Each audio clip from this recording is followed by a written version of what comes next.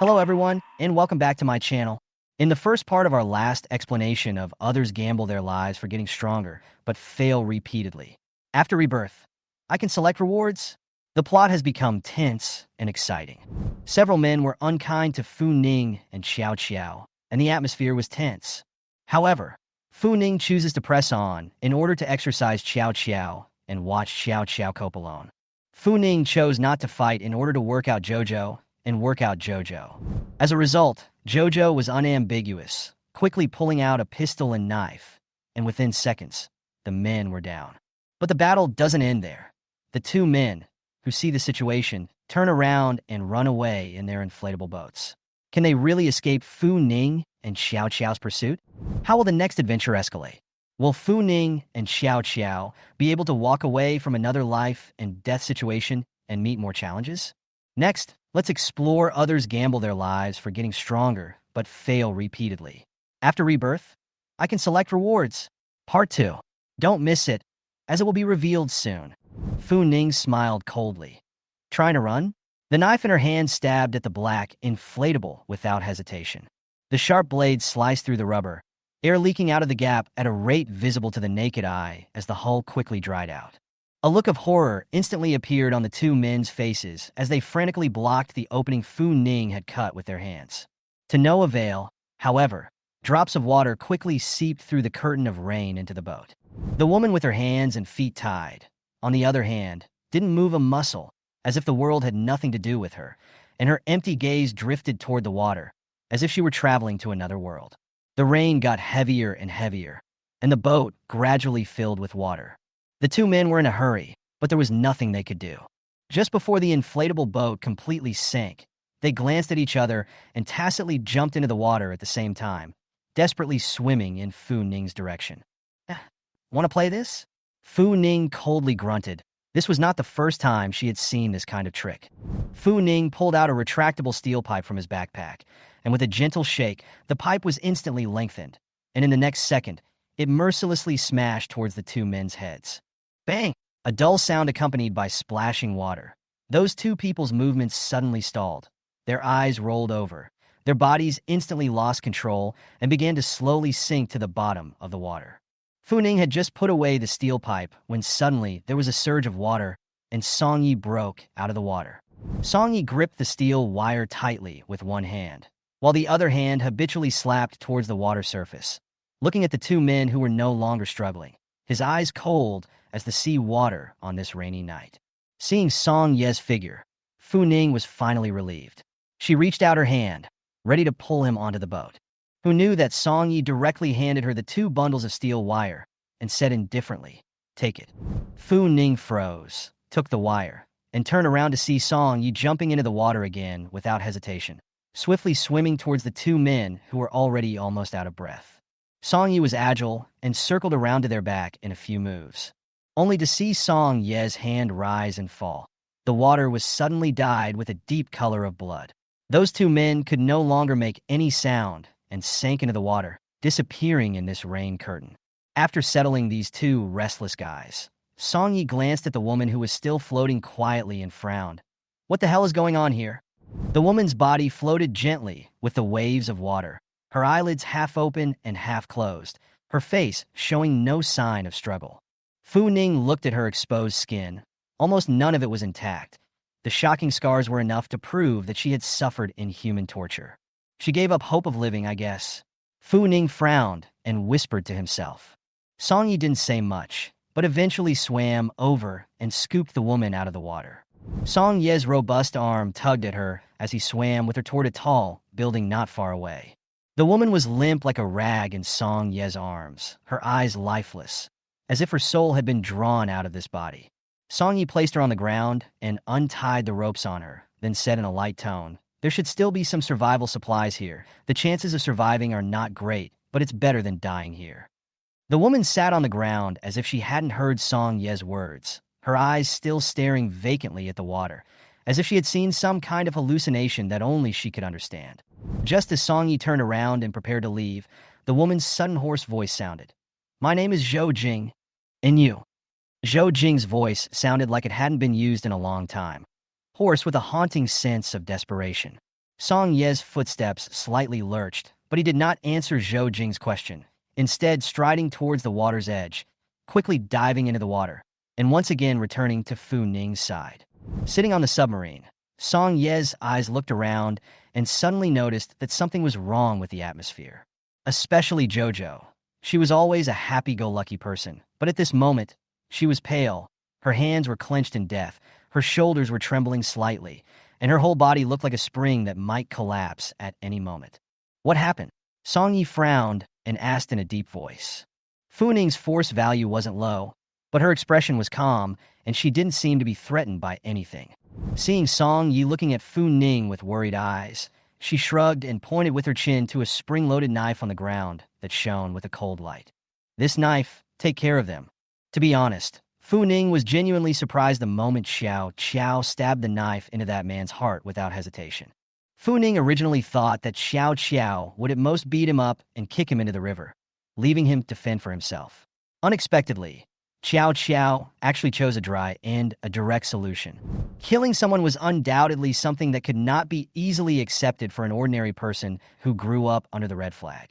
So Fu Ning could completely understand the fear and panic in Xiao Qiao's heart right now, and wouldn't blame her for being scared. Fu Ning recalled the first time he killed someone, also during a period of extreme heat. At that time, Fu Ning was surrounded by a group of men who thought she was a soft touch, intent on robbing the supplies she had managed to gather. The situation was so critical that Fu Ning had to wield her sword to defend herself. And although she eventually survived, the cost of that victory weighed so heavily that she couldn't breathe. For a long time after that, Fu Ning lived in the shadows. When she closed her eyes, the man's wide-eyed stare before he died would always appear in front of her eyes, and that expression of disbelief haunted her like a nightmare, lingering on and on. However, the cruelty of the post-apocalyptic world was relentless. As the situation worsened and the fights for supplies and territory became more frequent, Fu Ning gradually became numb. Fu Ning no longer lost sleep or felt guilty for killing. The rules of this new world were simple. Whoever had the hardest fist had the right to survive. Only this realization came too heavy. But right now, Fu Ning didn't know how to comfort Xiao Qiao. After all, she couldn't tell Xiao Qiao, "Don't worry, you'll get used to it after killing a few people." Although this was indeed the cruel truth, saying it out loud just seemed too cold-blooded. To Fu Ning's surprise, Xiao Qiao was stronger than she had imagined. Although her hands were still trembling, when she noticed Fu Ning and Song Ye's gazes, Xiao Qiao barely managed to pull out a smile that was worse than crying. "It's fine, you guys don't have to worry about me. I know I didn't do anything wrong." Fu Ning nodded in agreement. "Yes, it's not you who's wrong, it's that man. He deserved it." In the post-apocalyptic world, such a law couldn't be simpler, whose fist was hard, whose rules were right. Xiao Qiao nodded vigorously, but in her heart, she knew that from the moment she decided to stab that knife, there were some things that could never come back.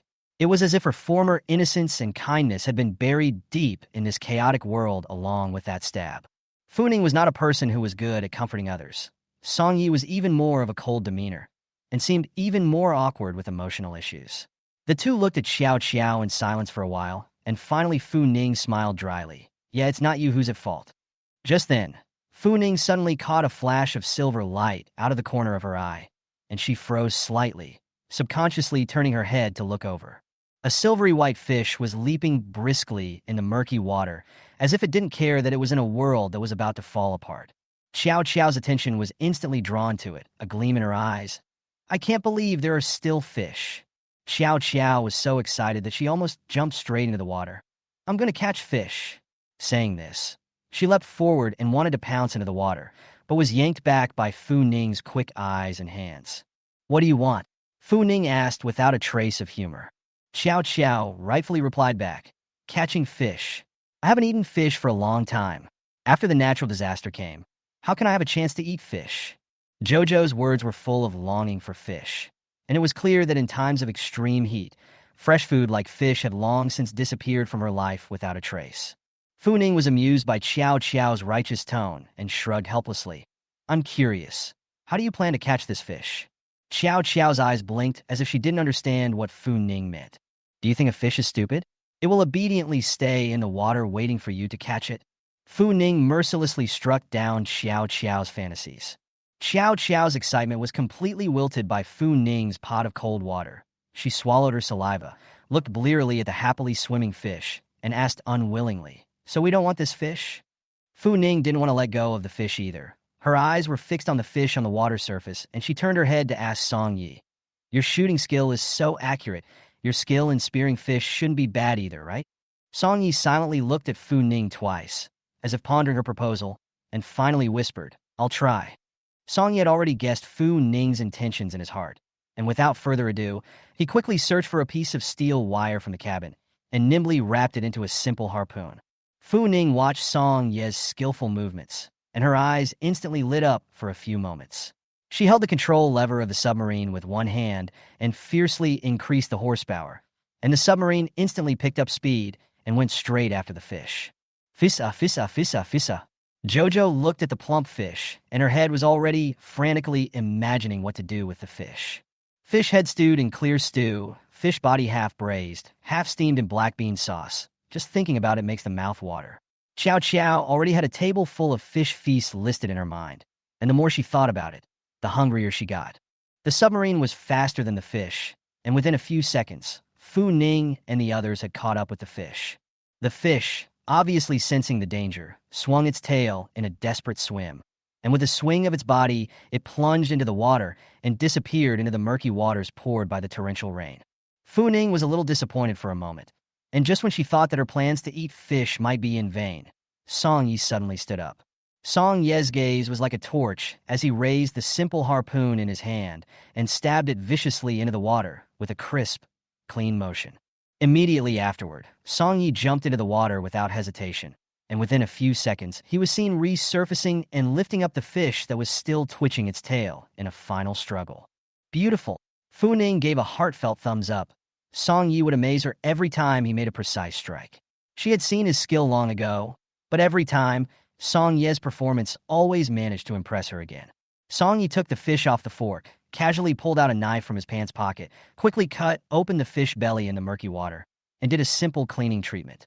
The fish was already dead when it was pierced by the harpoon, and if it wasn't handled as soon as possible, it would quickly give off a fishy odor. Fu Ning looked at Song Ye's skillful movements and couldn't help but ask, "Are we going home now?" The steel wire has been obtained, and it's a bit dangerous to continue staying in the water. Song Yi lowered his head and sharply peeled off the fish scales, shaking his head. The fact that this fish is so fat means that there should be more fish in these waters. We might as well circle around again and see if we can catch some more. Hearing this, Chow Chow's eyes instantly brightened several degrees. Originally, she thought that this was the only fish to eat, but she didn't realize that Song Ye's words meant that she could catch a few more. Therefore, Chow Chow immediately responded, "I'll dissect the fish. I've studied anatomy. I can easily handle fish." Fu Ning listened straight to the music. Chow Chow, this transformation was too fast. When she first met her, Chow Chow was still a person who couldn't even cook instant noodles well, and now for the sake of eating fish, she even started to joke about her profession. Fu Ning shook his head and teased, "You're using this anatomy quite flexibly." Song Yi laughed as well and gently shook his head. "Don't worry about it yet. Let's see if there are more fish." The trio drove the submarine and circled the waters of this industrial park. The water was murky and silent around them, and there was no sign of any fish. Just when Fu Ning thought her luck had run out and planned to give up, Chow Chow suddenly tapped her shoulder excitedly. "Ning Ning, look over there. There are fish." Fu Ning looked over in the direction Chow Chow was pointing, and sure enough, on a patch of muddy yellow water, a few fish were swimming leisurely, as if they were not affected by the torrential rain in any way. Seeing that these fish in front of her were bigger than the one Song Yi had speared earlier, Fu Ning's eyes were almost straight. Visually, these fish were at least 7 or 8 pounds, and she was so excited in her heart that she couldn't wait to jump off the boat and hold these fat fish. However, just as Fu Ning was about to make her move, Song Yi pressed her shoulder and reminded her in a low voice, "Don't be in a hurry. Follow these fish. I reckon that there might be a fish pond up ahead."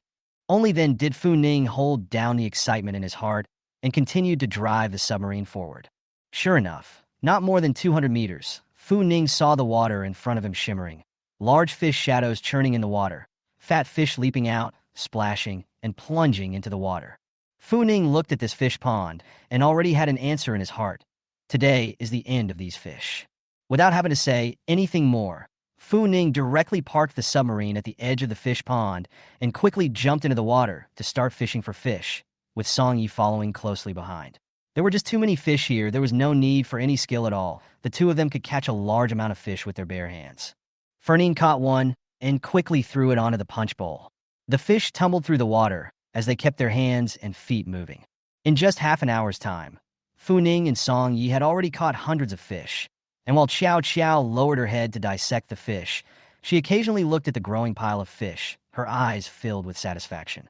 Not enough tools, the space of the punch boat is also limited. See, almost Fu Ning decided to see the good thing to stop, caught less than 200 fish, and then stopped. However, the fish didn't seem to be happy about it, and a couple of them popped back into the water from the punch bowl. Fu Ning were willing to let these fish escape. She quickly grabbed a fish that had just jumped back into the water and skillfully cut it open, scraping the scales with a quick and sharp movement, and in no time it was done. At this point, Fu Ning couldn't help but laugh. Thinking of a previously circulated terrain, I've been killing fish at Walmart for 10 years, and at this moment my heart is as cold as the knife used to kill the fish. Aren't they just a couple of ruthless butchers now? While catching the fish was quick, dissecting and handling them could take much longer. By the time all the fish were cleaned and strung up on wire, 2 hours had passed. Fu Ning felt a sore back at this point and couldn't help but stretch her muscles. But her gaze remained fondly on the fish that were still swimming happily in the fish pond. Fu Ning exchanged a look with Song Yi and Xiao Xiao, as if they were all conveying the same idea. All of them. However, right now their punch bowl was filled with over 200 fish, which was a pleasant surprise. Fu Ning and the others didn't stay any longer, but drove the boat back to Huatianyuan. When they were killing the fish, they were both so focused that they completely ignored the outside world. It was only when the submarine sailed back to the city that they realized that the water level had risen a little bit more, but fortunately this time it wasn't a big rise, only rising less than a meter. Just as they were breathing a sigh of relief, there was a sudden cacophony of noise coming from one of the upper floors. Fu Ning looked up, only to see that someone had been viciously pushed down the stairs and smashed into the water. The man flailed in terror as he fell into the water, desperately yelling, "Help! I don't know water!" The surrounding crowd stood by coldly, as if accustomed to such scenes. That young woman struggled desperately in the water, her eyes full of fear and pleading, her eyes staring dead at Fu Ning and the others, her voice trembling. "Please save me. I don't want to die. I really don't want to die." Therein lies the cruelty of the post-apocalyptic world. The weak are eaten by the strong, and there are no longer any morals or rules to bind them. Now whoever has a hard fist is qualified to live. Fu Ning glanced at her and retracted her gaze in silence, not saying anything more or reaching out to save her. She had already seen too many such scenes and had long since learned to be calm inside. Xiao Xiao looked at the woman with a bit of impatience in her heart, but she knew that she couldn't save her and was powerless to change the current situation. She sighed softly and turned her head, no longer looking at the supplicant in the water. Without further hesitation, Fu Ning directly increased the throttle, and the submarine quickly left the scene. When I returned to Huatian Court, the rain was less intense than earlier, but the first floor was completely flooded. Fu Ning parked the submarine, and the atmosphere around her seemed much heavier. She and Song Yi exchanged glances, both seeing the same worry and seriousness in the other's eyes. Xiao Xiao's face was full of worry. Her tone was worried. The first floor is all flooded. People who live on the first floor will definitely move upstairs. During this period of time, Huatianyuan is estimated to be in chaos again. Fu Ning didn't reply, but in his heart, he was thinking about Mo Deming's situation. That articulate man could always find refuge in the post-apocalyptic world. But Fu Ning wasn't going to bother caring where he went. The more problematic issue at hand was how to carry the hundreds of fish weighing thousands of pounds in front of them up to the 9th floor, which was a sweet burden. What was more troublesome was that they realized that quite a few people around them were staring at their move. Carrying hundreds of fish upstairs directly in front of so many people was obviously too ostentatious. Sure enough, as soon as they had carried the fish to the 3rd floor, an old woman with white hair stood at the top of the stairs and blocked their way. The old woman wore a loving smile, but those eyes were fixed on the fish in the punch bowl, full of greed. Fu Ning stopped in his tracks, his brows furrowed as he asked coldly, "What's the matter?" Fu Ning has seen too many double-faced people. She will not be easily fooled by this old woman's kind appearance. The coldness and rejection on Fu Ning's face made the old woman a bit dazed. After freezing for a while, the old woman smiled awkwardly and spoke. Little Fu Ah, where did you find so many fish? We haven't had anything to eat for many days, and if this continues, I'm afraid we'll starve to death. After saying that, the old woman looked at Fu Ning eagerly, and the action of swallowing saliva from time to time was all seen by Fu Ning. Not only her, but there were also a few people hiding in the hallway, obviously letting the old woman step in, thinking that Fu Ning would be more soft-hearted towards the old man. Fu Ning sneered in his heart, who gave them this illusion. However, there was no harm in telling them the location of the fish. She was surprisingly generous and said directly, the small fish pond over at the East City Industrial Park. The old woman obviously didn't expect Fu Ning to be so dry, and a light flashed in her eyes. However, the old woman was not satisfied, hesitated for a moment, and continued to give an inch and said, East Side Industrial Park? Ah, that place is too far from our place. The old woman's eyes swept uneasily over the submarine in Song Ye's hand, and her intentions were already self-evident. It was the submarine she wanted. Fu Ning completely ignored the old woman's greedy gaze and innuendo and said coldly, Can you get out of the way? Although the old woman was a little afraid of Fu Ning's coldness in her heart, the temptation of fish was just too great, especially the submarine, which made her move to other thoughts. If she could get this submarine, she could also go and catch a lot of fish. In this era of extreme scarcity of supplies, fish were simply golden. The old woman was calculating in her heart, but her face squeezed out a more kind smile, and her tone was gentle. Little Fu Ah, can you lend us the submarine for a while? I'll return it to you right after I'm done.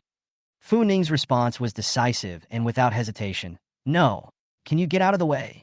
The reason Fu Ning was willing to tell the granny the location of the fish pond was merely to minimize some unnecessary trouble. After all, if they returned to Huatian Yuan with so many fish, they would definitely attract the attention and jealousy of others. Therefore, Fu Ning had nothing to lose by revealing the location. The fish pond wasn't her private property. Even if these people went to catch it, it didn't matter. But the submarine was different. It was an important resource for them to save their lives in the post-apocalyptic world. Lending it out would be the same as giving away their life. Fu Ning would never put himself in danger because of a moment of kindness. Song Yi stood behind Fu Ning, his face a few points colder than Fu Ning's, staring at the old woman as if warning her not to continue to pester her. As for Qiao Qiao, at this time, she also nervously clutched the fish in her hands, pursed her lips, and her gaze became resolute. Just now, she had already experienced the shock of killing someone, and now that she was facing the threat again, she would no longer hide behind Fu Ning and the others. If this old woman really dared to continue pestering, Qiao Qiao had even prepared for the worst in her heart. The old woman was stared at by the three men's grim gazes. Her heart tightened, and the smile on her face began to stiffen a bit. The old woman instinctively took a step back, clearly having been frightened by Fu Ning's tough attitude. But with an unwilling heart, she wanted to try pleading again. However, before she could even open her mouth, Fu Ning had already ignored her, striding towards the upper floors. Fu Ning walked, casually pulling out his saber, casually turning the flower knife in his hand. The skillful movement and the cold light of the blade made those in the building who originally still had evil intentions instantly dismiss all thoughts.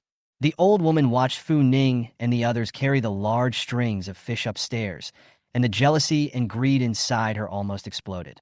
After a few people disappeared into the stairway, the smile on the old woman's face instantly faded and became gloomy, finally cursing fiercely in dialect and turning around in exasperation to go back to the third floor.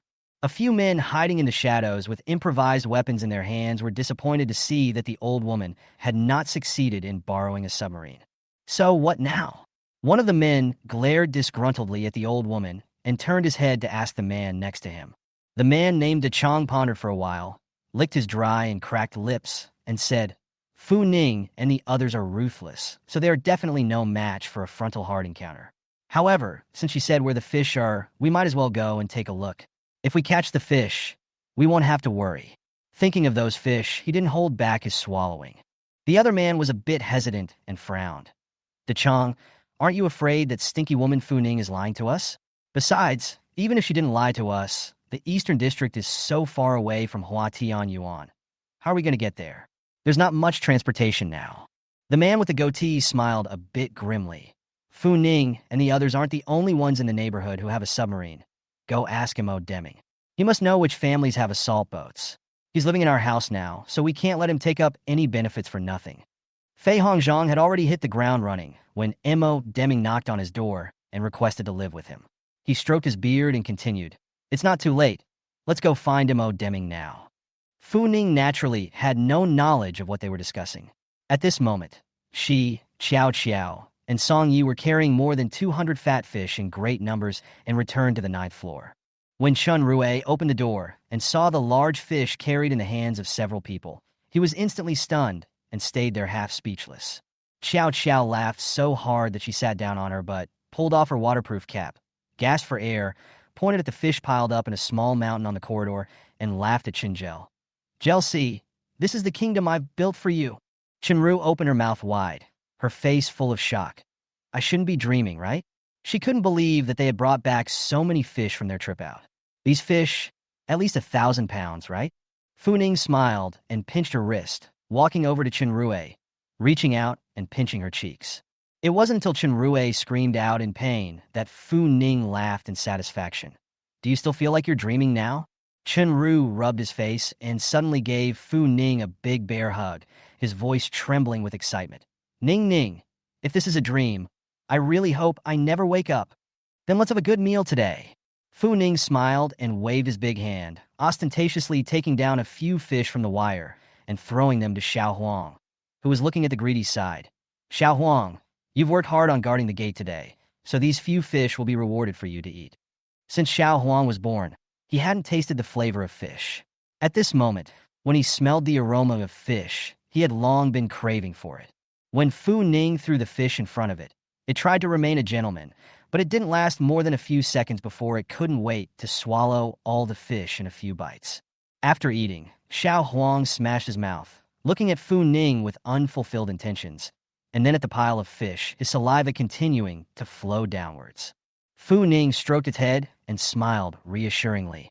"I'll let you eat enough later." The smile on Chen Rui's face never stopped. Looking at the fish all over the floor, her inner excitement was about to be overwhelmed. If she didn't try her best to control it, she might be even more out of control than Xiao Huang. She took a deep breath, pretended to be calm, and asked, "What are we cooking today?" Fu Ning laughed. Whatever you make tastes good anyway. However, before you do it, you'd better wipe the saliva around your mouth first." Chen Rui froze for a moment and hurriedly reached out to wipe the corners of her lips, and only halfway through did she react to the fact that she had been caught by Fu Ning. Chen Rui was so angry that she glared at Fu Ning, then suggested with a smile, "Then how about we have one braised, one steamed, and one fried?" "I'm in favor." Qiao Qiao immediately raised her hand in response, her eyes glowing. She had been thinking about this meal of fish all the way, and by now she had long been too hungry to stand it. Fu Ning had no objections. She knew very well that Chen Rui's cooking skills were much better than her own. She just needed to sit and open her mouth and wait for the food. Song Yi has always not been too picky about food, but at this time it was also rare to open his mouth, and said softly, "So few fish is probably not enough for us to eat. It's better to make a little more." "That's true," Qiao Qiao echoed Song Yi with a serious face. "There are still so many fish in the fish pond. Even if the old woman and the others catch a lot of them and come back, we won't be unable to eat them." Hearing this, Chenru's eyes lit up. "What kind of fish pond? Are there still a lot of fish?" Jojo nodded her head excitedly, recalling the shadow of the pond full of fish, still feeling in awe. "The pond we went to, there were so many fish that we couldn't catch them all. I don't know where they came from. It felt like the fish were all centralized in that one area." Chenrui was originally just happy that Fu Ning and the others had brought back so many fish, but when she heard this, her mood instantly became complicated. Chenru immediately rolled up his sleeves and said with determination, "Then let's hurry up and cook. In the afternoon, Qiao Qiao, you stay at home and watch the house, while Fu Ning and I will go and catch some more fish and come back. Keep more supplies on hand. I always feel that these fish are a chance from heaven." Fu Ning still wanted to say that she wanted to take a good rest at home for a while, but seeing that Chenrui was so urgent, she gently rubbed the tip of her nose and smiled. "All right, I'll accompany you in the afternoon." "I'll go too." Song Yi likewise didn't hesitate. The address of the fish pond has been leaked out, and it's likely that quite a few people will go in the afternoon. For safety's sake, it's best for us to travel in pairs. Indeed, One should never act alone during this period of time, or else one may become a target of others' covetousness at any time. Fu Ning nodded in agreement. Then let's eat first and go afterward. Jojo scratched her head at this point, a little confused. But is it useful for us to get back so many fish? Won't these fish go bad after sitting for a long time? More than 200 fish seemed like a huge number, but the few of them had a limited amount of food, and Xiao Xiao was worried that the fish would go bad, a problem she couldn't figure out. Obviously, they hadn't even had a few bites yet, and they were already worrying about the fish not being finished. Seeing Xiao Xiao in this state, Fu Ning and Chen Rui couldn't help but laugh, and even the always stoic Song Yi showed a hint of a smile. Jojo is an absolute genius when it comes to medicine, but when it comes to everyday life, she's a complete life noob. Chenru sighed helplessly and patiently explained, "We can make the fish into salted fish, and salted fish can be preserved for a long time without rotting. Think about it, we don't know how long this rainstorm will last now, and in case there are other disasters after the rainstorm, food will definitely become harder and harder to find then. Fish is the best stockpile right now." As soon as Xiao Xiao heard that she could make salted fish for storage, her interest immediately increased and she said with excitement, "Then we can catch more fish back this afternoon." Fu Ning was about to nod her head in agreement when suddenly Sheng Pengpeng's voice came from the hallway. "Sister Fu Ning, are you guys home?" Fu Ning frowned slightly, a little hesitant in her heart. She hadn't had too many interactions with Sheng Pengpeng during this time, and the partnership was fairly uneventful. Xiao Xiao was also a bit surprised and asked in a low voice, "What is Sheng Pengpeng doing here?" Song Yi quietly listened for a moment and confirmed, "He's alone, there's no ambush." This at least meant that Sheng Pengpeng hadn't come with malicious intent, and with his ability, it would be impossible to deal with the four of them alone. Fu Ning considered it for a moment, and eventually walked over and opened the door. Outside the door, Sheng Pengpeng was a bit rushed and stood in the doorway rubbing his hands together, looking rather embarrassed. He scratched his head and said coyly, "Sister Fu Ning, are you guys still going to catch fish this afternoon?" Fu Ning leaned against the doorframe with a cold expression and asked bluntly, "What do you want to do?" Sheng Pengpeng looked even more embarrassed when he saw Fu Ning's eyes filled with defense. He rubbed his fingers, his ears a little red, and hesitated for a moment before saying, "That? When you guys go to catch fish this afternoon, can you bring me along? I also want to go." Fu Ning didn't feel surprised when she heard it. After all, she had just told some people she didn't know well about the address to catch fish, so it wasn't a big deal to talk to Sheng Pengpeng. However, bringing him along would be a bit unrealistic. Fu Ning directly informed the address of the fish pond, but made it clear, "We have limited seating on our submarine and can't seat that many people. If you want to go catch fish, you'll have to find your own way." There wasn't much room in the submarine to begin with, and with the gear they brought and the fish they caught taking up almost all of the space, there was no room for one more person. Fu Ning used to say things very directly, especially in the post-apocalyptic world. She knows the truth of the grace of rice, the hatred of rice. Her heart has long understood that you cannot casually help people for a moment, so as not to get into even more trouble in the future. Sheng Pengpeng obviously didn't know what had happened earlier on the third floor, and he also didn't know how many similar conflicts Fu Ning had already experienced. Sheng Pengpeng had only seen Fu Ning and the others return with a submarine full of fish from the window, and instantly recognized the preciousness of these fish. From that moment on, he was torn in his mind whether to ask Fu Ning where these fish were caught from. Sheng Pengpeng ate mostly military-issued supplies, although there was still enough to eat for 2 months with a little saving. But Sheng Pengpeng is well aware that supplies are unlikely to keep flowing, and the torrential rain has made him realize that, like Chun Grui, Sheng Pengpeng has begun to worry. This natural disaster may not end so soon. The cruelty of the post-apocalyptic world lies in the fact that survival is not easy, but no one is willing to give up easily. Sheng Pengpeng's relationship with Fu Ning and the others was far from familiar to the point where he could easily ask for a favor. So today he came to ask Fu Ning with a really big determination. He also understood in his heart that Fu Ning was not a warm and kind person, and being able to tell him the location of the fish pond was enough to make him grateful. Hearing Fu Ning's words, Sheng Pengpeng hastily shook his head and explained, "I don't mean that. I know that your submarine can't sit on it, and I don't expect you to take me. I just think that it might be dangerous to catch fish alone. I'd like to go with you guys if I can. I'll get my own tools and never give you any trouble." Sheng Pengpeng didn't have the luxury of hoping that Fu Ning and the others would piggyback on him. After all, he knew in his heart that his relationship with Fu Ning and the others hadn't yet reached that point. He looked at Fu Ning with some trepidation, worried that he was asking too much.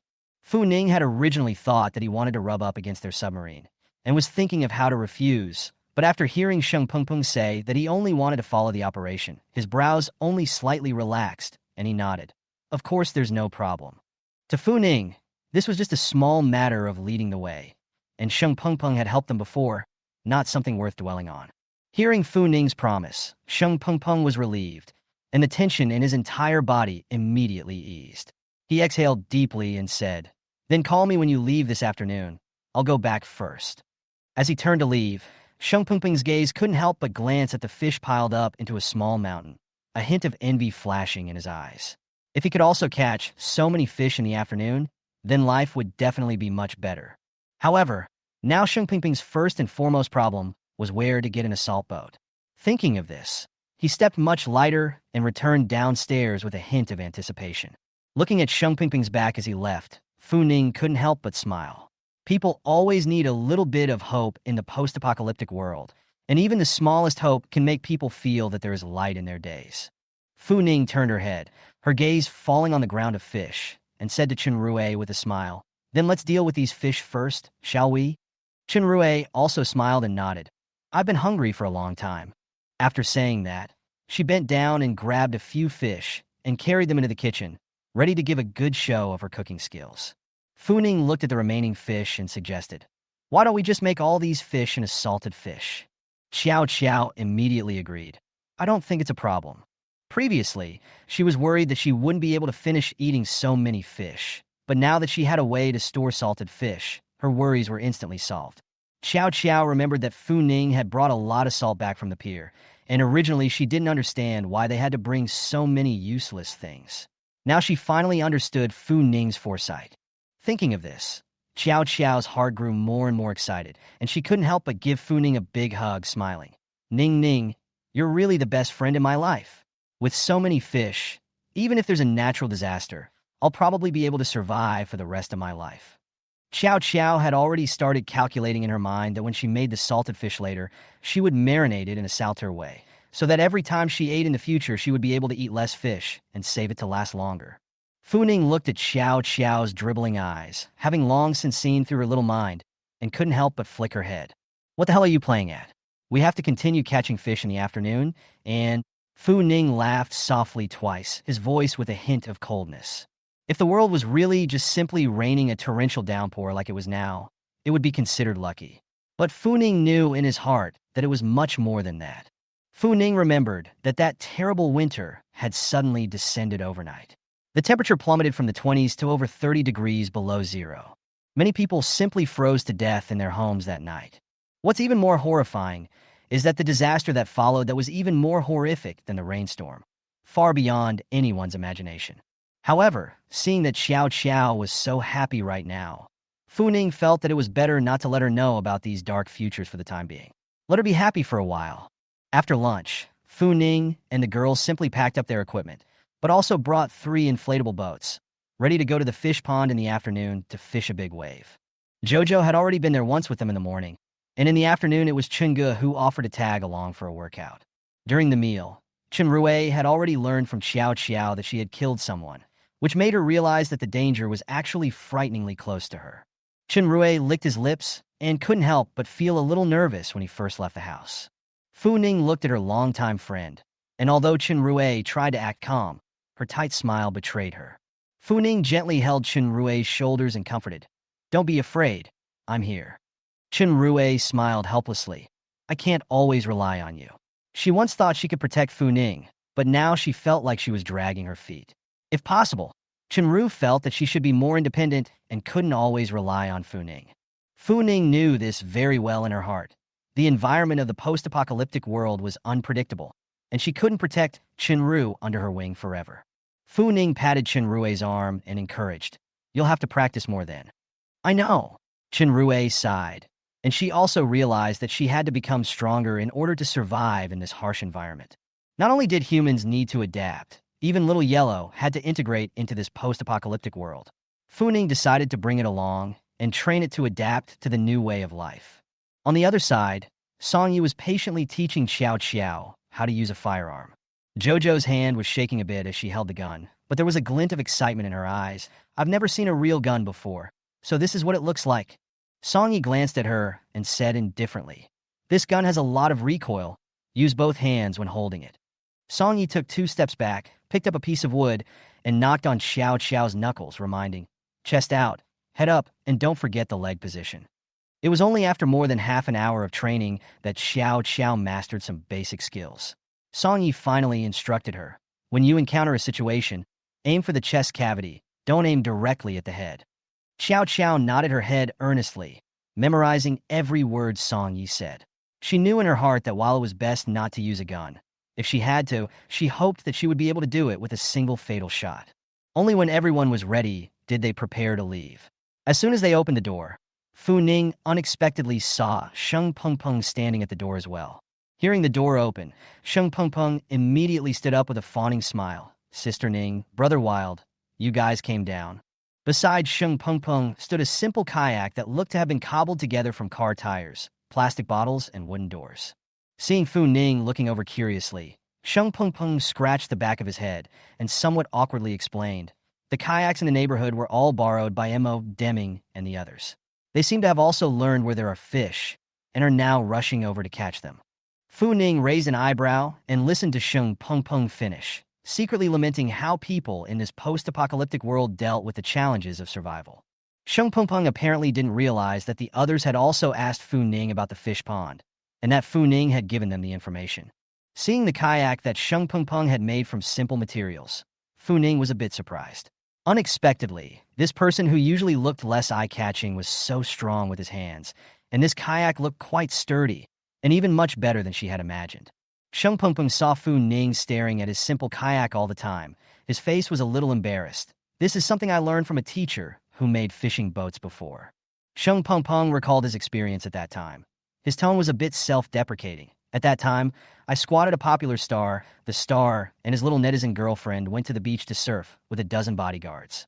I stayed on the beach for more than 10 days in order to take their photos. Too bored, so I learned this craft of making kayaks. I didn't expect it to come in handy today. Life, it's so full of surprises." Fu Ning just nodded faintly after hearing this, not surprised in his heart. In post-apocalyptic survival, everyone was developing skills they had never thought of before. Just as Sheng Pengpeng learned to do kayaking, some even used their children's bathtubs as boats, with naturally less than stellar results, most of which never made it back. "Let's go," Fu Ning said succinctly as she hugged her inflatable. Since so many people in the neighborhood were rushing to the fish pond, the competition for fish would be much fiercer, and they would have to hurry. After a few people went on the road, Sheng Pengpeng was originally a little worried about whether the request he made would cause trouble for Fu Ning, but along the way Fu Ning behaved calmly, which made him let go of the concerns in his heart. Sheng Pengpeng's mouth almost watered at the thought of the fish he was about to catch. Fu Ning and his party did not move slowly, but after all, the road was not close, and by the time they paddled to the fish pond, 2 hours had already passed. There were already quite a few people gathered by the fish pond, and Fu Ning roughly estimated that there were about 20 people.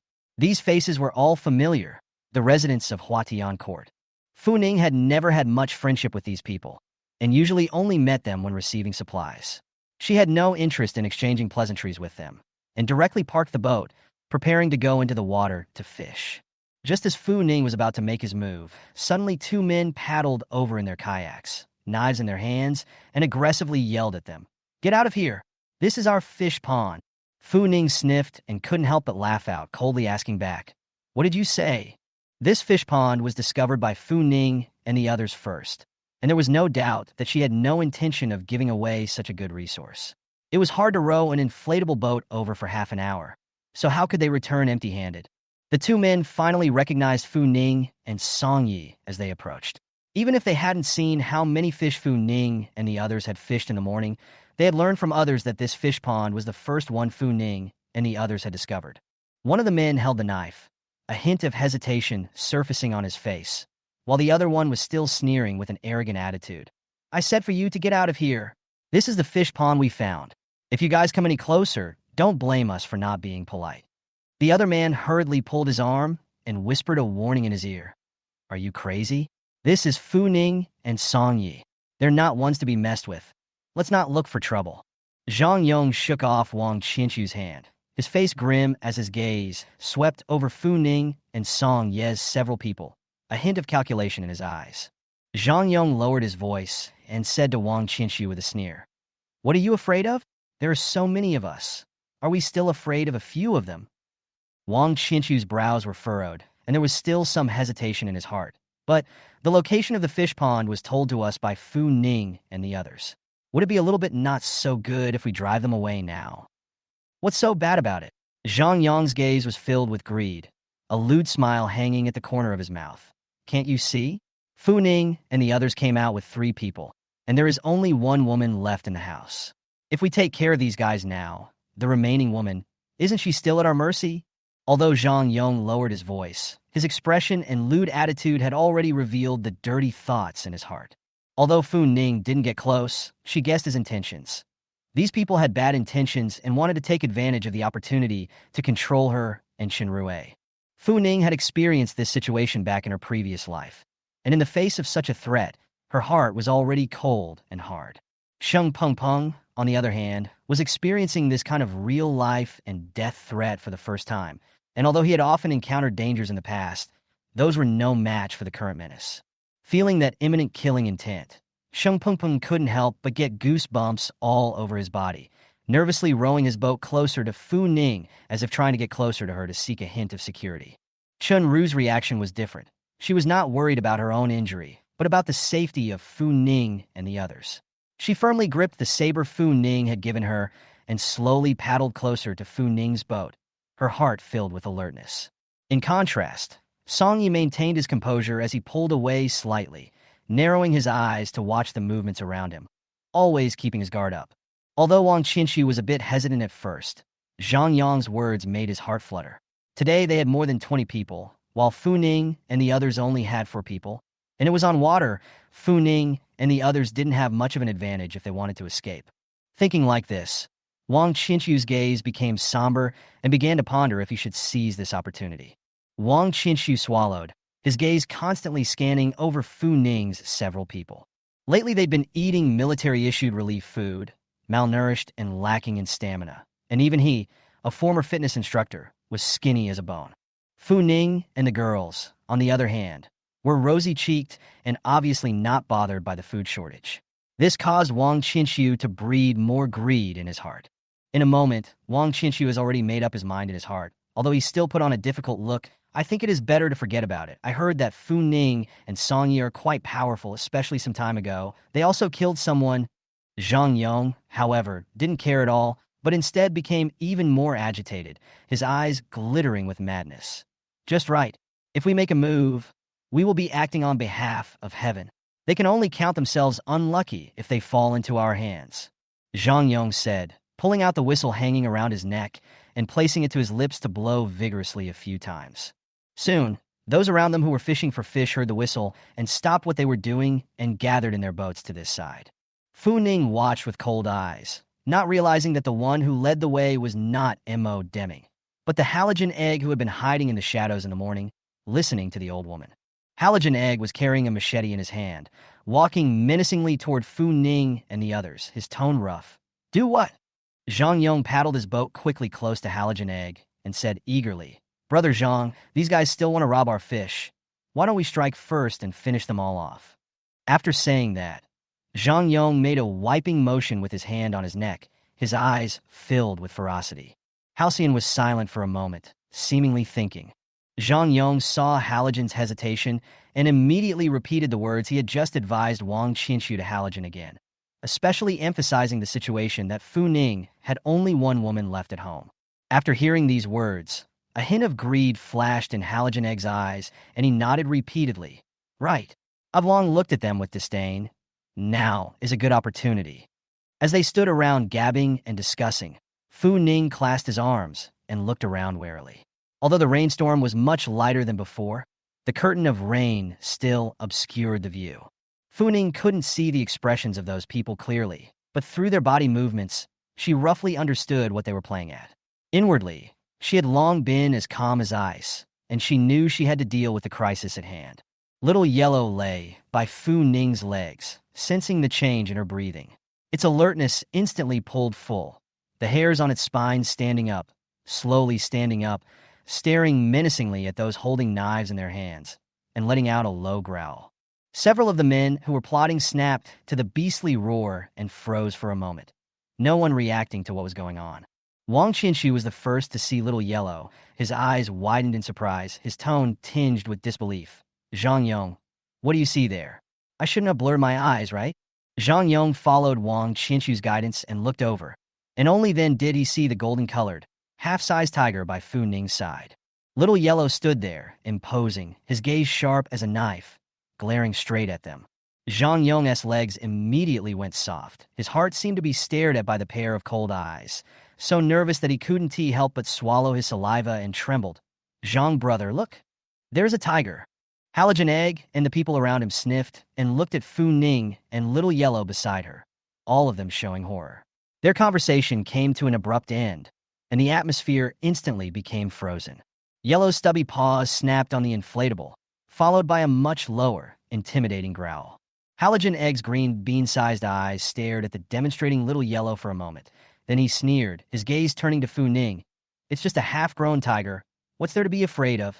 We haven't even eaten meat for a long time. So today we'll taste what tiger meat tastes like.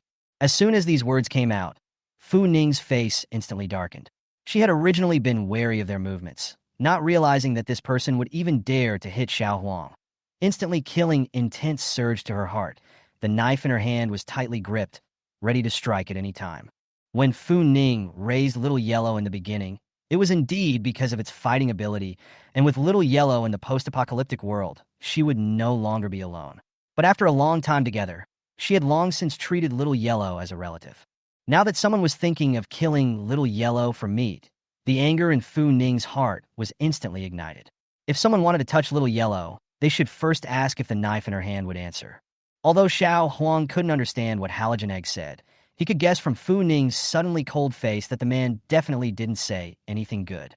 It showed its teeth and growled at Halogen Egg, then rubbed its head against Fu Ning's arm as if asking for her approval. Sister Fu, I want to eat human flesh. Please approve. Fu Ning had lived with Little Yellow for so long that she had long understood everything about it. She gently rubbed Little Yellow's head and said faintly, "Go."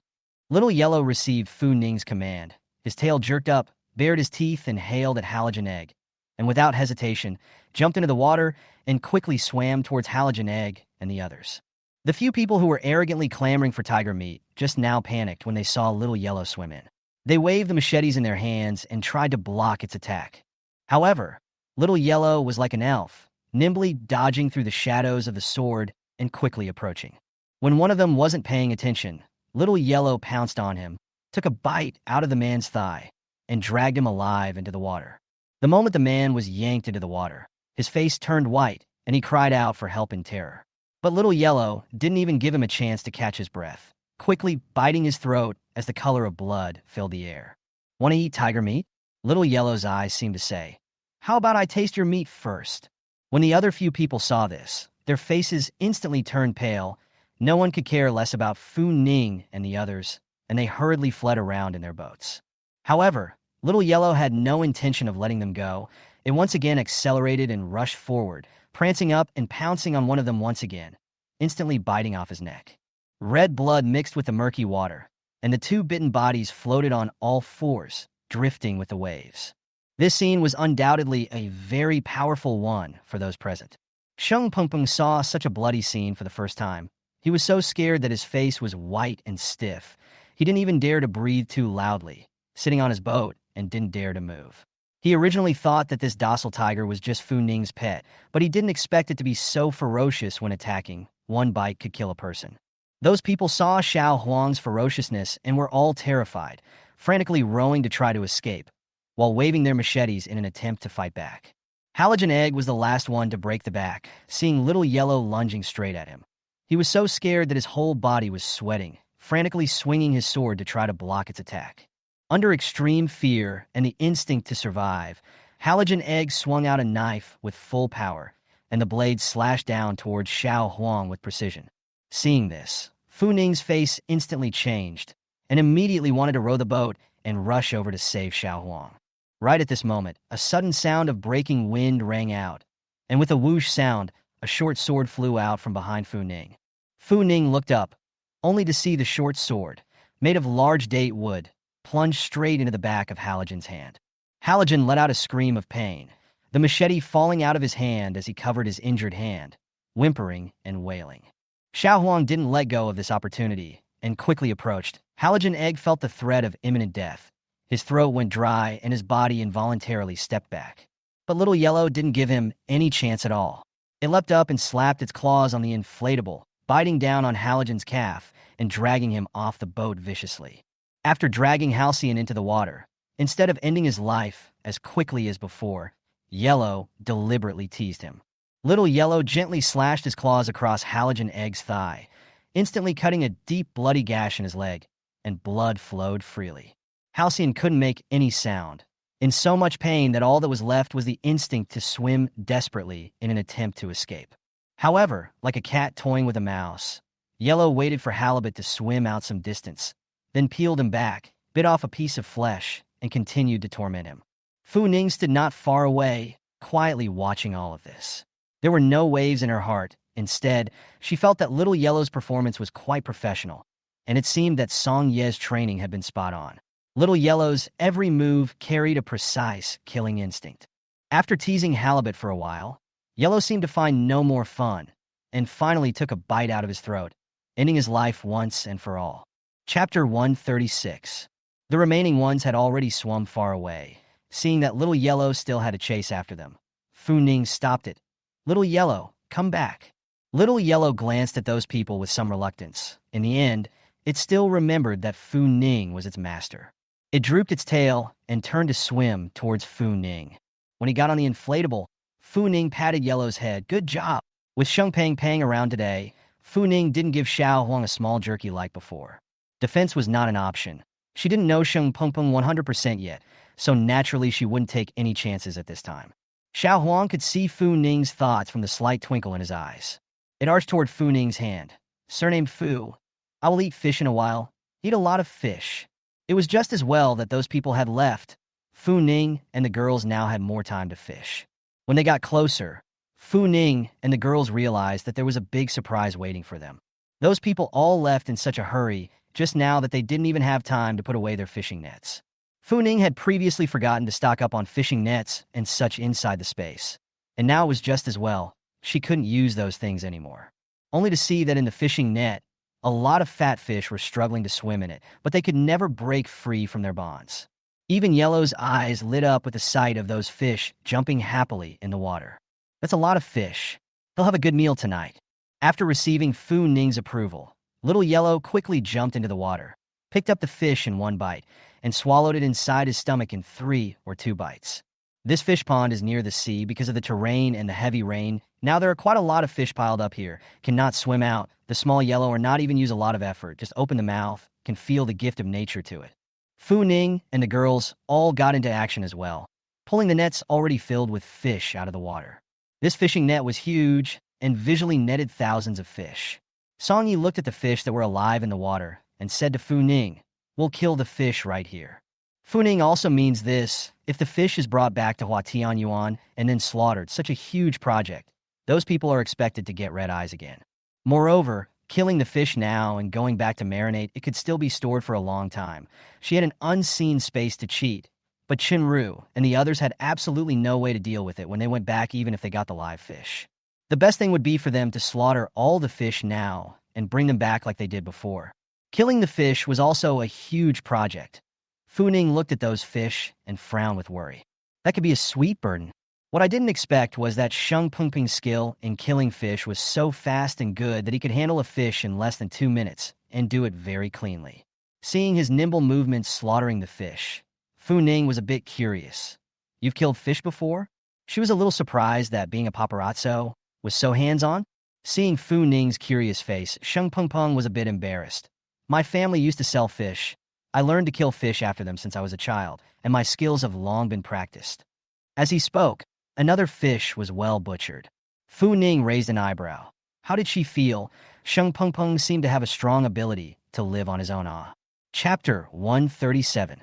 It was still raining heavily, accompanied by a few muffled thunderclaps now and then. Fu Ning dissected the fish while keeping an eye on the surrounding movements. The water level continues to rise, but the upward trend is not as pronounced as before. She put a dissected fish into her inflatable and moved her somewhat sore shoulders. Chenrue also raised her head at this time. She looked towards the fish still freshly jumping in the fishing net and slightly wrinkled her eyebrows. It's too eye-catching to take back so many fish at once. Let's take them back in batches. The people in the neighborhood have reached the point of incompatibility after today's incident, and if they get this much fish back, they'll be poking at their lung tubes. After living in the post-apocalyptic world for so long, the dark side of everyone's heart was completely amplified, and no one knew what a person would do under extremes. Sheng Pengpeng also stopped his hand movements. He pursed his lips, a look of desire to speak. None of them noticed Sheng Pengpeng's movements, except Song Yi, who saw him swallowing. His narrow phoenix eyes narrowed slightly as he cleaned his saber in the water and twisted his head to ask Sheng Pengpeng, "What do you want to say?" "There's a place to bake things. We can make these fish in a roasted fish." Sheng Pengpeng hesitated for a while, but still said it. He also knew that Fu Ning and the girls didn't fully trust him, so he wasn't sure if Fu Ning and the girls would agree. Song Yi wiped the water on his saber dry as he continued to ask Sheng Pengpeng with a raised eyebrow, "At what location?" "Not far from this fish pond, before driving about half an hour or so time to arrive." Sheng Pengpeng hurriedly said he was working as a paparazzo. Most of the places in the deep city he remembers well. Some places, without navigation, he can find the most accurate location. Song Yi roughly projected. It was estimated that it was only 20 kilometers away, so it really wasn't that far. He asked Fu Ning and Chenrue for their opinions. Chenrue had the least amount of dealings with Sheng Pengpeng and did not know much about Sheng Pengpeng's character. However, she had always had a delicate mind, and although this would be a time when she had a lot of concerns in her mind, she didn't express them directly, but instead asked Fu Ning, Ning, what do you think?" "Make all the fish into salted fish baked dry. Not only reduces the weight, can be stored for a longer period of time. Now there are places also have the tools to make all the small fish into dried fish," Fu Ning of course willing. Moreover, right now, Sheng Pengpeng was at least someone who wore the same pants as them, and after he chose to come to the door, Fu Ning was able to conclude that Sheng Pengpeng hadn't found anyone else to be able to help him besides them. Offending them now would be a very uneconomical business for Sheng Pengpeng. If he were Sheng Pengpeng, she would never betray them at this time. I can see that Sheng Pengpeng is a smart person, and smart people don't make stupid mistakes even for the sake of profit. She raised her eyes met Song Ye's, and she also saw approval in Song Ye's eyes. "Then there's nothing to hesitate about." Fu Ning nodded. "Then let's ship the fish over there. As for the salt and stuff, it would just have to wait until they got the stuff to the processing plant." The baking and processing plant that Sheng Pengpeng said was not too far away from this fish pond, and it took them less than an hour to reach their destination. And what made Fu Ning feel happy was that this baking and processing factory might be the reason why the spices were to be used. The factory's terrain was built very high, and there were quite a few pepper trees beside it. Chapter 138. The rain was only just now flooding the first floor less than ankle deep, which had little effect on their ability to cook the baked fish. Those pepper trees had all died back when it was extremely hot, but these pepper trees could be kept as wood to bake fish, and the flavor of the pepper trees also had the effect of boosting the aroma, which was considered an unexpected blessing for Fu Ning and the girls. And even more surprises for Fu Ning were yet to come. This processing plant is in the form of a small workshop and is built on a hill, so not many people know about this place. Although the processing plant had also been rummaged through, taking away all those things that could be eaten, Song Yi nevertheless found quite a lot of coal and salt in the warehouse. Tools are quite complete. Fu Ning, they also do not intend to delay, immediately began to continue the action. Chun grain movement is more delicate.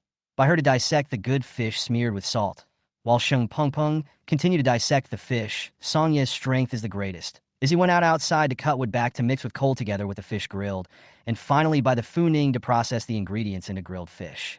Several people's division of labor is extremely clear. At first glance, it really has a small workshop that flavor. With over 1,000 fish, it must have been a massive undertaking for Fernin if he didn't have the tools. But now with all the tools for baking, it's certainly a lot easier than it was before. After 2 failed attempts at testing the fish, the third time Fernin made the walleye was a success. Little Yellow had just had a vicious full meal in the water. This time looking at the pile of fish that Fu Ning had thrown on the ground that was roasted like charcoal, it lay on the ground and lazily flicked its tail. After the wine and food, it had lost all interest in dried small fish. Seeing little yellow in this state, Fu Ning couldn't help but rub its head. The rawness of Xiao Huang today really surprised her. I don't know if Song Yi understands beast language, or else how come he's so good at training little yellow. Keep an eye on it. A clear, magnetic male voice suddenly came from beside her ear, and Fu Ning turned her head to see Song Yi standing a bundle of wood in the corner.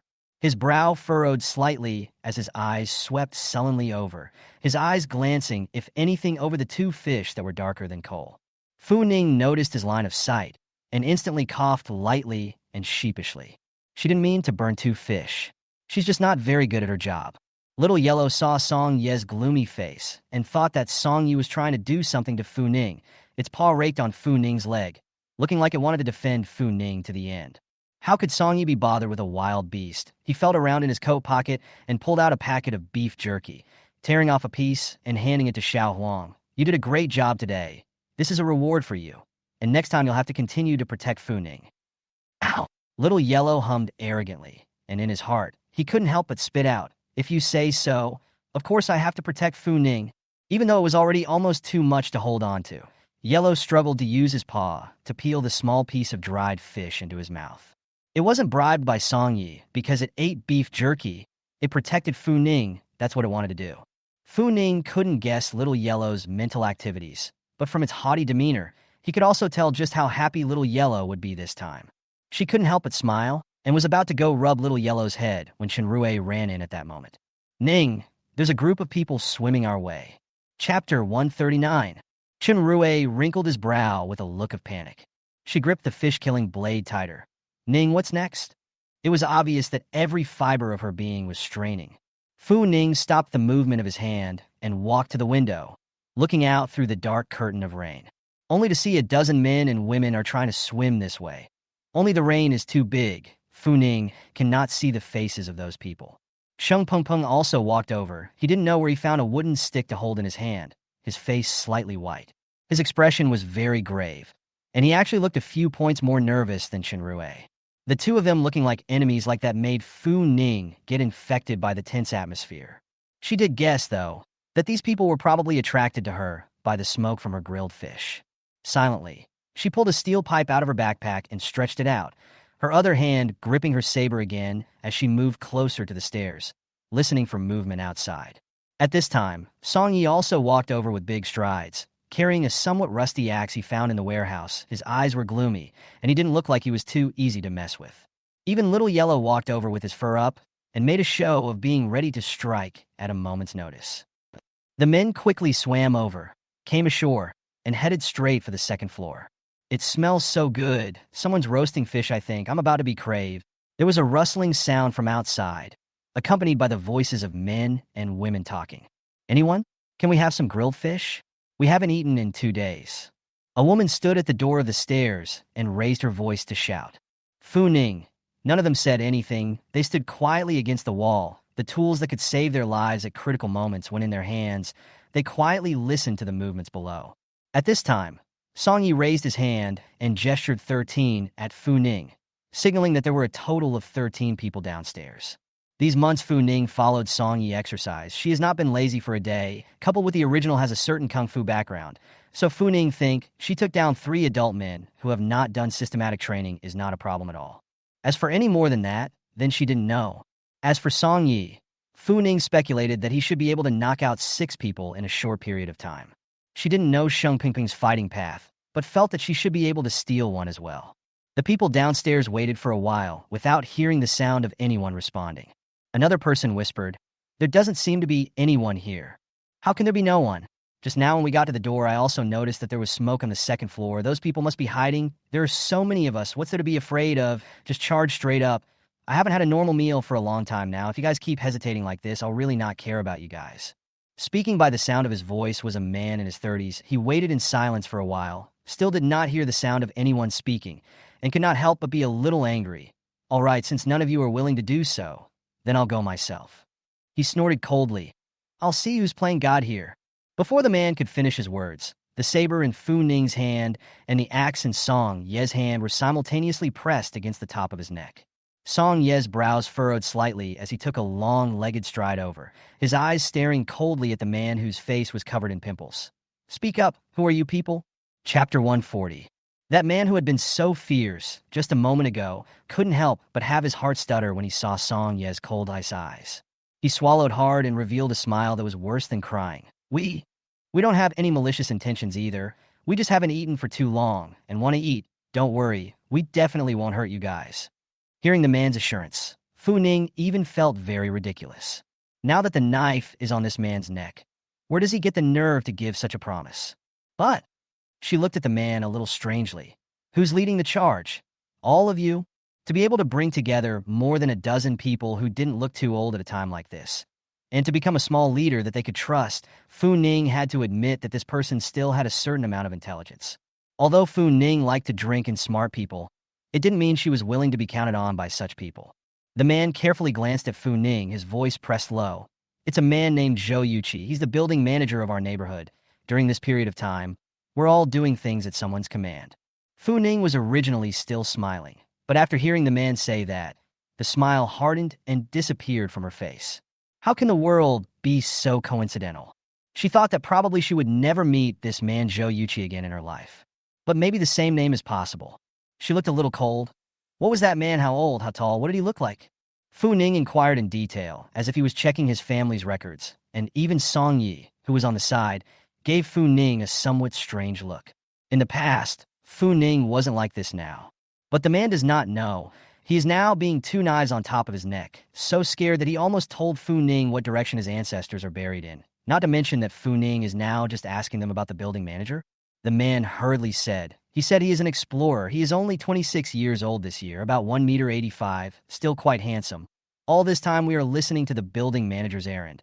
If I had known that I would encounter this kind of thing if I had come here today, I would not have come. He swallowed. Please don't kill me. I'll do my best to fulfill whatever you want. It was obvious from the man's grandiose remarks that he should have been a pretty rich second-generation man before the arrival of the end times. But right now, all of Fu Ning's attention was on Zhou Yuqi. Previously, she had thought that she might have met someone with a different name. But the words the man said later on had made Fu Ning confirm that the Zhou Yuqi the man was talking about was the Zhou Yuqi she knew, the boyfriend she had once searched for. Chun Ruda looked at Fu Ning with a face of surprise. Ning, Zhou Yuqi he. She had met Zhou Yuqi before, and from the men's words, she had heard that the Zhou Yuqi they were talking about was Fu Ning's ex-boyfriend. The atmosphere seemed to shift at once. Even Sheng Pengpeng did not forget his entertainer's nature. After seeing Fu Ning's ugly face, he also asked with some surprise, who is Zhou Yuqi? Chun Zhel subconsciously returned.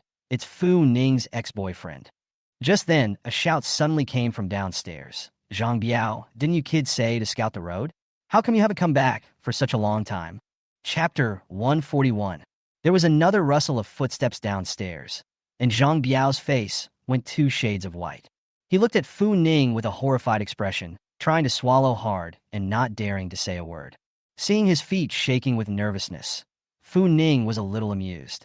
If you know you're scared, what was the reason for being the first to rush up just now? However, compared to Zhang Biao, who couldn't speak clearly now, Fu Ning really wanted to meet Zhou Yuqi. Just then, another shout came from downstairs. Zhang Biao, what's the situation? The knots in Zhang Biao's throat rolled, while he expected those people downstairs to do something, but knew very well that with the relationship between them, those people would not fight these people for him. Instead of that, it would be better to trick them all into coming up here. And since something was going to happen, it would be better to let all of them be buried with him.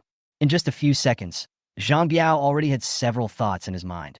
Song Yi was close to him and quickly noticed that Zhang Biao's aura had become somber. He narrowed his eyes slightly, his eyes staring at Zhang Biao without dropping an inch, wary of Zhang Biao's deception.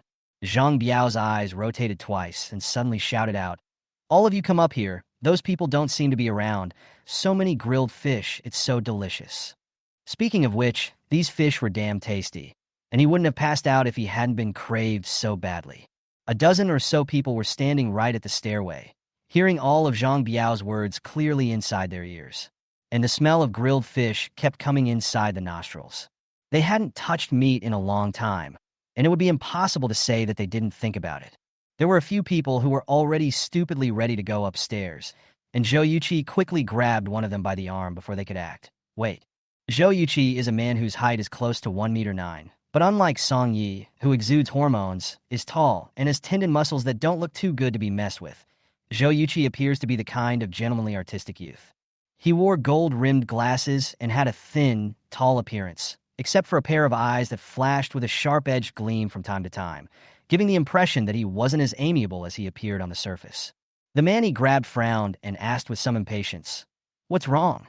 Why do I think it's a trick? Zhang Biao doesn't come out for half a day. Do you guys really believe that there's no one upstairs? I think he's being controlled by someone and deliberately tricked us into going up there." Zhou Yuqi's brows were also tightly furrowed as he whispered very cautiously. That person swatted away Zhou Yuqi's arm and let out a cold laugh. His gaze moved from Zhou Yuqi to the dozen or so people behind Zhou Yuqi and snorted lightly. "It's really hilarious. There are so many of us. Even if they have people. So what? Can't they still deal with so many of us? I haven't eaten meat for so long. Even for this fish today, it's worth fighting for my life." Another short but robust man stood out. "Me too, big deal. I'll die here today. I don't want to live when it's so tiring to live anyway. It's much better to be a satiated ghost than to starve to death." "That's right, there are so many of us here. So what are you afraid of?" "Zhou Yuqi, I say you're just too timid. No wonder your girlfriend doesn't want you." A few cackles came from the crowd, and after the cackles, the atmosphere once again fell into an eerie silence. Chapter 142. The short man drew a half-meter-long watermelon knife from his waist and took a deep breath. "I'm going to put up a fight today. Those of you who have the guts to charge with me. But let's say it's a deal. The one who isn't with me, I won't be splitting the fish with him later."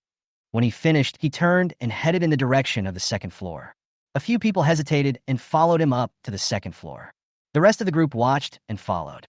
Even Zhou Yuqi, gritting his teeth, found a broom in the puddle on the first floor and followed it up to the second floor. He felt countless times that it was a wrong choice to go out today because his left eyelid jumped for a long time while he was going out, and he had a very bad feeling then, but the instinct of hunger still made him suppress the anxiety in his heart and go out. But what was never expected was that he would meet Fu Ning in this place. A few months ago, Fu Ning unilaterally sent a message to notify him of the breakup. He happened to be in the Tibetan area during that time something happened. He played Fu Ning's phone, but there was no one to answer. He used someone else's cell phone to call Fu Ning's phone, and the same no one to answer. After that, he came back from the Tibetan area. Fu Ning was no longer living in that villa in the beginning. In this way, Fu Ning directly into the lost state. He is also after inquiring, only to know that Fu Ning sold the 3 buildings. This will see Fu Ning. Zhou Yuqi instantly thought of the 3 buildings. Especially this will be Fu Ning color red. Mental state looks very full. While he is like a beggar who has been wandering for a few years, Zhou Yuqi felt depressed. He clenched his fists, pursed his thin lips, and stared at Fu Ning with an ugly face, itching to stare a hole in Fu Ning's body. In response to last week's Yuqi's eyes with resentment, Fu Ning found it somewhat hilarious. In her last life, she had seen too much human evil. So after being reborn, Fu Ning didn't think about doing anything to Zhou Yuqi. She even just very restrained, and he said the matter of breaking up. She didn't understand where Zhou Yuqi's resentment came from at the moment.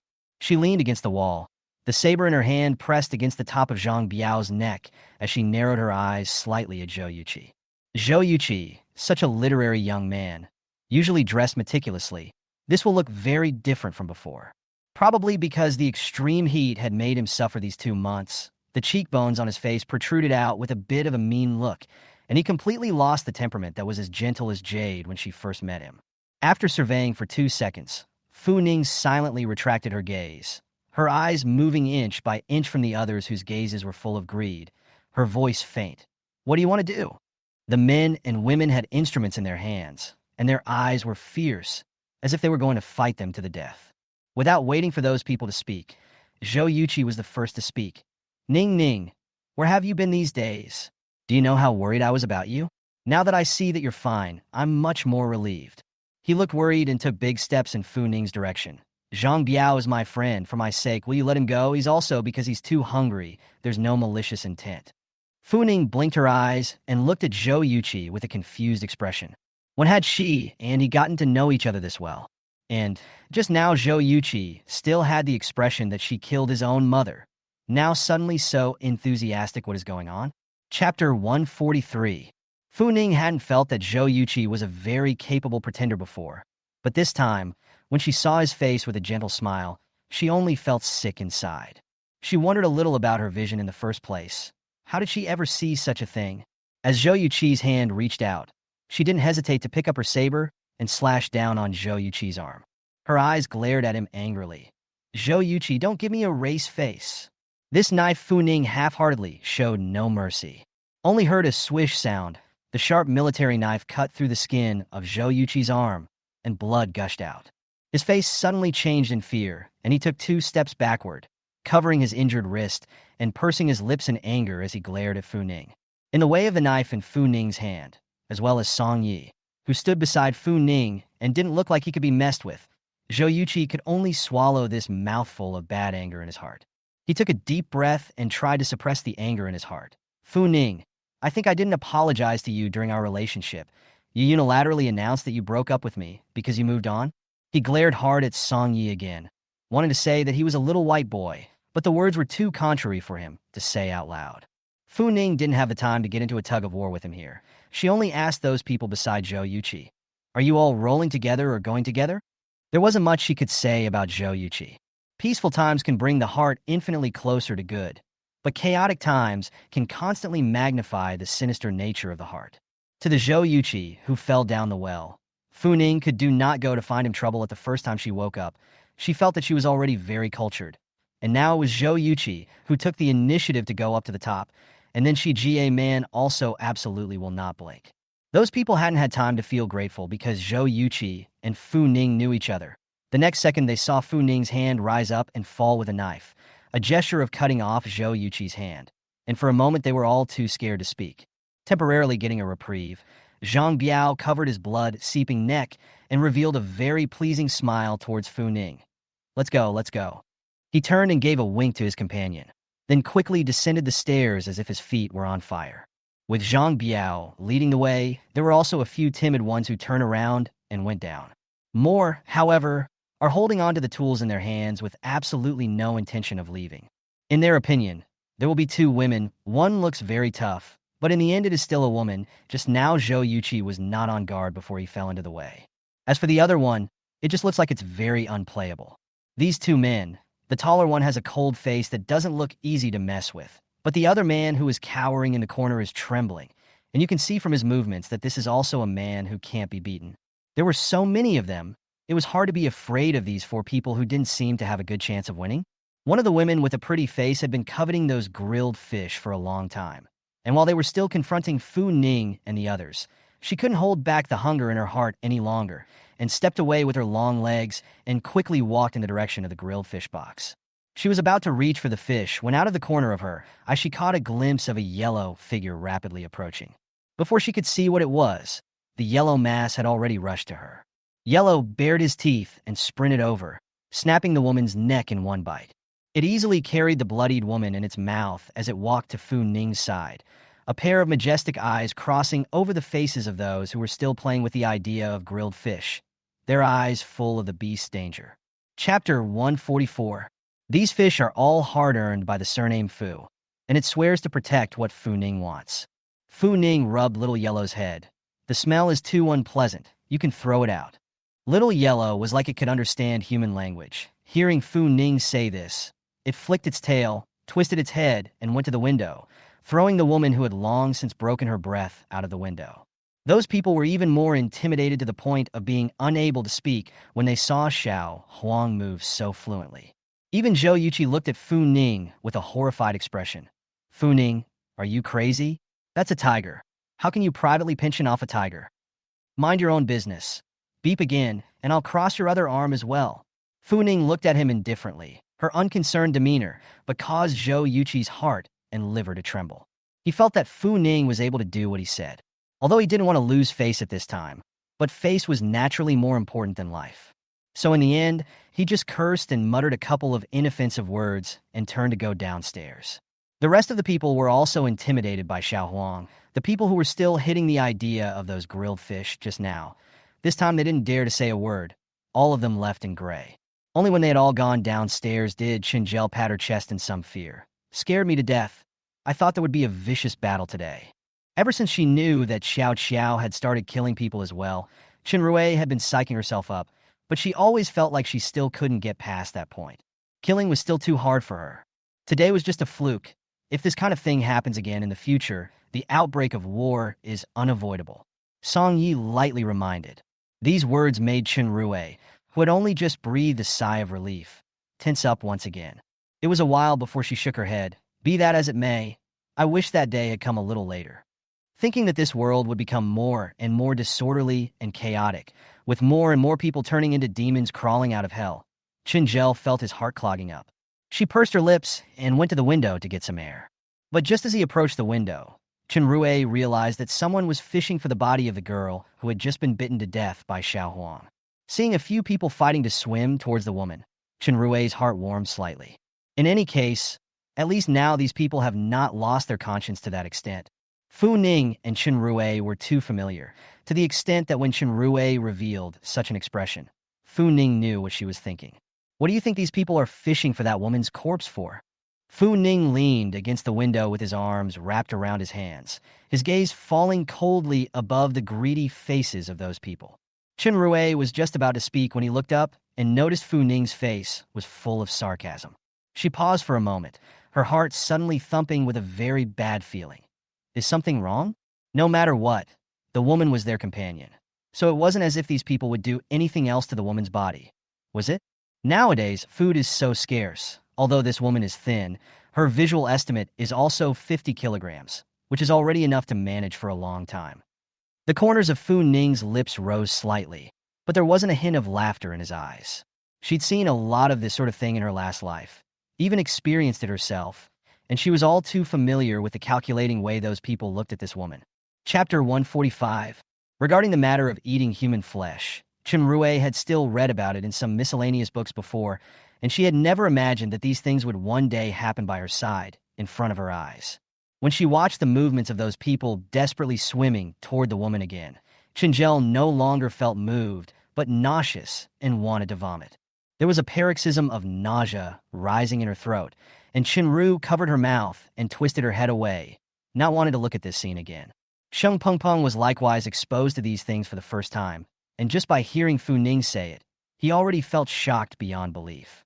But besides this explanation given by Fu Ning, he couldn't think of a better way to excuse those people. How scarce food was now. Perhaps Fu Ning and the others didn't know, but Sheng Pengpeng, who often ran around for food, could know too well. So many people can fight over a bite of food, even slash each other with knives. The world is so messed up that it has long since lost its civilized order. The crowd was silent, emotions looking less than high. Song Yi carefully observed the expressions on the faces of several people, and when he saw Fu Ning's angry and desperate expression, he was slightly stunned. Getting along with Fu Ning for such a long time, what kind of person Fu Ning was, Song Yi felt that he was sort of very clear. She's aloof and usually has her vendettas on the spot. His eyes rolled, and he didn't bother to ask Fu Ning what he was so angry because of. Everyone had their secrets, and he had no desire to pry too much into them.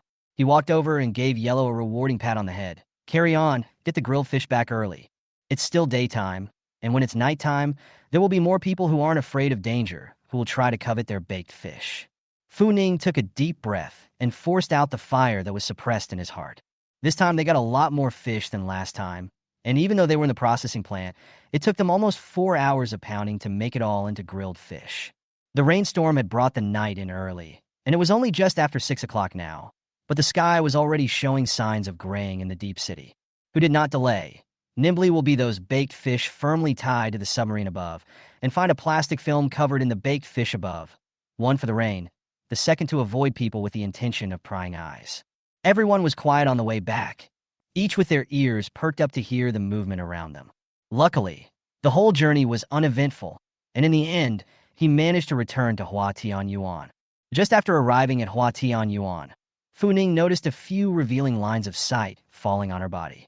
She looked up, her icy eyes following the gazes of the men back. Probably because her eyes were too appalling, those people actually didn't dare to meet her eyes again when they met her stern gaze, as if they were looking at a dead person. Anyway, Fu Ning's fierce reputation in Hua Tianyuan had spread out, and they were afraid of Fu Ning, which was the effect Fu Ning wanted to see the most.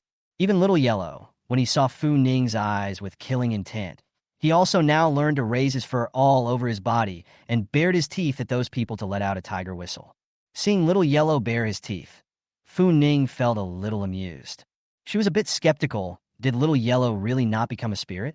Otherwise, how could Little Yellow be so humanized? All the way back to the 9th floor, Fu Ning was aware that someone was spying. Chapter 146. But as long as they didn't get their ideas on the people on their 9th and 10th floors, Fu Ning didn't mind at all what they were thinking. Brother and Mo, they are just too bullying. Can't you see?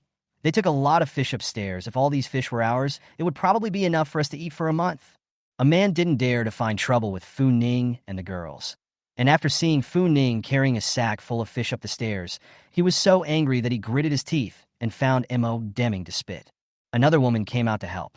Yes, I can smell the fish from so far away. What have we been living through these days? I can't remember how long it's been since I've eaten fish. Her eyes reddened as she spoke. Thinking that she was also a big netizen with almost 10 million followers on a certain voice before the end of the world, what kind of delicacies couldn't she eat? At that time, she really never dreamed that one day she would be struggling with food. With these two people taking the lead, the rest of the people also started arching their fires as you and I spoke, and in the end, it was Mo Deming who raised his hand and suppressed the volume of these people. Mo Deming was so noisy by them that he only felt his temples bursting.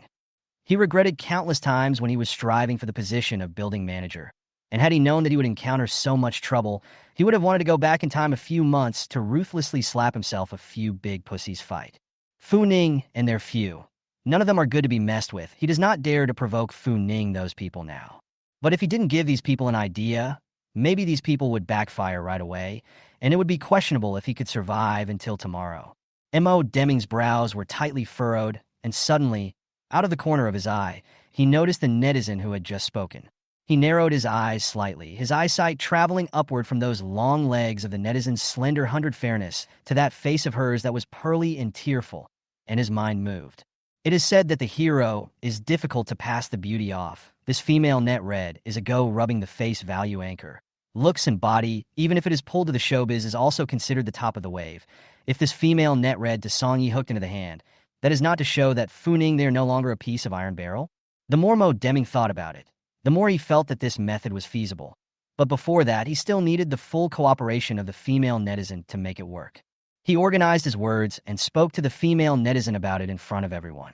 The female netizen's name was Zhou Jiame, and when she heard Mo Deming say this, her heartbeat also sped up a few points for no reason. However, she was still a bit hesitant. But Song Yi, that person looks cold. I'm a bit worried. What are you worried about? Xiaomei, you're so good looking. I don't believe that he won't be heartbroken. Besides, if he really dares to do anything to you, we won't let him off the hook. Those people saw that Zhou Jiame was still hesitant and added more fuel to the fire to persuade her. Zhou Jiame bit her lip and frowned slightly. She looked at these righteously indignant men with a hesitant face, but she couldn't stop sneering in her heart. These people can really talk better than they sing. If they could really deal with Song Yi, would they wait until now to let her hook Song Yi? However, Zhou Jiame also had her own little mind. She must hook Song Yi in her hands. When the time comes, all of Song Ye's stuff belongs to her. She won't be stupid enough to share Song Ye's stuff with these people. It's not like she's stupid. Besides, Song Yi just seemed a little too cold, she thought, and she might not be unsuccessful. Amidst the encouragement of the crowd, Zhou Jiame hesitantly nodded her head and made a heroic appearance. Then I'll go and try, but I can't guarantee if it will be successful or not. So you guys don't blame me when the time comes. How could we blame you? Just go at ease. Mo Deming smiled kindly. He gently held Zhou Jime's shoulder. Xiaomei, right now we can all rely on you. When you get good with Song Yi, don't forget about us. After all, there is always a time when a person is left alone. Don't you think so?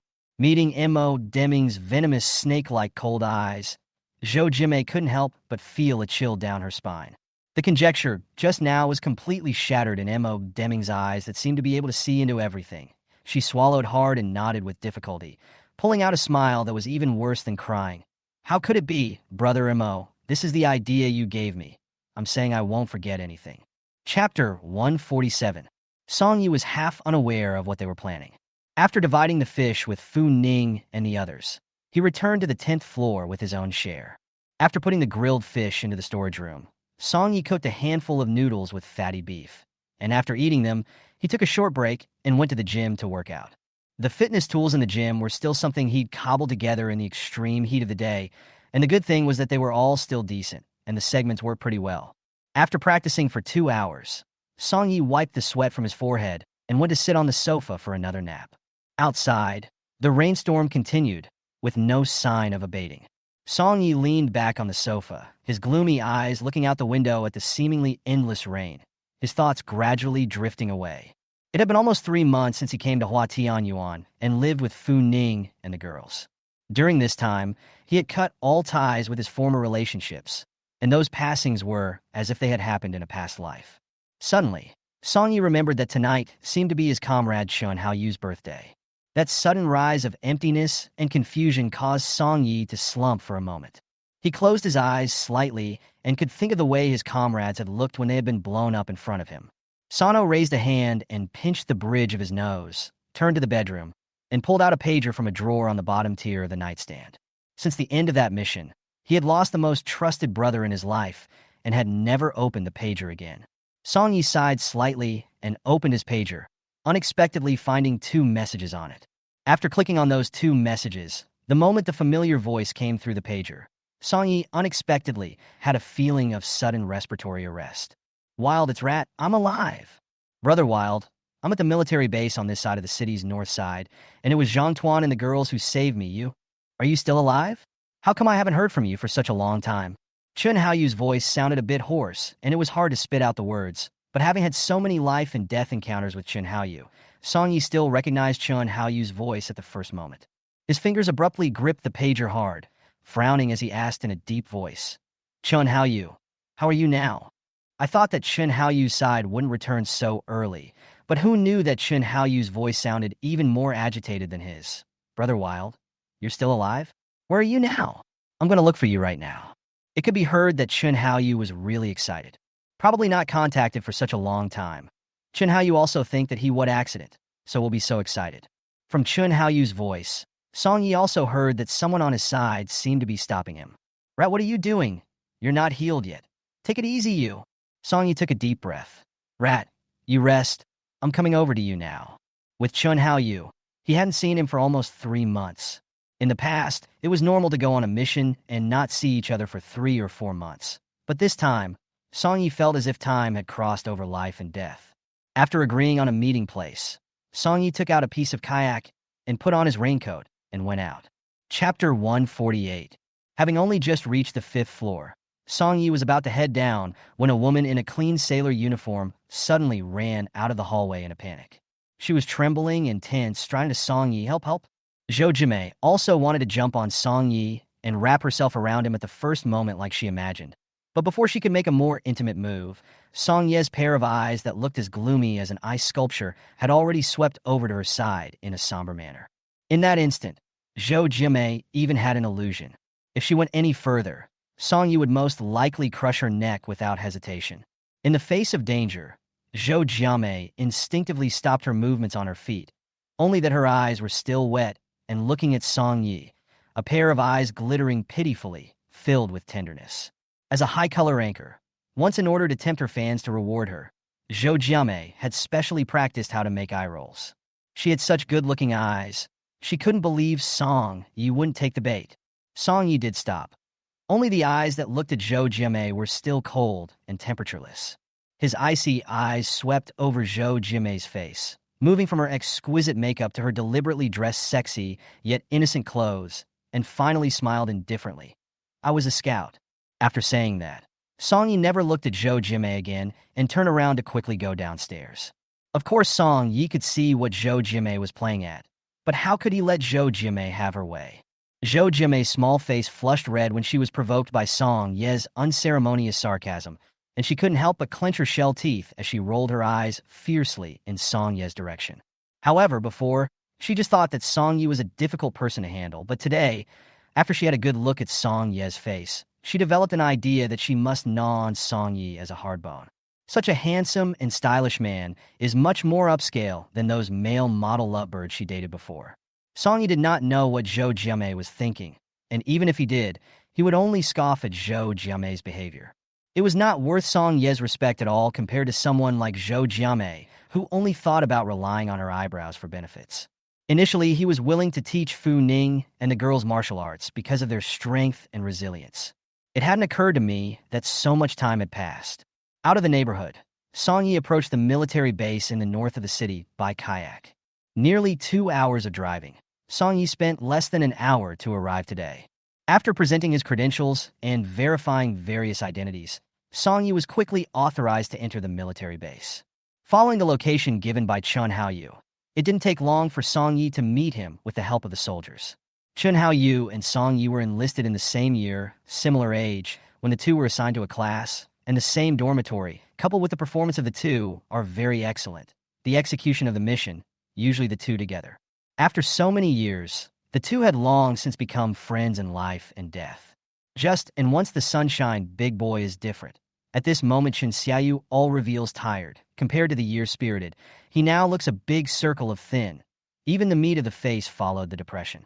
At the first sight of Chen Haoyu, Song Yi was a bit shocked. He frowned and walked towards Chen Haoyu in big strides, reached out and gently pinched Chen Haoyu's skinny and bony shoulders. The shock on his face couldn't be suppressed. How could this happen? To be able to pick up a life? This is considered a blessed life for me. Chen Haoyu was a very talkative person. He hemmed and hawed and was curious about Song Yi instead. Where have you been for so many days? I thought something had happened to you. Chapter 149. Chun Haoyu had a shaved-inch head, a big smile, and was wearing camouflage uniforms. And if it wasn't for the fact that his skinny, bony arms exposed the fact that he was still weak at the moment, Song Yi would have to think that these past few months had all been a hallucination. Meeting Chun Haoyu's curious gaze, Song Yi gently tugged at the corner of his lips. I'm lucky to have met a few good people, and I'm living with them for this period of time. Chun Haoyu rubbed the inches of hair on his head and breathed a sigh of relief. I've been concerned about your safety since I woke up. They said that you sent Professor Zhou to the base safely, but I couldn't get a hold of you. It's so good that we're both still alive. Experiencing an apocalyptic natural disaster, Chen Haoyu let out his most heartfelt sentiments. Song Yi also felt very amazing. He looked complicated and gently hammered on Chen Haoyu's chest. Not to talk about me. How did you survive death and come back to life in the first place? By that time, the weather had become so abnormal that several meteorological monitors issued warnings that the temperature of the entire planet was fluctuating in such a wide arc that an unprecedented catastrophe was expected to erupt in the near future. In order to minimize the losses, Song Ye's old squad leader, who had been with him for many years, had personally called him and asked him to return to the country to transfer those experts who had made important contributions to the country and their families to the military base. With the old squad leader speaking, Song Yi could only carry out the mission. He flew back from the pretty country and began secretly transferring experts who had done remarkable service to the country. But on one occasion, when he and Chen Haoyu are transferring an expert in growing vegetables in a harsh environment, they are sneak attacked by a wave of well-armed men. During the counterattack, Song Yi had seen them aim a cannon at Chen Haoyu with his own eyes, and after going through all the trouble of moving the old professor to a safe place, Song Yi had gone to look for Chen Haoyu in person. But apart from a puddle of blood and finely shredded pieces of blown-up flesh, Song Yi had seen nothing. It was also because of this that Song Yi assumed that Chen Haoyu had died in that struggle. While returning to the base to resume his duties, Song Yi learns that his old squad leader also died in an assassination attempt. His best friend, both became victims of politics, which made Song Yi extremely disappointed, and that's why he chose to quit the army and never perform any mission again. But even then, the men refused to leave him alone. After one battle royale game after another, Sano got tired of it all. It was at this time that Fu Ning appeared. Seeing Fu Ning fighting a group of bullies in the warehouse, Song Yi suddenly had a thought. Perhaps he could have lived differently. After hearing this, Chen Haoyu was a bit reluctant to give up. He grabbed Song Ye's arm and was a bit bewildered. Brother Yi, are you really not going to carry out missions in the future? The last mission to escort Professor Zhou to the base was originally the last mission I promised the squad leader to carry out, and now that the mission is complete, I don't want to wade through the muddy waters anymore, and it's quite nice to live in peace and quiet and run around every day for a living. Chen Haoyu has worked well with Song Yi over the years, and he feels very melancholy when he suddenly learns that Song Yi won't be carrying out any more missions in the future. But everyone had their own way of living, and since Song Yi was already tired of living like this again, there was no reason for him to force Song Yi to stay. He sighed slightly. When you quit, maybe we won't see much of each other again. Suddenly, he thought of something. By the way, Brother Wild, after Chief Zhang took over Deep City, he is already starting to repair the military base. I heard that the military base is almost completed.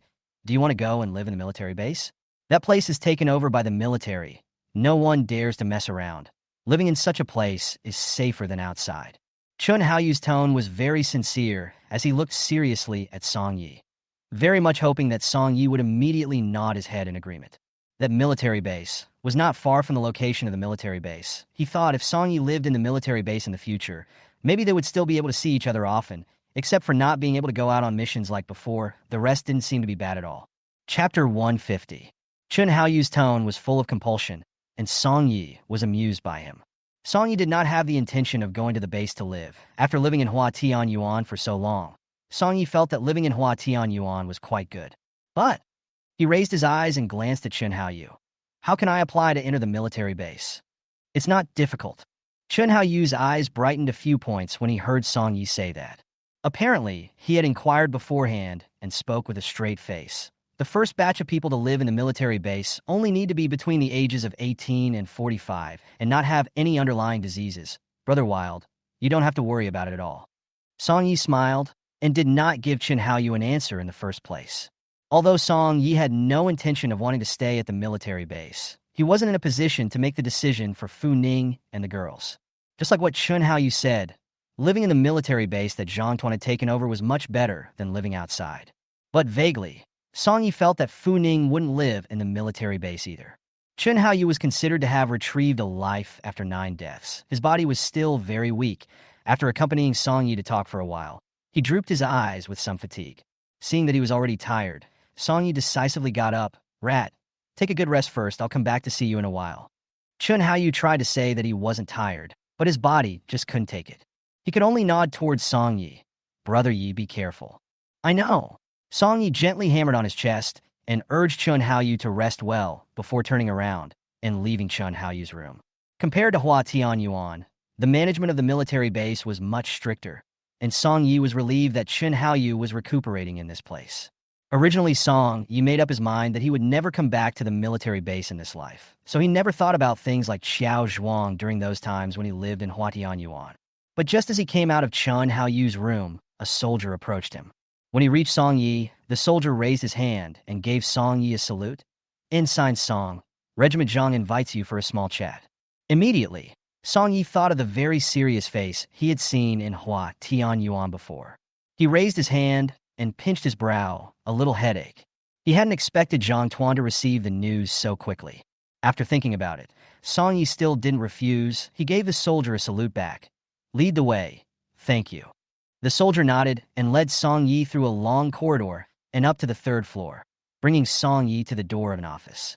The door to the office room was not closed, and before the little soldier could knock, the door was pushed open from the inside. Zhang Tuan's serious face appeared in front of Song Ye's eyes, and before Song Yi could speak, Zhang Tuan revealed a kind smile. I thought you looked extraordinary before, and now I realize that you really are extraordinary. Ensign Song. Chapter 151. That familiar old face. Wasn't it the one that he had seen in Huatian Garden? The one that always had a face that seemed to be able to see into people's hearts? The head of Zhang? At the moment he showed a smile on his face, Song Yi was still a bit uncomfortable. He raised his hand and gave a salute to Captain Zhang. Captain Zhang. Have a seat. Captain Zhang signaled Song Yi to go into his office, then personally poured Song Yi a cup of water. I have heard of Ensign Song's glorious deeds abroad back then. I also felt very sorry when I heard that you had an accident some time ago, but now this is very good. He also poured himself a cup of cool, white boiled water and sat beside Song Yi. Ensign Song, any thoughts on continuing to come back and serve your country? Zhang Shengguo had a wide range of contacts and had heard about Song Ye's determination to retire a few months ago, and at the time, he felt it was a pity to lose such a good seedling. But at that time, Song Yi had already disappeared for a few days, and the consequences of a disappearance were basically not much different from being declared dead under those conditions. It was good that Song Yi was now well inside the base. Zhang Shengguo now remembered that before he personally went to research the public sentiment, in Huxianyuan saw Song Yi intuitively feel that this person is not ordinary. Not only Song Yi, but also the girl named Fu Ning. Both of them carried a viciousness that made them not good for contact. Thinking of this, Zhang Shengguo's eyes rolled. And those girls with you, I think their physical quality is very good. Song Yi hadn't thought that not only was head Zhang hitting on him, he hadn't even spared Fu Ning and the girls. He smiled and politely declined Zhang Shengguo's offer. I'm really sorry, Captain Zhang. I've already retired from the military, and I have no intention of re-enlisting right now. When he first retired, Song Yi had thought it through. Although his tone was condescending, his eyes were firm.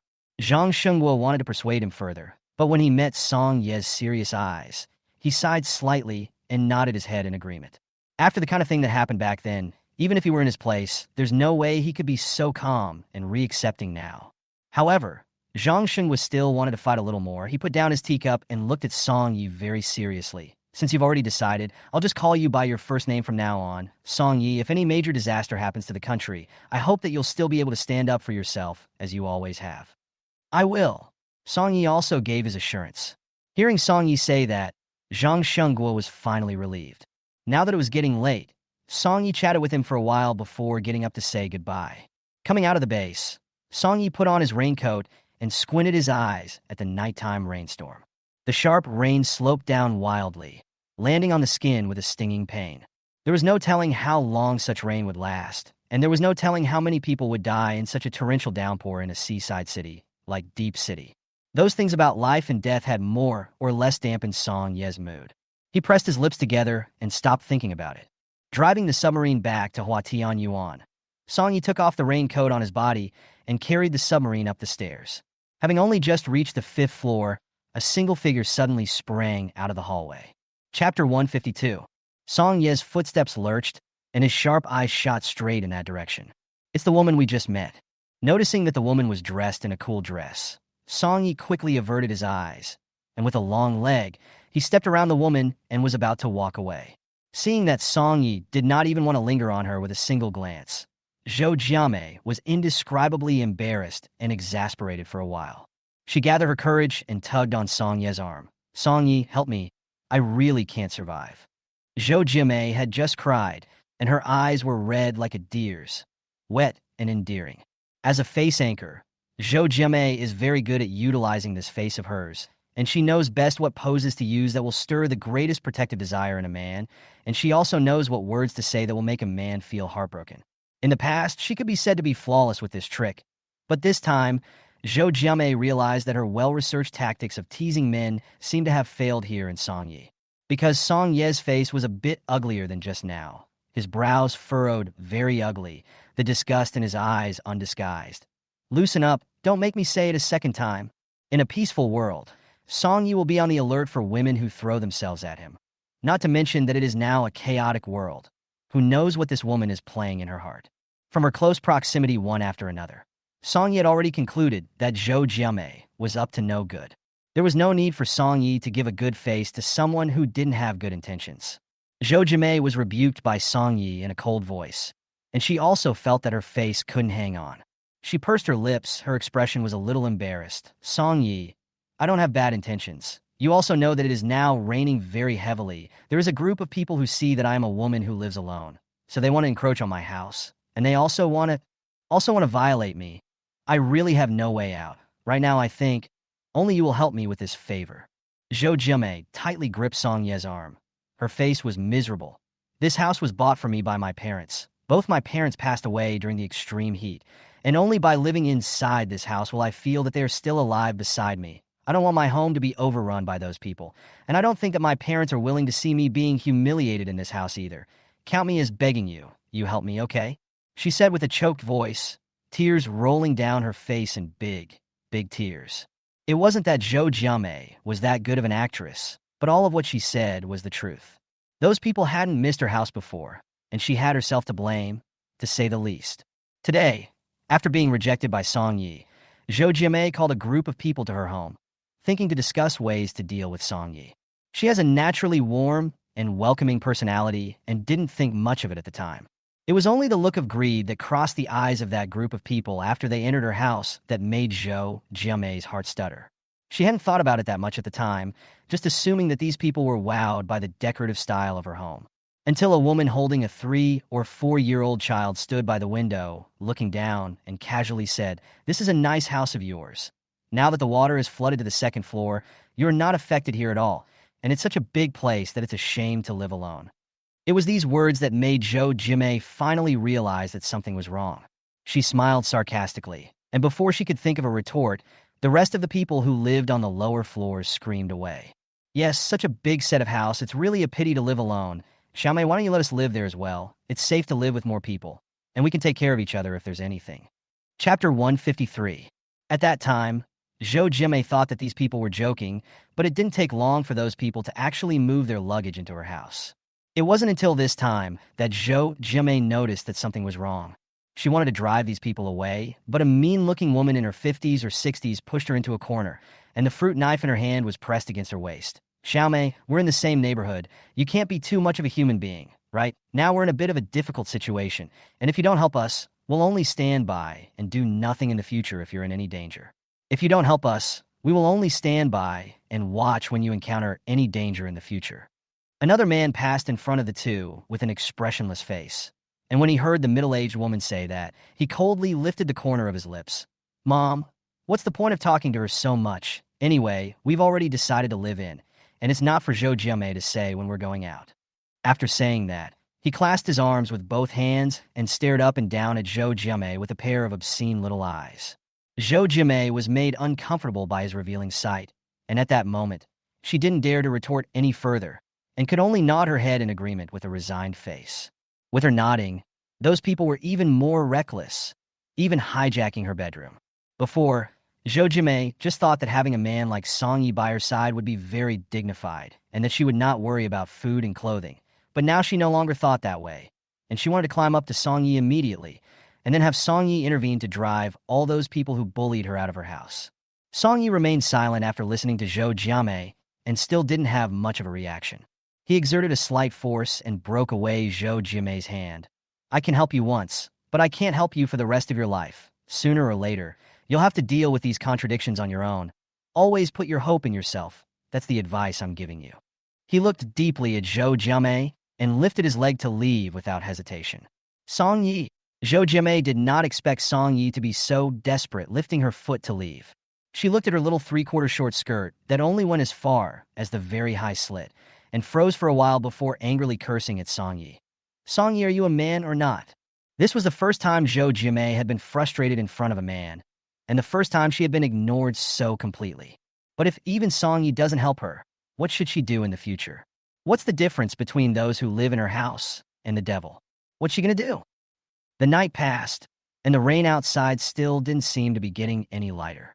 Fu Ning pulled back the curtains and looked downward out of habit. The water downstairs was on the verge of flooding the third floor, and at first glance, the whole world seemed to be in the middle of the ocean. Rainy weather like this always puts people in a foul mood. Fu Ning glanced at it, and then decisively withdrew his eyes. Turning back to her, Yellow was walking gracefully up to her with his tail wagging, which would indeed be quite elegant if he wasn't holding a dog bowl in his mouth. Fu Ning smoothly touched 2 pieces of beef jerky and 2 pieces of grilled fish from the space, and threw them in a little Yellow's bowl, stroking its shiny fur and feeling very satisfied. She didn't want to cook right now, so she simply took a serving of beef rice noodles from her space to sit on the floor and eat with Xiao Huang. The beef and rice noodles are richly scented, and the overbearing flavor goes straight to your nose. Fu Ning sniffed the familiar smell and, in a trance, had the illusion that it was still before the peace and prosperity. But she knew very well that perhaps in this lifetime, those days would never come again. After eating a bowl of beef rice noodles, Fu Ning even drank the soup cleanly. After putting the disposable carton back into the space, Fu Ning wiped the grease stains on her lips with a paper towel before taking Xiao Huang out the door with her. Chapter 154. 2 days ago, they went to the mountains in the heavy rain to cut down so many big date palms, and yesterday the whole day was delayed in fishing for fish, and only today they had the time to come and make those things into arrowheads. Fu Ning couldn't say when exactly she and Song Yi had such a high level of understanding. She had only just pushed the door open when the door to the opposite room was also pushed open by Song Yi. Against Fu Ning's dismayed and helpless expression, there was a flash of laughter in Song Ye's eyes, and his thin lips slightly opened as he whispered, "Good morning." "Morning." Fu Ning smiled back. She lowered her eyes, and sure enough, she was able to see Song Yi holding a small knife in his hand, which should be a tool to deal with the large jujube wood. She was a little curious. "Are bows good to make?"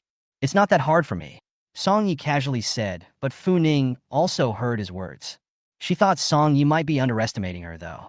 Before she went to all kinds of jungle adventure, many times encountered emergencies, had no choice but to live the most primitive life. Even the tent is their own temporary setup. Burning cooking is the use of the most pure natural gas, drilling wood for fire, and burning firewood. She guessed that making a bow shouldn't be too hard for her. Watching Fu Ning's eyes roll around, he didn't know what he was thinking. Song Yi coughed lightly, interrupting Fu Ning's thoughts. Go to Qiao Qiao's house first. I have something to say.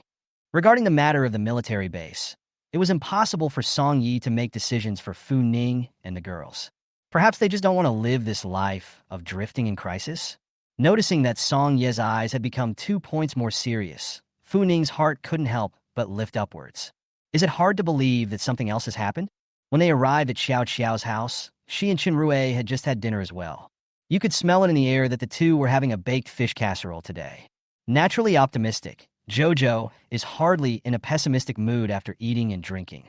She hummed a light song, her expression relaxed as if she hadn't experienced a natural disaster. Fu Ning, whose heart had long been full of holes, envied Xiao Xiao's optimism, but she knew very well that this kind of mentality was something she would never have in her life. Noticing that Fu Ning and Song Yi looked somewhat serious, Qinrui couldn't help but get nervous. Her brows furrowed slightly. Ning, what happened? Fu Ning also turned her head to look at Song Yi. What are you trying to say? Seeing how serious both of their expressions were, Jojo tensed up as an afterthought. She sat down close to Fu Ning and raised her head to look at Song Yi. It can't be. There's another life-threatening person who's thinking about our stuff? She had already killed someone, and although she had a nightmare all last night, after a night of settling down, Jojo felt that there was no difference between killing a person and killing a pig. In a society like the one we live in now, that person who encroaches on them deserves to die. Her state of mind had changed so much without her realizing it that at the moment, Jojo herself still didn't know just how fierce her eyes were. Seeing several people tense up, Song Yi was somewhat helpless. It has nothing to do with these. He pinched the bridge of his nose and sighed slightly. Perhaps you have already guessed, I used to be a soldier. Yesterday, I got in touch with a late friend of mine, and he told me that the military shelter base in Deep City has already been built. Would you guys like to go and live in the military base? Chapter 155. Fu Ning was half surprised by the fact that Song Yi had once been a soldier. After all, following Song Yi, military boxing had been practiced for several months. Moreover, Song Yi around the kind of atmosphere belonging to the military is too strong. She cannot forget. What made Fu Ning feel surprised was that in her memory, the military base was only established half a month later. So how come Song Yi mentioned the military base now? Or was it Song Ye's resources that allowed him to be notified in advance? This made Fu Ning have to suspect that Song Ye's former rank in the army should not be low. She suddenly thought of the shocking weapons supermarket that Song Yi had opened when she had gone to the United States to buy thermal weapons before. Every single thing in there was extremely lethal when taken out. And yet Song Yi was able to get so many things and openly sell them inside the black market, which showed that Song Ye's skills were indeed very impressive. Fu Ning hadn't gone to live in a military base in his last life, and he didn't know what it was like inside a military base. However, according to her understanding of Song Yi, since Song Yi would ask this, it meant that the security of the military base was at least guaranteed. It was also true that in her last life, she hadn't heard of anything profoundly affecting happening inside military bases, but instead, quite a few of the dead bases had developed to the point where they were starting to engage in all sorts of hot weapons firefights. In her last life, Fu Ning did not have any idea about the military base. She was a person who was born to love freedom, do not like to be restrained, and Fu Jiao and Fu Rongchang them. But the first batch of people who entrusted the relationship to enter the military base, according to her observation, at that time, Fu Jiao and Fu Rongchang in the life of the military base should be living still quite nourishing. In this life, Fu Ning still had no intention of living in a military base. The military base was crowded and far less comfortable than the Hua Tian Yuan where she now lived alone. Besides, in that environment, it was simply impossible to muffle the fact that she had space. Fu Ning twisted his head to look at Qinrui and Xiao Qiao, wondering what Qinrui and Xiao Qiao would plan. Qinru looked like she was still a bit moved by the military base. She pursed her lips and couldn't help but ask Song Yi, "Are there any requirements for going to the military base?" After Song Yi finished talking to Qinrui about those requests Qin Xiyu had said, Fu Ning saw Qinrui's eyes flash twice, her expression carrying a few moments of desire. Fu Ning was a bit surprised. "Grain, you want to go to the military base?" Both pairs of eyes, Xiao Qiao and Song Yi, also looked towards Qinrui at the same time. Jojo blinked, also very curious. Do you want to go to the military base? Chen Rui raised her eyes firmly looking at Fu Ning, and nodded seriously. I really quite want to go to the military base. Why? Isn't it good to just stay at Hua Tianyuan? Xiao Xiao was a bit puzzled. Their home now had all the food and necessities, and due to their fierce reputation, other people didn't dare to trespass on the 9th and 10th floors now. Although the military base was safe, Xiao Xiao felt that by following Fu Ning and Song Yi, they would never let her suffer. Seeing Xiao Xiao's strange face, Chen Zhel smiled somewhat helplessly. Hua Tianyuan is very safe now, but there is no way for me to guarantee that Hua Tianyuan will always be this safe. Besides, the natural disaster doesn't know how long it will last. I can't always ask Fu Ning and Song Yi to protect me all the time, right? Chapter 156. Everyone is responsible for their own first health, and she doesn't have to pray forever that Fu Ning and Song Yi take care of her instead of improving herself. Fu Ning and Song Yi had helped her so much over the past few months, and although Song Yi and Fu Ning wouldn't think anything of it, Chenru always felt that it would have been nice if she had been a little stronger. That way she wouldn't always have to live her life under Fu Ning's patronage, but could in turn help Fu Ning when he needed help. People always have to grow up, especially in such a calamitous year, and the only way she could protect the people she wanted to protect was to become a little stronger herself. Fu Ning didn't ask Chen Jelly why she wanted to go to the military base. She just asked Chen Jelly, "Jelly, are you sure?" She was not Chen Rui, and she had no qualifications or position to interfere with Chen Rui's decision. As a friend, all she could do was to support all the arrangements made by Chen Rui. Chen Zhel frowned and slowly shook his head. I'm not quite sure yet, but I feel that I can't stay in the cozy nest you guys have created for me. Going out and practicing a bit won't do me any harm. After saying that, she licked her lips and looked at Song Yi. Song Yi, if I go to the military base, will they teach me skills and such? Song Yi pondered for a while and said, very frankly, theoretically it won't work. But if you go to the military base, you should be considered a special talent. Maybe they will look at your status as a builder and exchange some of the skills you need with you. When he said that, Chen Rui's heart was completely settled. She took a deep breath. Then I want to go to the military base. Xiao Xiao was surprised that she had made a decision about her life's destiny so quickly. Grain, have you really decided? During this period of time, she and Chen Rui ate and lived together, and their feelings were already very deep. Xiao Xiao did not expect Chen Rui to suddenly make such a decision to go and live in an unfamiliar place that she did not understand. Seeing Xiao Xiao's face of reluctance, Chen Rui's heart warmed. She couldn't help but reach out to rub her face. Even if I go to the military base, it's not like I won't be coming back forever. Maybe by then I'll have learned more skills in their hands, and I'll still be able to teach you at that time. Xiao Xiao was still a little uncomfortable. She was a little down in the dumps, but she didn't open her mouth to stay. Chen Rui was already prepared. In order to prevent herself from regretting this decision, she made today the later she procrastinated. She immediately went to her room and prepared to pack up her things for going to the military base, not leaving herself a way back. She had always been a very thoughtful person. It was just that when she thought that she might not be able to see Chen Rui for a long time to come, Fu Ning still felt a little sad. She sighed and caught up with Chen Grain. Grain, let me help you. Xiao Xiao thought about how she was spending less time with Chen Rui and how much she wanted to follow Fu Ning, but she knew better that Chen Rui and Fu Ning were on better terms, so maybe they had something they wanted to talk about. She sat there a little lost picking at her fingernails, and for a moment, just felt very confused about the future altogether. Could it be that she would really have to rely on Fu Ning and the others in the future? More than Qin Zhel, Xiao Xiao was more aware of the fact that she didn't have any ability to survive and defend herself, and the fact that she had been able to live so nourishingly during these months was all thanks to Fu Ning and Song Yi. If one day, Fu Ning and Song Yi didn't take her to play anymore, would she still be able to be like she is now? Chapter 157.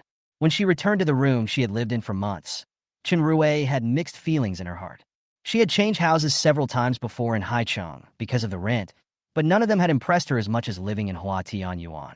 Living in Hua Tianyuan was a year of radical change in her life. Just now, Chen Rui was too late to be sad. She took out the handbag that she had brought Hua Tianyuan's from home earlier from her bedroom and took out the clothes from the closet and stuffed them inside. Fu Ning half squatted beside her and waited for Chen Jelly to finish arranging her clothes before she asked Chen Jelly, Jelly, do you really want to be done? Chen Rui had always been a person who was very good at making up his own mind, but this time was different from before. Every major decision Chen Grain makes now has the potential to cost her life. This was Fu Ning's best friend since childhood, and Fu Ning did not want to see anything happen to her. Chenru met Fu Ning's pair of earnestly gazing eyes, thought carefully, then nodded firmly. I actually thought about this day a long time ago. Ning Ning, don't worry about me. Leaving now may be for the sake of our better meeting in the future. She followed Fu Ning's example and gently patted Fu Ning on the shoulder. Here in the future, maybe I'll come back again. At that time, you guys can still have to accept me before you can do so. 0-inch? Don't worry. As long as there is me and Hua Tian Yuan for a day, this will always be your home. Other than that, Fu Ning didn't dare to give a guarantee. But regarding this matter, Fu Ning still had a certain amount of say. Chenrue also revealed a bright smile. This way I won't have half a worry in the future. If I make a name for myself in the military base, I'll pick you up and live with me. If I don't make a name for myself, I'll be relying on you. No problem. Fu Ning also smiled and nodded. She suddenly felt that in these few months down the line, Chenrue was even more open-minded than before. The one who was always a worrywart is now able to go out on a limb without a care in the world. I don't know if it's a good thing or a bad thing that Chenrue has made this change. Chenrue dragged Fu Ning again to the room where he had cultivated the vegetables before. Her parents were both farmers by birth, and Chenrue grew up living with them, learning by ear and being a capable vegetable grower. Even now, when conditions are tough, Chenrueishi has grown those hydroponic vegetables to a promising growth. These vegetables in the future only you more attentive care la. I organize the experience of planting vegetables gained. In the future, you follow the method I teach planting vegetables. These vegetables more or less can be planted. Chenru said, took a small manual and stuffed it into Fu Ning's arms. Ning Ning, growing vegetables isn't difficult. In the future, you will also learn to grow your own vegetables. The natural disaster doesn't know how long it will last. Now we are learning one more skill. Maybe it will be able to save our lives in the future. Fu Ning took the small manual and strongly agreed with Chenrue's words. Chun Gel pulled Fu Ning to do a lot more explaining, and only after she finished did she give Fu Ning a tight hug. Ning Ning, I hope we can all live well. Will do. Fu Ning gave her shoulder a firm squeeze, fished out a few pistol bullets from his coat pocket, and quickly shoved them into Chenrue's hand. The slightly cool and slightly weighted bullet made Chenrue jolt. She looked at Fu Ning with wide eyes. Ning Ning, this. Remember those gangsters we met at the oil press earlier? These bullets were plucked from their hands, but I don't have many bullets, so I can only give you 5. Actually, Fu Ning had a large handful of bullets in her hands, but there was no way she could reveal all of them to Chenrue at this time. Chenru grabbed those bullets, and his heart thumped a few times. She did have a gun, but the pistol was a blunderbuss. Chapter 158. Now, these bullets Fu Ning had given her were just what that gun could use. She licked her lips and eventually took the bullets. Now, a hot weapon is something that can save your life in a pinch. Ning Ning, being able to know a friend like you is the greatest blessing of my life. She couldn't help but redden her eyes and hugged Fu Ning tightly once more. Feeling Chen Grain's arm trembling lightly, Fu Ning patted her on the back. Grain, we all need to live well. Just when both of them were in a low mood, Jojo suddenly pushed open the door and walked in. Fu Ning turned his head and was surprised to see that Xiao Xiao was also carrying a suitcase in her hands. Noticing that she was carrying a suitcase, Fu Ning was staggered and didn't come back to his senses for half a day. Chenrue was also confused. Xiao Xiao, what are you doing? Grain, I've decided. I'm going to go to the military base with you too. Xiao Xiao walked over with big strides, her eyes serious. I'm not bad at medicine, so I should be able to be considered a skilled person. Xiao Xiao was all smiles, but she didn't notice at all that Fu Ning and Chenrue were both silent after she said this. The reason why Chunjel to go to the military base Fu Ning was not too surprised, because Fu Ning knows that Chunjel is a person who has his own ideas, and Chunjel as early as when she chatted with her vaguely revealed such an idea. But for Xiao Xiao, Fu Ning was truly surprised. Seeing that both of them were a bit surprised, Xiao Xiao touched her short hair that had only just grown to her ears and smiled. I'm not doing this on a whim. It's just that I feel that I don't have to rely on you guys forever, and that there are some paths that only if I walk them myself, I'll know just how hard they are. After saying that, Xiao Xiao looked at Fu Ning pitifully again. Ning Ning, when I come back in the future, will you still treat me as a good sister? Of course. Fu Ning nodded her head and added in her heart that as long as she didn't forget her heart, then they would be good friends for life. Xiao Xiao made a relieved look. Hearing you say that, I'm completely relieved. She heartlessly leaned over and smiled as she hooked Fu Ning and Chunjel's shoulders. Song Yi said that the military base is only just being set up now, and he hasn't spoken to the outside world about the military base yet. So if we sign up through his comrades now, we can still be the first to choose a house. Chenrue was heartened by what was said. Then why don't we go over there today? Jojo also thought the offer was great. But well, after going to the military base, it would probably be hard for them to eat anything good anymore. Jojo thought that they could have a nice get-together at home before going to the military base. Just the mention of food made Jojo feel hungry. She rubbed her stomach. Ning Grain, why don't we have a no-drink today? There's no telling when we'll see each other again next time. Speaking of the next meeting, even Jojo's mood followed suit. She sighed slightly. What to do? I haven't even left yet, and I'm already missing you guys. Chapter 159. Fu Ning was surprised that Xiao Xiao was also leaving. But after the accident, it makes sense. Usually Jojo acts like a silly white girl, but again, she's a pretty good one at making up her own mind. Who knows if it will be worse in the future, and Jojo is doing herself a favor by being able to plan for her future early. Besides, with her and Chenru together, Fu Ning did have to feel much more at ease. From memory, the military base existed until the earthquake, counting the time, nearly 3 months from now. In her last life, Fu Jiao and Fu Rongchang left the military base without knowing where they got the news in advance and came to Huatian Yuan to find her. Fu Ning suddenly realized that she seemed to be too loose these days. Regarding Fu Jiao and Fu Rongchang, it had been a long time since she had learned about the dynamics of the two. Over here, Chenrue swept away her previous sadness as she revealed a gentle smile. Then I'll go prepare the ingredients first. Let's have a good meal today. Xiao Xiao's stomach got even hungrier. She patted her stomach. The odds are that we won't be able to eat anything delicious at the military base. The thought that I'm going to spoil my stomach tonight makes me so anxious. With her words, even Fu Ning couldn't help but give her a blank stare. So many people are still hungry right now, and Jojo has to be bothered by being able to eat too much. Xiao Xiao smiled and held Fu Ning's arm. After I go to the base, I guess I'll have to live a life where I don't have enough to eat every day, so please allow me to fool around for a while. She was as cheerful and innocent as ever, and it was Jojo's good fortune that she could still hold on to that innocence at a time like this. After chatting for a while, a few people started to go back to their homes to get ingredients to cook at Chenru's house. Fu Ning took a ham from space and a few tomahawk steaks and carried a bottle of red wine to Chenru's house. The ingredients Song Yi took were also very trenchant. He even got a bottle of caviar. Isn't that a coincidence? Caviar goes just right with tomahawk steak and red wine. Chenrue saw that Fu Ning and the girls had brought so many ingredients and dismissed the idea of making Chinese food. Chinese food tastes even bigger, and those people are rarely well-fed these days and are very sensitive to the taste of food. It wouldn't be good if someone else smelled it and lost their mind and ran up and made a scene. Xiao Qiao also brought quite a few ingredients, but when she saw what Fu Ning and Song Yi had brought, she silently put them back. Compared to what Fu Ning, Song Yi, and the others had brought, the things she had on hand were too low-grade. At noon that day, several people ate a not-so-serious Western meal at Chenru's house. After 3 rounds of drinking, Chenrue, who had always maintained his sanity, slightly reddened his eyes. She clenched her hands into fists and breathed deeply, her tone deep. Those people who killed my parents, I will never let them go. I hope they are still living well in this world now, so that I can seek revenge on them.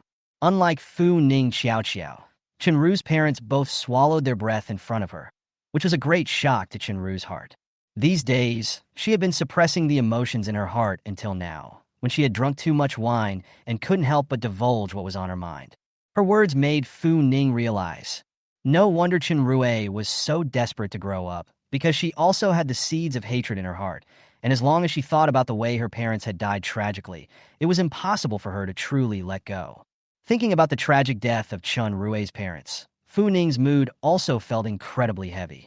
Since Chenrue and Xiao Qiao were both drunk, they decided to go back to the military base tomorrow. Fu Ning had thought that he and Chenrue and the girls would experience a warm day and night, but who knew that Chenrue and Xiao Qiao were both so drunk that their tongues were so big that they couldn't speak properly. Chapter 160. Fu Ning and Song Yi cooperated in the difficult task of sending the two into the room to rest, and only after waiting for the two to fall asleep did Fu Ning breathe a great sigh of relief. She rubbed her forehead, which was a bit stuffy and sore, and waved her hand at Song Yi. I'll go back first, see you tomorrow. An afternoon, she was accompanied by Chun, Grain, Xiao Xiao fooling around. This will be those two fell asleep comfortably, but the brain is buzzing pain. Back on the 10th floor, Fu Ning went to the bathroom and took a shower, ready to lie down on the bed and have a good sleep. But after lying down on the bed, Fu Ning tossed and turned and couldn't sleep. Perhaps it was because of thinking of Fu Jiao several times today. Fu Ning suddenly wanted to go see Fu Jiao and their current situation right now. As this thought grew stronger in his heart, Fu Ning was completely unable to sleep. She got up and went to the window to look out. Outside the window, the heavy rain continued, with absolutely no tendency to abate. Fu Ning indifferently put on her own raincoat.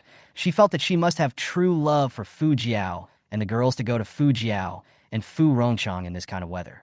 Changing his clothes, Fu Ning was about to go out with the submarine on his shoulder when Xiao Huang suddenly chased after him with his eyes. It took a bite of Fu Ning's pants leg and glared at him. Xiao Huang, surname Fu, you're trying to throw me off again? Fu Ning tugged at her own pants leg, and after half a day of tugging without ripping it off, she helplessly patted Little Yellow's head. Little Yellow, let go. Yellow, take me with you, or I won't let go. Fu Ning thought that she might be able to understand beast language. Otherwise, how could she tell what Little Yellow was thinking from its expression? She and Yellow stalemated for a while, and in the end, Yellow won. Fu Ning grabbed Yellow by the back of the neck and pulled him away with a lift. Little Yellow cocked his tail and circled around Fu Ning twice, finally satisfied. With that, Fu Ning took Xiao Huang out with him. On the way to Seaview Villa, there are quite a few people who see Fu Ning as a woman, and they all want to come up and grab her submarine, but when they turn their heads and look, Xiao Huang is glaring at them with his teeth bared. Being glared at by Little Yellow, those people had to dismiss the thoughts in their minds. Fu Ning, all the way in the punch boat on the road wildly, soaring, she inadvertently glimpsed the side of the building has been flooded to 5 or 6 floors, suddenly dumbfounded. Yes, even the tall buildings in Deep City had been flooded to 5 or 6 stories. So hadn't all the Seaview villas become underwater villas? She pursed her lips, a hint of confusion, not knowing where she should go to find Fu Jiao and Fu Rongchang. Little Yellow reached out his paw and pawed at Fu Ning's arm, wailing. Fu Ning narrowed her eyes. With her understanding of Fu Jiao for so many years, Fu Jiao would never sit around and wait to die. She would definitely be active in saving herself when Seaview Villa was flooded up. Unfortunately, Fu Ning and Fu Jiao's lives did not half overlap in the past few months, and she had absolutely no idea who Fu Jiao was getting to know these days. Nope, it's not like her, and Fu Jiao's lives don't exactly overlap in any semblance. For example, the last time I saw that pot-bellied deputy mayor at that clubhouse. Maybe Fu Jiao and Fu Rongchang will be at that clubhouse? That clubhouse is also dozens of floors high. Fu Jiao has the background of the vice mayor. Should be able to live in the clubhouse. Chapter 161. Red water flooded to 5 or 6 layers.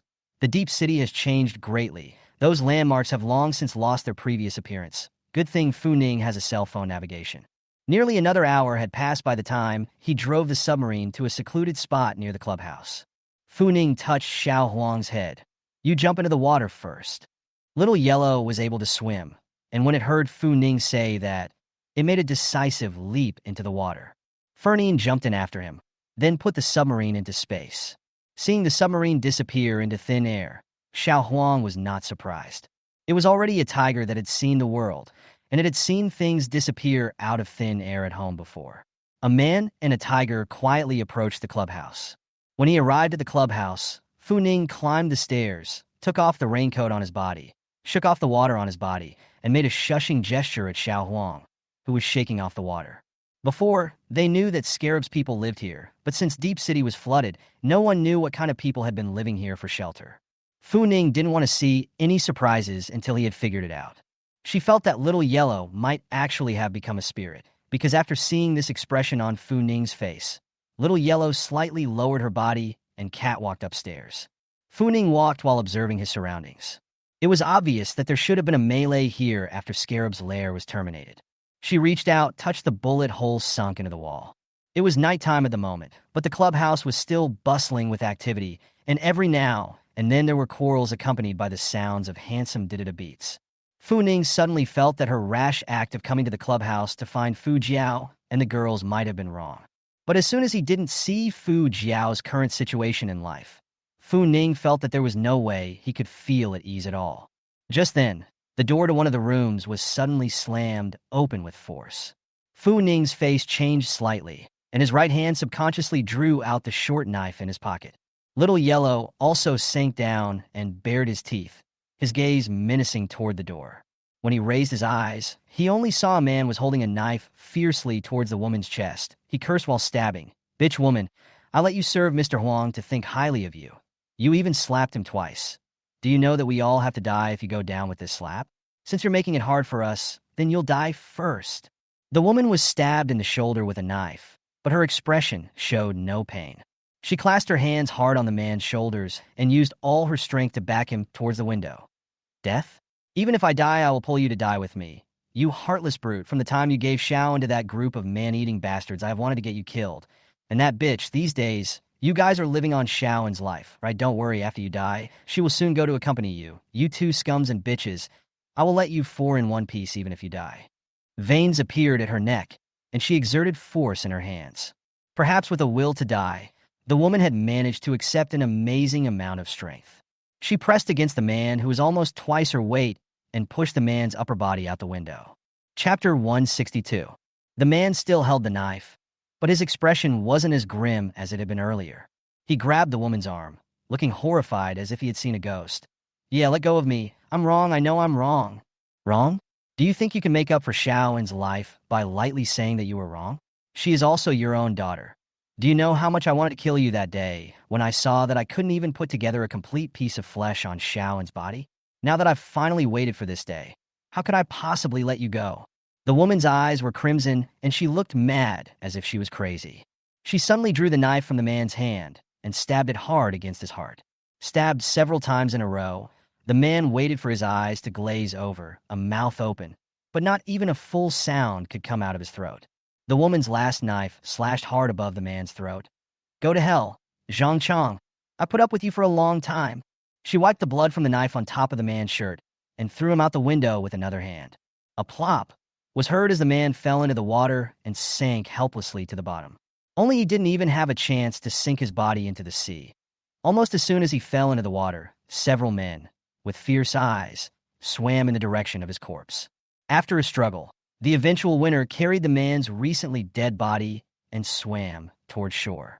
Fu Ning couldn't help but be a little surprised as he witnessed them fighting over the corpse. She hadn't realized that the fight for food outside had reached such a level that when those people fought over the body just now, they were running to the level of trying to get each other killed. After withdrawing her gaze, Fu Ning took another look at the woman from earlier. The woman's face was covered in blood, but her expression was cold and close to numb. The corners of her lips surprisingly curved upwards into a relieved smile after she had silently watched the man's body being fought over. Another woman came over. She stood 2 meters away from the woman and looked at the woman with a scared face. "Are you crazy? He was your husband. You even killed him and threw his body down. Aren't you afraid that those people will come after you? You're a woman. How can you fight those people?" As early as after seeing my daughter's body again, I was fantasizing about this scene. Zhang Chang, he deserved to die. At the moment he sent my Xiaoen away to save his life, he deserved to die. Xiaoen, she is only 5 years old. What did she do wrong? What gives Zhang Chang the right to do this? He dared to do this. He deserves to die. The woman had just killed someone, and her expression was still agitated. As she said this, her shoulders were shaking, and blood began to seep from the injured spot on her shoulder again. The other woman who advised her sensed that the woman's mood was very off and didn't dare to advise her any further. She hesitated for a while before asking softly, "What about the woman surnamed Fu?" Yeah. Xiaoen has already passed away, but I think even if Xiaoen passed away, she would still want you to live well. Little and is so afraid of the dark. She should miss me." The woman looked grim, her eyes gray, and without any semblance of blood. The other woman couldn't help but frown when she heard her say that. "I heard that woman has a background. If you make a move on her, I'm afraid that the people behind that woman won't let you go." "Don't worry. Even if I do something to her, it won't involve you guys," Yusen assured. Yu laughed coldly, hearing the woman's subtext. Wasn't she just worried that if something happened to her, those men from Fujiao might come after her? Yia also does not know whether Fujiao has that much energy or not, but she is confident Summer, and where does she still care about what others think? Chapter 163. Fu Ning stood aside to eat melon. Did not expect to eating this melon really eat to themselves. She was still looking around for Fujiao's landing spot, but she didn't expect to get it all. According to this woman named Yi, Fu Jiao not only knew them, but was also the one who destroyed her family. Fu Ning didn't know if she was too lucky to hear such powerful news about Fu Jiao as soon as she arrived. Those two women were still muttering something, only to see that the woman who came behind to persuade the fight had a somewhat embarrassed expression, as if she had been poked and prodded in her mind. She wrinkled her eyebrows and said something in a somewhat irritated manner. But no matter what she said, Yi couldn't listen. She gripped the bloodied knife, her look gloomy and maniacal. I will definitely get that woman killed. It's useless for anyone to persuade me. As long as I live for a day, she won't want to have a good life. Yi slowly raised her head, her gaze grim and indifferent as she looked at the woman in front of her.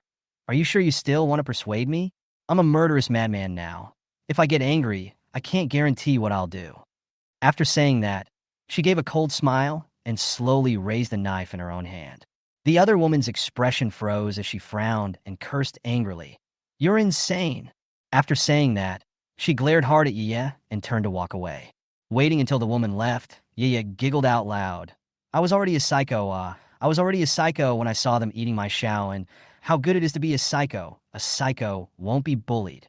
It was only after she finished that she noticed Fu Ning standing next to her. Fu Ning was tall, with a shaved-inch head, now wearing a loose casual dress. At first glance, she looked no different from a skinny schoolboy. You clearly recognized Fu Ning as a man. Her eyes went cold, and she gripped the knife in her hand. Have you seen enough? Fu Ning still wanted to use her to find Fu Jiao. At this time, she didn't dare to offend this woman. She touched the tip of her nose, a little embarrassed. Don't worry, it's so dark I didn't see anything. In the darkness of the night, a pair of eyes, still glowing with an eerie green light. Xiao Huang also licked his lips with a face of heart. Since the surname Fu didn't see anything, it's good that it didn't see anything either. The wariness on Yi's face faded a few moments as she wrinkled her nose slightly. A woman?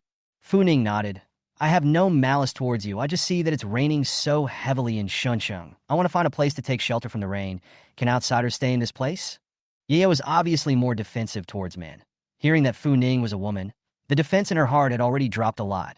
And now that she heard that Fu Ning just wanted to come here to rest her feet for a while, her expression loosened up a bit. Yes, but you have to hand over 100 pounds of rice or 100 pounds of flour to Huang Xiancheng. He is the building manager of our building. As long as he agrees for you to live in, no one else will dare to kick you out.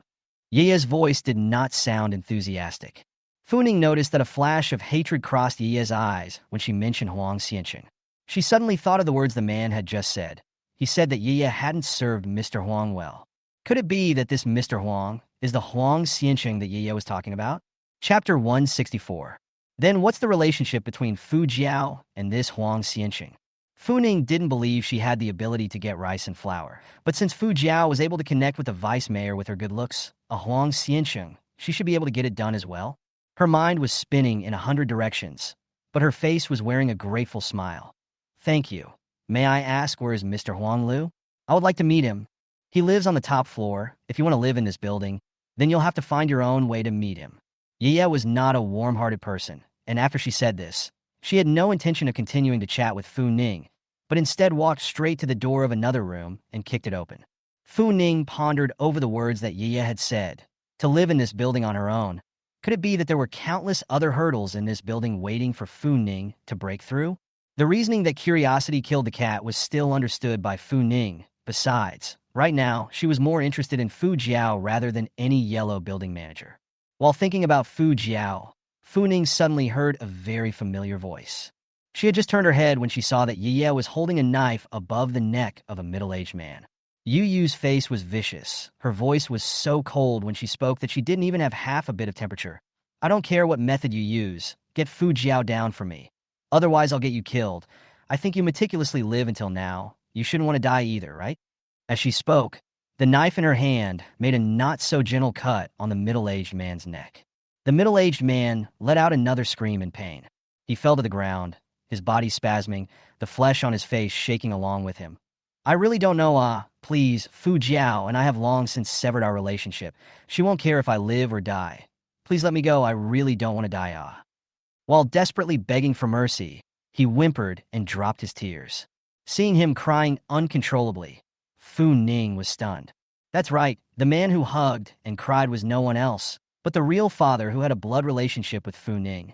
For so many years, no matter what time, Fu Rongchang in front of Fu Ning is high and commanding. Even if he asked for money from her hands to gamble, Fu Ning has never seen him so humble side. Fu Ning thought that Fu Rongchang would always be so proud to go on. Did not expect that in the face of life and death, he would also cry and would also kneel down and humbly beg for forgiveness. Ye hated Fu Jiao to die right now. She couldn't kill Fu Jiao right now, and she didn't feel half as good about Fu Rongchang likewise.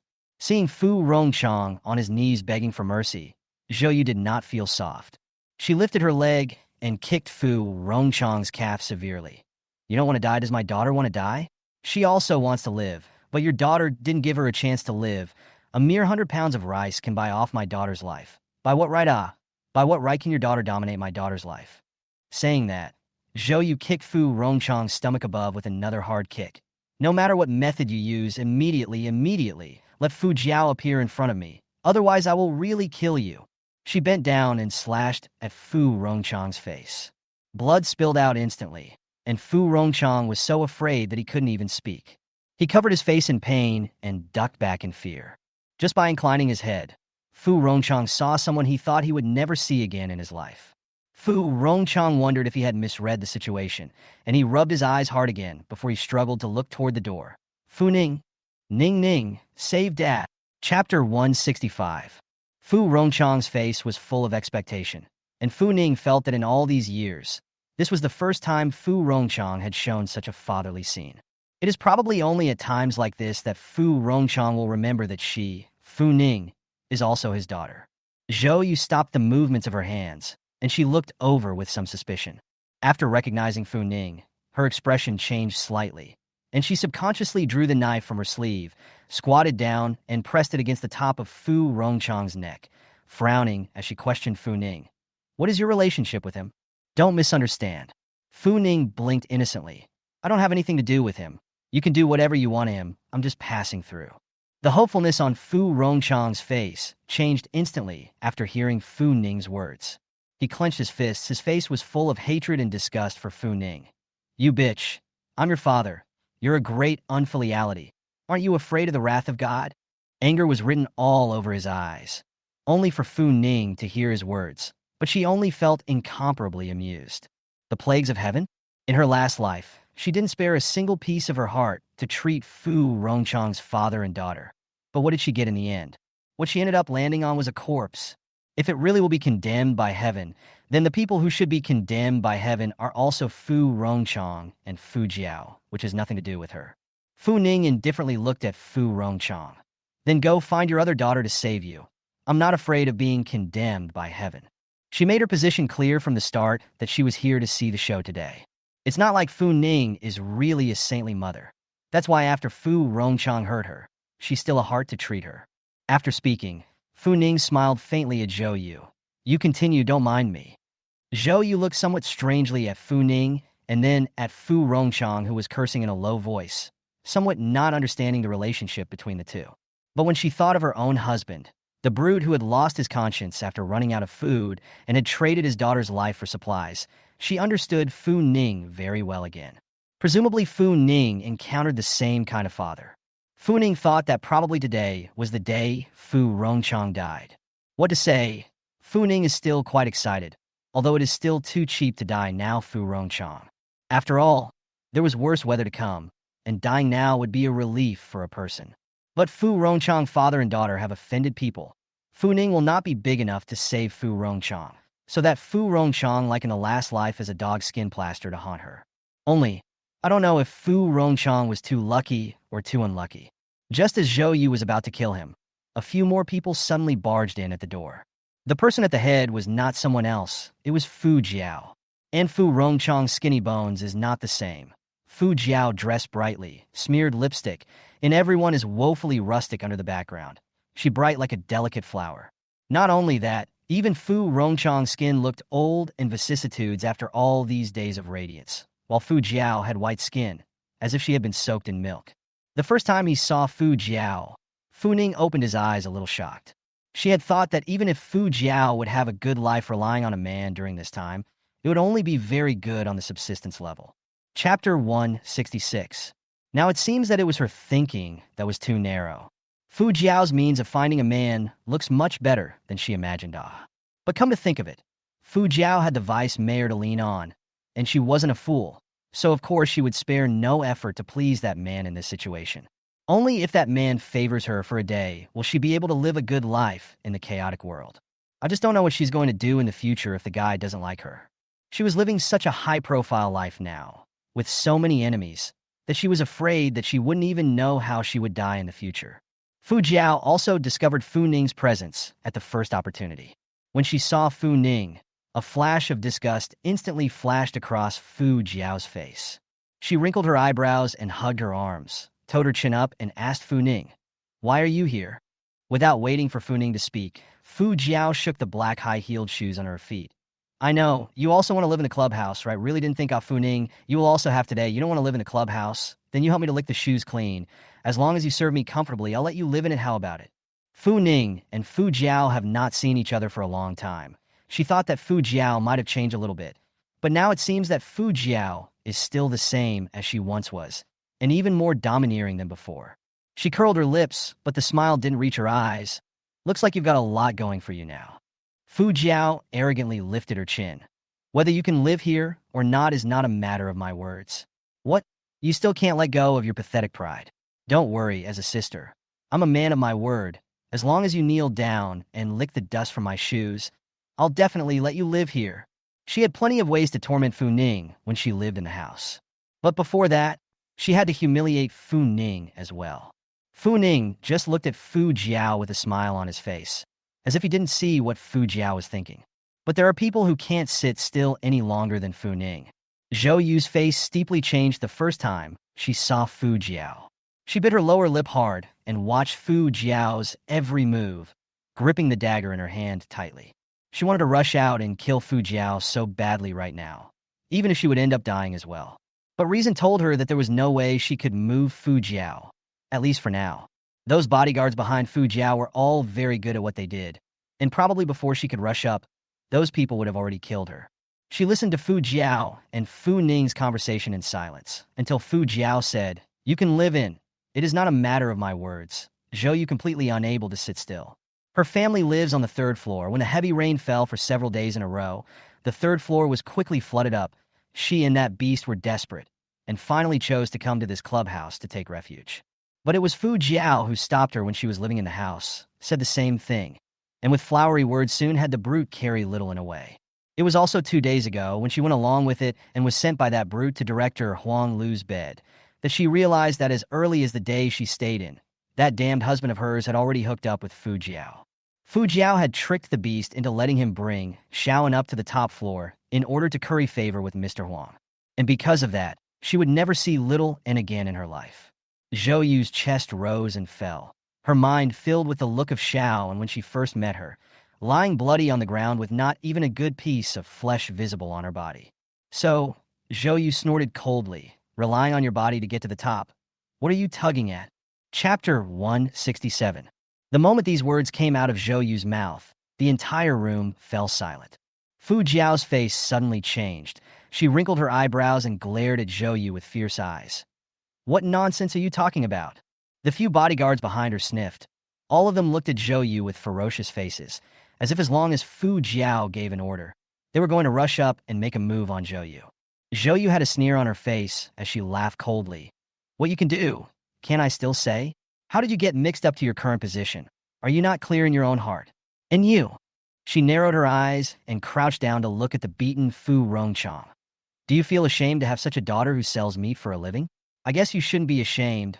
Otherwise, you wouldn't be bullying people based on her current power." While saying that, she also stepped on Fu Rongchang's face, hating the gesture of crushing his face into the dirt. Seconds. Fu Ning, who was on the side, listened to Zhou Yu dislike Fu Rongchang with a few words, and her heart was refreshed. In the past, Fu Rongchang was a person who wanted to save face the most, although he could have the present glory, also all rely on eating soft rice to get to the top. But he, a man who eats soft rice, is the most jealous of someone saying that he eats soft rice. She was eager to hear Zhou Yu say a few more words, but Fu Jiao's gloomy face clearly indicated that she had now reached a level of anger. Fu Jiao bumped Fu Ning's shoulder and stepped forward, yanking Zhou Yu's hair to pull her up from the ground, raising her hand to slap her in the face. "Are you sick? Who allowed you to speak to me in this tone?"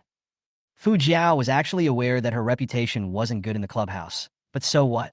In a society like ours nowadays, being able to eat and have a safe place to live is something that many people can only dream of. What's fame compared to that? She said as she twisted her head to see how Fu Rongchang was doing. She wore a look of concern, but her eyes were cold. Fu Jiao also can't look at this obsequious but extremely facetious father from the time of the natural disaster until now. Fu Rongchang is relying on her to survive until now. He was a drag, so if he died, but Fu Jiao couldn't guarantee that these people would not think that it was too easy to kill Fu Rongchang, and thus put the idea on her head.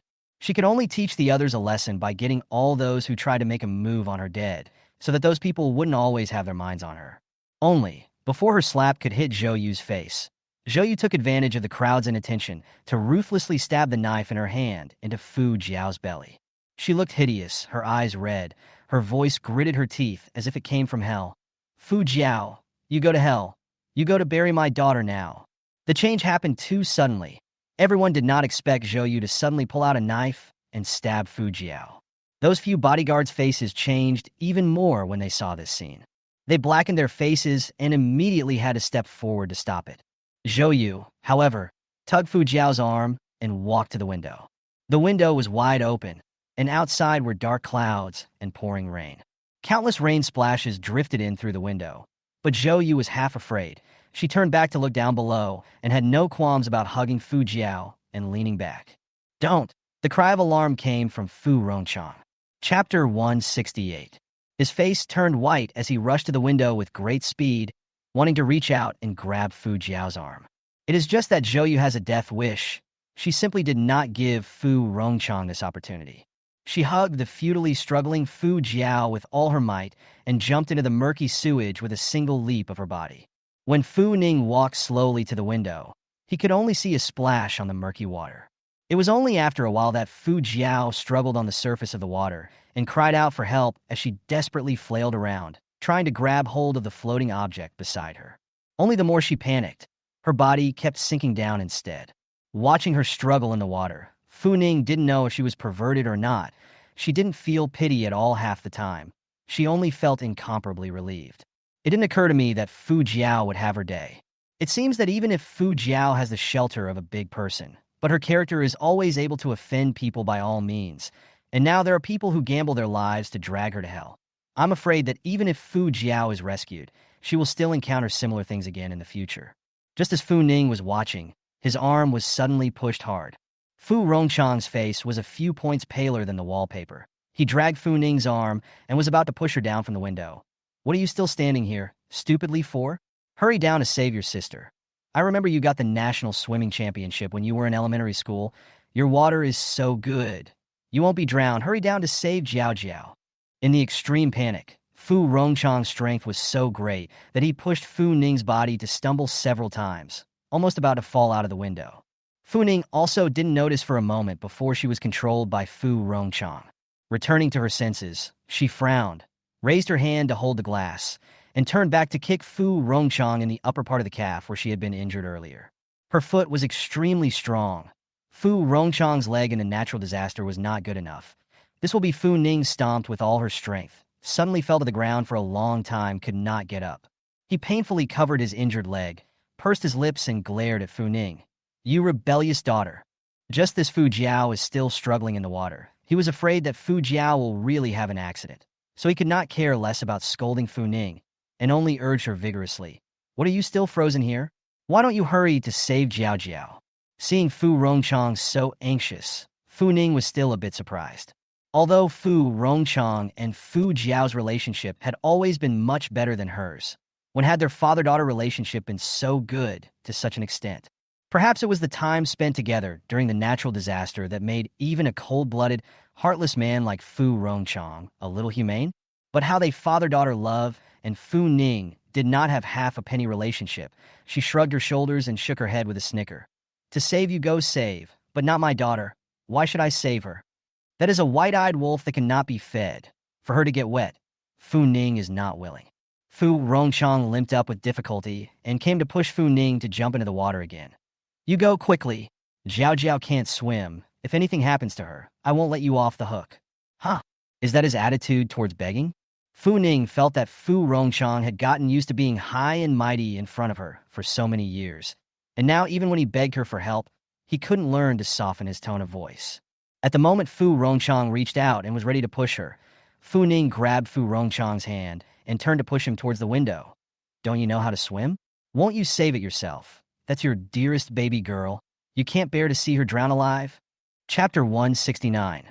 After saying these words, Fu Ning did not hesitate to push open the window, lifting Fu Rongchang's clothes and throwing him out of the window. After throwing Fu Rongchang, Fu Ning stayed there and watched for 2 minutes. It's just a shame that Fu Jiao didn't die.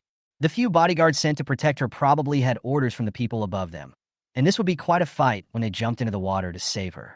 They swam quickly to Fu Jiao, who was still struggling in the water, and lifted her arm to drag her toward the shore. After dragging Fu Jiao to the shore, 2 more men darted and swam to Fu Rongchang, dragging him up from the water as well. It seems to be a real scourge. Fu Ning felt that he hadn't lost any money by coming here today. At least she knew where Fu Jiao was now, and Fu Jiao was obviously protected by a big shot. I just don't know what Fu Jiao will be like then when that big shot behind her falls. I have to say, she was kind of looking forward to it. After the hustle and bustle was over, there was no need for Fu Ning to stay here. She patted the head of Yellow, who had been lying in the corner without making a sound. Yellow, let's go. Only then did little Yellow pick at his paws and wail, following Fu Ning down the stairs. Fu Ning wore Xiao Huang and didn't go out from the main door, but walked towards the side door and swam out of the clubhouse from the side door. A man and a tiger come and go mysteriously. All the attention of the people living in the clubhouse is on Fu Jiao and Fu Rongchang, and they didn't even notice that Fu Ning had already left quietly with Xiao Huang. Only after coming to a place where no one was around did Fu Ning take an inflatable out of space and prepare to go back to Huatianyuan. But just 3 blocks away in the inflatable, Yellow suddenly screamed twice in excitement. It leapt forward to jump out of the car, and every now and then it glanced anxiously toward Fu Ning. Seeing Xiao Huang's somewhat abnormal appearance, Fu Ning was a bit strange. She slowed the car down a few points and touched Xiao Huang's head. What's wrong? Little Yellow couldn't say anything. It could only hold Fu Ning's clothes in its mouth, signaling Fu Ning to look in one direction. It gestured for a while before Fu Ning understood what it meant. She turned her head in the direction Xiao Huang pointed and saw a very familiar figure in front of a building. The night was so dark that it was hard for her naked eyes to see who the man really was. No one noticed this side anyway. Fu Ning simply pulled out his night vision goggles and put them on. Now she finally got a good look at the man in front of her. What a coincidence that I've only met Zhou Yuqi not long ago. After carefully looking at it, he realized that Zhou Yuqi was not the only one there. Beside him, there was also a long-haired girl wearing a black casual dress. The girl had a high pile of supplies in front of her. She was lazily sitting next to the pile of supplies, holding a bag of potato chips and leisurely nibbling on it. And her calves were also easily and idly swaying. If it wasn't for the torrential rain still falling, Fu Ning would have wondered if the natural disaster was over. Not a moment later, Zhou Yuqi came out of the water again. Carrying a bag of dog food in his hand, he swam panting to the girl and placed the bag of dog food beside her. Chapter 170. When that long-haired girl saw the bag of dog food, she immediately revealed a look of disgust. Why did you take dog food? It's hard to believe that you're going to give me dog food. Under special circumstances, dog food can also be used for temporary emergencies, and this bag of dog food is sealed, so we can eat it. Zhou Yuqi walked to the shore, placed the bag of dog food on top of the supplies piled as high as a small mountain, wiped the water stains on his head, and gasped deeply. The girl blushed even harder.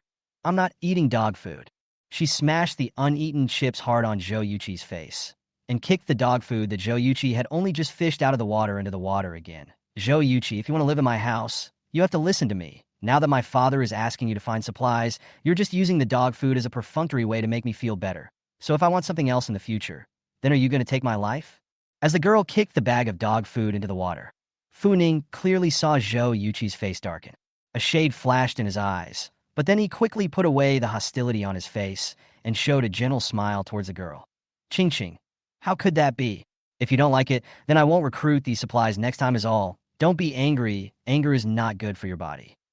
He wiped the chip crumbs off his face and smiled curtly. That girl with a displeased face was then persuaded by Zhou Yuqi. She raised her chin a little condescendingly and grunted. That's more like it.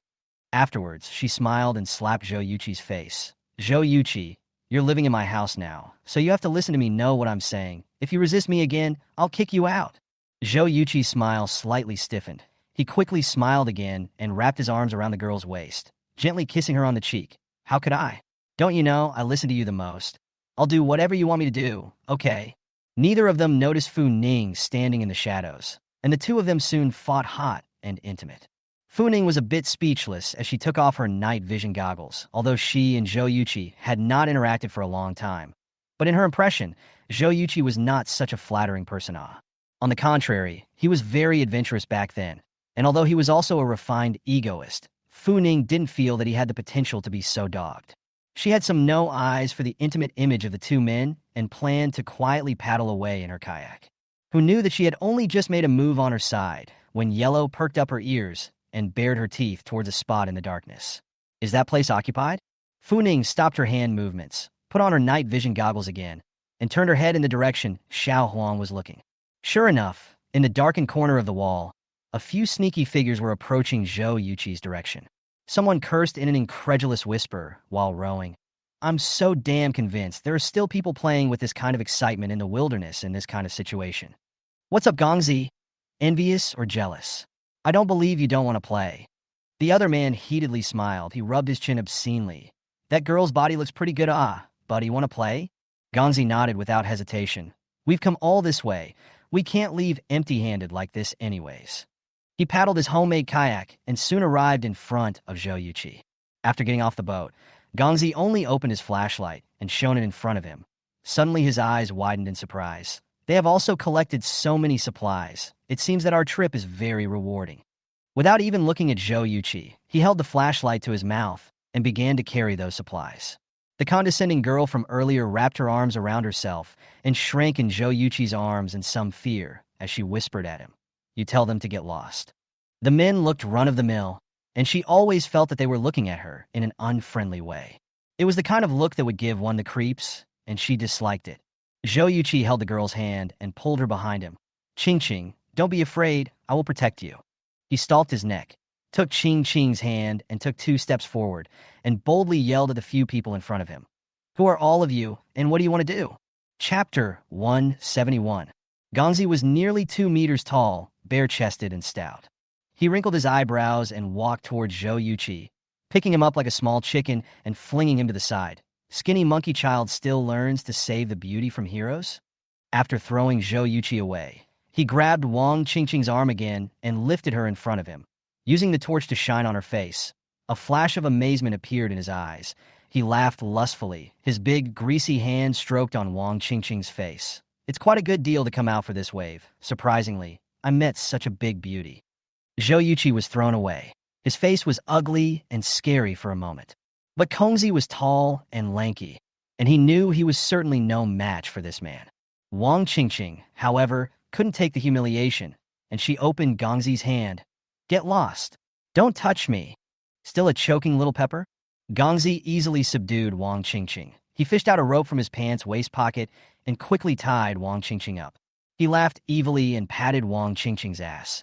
Beauty, you can enjoy your life following us, at least much more than following this skinny monkey. After saying that, he directly threw Wang Qingqing on top of their homemade boat. Wang Qingqing was so frightened that she screamed. She angrily twisted her head to look at Zhou Yuqi, who was cowering in the corner and didn't dare to move. Coward, you're just going to stand by and watch me being bullied and spoiled? She also felt before that Zhou Yuqi had a kind of winching temperament that she liked very much, and that Zhou Yuqi was handsome, and that type of look was just right for her. But now that she was being bullied so much, Zhou Yuqi didn't even say a word, which made Wang Qingqing feel disgusted with Zhou Yuqi. She stared deathly at Zhou Yuqi, who was standing in the corner trying to treat himself as invisible, and cursed in a stern and angry voice. Zhou Yuqi was scolded for half a day, but in the end, he silently lowered his head, not daring to say anything. Gongzi duly pinched Wang Qingqing's face as he advised with a smile. Beauty, what's there to be angry about with such a coward? Follow your brothers, and your brother will let you enjoy your happiness. The disgust on Wang Qingqing's face couldn't be concealed. She struggled to break away from Gongzi's embrace. Get out of here, you guys. Do you know what my father is? You dare to treat me like this. Aren't you guys afraid that my father will retaliate against you? Gundam raised an eyebrow with a very teasing smile. So tell us who your father is. We'd like to know who our future old man is too. Wouldn't you, Keiko? The other man named Keiko also laughed. Wang Qingqing had a million regrets in her heart. She shouldn't have followed Zhou Yuqi out today. She also thought it was refreshing to look for supplies, so she followed Zhou Yuqi on such a trip behind her bodyguard's back. If she knew she would encounter such a thing, she would not have left the house even if she had killed herself. Wang Qingqing glared fiercely at Gongzi. My father is Wang Chengsheng, the chairman of Tying Group. If you dare to touch me, I guarantee you'll all die a horrible death. Yo, so you're still a young lady? No wonder your skin is so tender. It's really pleasing to my brother.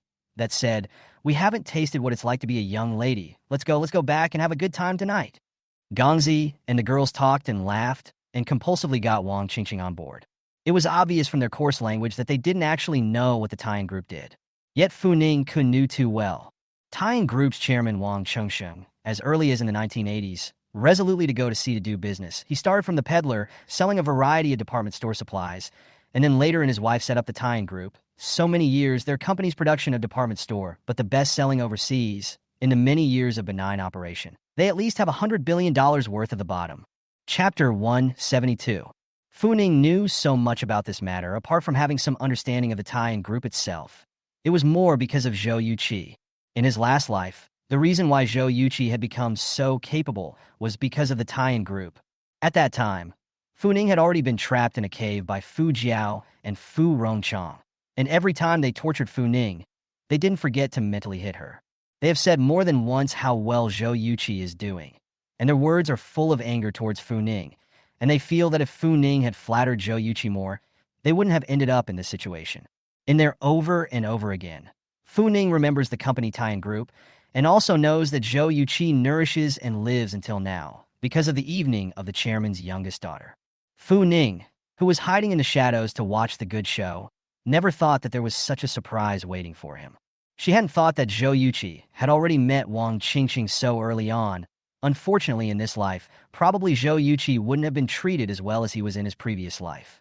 Fu Ning vaguely remembers that in his last life, Zhou Yuqi took down Wang Qingqing only by heroically saving her. It seems that with her little reborn butterfly flapping her wings, many things are not quite the same as in his last life. She pursed her lips and decided to take matters into her own hands. As long as she could ruin Zhou Yuqi's good fortune, Fu Ning was willing to heroically save the day. Not to mention that Wang Qingqing and her family were so rich, at least in her last life. Before she died, Wang Qingqing's family was still living a good life. In this life, perhaps she could still find a way to get some supplies out of Wang Qingqing's house that no ordinary person could get. This thing made Fu Ning feel beautiful even thinking about it. The good fortune of being able to intercept Zhou Yuqi, even halfway home. Fu Ning couldn't help but laugh out loud just thinking about it. Xiao Huang was dumbfounded as she watched Fu Ning cower in the corner, covering her face with a smug smile, blinking her eyes somewhat strangely. What's wrong with Mr. Fu? Against Xiao Huang's inexplicable eyes, Fu Ning coughed lightly. She rubbed Xiao Huang's fur. Xiao Huang, our chance to get rich is coming. Let's go do a big job. Over there. After Gongzi and the girls threw Wang Qingqing onto the boat, they quickly put the things Zhou Yuqi had painstakingly fished out from inside the water into the boat. Several of the boats were piled high, and the women's brows stretched in delight. There's enough of this to last us a long time. If only this kind of good opportunity can come a few more times. We also got a big beauty for nothing. Tonight there will be a couple of brothers to have a good time. Gongzi laughed out loud, and he spat a mouthful of phlegm at Zhou Yuqi, who was hiding in the corner and didn't dare to say anything. After knowing that these few people would not let themselves go, Wang Qingqing also gave up struggling. She looked at Zhou Yuqi indifferently with her red eyes. You're such a coward. I feel sick of liking someone like you. It's not like that. Zhou Yuqi explained in a reluctant whisper. Qingqing, I can't fight them. The men were all big and strong, none of whom he could beat. He's just trying to stay alive. What's wrong with him? Chapter 173. Wang Qingqing felt aggrieved and yelled at him for being a loser. Zhou Yuqi still feels aggrieved when he thinks about it. This answer of his was obviously not satisfactory to Wang Qingqing. She was still scolding him angrily. Bitch, if anything happens to me, I will hate you for the rest of my life, as well as my father. He definitely won't spare you easily either. You wait for me. Zhou Yuqi stood stealthily in the shadows, listening to Wang Qingqing's arrogant and furious curses, but his expression did not change half a bit. In his opinion, Wang Qingqing's threat had absolutely no semblance of weight. It's no longer a law and order society. It's not that easy to find someone. Besides, it's not like he's telling a lie. He was tall but not strong, and was no match for these men at all. No matter how Wang Qingqing scolded, Zhou Yuqi was unmoved. On the contrary, it was Gongzi, seeing Wang Qingqing hissing and questioning loudly. He couldn't help but gently pat her on the shoulder. Beauty, what's there to be angry about with such a man? You follow your brothers. Your brother won't let you suffer. Don't be angry, it's not good to be angry. He narrowed his eyes and smiled cheerfully. Nowadays, in society, whoever has a hard fist has the power to speak. A good-looking weak girl like Wang Qingqing was born to be bullied by them. Wang Qingqing was also spoiled since she was a child. This would be against Gongzi's disgusting face. She couldn't help but raise her foot and kick him hard in the small of his back. Dog, don't touch me. Although Gongzi was greedy for beauty, he was always on the lookout for Wang Qingqing's movements. Wang Qingqing kicked him with that kick, which was intercepted with precision by Gongzi. He grabbed Wang Qingqing's ankle, and this time his expression changed a bit. These days he was living a life of calling the shots in Deep City, and the people were begging him in order to stay alive, which made being the bottom of society for more than 30 years had long drifted out of bounds. Just now, he also looked at Wang Qingqing. Looks a little bit of beauty will be patient to coax her. Who knows Wang Qingqing is half, did not miss as good. Since this was the case, there was no need for him to have a good face towards Wang Qingqing. He immediately threw a slap hard on Wang Qingqing's face, eyebrows raised, coldly scolding her. What kind of a thing are you? You're the one who's a piece of shit when your brother favors you. Do you really think you're some kind of golden lady? Wang Qingqing had lived under the protection of her family from the natural disaster until now. And as a rich family, there was no problem at all in trying to get some hot weapons to protect her safety. As a long-sized princess who was pampered, Wang Qingqing was half unaware of the earth-shattering changes that had taken place in the current era. It wasn't until Gongzi threw down a slap that Wang Qingqing finally felt fear and regret. She was slapped to the ground and couldn't help but whimper and cry out. Fu Ning hid in the shadows, and when she heard Gongzi's loud slap, she felt pain for Wang Qingqing. I think this little princess who was raised with pride was slapped for the first time in her life. She couldn't help but look at Zhou Yuqi again, who was still standing close to the base of the wall, his hands clenched in a fist, his expression stoic and gloomy. Shaking his eyes, Zhou Yuqi's expression was kinda scary. However, Fu Ning felt that Zhou Yuqi wasn't heartbroken that Wang Qingqing had been slapped. He was probably even more heartbroken that the supplies he had just worked so hard to fish out of the water had just been taken away by Gongzi and the girls. Fu Ning quickly withdrew her line of sight, no longer looking at Zhou Yuqi. I don't know if Zhou Yuqi can still live as well as he did in his last life without Wang Qingqing's variables in this life. Chapter 174. And now, she's going to play the role of Zhou Yuqi. When Gongzi and the girls paddled their kayaks out of the street, Fu Ning slowly paddled to follow them. The danger factor is greater in the dead of night, and those who would choose to be out at this time of day are still in the minority. At least on this journey, Fu Ning hadn't seen many people.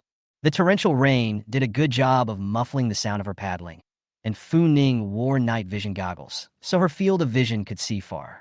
So even if the distance between her and the Gundam girls wasn't that close, she didn't have to worry about the Gundam girls being lost.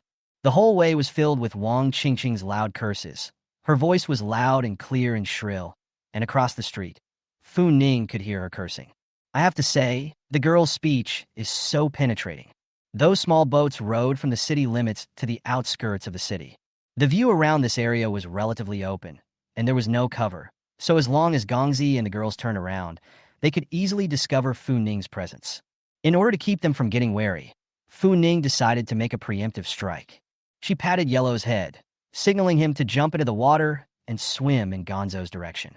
For himself, he fished out a sharpened tanged sword from his space. That tang sword had a 1.5 meter long blade, making it wasn't exactly easy, while Songyi had taught her some easier and more labor-saving methods. Fu Ning wielded this tang sword without any pressure nowadays. Gongzi's side hadn't noticed Fu Ning's presence yet. They were still excited about today's bounty. Just as they were discussing heatedly, Fu Ning paddled over silently. That's when someone finally heard a little movement and turned their head. Seeing a boat approaching at speed, the man froze and subconsciously shouted, "Someone!" Upon hearing his voice full of panic, the Gongzi few people then turned their heads to look over. Seeing Fu Ning rushing over in his boat, Gongzi's face changed slightly. He picked up the watermelon knife on the cabin and stopped Fu Ning in a cold voice. "Stop! Go any further! I'll be impolite." Fu Ning held the tang blade in his hand, raised his eyes to Gongzi, and made a roguish appearance. "You guys have so many supplies, share some with me. Give me the supplies, and I won't move forward." It wasn't until Fu Ning spoke out that those people recognized that Fu Ning was a woman. For a moment, the wariness on the faces of the Gundam girls dropped. A man with a body as short and fat as a fat winter melon even couldn't help but laugh. "Gongzi, what nonsense are you listening to this woman talking about?" Surprisingly, there are still people who want to grab supplies from us. Gongzi was equally happy. Earlier he saw this person was so reckless. He thought it was a very powerful man, but he didn't expect it to be a woman. It seems that this woman is just starving and confused to think of grabbing something to eat from their hands. Well, he is not unable to share Fu Ning eat some, but it depends on Fu Ning's performance only. He pulled out a flashlight and waved it in Fu Ning's face. When he saw Fu Ning's face clearly, Gongzi couldn't help but smile. How could his luck be so good tonight? In just less than 2 hours' time, there were 2 beautiful women delivered to his door. Oh, this is really? Thank you for the gift of nature. Chapter 175. Fu Ning, who had returned from the post-apocalyptic world, could easily tell from their eyes what was really going on in their hearts. During the extreme heat, everyone still held the idea that the weather would get better, plus the extreme heat was only 2 months or so away, and those who had food left over at home didn't panic and didn't think about going out to gather supplies at that time. What shattered their fantasies was the endless rainstorm that turned the seaside city of Deep City into a city on water. After several days of heavy rain, the shorter ground in Deep City had been flooded up to the 7th or 8th floor. It was at this time that the crowd realized they wanted to go out and get supplies, but by this time it was too late. So much food was soaked under the water, several stories high, that it was daunting to many. To make matters worse, so many supermarkets and shopping malls are open on the first floor or the negative floor, and you can only stare at them unless you have professional diving equipment. People also only do extreme things when they are extreme. For example, man-eating man. Those who have no bottom line will not try to collect supplies from various places when they are starving, but will choose the easiest and quickest way. With so many subhealthy 2-legged sheep around, killing just any one of them would be enough to eat with an open belly for half a month. In his last life, Fu Ning hadn't been treated like prey by them, so as soon as Fu Ning took one look at their expressions, he could guess what they were up to.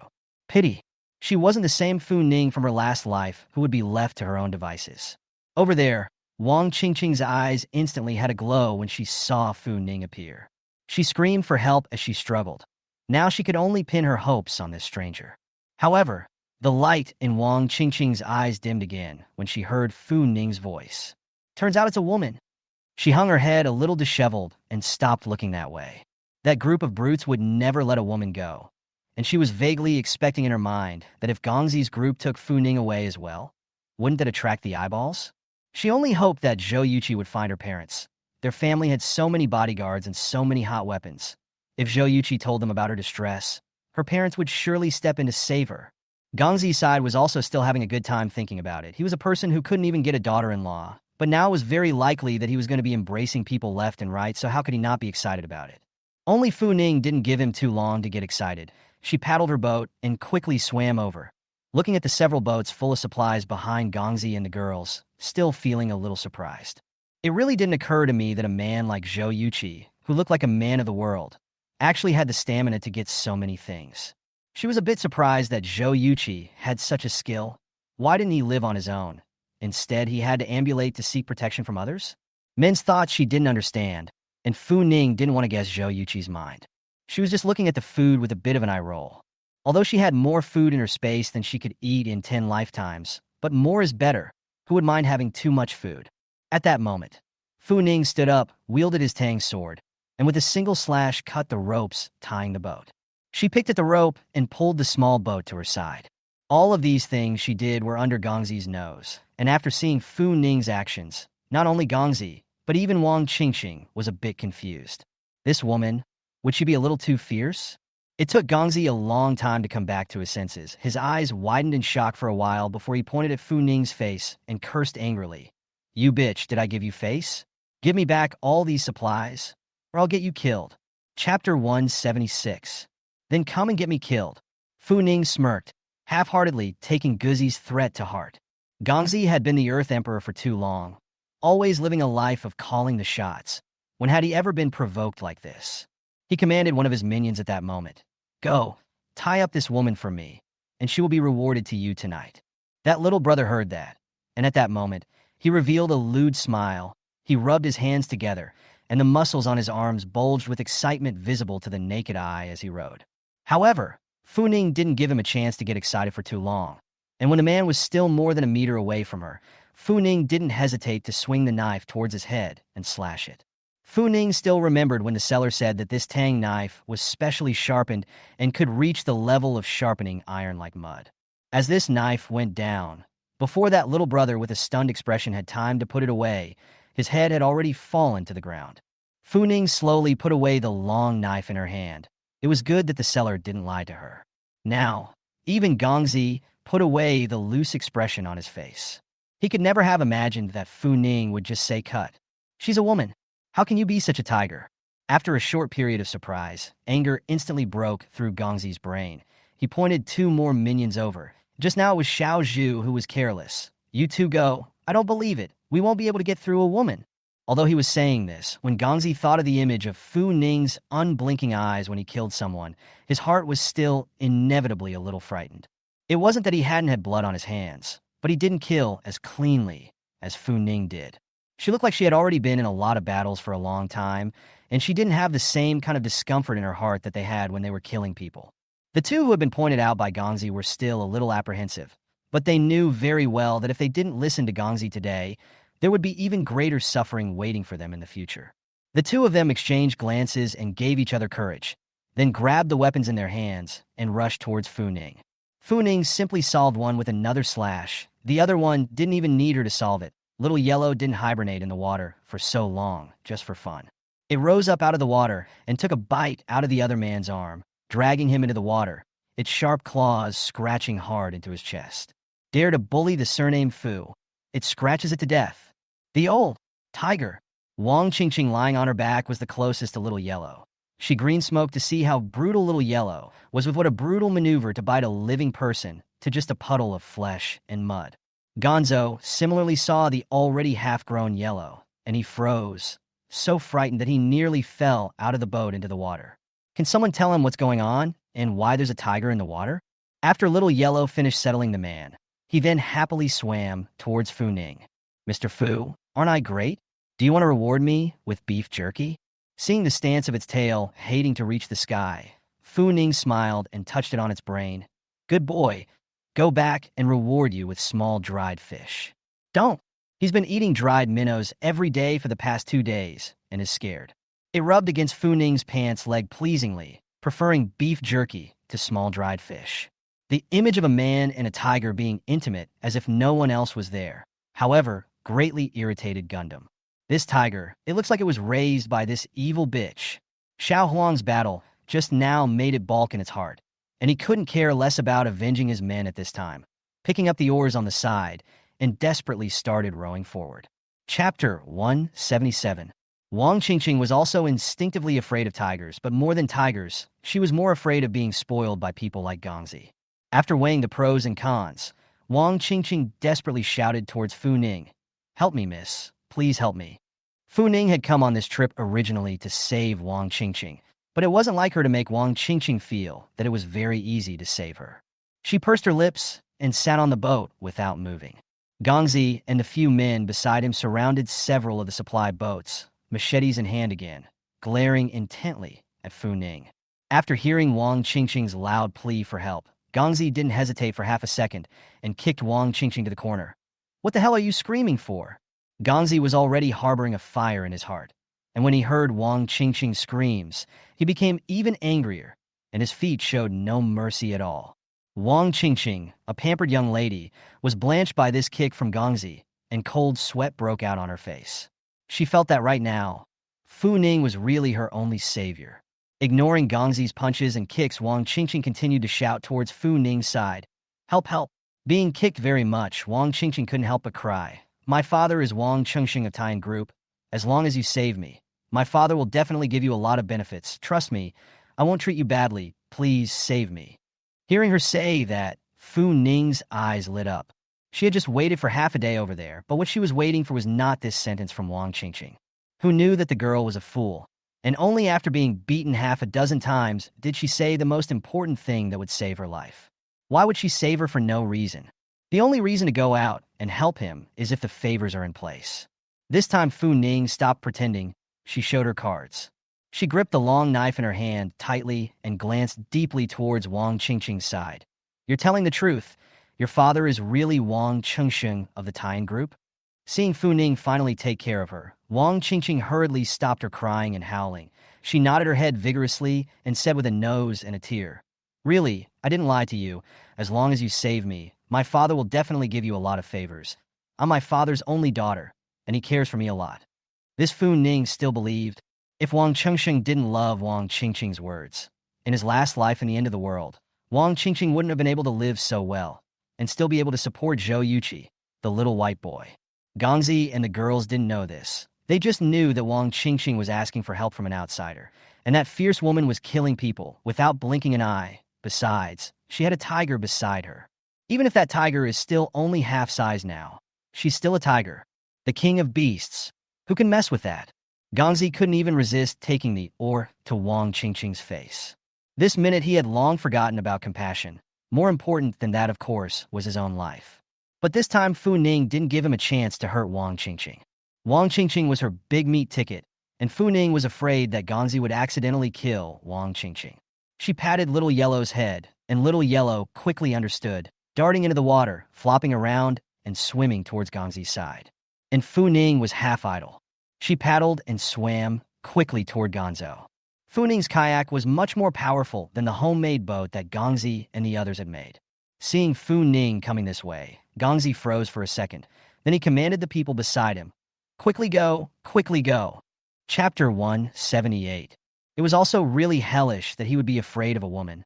But this woman's face is fierce, and she kills when she says she will. So who wouldn't be afraid? Animal instincts made Gongzi feel that Fu Ning was not someone he could afford to mess with. It was just that Fu Ning had already acquiesced to the fact that he had an employment relationship with Wang Qingqing, and at this moment she had to save Wang Qingqing. Yellow hit the head as it swam over and overturned one of the man's boat with one hand, followed by a bite on the man's neck stalk. The man couldn't even scream for help before he was bitten alive by the Little Yellow. Yellow's raw movements startled everyone. Or Gongzi was the first to react. He yanked the arm of the man beside him fiercely and yelled at him, Are you fucking stupid? Run! It was just that before that person had time to have a reaction, he was disposed of with a single slash by Fu Ning, who then caught up with him. Xiao Huang's fighting skills were close to perfect under Song Ye's training. After biting one to death, he dragged him into the water and threw him away, biting another by the neck and quickly yanking him into the water. In just the blink of an eye, Little Yellow had already taken care of two people. One man and one tiger easily killed the barrier, and the only ones left at the moment were Gongzi and Wang Qingqing. Looking at the goddess of fury like Fu Ning, Gongzi's legs were shaking a little. He is not a capable person in the beginning, but also just with his own tendon meat and brute force to fight around to follow a group of minions. It could be said that once upon a time, Gongzi wouldn't be able to please people, and now Gongzi didn't have to please people. And now that he was facing Fu Ning, he wanted to say a few words to beg for forgiveness. But his brain felt as if it was jammed, and he couldn't say a single word. All he could do was sit there frozen, his face white and his arms trembling. It wasn't until Fu Ning swung his tang sword at him that Gongzi instinctively raised the machete in his hand and swung it. He wasn't going to sit around and wait for death. In the end times, he had worked so hard to survive until now. If others knew that he was hacked to death by a woman, how humiliating it would be. But Gongzi was all brute strength. Where could he stand up to Fu Ning's skills that had been trained for more than 20 years? Fu Ning's two knives passed, and Gongzi was out of moves. Seeing his limp, drooping head fall into the water, Fu Ning put down his Tang sword and dragged Wang Qingqing over the top of that small boat. Wang Qingqing's face was covered in wretched tears, and she was shaking unceasingly. Everything that happened today seemed like a dream to her. Fu Ning's hand rose up and cut the rope tied to Wang Qingqing's arm. She didn't go to put the rest of the items into her bag first, but instead checked up on the injuries on Wang Qingqing's body. After making sure that Wang Qingqing was not in any serious trouble, Fu Ning raised his eyebrows and pulled all of those layers of supplies in front of Wang Qingqing, tying them one by one to his ship. She did have a lot of supplies now, but just now he was using the excuse of looking for supplies, and now if he didn't take all of those things away, he would inevitably be suspected. After Wang Qingqing's hands were liberated, she couldn't care about anything and jumped into Fu Ning's arms and whimpered. Fu Ning had a cold personality, and when she was held in Wang Qingqing's arms, she only felt uncomfortable. But Wang Qingqing didn't see Fu Ning's pursed lips and helpless eyes, still venting her emotions to herself. Fu Ning was hugged by her for almost 3 minutes before he finally couldn't help but push her away. She wanted to say, "Sister, we're not that well acquainted, so be reserved." Chapter 179. Wang Qingqing's face was full of gratitude. She wiped a handful of reddened eyes, watched Fu Ning's efforts to tie those supplies to the submarine, and lifted her hand to press it on top of Fu Ning's arm. Her movement made Fu Ning freeze. Fu Ning frowned slightly, looking at Wang Qingqing in some confusion. Wang Qingqing half realized whether or not she had offended Fu Ning by doing so. She licked her lips and whispered, "Miss Sister, you don't want any of these things. My family is very rich, and there are endless supplies, so I can give you lots and lots of supplies when I get home." All this, meeting Wang Qingqing's simple and innocent eyes, Fu Ning only felt speechless to the extreme. This girl is too stupid and sweet, isn't she? You can make a big deal out of having a lot of supplies at home. It's no wonder that in his last life he was tricked by someone like Zhou Yuqi. If it was normal, Fu Ning would only think that someone like Wang Qingqing was simple and beautiful. But now, Wang Qingqiong's existence was like an untimely bomb. No one knew when she would be detonated. Besides, if she was to receive these supplies, she would likewise not be unwilling to take the benefits from Wang Qingqing's family. Fu Ning continued the movements of his hands, asking Wang Qingqing as if he had no intention of doing so, "Then what supplies do you have at your home?"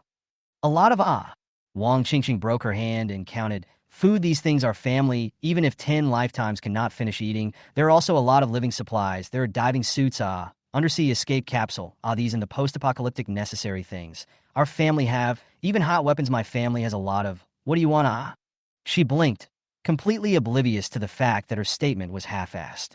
To be honest, Fu Ning had all of these things she mentioned, but there were some things that Fu Ning didn't have the means to find a bright excuse to take out and use. If he could borrow Wang Qingqing's handiwork to take the supplies into space and use them openly, this would be a great deal for Fu Ning. She was pondering there. Wang Qingqing thought it was Fu Ning who had picked her eyes, and she even came with a very understanding. "It's fine. Take your time to think about it. Talk to me about whatever comes to mind and I'll satisfy you." She was in high spirits by now, and except for the marks on her face, which were still woefully unrecognizable, she half looked as desperate as she had earlier. Fu Ning raised his hand and pinched his temples. "Where does your family live? I'll send you back first. As for the supplies, wait for me to talk to you later." Fu Ning was not worried at all that Wang Qingqing was painting her a big cake to trick her, because in her last life, Wang Qingqing was such a person. Her parents, on the other hand, are extremely spoiled for Wang Qingqing. Almost anything Wang Qingqing wants they can satisfy. Otherwise, Zhou Yuqi wouldn't have been able to live such a prosperous life in his last life. At a time like this, when food was in the shortest supply, Fu Ning felt that even if she offered to ask for a ton of grain, if Wang Qingqing agreed, then her parents would only endure the pain to fulfill her request. While rowing to Wang Qingqing's house, there were also many people on the road who saw Fu Ning and Wang Qingqing as only two people and wanted to beat them to the preparation of their supplies. Fu Ning didn't hesitate. His hand rose and fell with his sword, and with the silent cooperation of Xiao Huang, he quickly finished off those people. Wang Qingqing's family's villa at the top of Dragon's Nest Mountain. How far is her family trenched? Trenched to such a large piece of the mountain are her family's private planning base. It is no wonder that Wang Qingqing family food and clothing is not lack of. So big a mountain can get things, change who are bottom. Got the boat halfway up the hill and couldn't drive it up at all. Luckily, there were still people guarding the mountainside, and when someone saw Wang Qingqing sitting on the boat, They drove over to greet him from afar. They held up flashlights and respectfully greeted Wang Qingqing to a Hummer. Chapter 180.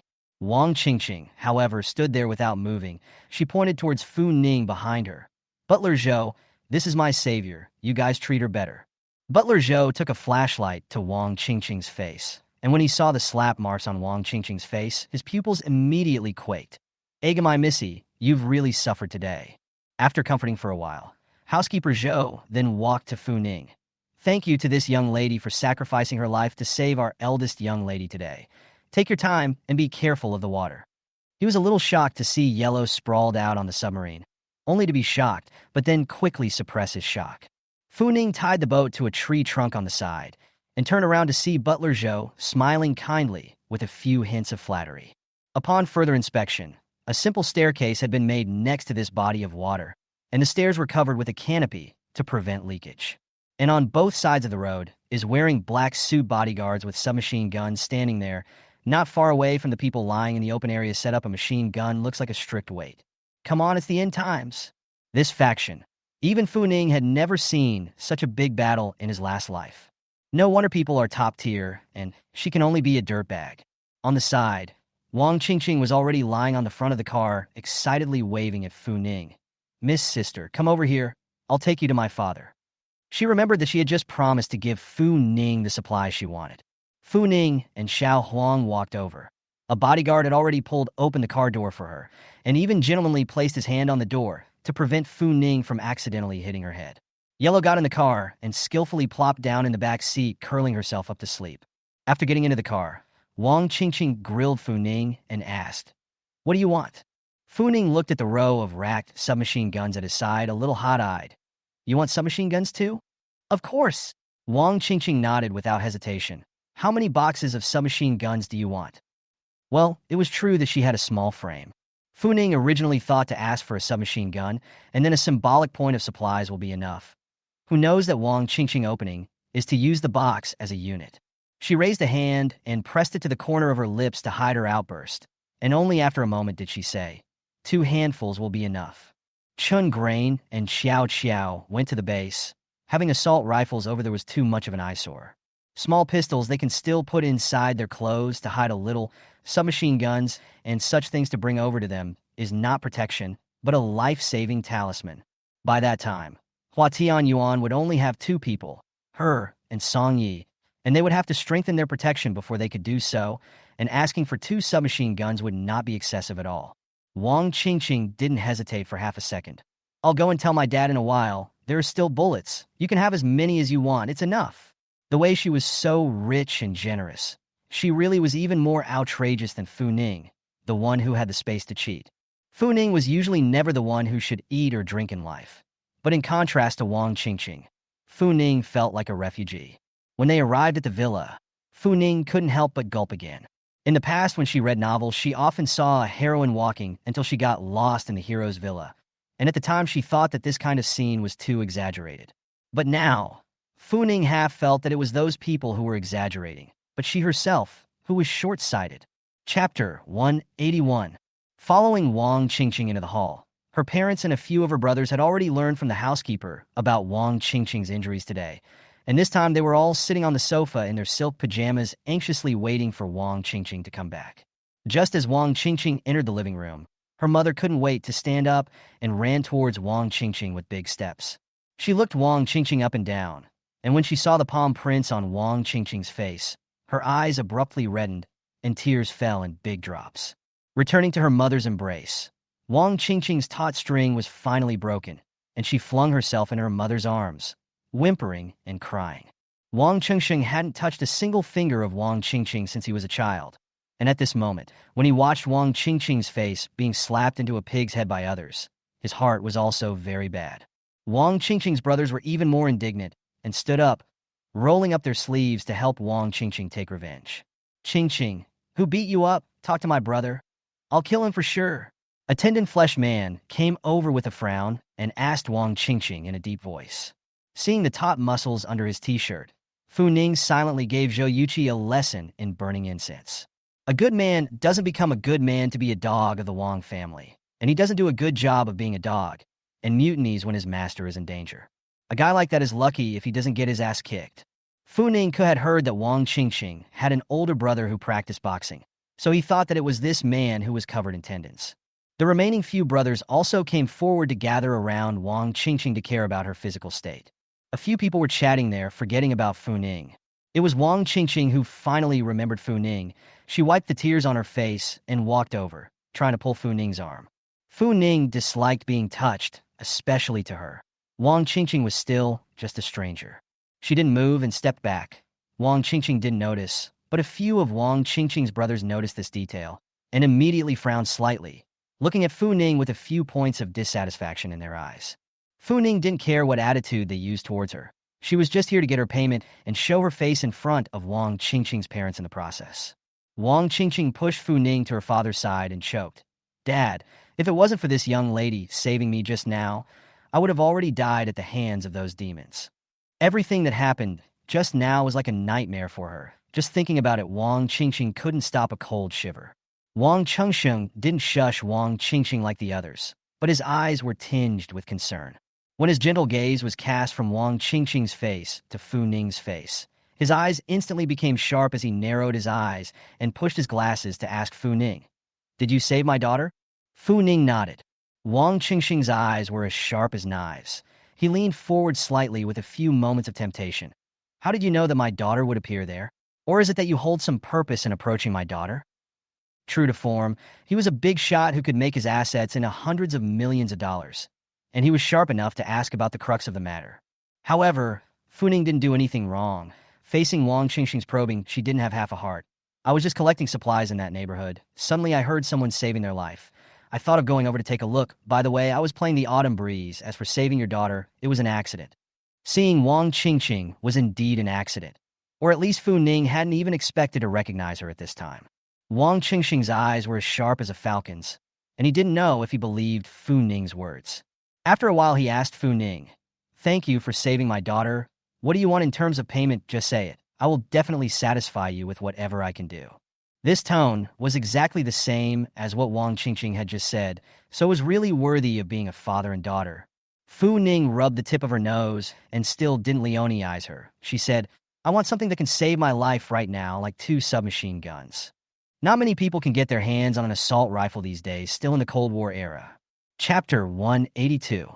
But as the weather gets worse, only those with something in their hands will be better off in the future. Wang Chengxing thought that Fu Ning would ask for some food or seek shelter from their family, but Fu Ning didn't, which made him a bit impressed with Fu Ning. It was a while before he said to the butler next to him, "Go and give her what she wants, and send her 2 more boxes of bullets on the way."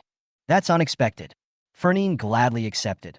Waiting for the butler to carry the stuff, Fu Ning numbly slung the 2 submachine guns over his own shoulder and pulled out a bundle of ropes from his own handbag and asked Xiao Huang to help carry a box on his back. Yellow has eaten so much, now it's time to work. When Wang Chengxing saw Fu Ning so nimbly carrying things and preparing to leave, with no intention of staying at all, he only felt even more surprised. Since the onset of natural disasters, many people have tried to seek refuge in them in every way possible. There was also a man who approached Wang Qingqing by all means before, just to get their protection from her. Speaking of the man, Wang Chengxing realized that the man didn't show up. He twisted his head to look and saw the bruises on Wang Qingqing's face. And for a moment, he was a bit irritated. Over here, Fu Ning had already put her things away, and she waved her hand at Wang Qingqing and the others. "Thank you for the gift, Mr. Wang. I'll leave first." After saying that, Fu Ning patted Little Yellow's butt. One person and one tiger prepared to leave. "Wait!" Wang Chengsheng, however, called out to Fu Ning at this time. "What's your name, little girl?" Fu Ning looked back at him. "My name is Fu Ning." Wang Chengsheng looked deeply at Fu Ning before waving his hand.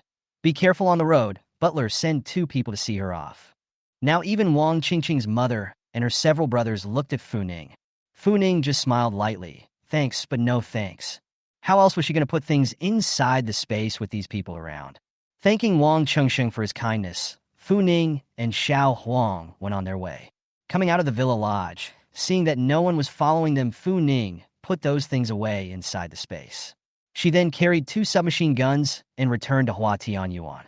It's late at this time of night, but one has no sleepers. They noticed Fu Ning from afar, and when they saw that she was carrying a large bag and Xiao Huang had a large suitcase hanging from her. Each of their eyes lit up. But immediately after they saw the 2 submachine guns that Fu Ning was carrying on his back, for a moment they all dared not go to hit fooling Fu Ning's idea. It was thought that Fu Ning came back alone today, which was a wonderful good opportunity for them. But she's got a gun. Submachine guns. Who dares to mess with that? Said you also noticed the people with regretful glances, but he didn't care and just strutted up the stairs. It was almost dawn, and there was still a while before Chen Rui and Xiao Qiao would be heading to the base. Chapter 183. Brightly, he returned to the 10th floor with the 2 submachine guns, placed them in the corner, went back to take a hot bath, and watched a little more TV to polish off the time before it was completely light. This morning, Fu Ning and Song Yi together sent the 2 Chenrui to the base. Early in the morning, Chenru got up to make preparations. She prepared breakfast for the 4 people, and was just about to take out her walkie-talkie to call Fu Ning and Song Yi to come downstairs for dinner when Fu Ning came downstairs. Fu Ning saw the dark circles under Chenrui's eyes on her face at a glance. Chenrui herself was a girl with a heavy heart, and Fu Ning could guess the process of her tossing and turning this night. Making this choice for the first time was agonizing for Chenrui, but she had to get through it no matter what. Fu Ning pretended not to see the sadness on Chenrui's face. What's for dinner today?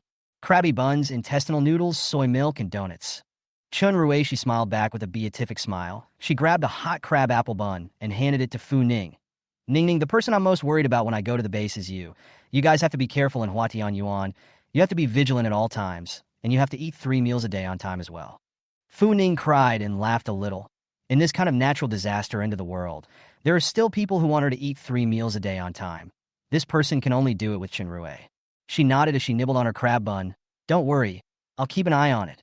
Coming back from the post-apocalyptic world, unless space disappeared one day, she couldn't let herself starve in any way. Fu Ning had just finished eating the crab buns when Xiao Qiao pushed open the door and walked in. Still wearing her pajamas and with a big grin, she didn't look the least bit worried about the future. Xiao Qiao and Chun Jelly have very different mindsets. One is completely optimistic, a sky is falling, there are tall people on top, and the other is too heavy-hearted. Fu Ning can't even say who has a better mindset. But after waiting for a while, but not seeing Song Yi come downstairs, Xiao Qiao couldn't help but mutter. How strange. Why hasn't Song Yi come down yet? Didn't he used to be very early? Fu Ning also felt a little strange. A few people were talking when Song Yi pushed open the door and came in. He was dressed in a simple black t-shirt and dark jeans, clutching 2 crossbows. After entering the door, his eyes swept from Fu Ning to Xiao Qiao and Chinjelli one by one, and finally waved at Xiao Qiao and Chinjelli. You 2 come over here. I'll teach you how to use a crossbow. Fu Ning noticed that Song Ye's eyes were a bit greenish-black in color, and it seemed that he hadn't slept last night either, and had also helped Chinjel and Xiao Qiao make 2 bows and crossbows overnight. To say that he was not moved at all would be false. All along, Fu Ning had felt that Song Yi looked a little cold and not very easy to get along with as a person. He had lived in Huatian Yuan for such a long time, and Fu Ning hadn't completely let down her guard against him. But now it seemed that Song Yi was at least unquestionably good to his friend. Xiao Qiao, who had a more outgoing personality, even let out a wow. She excitedly pounced towards Song Yi, opened her arms, and buddy-like gave Song Yi a big hug. Brother Yi, it's worthy of you. You really moved me to death. Chenrui was also very happy as she walked over and gave Song Yi a slight nod and said thank you. Song Yi half-heartedly didn't feel pity for Xiao Qiao because of her throwing herself into his arms. He very indifferently pulled Xiao Qiao out of his arms and handed the bow into her hands. Watch, I'll teach you how to get it. Jojo's excited face instantly fell. She pouted and hugged her bow, but didn't dare to retort, knowing that Song Yi was worried about their safety, so she studied hard. Chinjel also took the bow that Song Yi gave her and stood aside to watch Song Yi assemble it. Only Fu Ning looked at the table of food. Are you guys sure you don't want to eat before training? Chapter 184. It's a shame to let such a big table get cold. Jojo tapped her head. I almost forgot. I haven't eaten yet. Several people ate this meal with a heavy heart, and after hurriedly finishing the meal, Song Yi picked up a paper napkin and wiped his mouth, then went over to pick up the bow and crossbow and started fiddling with it. Chunru and Xiao Qiao both finished what they had in their hands in 3 or 2 bites, and went over to follow Song Yi and pound away. Wait! Fu Ning fished a cell phone out of his pocket, turned on the camera function, and walked over to crouch next to Song Yi to photograph the details of his hand. Chunru and Xiao Qiao are heading to the base today. Not a lot of time. There is Fu Ning to help with the details of the shoot, and when they go to the base, they will be able to work on it as well. Luckily, Song Yi had given them a foundation before, and at this moment, the two of them only needed to practice their accuracy. After practicing for almost 2 hours, Fu Ning noticed that the rain outside had a tendency to decrease. Last night it was pouring rain, now it's just a drizzle. Chun-Ru and Xiao Xiao also noticed the rain decreasing and couldn't help but be happy. That's great. We were just getting ready to head to the base when the rain went down, so the dangers we face will be much less. In the pouring rain, one never knows if an unsuspecting person will suddenly come out of nowhere. Worried that it would rain harder later, Chun-Jel decided to head to the base right now. They have basically mastered the use of crossbows, and Fu Ning also filmed the whole process of Song Ye's detailed guidance. If they do not understand something, just go back and watch the video. Their bags were packed last night, so they'll be backpacking and ready to hit the road. Fu Ning called out to the two and pulled out 2 small bags from his backpack, giving one to Chun-Ru and Xiao Xiao. It's filled with some first aid supplies that should only be taken out and used when necessary, and might save your life. This was what Fu Ning had prepared for himself earlier, and it contained chocolate bars, beef jerky, a small bag of sterilized water purification powder, a mini Swiss Army knife, and a solar-powered rechargeable flashlight with a whistle. In order to prevent there will be accidents, such a small bag Fu Ning prepared a whole 20. After thinking about it, Fu Ning took another one from her bag and handed it to Song Yi, one for each of us. Song Yi raised his eyebrows in some surprise, with a look that he didn't expect Fu Ning to have prepared for him. Fu Ning rubbed the tip of her nose somewhat sheepishly. She hadn't thought of preparing it for Song Yi. Chun-Ru put the small bag close to him. Ning Ning, Song Yi, take care of yourselves. Xiao Xiao would be a little sad this time. She pursed her lips and tried to swallow back her tears. Let's go. The relentless Song Yi broke the reluctant parting as he shouldered the assault boat and headed downstairs. The road to the base is a bit far, and when it gets dark the road won't be safe. It always gets dark early at night since the storm. The visibility of the field of vision is already low when it rains, and the night is even darker, so some people specialize in hiding in this kind of night to eat in the dark. Chen Gran took a deep breath. She took out 2 keys from her pocket and handed them to Fu Ning. Ning Ning, this is the key to Xiao Xiao's house. In these days when we go to the base, you help us keep the key, the things in our house. You and Song, you can also eat whatever you want if we can't come back. The things in here, you and Song, you will split them equally. Chapter 185. Jojo pursed her lips, her eyes as red as bunnies. Hearing Chun-Ru say this, she nodded her head vigorously to indicate that this was also her idea. Fu Ning took the key and put it into his own backpack. Don't worry, these things are yours now and will still be yours in the future. I will help you take good care of these things. It's times like these when only someone who is especially trustworthy can hand over all the supplies in the house with confidence. They trusted Fu Ning so much, and it was natural for Fu Ning not to covet their supplies. After packing up the supplies to be taken away, Fu Ning and the few others carried the submarine down the stairs and headed to the refuge base on the outskirts of the city under Song Ye's leadership. Now that it was raining less, there were more people going out to gather supplies than before, which meant that it would be more dangerous for Fu Ning and the girls to go out than before. A few people rode, and their demeanor didn't dare to be half relaxed. Probably because several people's faces were too heavy, coupled with the little yellow standing majestically on the side. No one actually dared to hit them. It was a smooth ride to the base entrance. When they arrived at the base, they saw another old familiar face. Headmaster Zhang, who used to go to Huatian Yuan to give them supplies.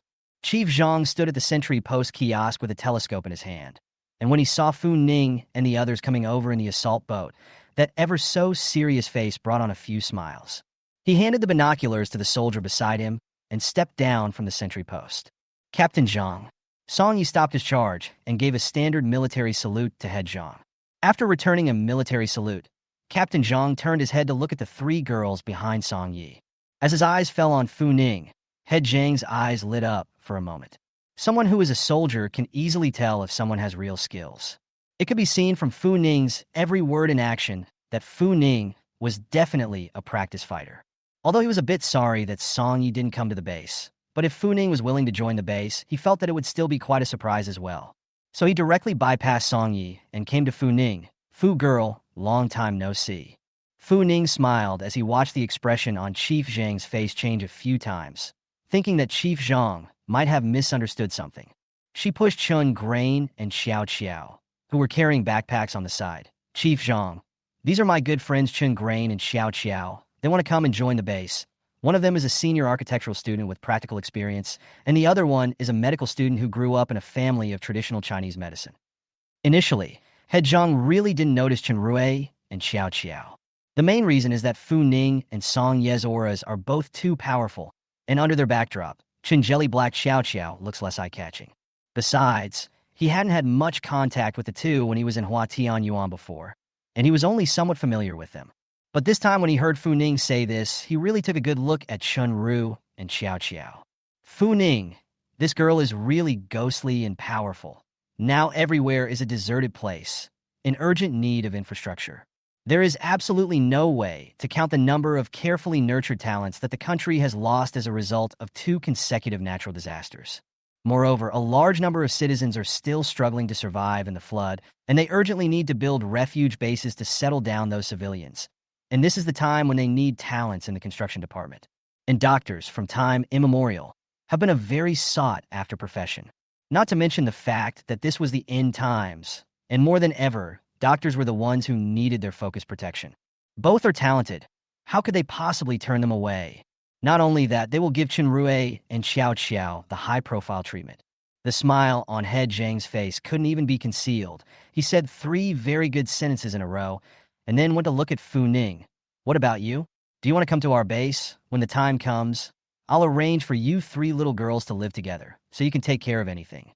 Fu Ning smiled and shook her head. I'm used to being comfortable. I'm not used to base life, so I'm not coming. Chapter 186. If she lived inside the base, with all the people, it would be impossible to hide the fact that she had space. When the time came, it would be good if those people didn't arrest her and study her as an alien creature. Fu Ning wouldn't dare to gamble on the evil of human nature. Seeing that Fu Ning was unwilling to live in the refuge base, Head Zhang was more or less disappointed. Seeing that Fu Ning's arm lines were so smooth, he knew that Fu Ning was definitely not a generalized person. Now that the world is in such a mess, it is exactly the kind of people who can fight like Fu Ning who need to help maintain social order. But Fu Ning didn't want to, and there was no way he could force it. Having gained 2 talents, Chief Zhang was still very happy. And he also strongly welcomed Fu Ning and Song Yi to come in and visit the interior of the base. His smile was sincere, but Fu Ning and Song Yi both easily recognized what he was up to. If they visited the base and felt that all the measures in the base were very perfect, they might even be able to live inside the base. Fu Ning thought about it, but still refused. It's getting late, it'll be several hours before we get back from the base. Let's wait for the next time we have the chance. When's the next time? Hell knows. At least now she knew very well that Chief Zhang would definitely protect Chen Rui and Xiao Qiao, and would just not let them stay with those who were really there because they had nowhere else to go. Seeing that Fu Ning and Song Yi were determined to go, Zhang could no longer force them to stay. He sighed slightly. All right then, take care on your way. If you run into difficulties in the future and want to come to the refuge base, we're always welcome. After thanking Chief Zhang, Fu Ning said goodbye to Chen Guliao Xiao Qiao one by one before leaving the refuge base with Song Yi. Coming out of the refuge base, Fu Ning and Song Yi resumed their silent and speechless state. The two rode from the outskirts of the city to reach the city center. Originally lively and brilliant city, this has been completely soaked in water. Even those once towering skyscrapers, this is no longer the once grandeur. Just paddling, Fu Ning suddenly felt a little dizzy in his head. She couldn't help but prop up her forehead with both hands, leaning her body somewhat helplessly against yellow. That feeling of powerlessness and heart palpitations was all too familiar to Fu Ning. There was a time when she would get these dizzy heart palpitations when she stayed in space too long. Come to think of it, it had been a long time since she had collected jade and antiques of all kinds. Could it be that it was because the space hadn't absorbed the energy from the jade and antiques, and because the reclaimed space was too big, so it ended up backfiring on her? Fu Ning was suddenly a little anxious, wondering what was going on in space right now. Song Yi noticed that Fu Ning's face was slightly white and she was leaning disheveledly against Xiao Huang, a little strange. What's wrong with you? Fu Ning shook his head. It's fine. Only when the wave of vertigo had passed did Fu Ning heavily exhale a mouthful of cloudy air. She turned on her cell phone to navigate, and it just so happened that her phone showed an office building nearby. Fu Ning held her cell phone and turned around to ask Song Yi. There's an office building here. Should we go in and see what other supplies we can use? Mainly, there was a jewelry design brand in this shopping district building, and once Fu Jiao loved to go to that jewelry design store to get help from the designer to design her favorite jewelry. She didn't want to wait until she got back to check on the state of her space. She was out anyway, so bringing back some supplies would be a matter of passing. Song Yi raised his eyes slightly, swept a glance at the tall building, and nodded. Let's go then. It's a downtown office building with no semblance of life. Even those whose homes were flooded would not choose to live in such a place. But Fu Ning guessed the odds were that the building had been emptied of food, and she didn't hold out much hope for living supplies. Chapter 187. After hiding the submarine in a hidden location, Fu Ning and Song Yi began to gather supplies left and right. The office here had been rummaged through long ago, as Fu Ning thought. I think all that food was taken away from them, even the water fountains with their buckets of water. It was good that Fu Ning wasn't here for the food, and she didn't feel very surprised by this sight today. She just didn't know if Song Yi had come with the purpose of finding food. If that was the case, one could only say that it was going to be a disappointment to Song Yi. After scouring 2 floors in a row, Fu Ning couldn't find anything suitable. The floors were very conventional headquarters for commerce and clothing design companies, and served no purpose other than some documents that could still be taken away and burned as paper for warmth. After searching 2 floors, Fu Ning was no longer interested in that kind of trading company and turned in the direction of higher floors. In an office building like this, the higher the floor, the more money-making ability they have, and the more likely they are to be able to be seen by Fu Ning. After searching 4 floors in a row, Fu Ning saw dozens of car keys of luxury cars in the offices of dozens of company bosses, but surprisingly nothing. The keys of those luxury cars Fu Ning also cannot be used at all. After all, those cars have become soaked cars. It was good that there was one more floor to the jewelry design company that was once Fu Jiao's favorite place to go, and Fu Ning finally came to be interested. She climbed the stairs with a flourish. Not knowing whether it was the depletion of space aura or the fact that he had searched several floors in a row, Fu Ning always felt a little tired. She leaned against the wall and rested slightly. Looking aside again, Yellow leapt past her briskly with her tail wagging. Meeting Fu Ning's envious gaze, Little Yellow flicked her tail, somewhat arrogantly. Xiao Huang, envy its surnamed Fu, then you still do not treat me better. In the future, I am the one to protect you. Fu Ning fished out 2 pieces of beef jerky from his backpack, handing one to Xiao Huang and shoving one into his own mouth. After eating a piece of beef jerky, Fu Ning felt slightly more comfortable before pushing open the door of the jewelry design company's headquarters. Please, for once, don't let her down. Having only just pushed the company's door open, Fu Ning couldn't help but grin out. Perhaps for the sake of style and class, the main center of the headquarters is a giant explosion-proof glass exhibition cabinet. In the exhibition cabinet is a piece of Hutian jadestone disc with a diameter of nearly 50 centimeters of exceptionally good color. There were 2 lifelike dragons coiled on the jade, and one could tell that a great deal of effort had gone into carving it. Fu Ning's grandmother made her fortune by gambling on stones, and although she was not well versed in gambling on stones, she could tell at a glance that this piece of jade was a big treasure. Even if she didn't know much about jade, the reaction coming out of the space let Fu Ning know that this piece of jade was a treasure. Simply admiring it, Fu Ning nonchalantly put its jade into the space together with the explosion-proof display case. Only then did he put the jade into space, and Fu Ning instantly felt a sense of refreshment. This feeling, right flavor. Chapter 188. This piece of jade gave Fu Ning great confidence. Her waist was not sore, anymore her breath did not gasp, and she felt that she even had no problem climbing 10 floors. The previous group of people had come for the food, and it was not uncommon for them to take more than a glance at something like jade. This is just convenient for Fu Ning. As the largest jewelry design headquarters in Deep City, there were quite a few jewels scavenged from all over the world and a variety of top-quality jade stones that had only just been cut. Fu Ning Pride opened the door of the storage room and sent all the various jades inside, along with the jewelry, into space. Not bothering to see what had changed in the space, Fu Ning and Xiao Huang continued to walk upstairs. In this area, in addition to the top-quality jade companies, there are a number of jewelry markets that specialize in the lower market. A fly's leg is still meat even if it's small. Fu Ning was not qualified to dislike these jewels, and with a wave of her big hand, the locust moved across the entire storage room. Suddenly, the walkie-talkie bared its teeth twice, followed by Song Ye's steady voice. Fu Ning, come to my side. I'm on the 43rd floor. Song Ye's slightly low voice made Fu Ning's heart thump, and the good mood she had just collected so much jewelry was instantly gone. Is there something going on with Song Yi? Fu Ning frowned slightly, did not dare to delay. Hurriedly backpack, thought about it and touched a saber nestled in his hand, lowered his head, and rushed to the 43rd floor. When she reached the 43rd floor, Song Yi was standing at the door waiting for her. Fu Ning didn't wait to catch that breath before asking Song Yi out loud, "What happened? What are you running so fast for?" Song Yi saw her holding onto the wall and panting heavily, suddenly felt a bit helpless. "It's me who didn't make it clear. There's a medical and pharmaceutical company over here, and in their storage room, there's ricin. I'm trying to ask you, do you want to get some ricin back?" Just now, when Fu Ning heard Song Yi say, "Come over here," she thought that Song Yi had something happened here that even Song Yi didn't have the means to solve alone. And she was so scared that she put the walkie-talkie into her backpack and accelerated to run over. On second thought, it did seem that he had just said something about Castor or something like that, but she hadn't had time to listen carefully as she worried if something had happened on his end. Ricin Fu Ning still knows the old white in the American drama Desperate Poisoner, but repeatedly tried to use ricin to kill people invisibly. Moreover, ricin is instantly and quickly fatal in small quantities. In a peaceful world, this kind of thing is an absolutely forbidden mass murderer.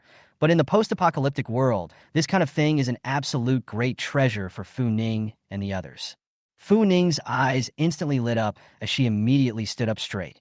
"Where is it? How many?" "Quite a lot. I'll take you there." Seeing Fu Ning's excited face, Song Yi didn't waste any time and took Fu Ning along to the pharmaceutical company. When I got to the freezer, just as I entered, a chill hit me. I also don't know how they managed to keep the freezer this low for so long without water or power. Then Fu Ning couldn't help but slap her forehead. Even she herself has solar power panels, who stipulated that pharmaceutical companies can't have more black technology.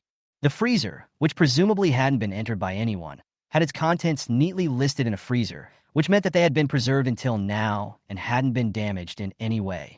What surprised Fu Ning even more was that in addition to ricin, there were all kinds of antibiotic medicines and treatments for all kinds of special effects that she had once asked the real estate boss to fail to get.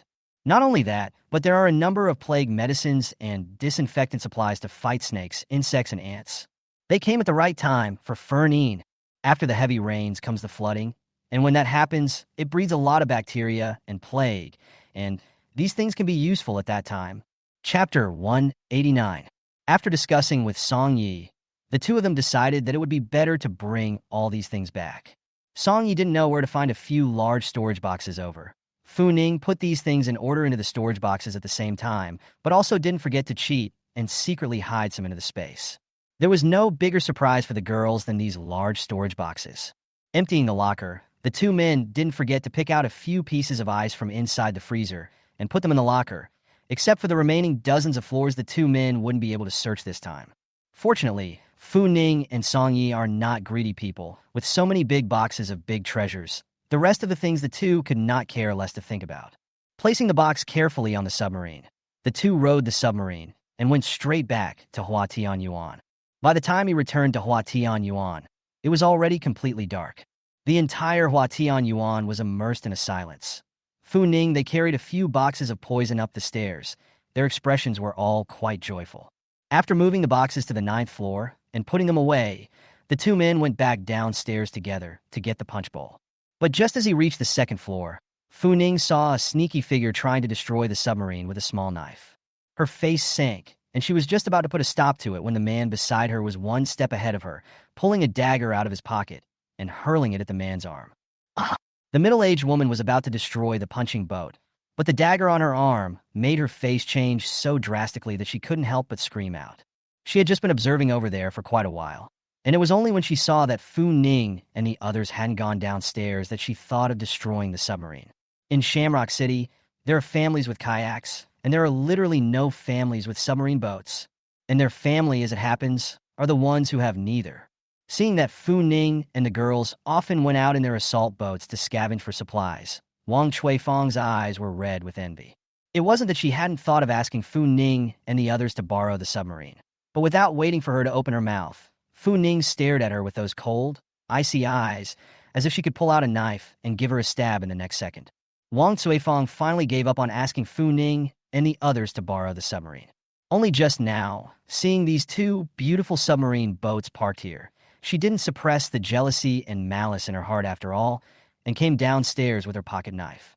Her husband watched her carry the knife downstairs and guessed what Wang Chuifeng was thinking, but he just looked at her with wooden eyes and didn't have the idea to stop her. But it didn't occur to her that just as she made her move, she was discovered by Fu Ning and Song Yi. Wang Chuifeng covered her injured arm and leaned against the wall, wailing vigorously. Neither Fu Ning nor Song Yi looked at her again and went over to carry their own charge about to go upstairs. At that moment, however, a middle-aged man came flying down from upstairs.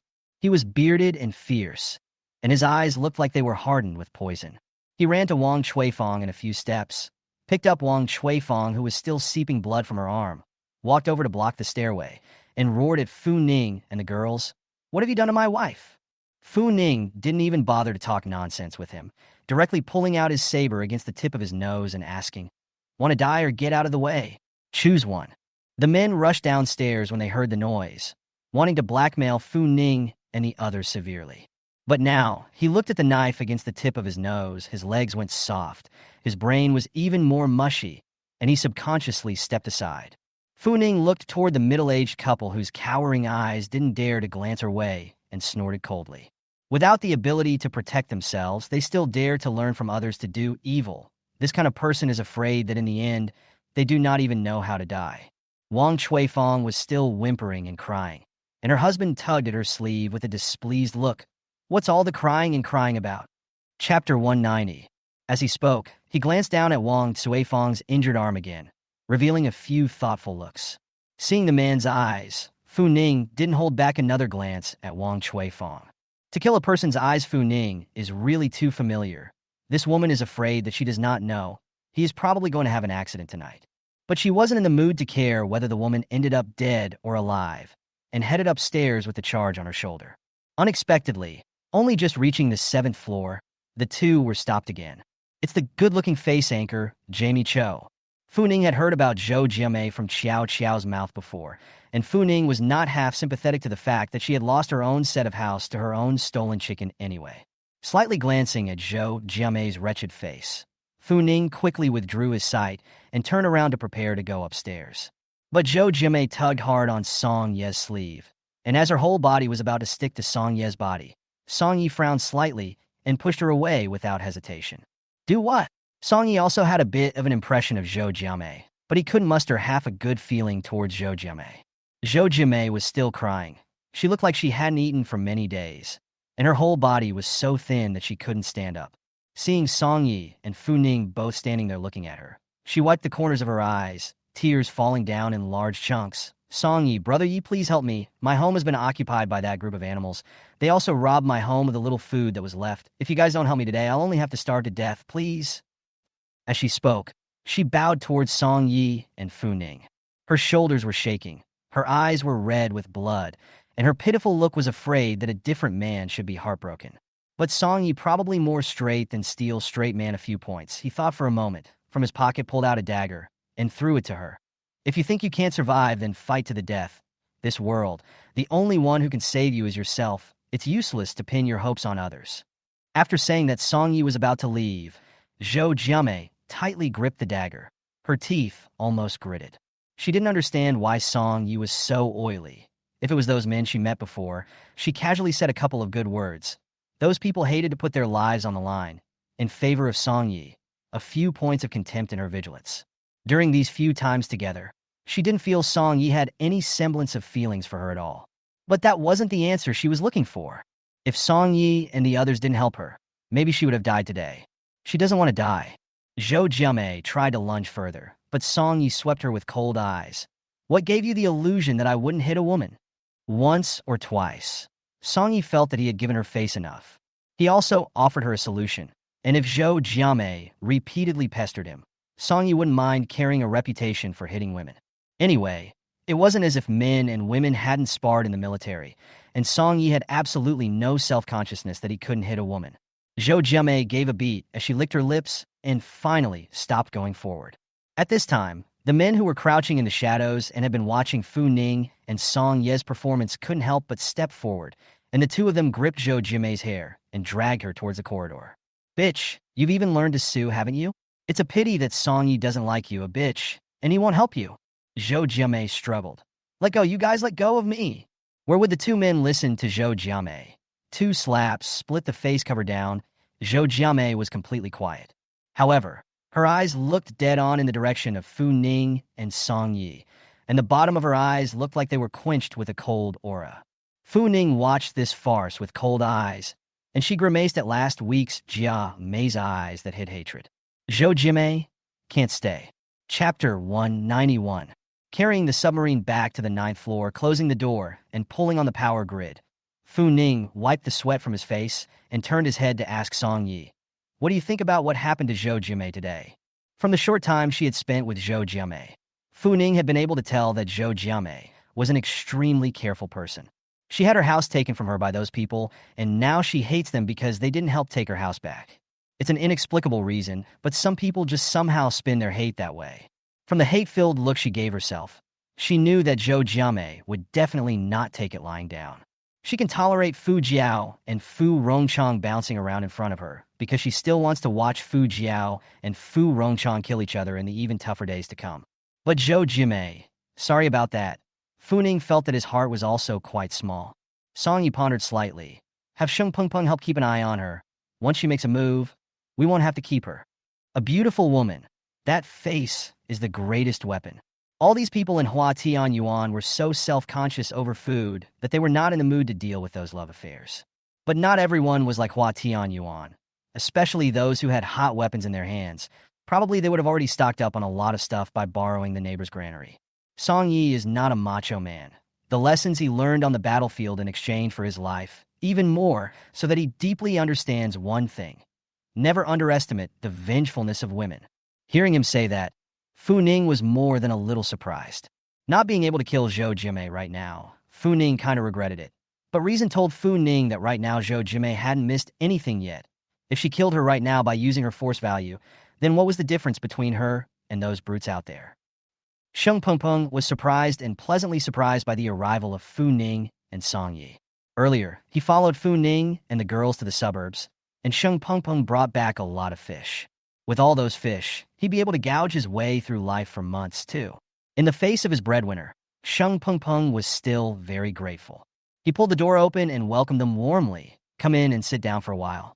No need. We came because we want to ask you for something.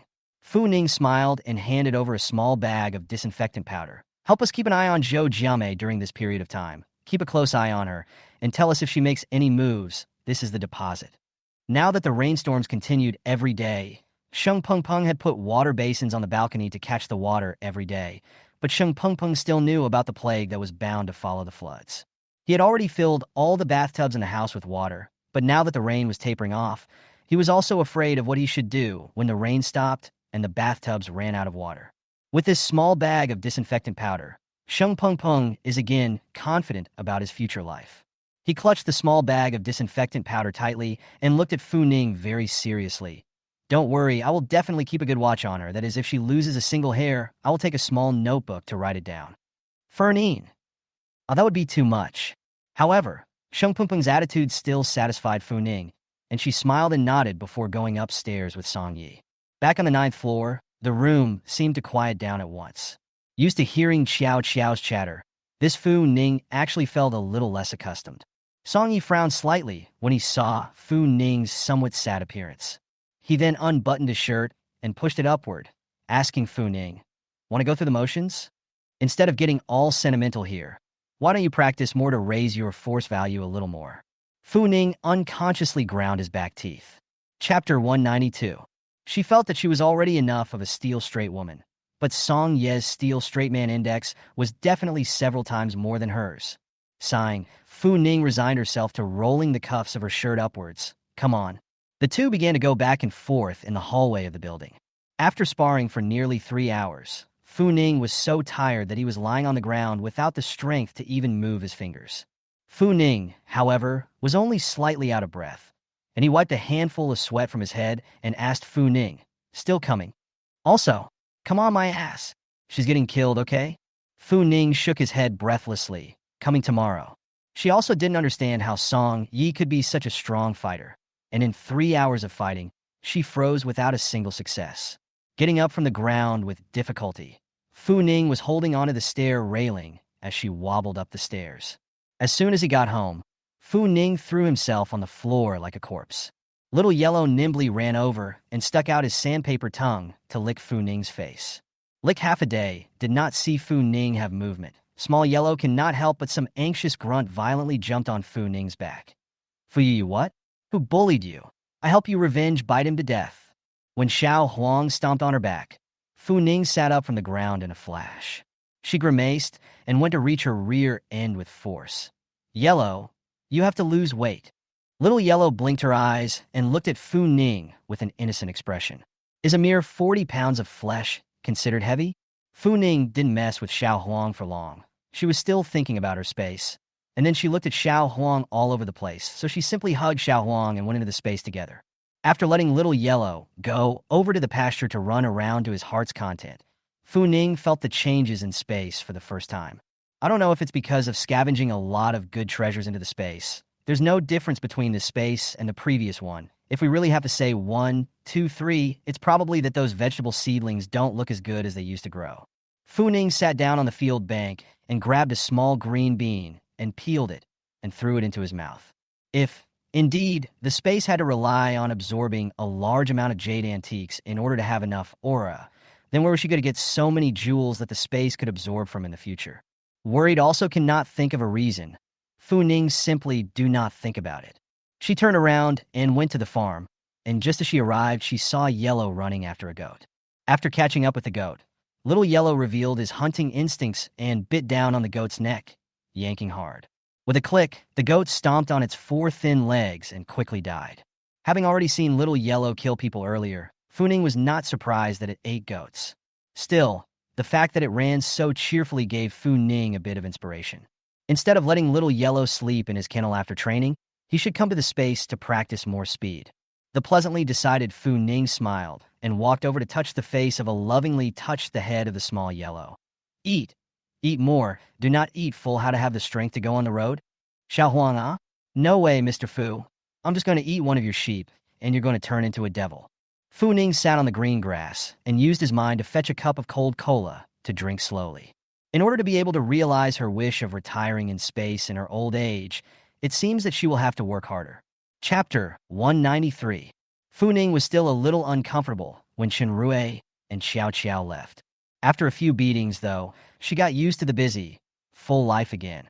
Song Yi was wearing a black combat suit and reached out toward her, his eyes dark and heavy. Again, your right leg is not strong enough. Fernie was sitting up through clenched back teeth. She fought back the aches and pains in her body, clenched her fists, and rushed forward desperately. Song Yi quickly intercepted her swinging fist, and at the same time, Fu Ning turned around and kicked a sweeping leg violently towards Song Ye's chest. Bang! She moved so fast that Song Yi was kicked in the chest before he could adjust his posture. He could only let go of Fu Ning and quickly dodge backwards, only to still be kicked by Fu Ning. Song Yi endured a cough and rubbed his chest. His eyes were full of praise. Not bad. Just press the force here.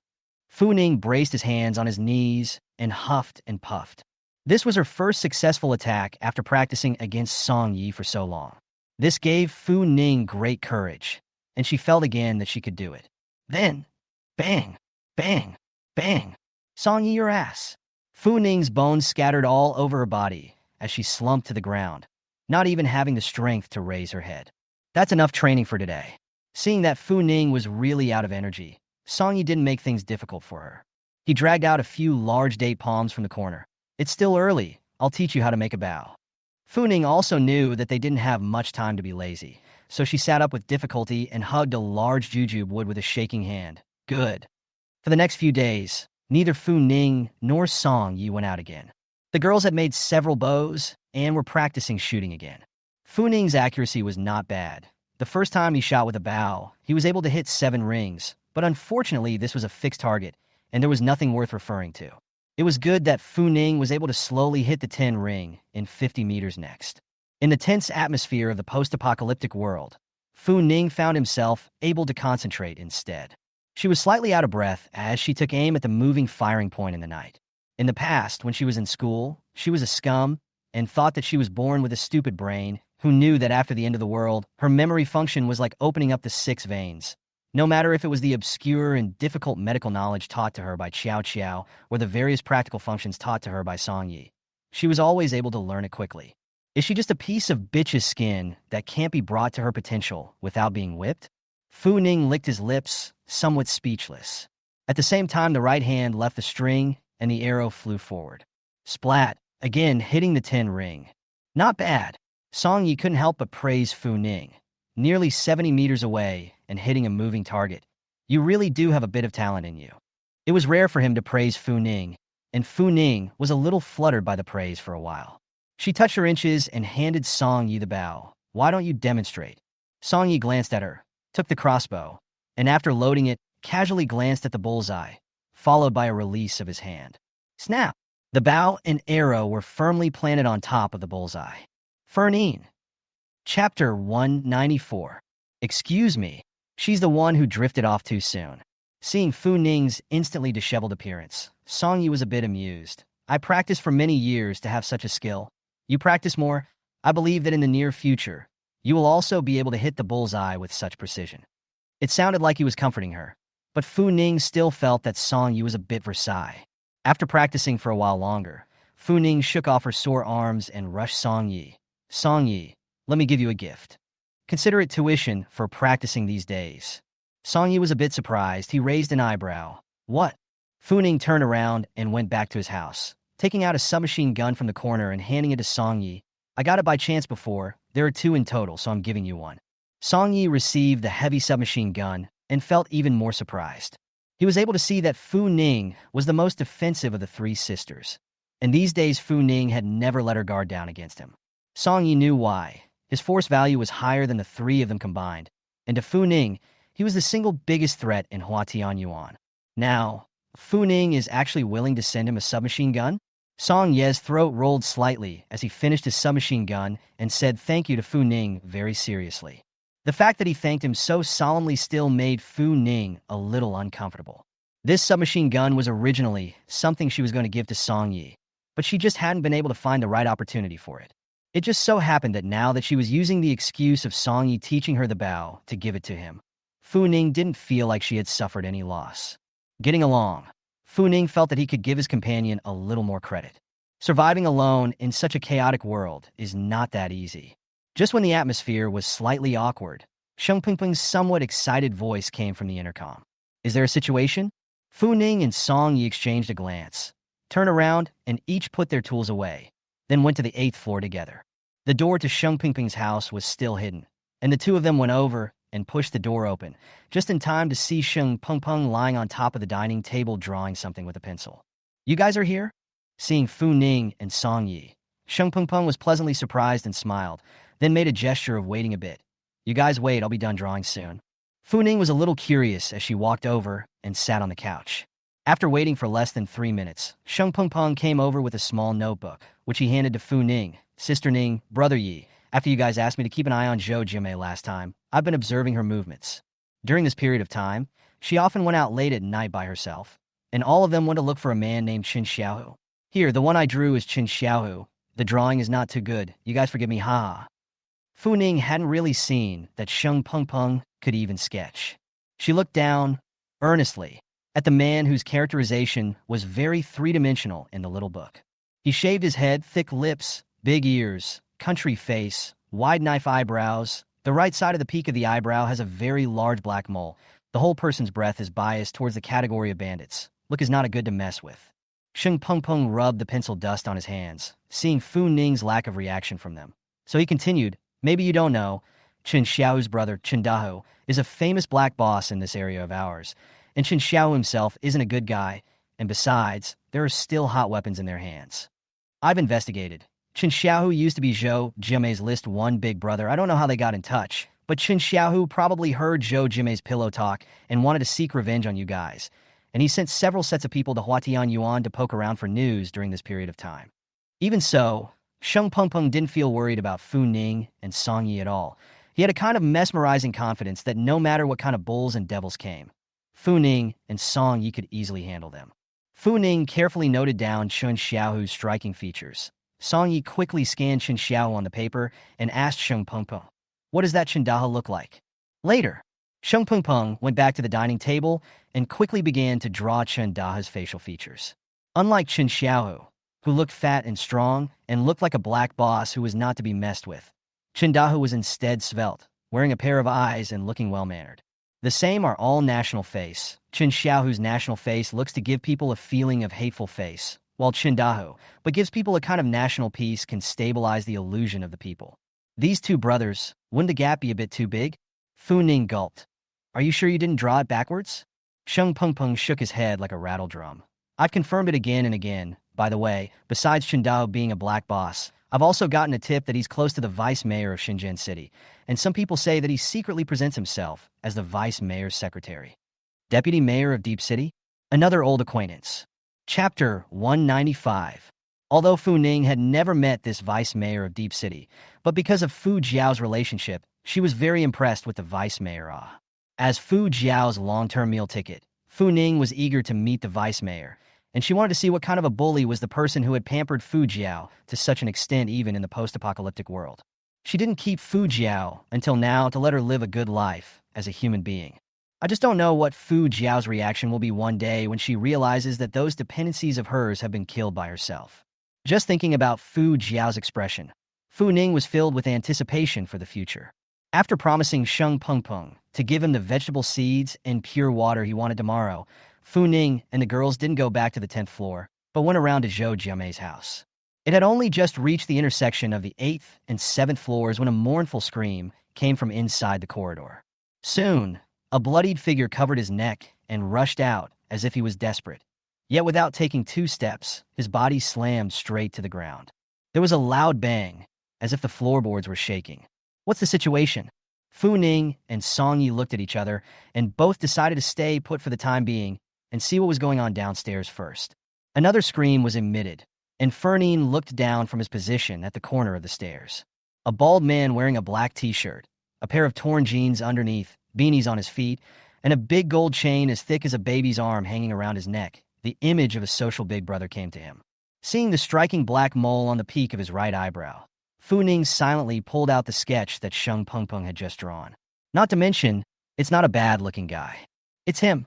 Fu Ning nodded to Song Yi. Song Yi nodded slightly. Let's see what he's up to.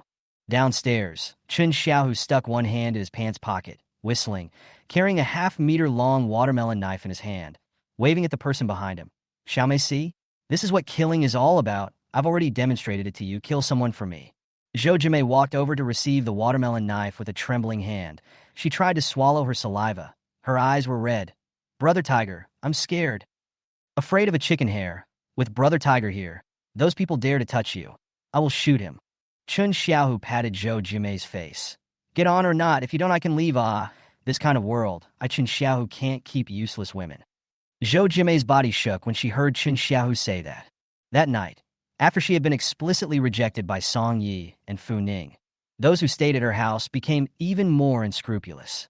They dragged her back to the house like a dog, and the group discussed whether to kill her or use her for supplies elsewhere. That night was the day that Zhou Jimei hated Fu Ning and Song Yi the most. But if they had said something, she wouldn't be in this situation. Knowing that living on the 7th floor was no longer going to be pleasing to the eye, after taking advantage of the fact that those people were asleep, Zhou Jimei pulled out the knife that Song Yi had given her, quietly cut the rope, and ran out from the 7th floor. Zhou Jimei felt that she would rather die outside than be humiliated by these scums again. But the moment she jumped into the water, the powerful survival instinct trended Zhou Jimei to swim forward frantically in the water. She doesn't want to die. She's so young, so pretty. Why should she die in dirty, smelly water? Zhou Jimei swam to exhaustion until she could no longer lift her arms.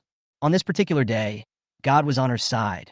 Just when Zhou Jimei thought she was going to die in the cold water, she looked up but saw Chen Xiaohu and his group rowing past her. Chapter 196.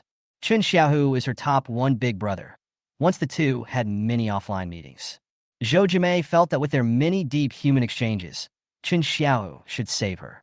She desperately called Chen Xiaohu's name, and that line of people finally stopped. In the past few days, she stayed at Chen Xiaohu's home and told Chen Xiaohu about the miserable things she had lived through in Huxianyuan in an added way. Chun Xiaohu is a macho man. Saw her crying and crying. A pat on the thigh, decided to go to the door to personally take revenge for her. Right now, Chun Xiaohu was Zhou Jiamei's only dependence. If Chun Xiaohu doesn't want her, no. Zhou Jiamei gave a raw shiver. After experiencing despair, the only bit of warmth she also wanted to desperately grasp, not to mention that now she could eat and wear warm clothes, no longer need to be angry and beaten and abused. Her grip on the watermelon knife in her hand tightened, her eyes going from blank and confused to determined and sinister. She clenched her back teeth, unable to suppress the evil thoughts in her heart once they had risen. Kill them. Kill the ones who turtled and humiliated her. Zhou Jiamei's eyes were crimson as she held her knife up and approached the men step by step. The few people who had previously flaunted themselves in front of Zhou Jiamei were so scared that their feet went soft when they saw Zhou Jiamei approaching with a gloomy face. The air was a strong smell of blood, and they were forced to step back by Zhou Jiamei. The woman who had the idea to drive Zhou Jiamei away and robbed her of her supplies met Zhou Jiamei's cruel eyes and fell to the ground with a softening of her legs. She held onto the wall and struggled several times but couldn't get up. She couldn't help but panic and be afraid. Xiaomei, I'm sorry, it's our fault. It's because we're obsessed. Please don't do this, okay? I don't want to die. You don't want to die? Do I want to die? Zhou Jiamei smiled fiercely as she moved closer. It was you guys who forced me to not have any semblance of life. You guys told me to seduce Song Yi. You guys said that as long as I seduced Song Yi, I'd have endless supplies, but in the end, what did I get? She strides over to the woman, grabs her by the hair, and stabs the long knife in her hand hard into the woman's neck.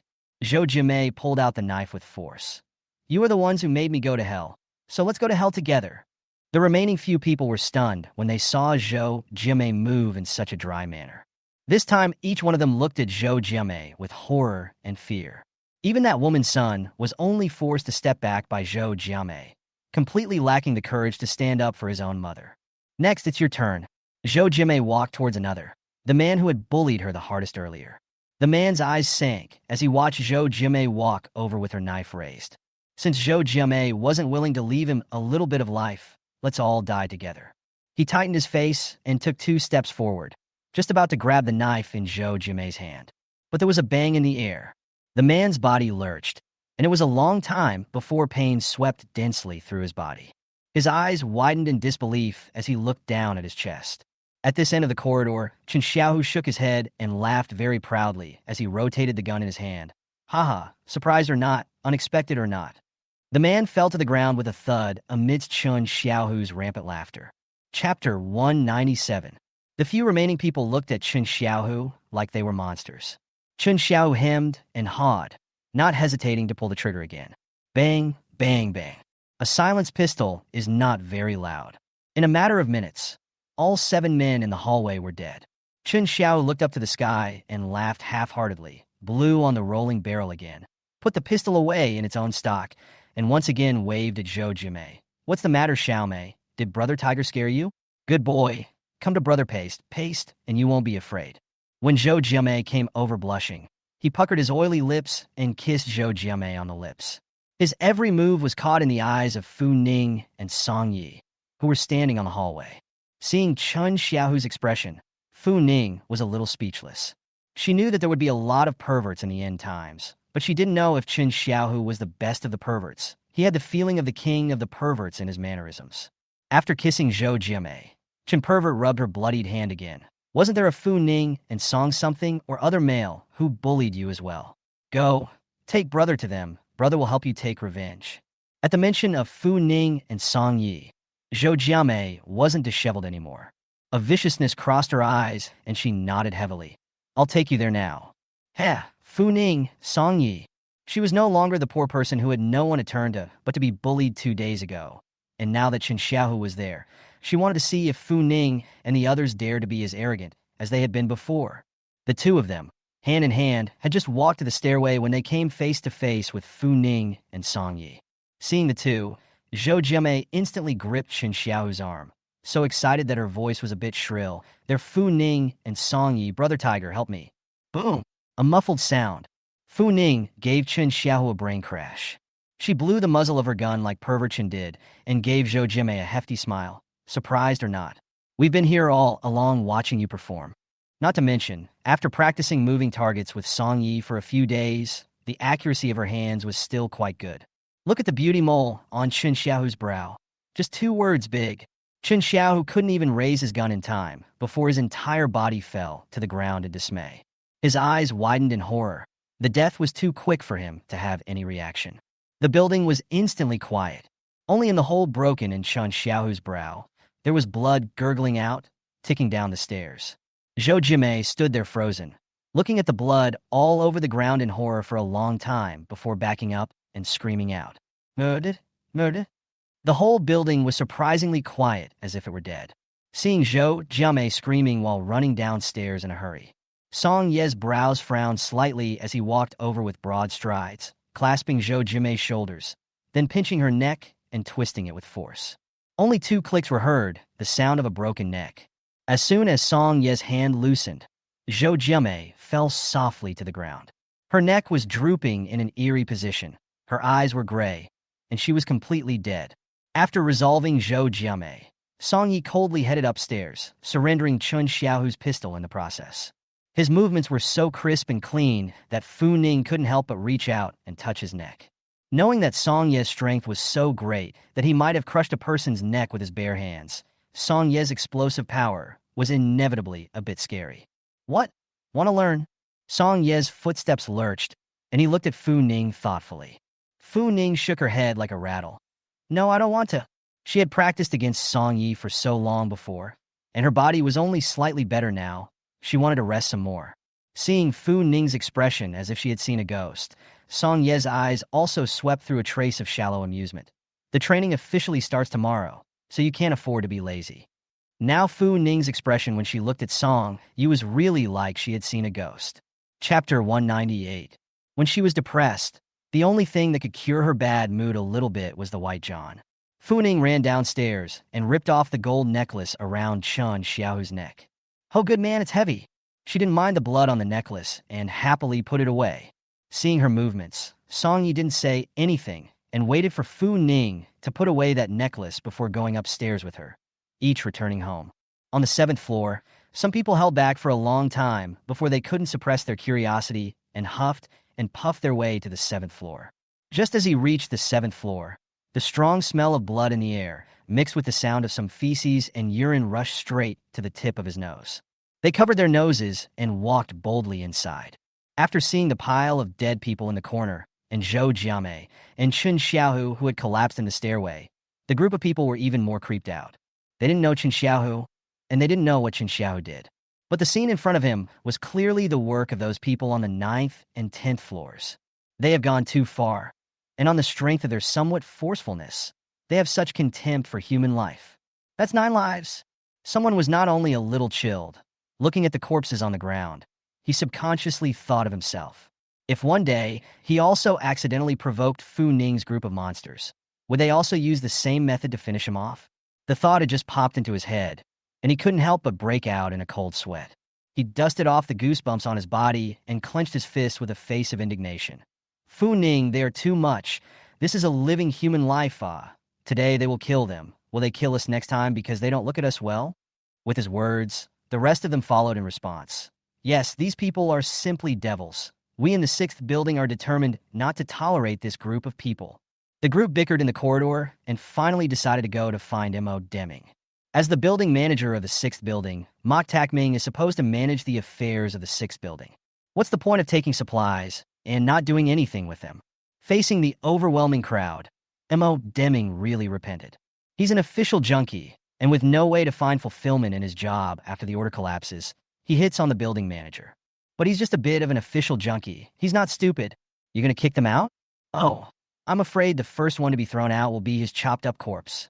Those guys can kill so many people in one breath without regard for life. Who knows if they are psychopaths? These days he had been carefully avoiding Fu Ning and the others, unwilling to get into a head-on conflict with them, just because he didn't want to be the one who had his neck wiped by Fu Ning. Just, Mo Deming frowned slightly. What did you guys say that strange man looked like? A middle-aged woman pushed her way out of the crowd and described the man's appearance to Modem. Hearing the woman's words, Mo Deming's face changed violently.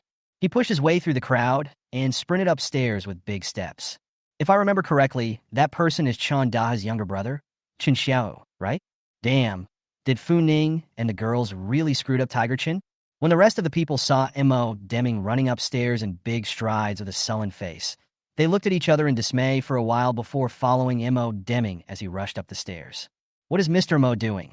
Just after walking to the 7th floor, Mo Deming saw the man who fell in a pool of blood and stared in horror. He was so scared that his legs gave out and he fell to the ground with a plop. Something's wrong. Something's wrong.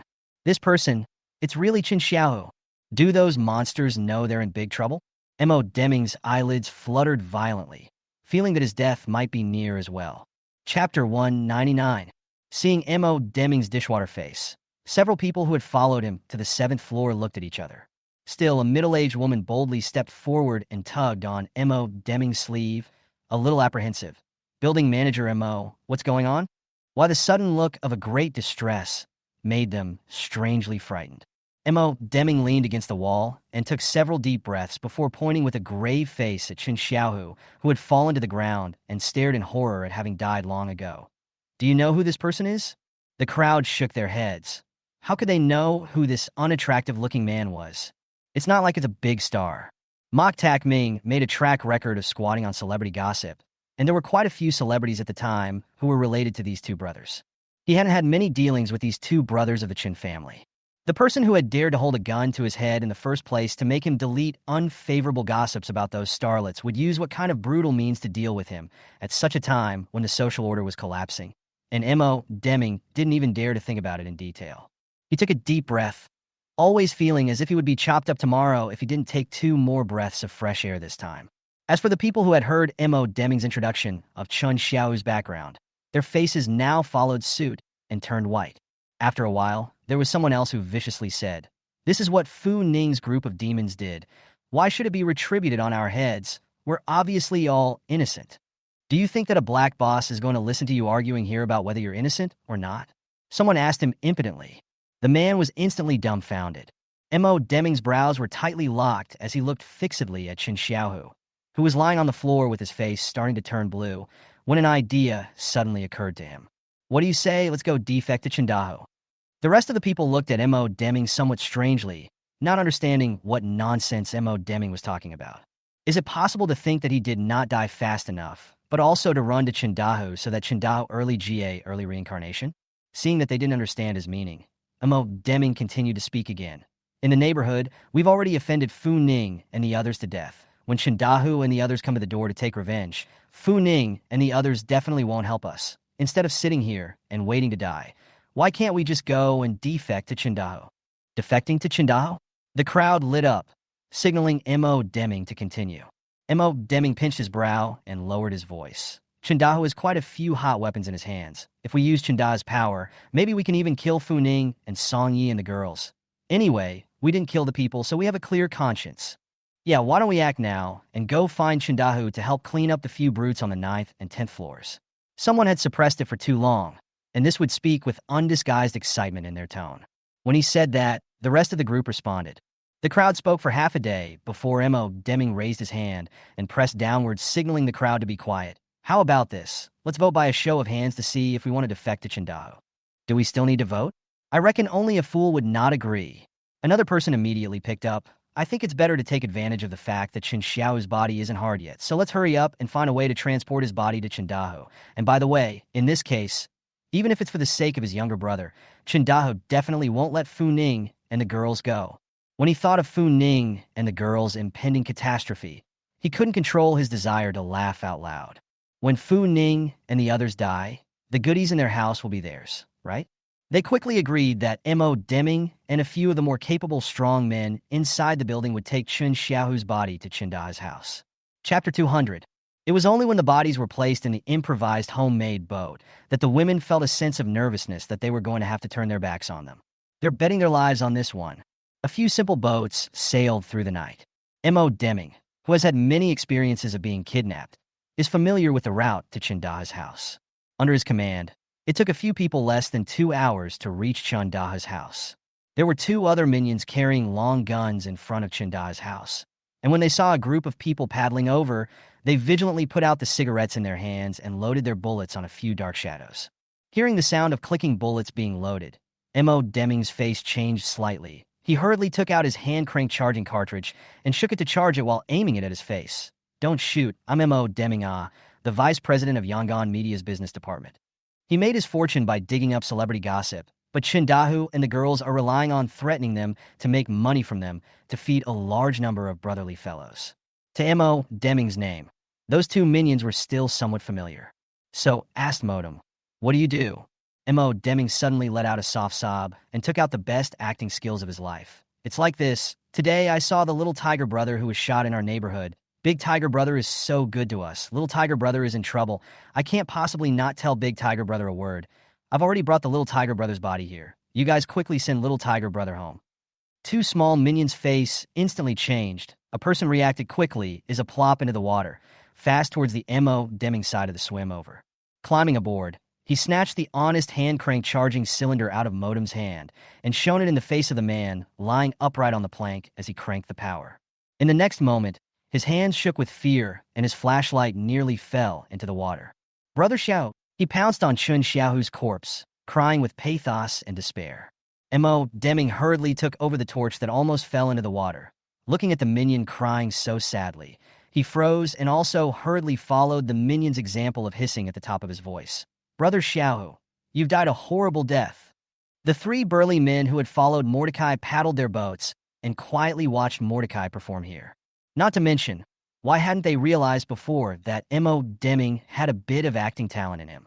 The wailing of the two men made the other minion realize that the incident was real, and he turned around and ran upstairs. 16th floor. Chundahu was sitting in the living room watching a group of brightly dressed warblers and swallows dancing, and every now and then he went up to rub a hand on this waist and pinch a hand on that ass, and when he saw those people avoiding with a shy face, he laughed out loud. That's when the minion ran in. He ran so fast that his whole body poofed through the doorway. "Two dogs are crazy. Who let you barge up here?" Chundaha's beloved Kai Wenji saw Chundaha's face change slightly and immediately rebuked loudly. Air Dog couldn't even be bothered to rub the places on his body that hurt from the fall. He flew up from the ground and ran to Chundahu and tugged on his sleeve. "Brother Do, it's not good." Brother Xiaohu was killed. His body was pulled back. As soon as the words were spoken, the entire room fell silent. Chundahu's brows sank, his face so gloomy that it was scary. He tore away Air Dog's hand and asked him word for word, "You say what?" Chapter 201. Urgu was startled by Chundahu's eyes. He swallowed and spoke with great difficulty. "A man named M.O. Deming said this. He said he brought Brother Xiaohu's corpse with him." Chundahu's eyes instantly turned crimson as he pushed Air Dog away, pulled his gun from his waist, and headed downstairs. The rest of them saw Chundahu rushing down the stairs with a worried look on his face, and they also pulled out their guns to follow Chundahu down the stairs. Chun family-sized Tiger Brothers' parents, and they're very young when both were hacked to death. All these years has been Chundahu pulled Chun Xiaohu grew up. The brothers' feelings could be imagined how deep. Now that Chun Xiaohu had been killed, how could Chundahu swallow this breath? The faces of the group of people who followed Chundahu downstairs were all grave. They knew that a vicious battle might be about to break out. The second dog, apprehensive for a moment, followed suit and rushed downstairs. After being a bodyguard for so long, it was about time he got his moment. Chundahu had just gotten down to the 7th floor when he saw Wang Sing carrying a man with a hard body up the stairs with red eyes. The man's face was black, and his eyes were still glazed over in death, looking appalled. But when Chundahu saw that corpse, he didn't feel scared at all, but instead, his eyes instantly reddened. Glasses instantly covered with a mist. Chundahu removed his eyes, staggered over. A whole Chun Xiaohu has turned cold body. Grief and pain shouted his name. "Xiaohu, Xiaohu, you open your eyes to see.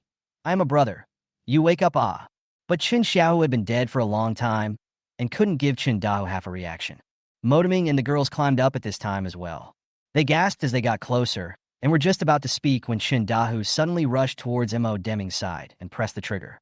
One guy didn't react in time and got a shot right in the knee. His body lurched, and he crept in front of Chundahu.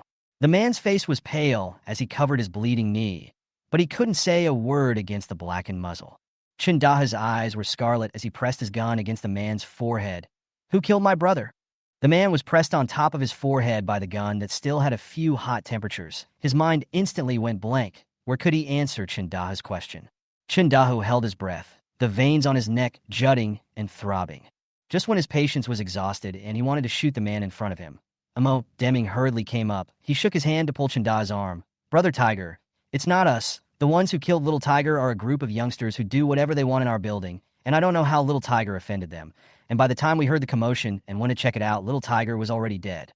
His forehead was covered in sweat, but his voice was incomparably calm. "Truly, Brother Tiger, believe me, if I knew that the person they killed was Brother Little Tiger, I would have gone up to stop it even if I had spelled out my own life." Deming also didn't want to force his way out when Chindahu was furious. It was just that he had brought these people out in good health. If he went back with fewer people, how was he going to explain to those people in the building? Now that he was only one person, it was a small matter that those people didn't believe in him. And if they directly killed him, he was not even capable of resisting. Every step Deming took now was a gamble, and his words were considered to have completely offended Fu Ning and the girls. Now, Deming could only pin his hopes on the little bit of affection he had felt when he had been kidnapped by Chindahu, so that he would help him. Chapter 202.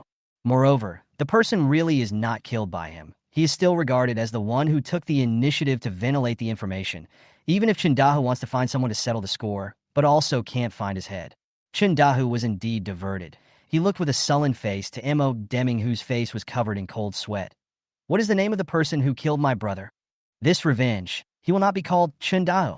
Hearing Chindahu say this, Deming's heart steeped in relief. Thinking of Fu Ning, a thick hatred also crossed his eyes. Fu Ning, that woman's name is Fu Ning. They have guns in their hands, and during the period of time when the natural disaster happened, they didn't do a lot of mischief in our building. Clunk. A tin box slammed to the ground. Chindahu's brows furrowed fiercely as he looked in the direction of the sound with a look of impatience. "Fu Jiao, you fucking want to die, don't you?"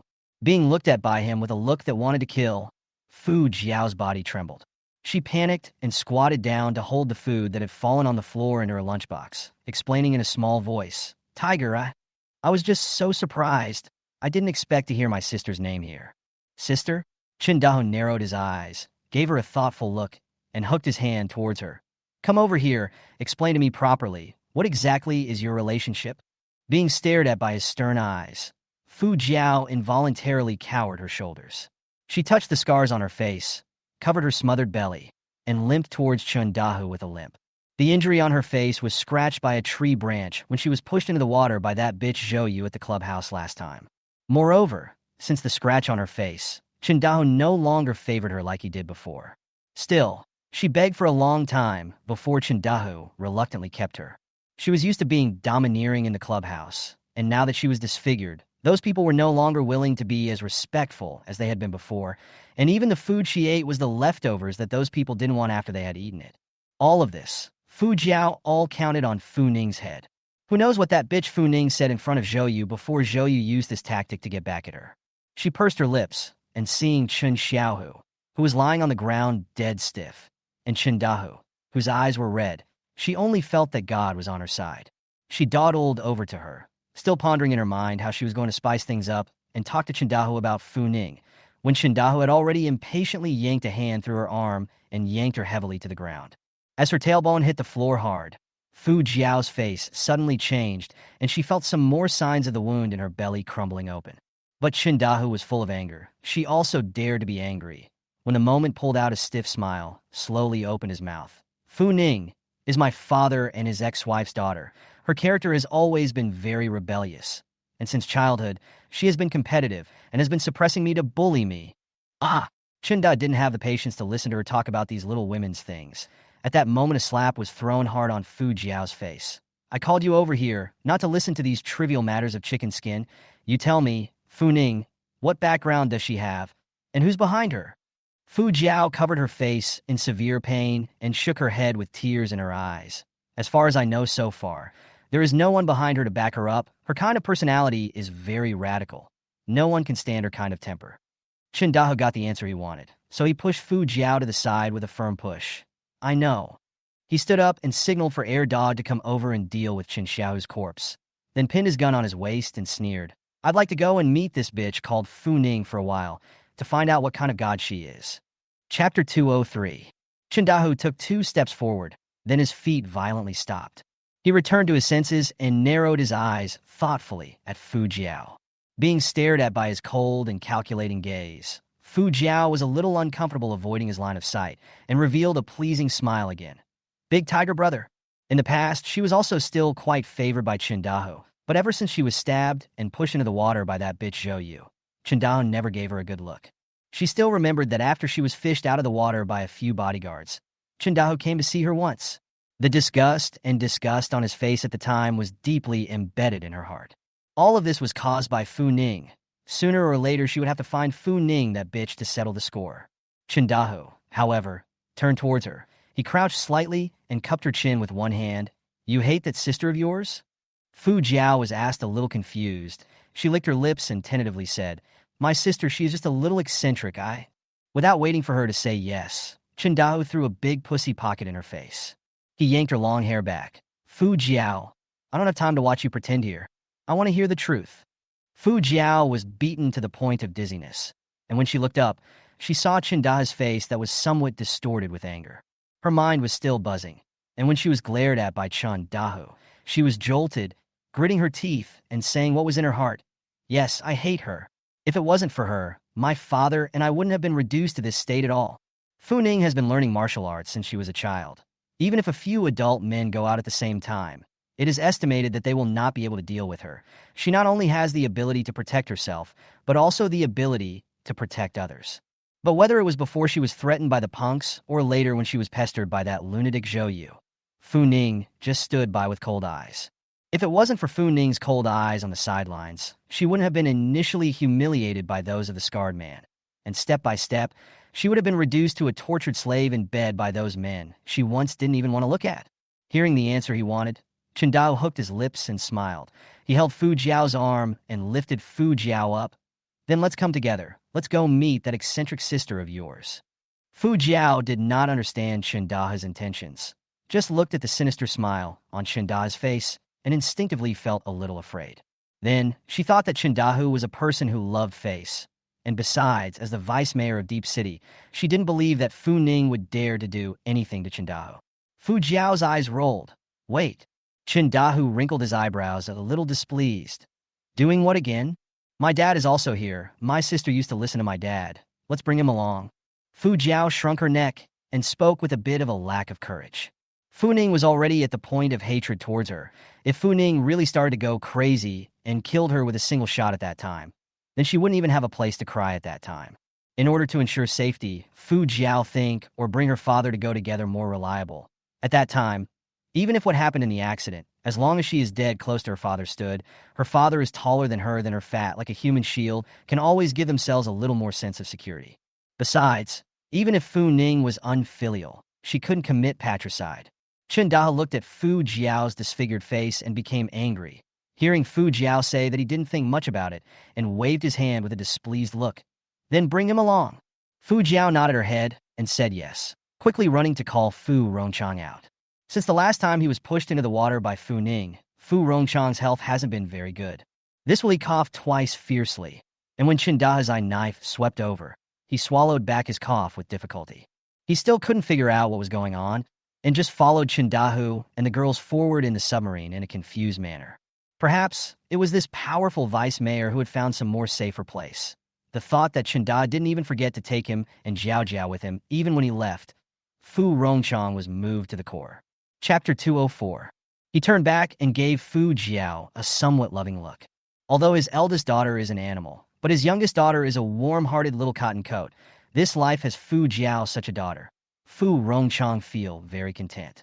Dozens of submachine boats whistling through the water. Those who want to take advantage of the night out to collect supplies, see such a huge group of people, have to avoid backward, do not dare to go forward to block. With great difficulty, Motoming and the girls carried their companion, whose leg had been broken and who had long since passed out from blood loss, onto their homemade kayaks.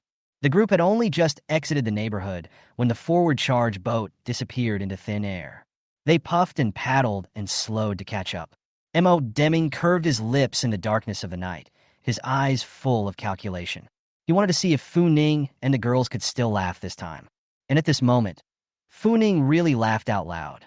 She was rewatching Martial Arts Outreach and couldn't help but laugh when she saw Li Daze coming out of the kitchen with a plate of half a caddy of noodles with loquat oil blasting to try. Little Yellow drooped his eyes and nestled in the corner. watching Fu Ning lie on the bed and laugh, somewhat helplessly flicking his long tail. It really didn't understand what was so funny about that little rectangular thing. Why would Fernine rather smile at that little rectangular thing than at it? In the past few days, it had been thrown into the space by Fu Ning every night to run dozens of laps around the large hill. It is saying that there is a limit to torturing the tiger.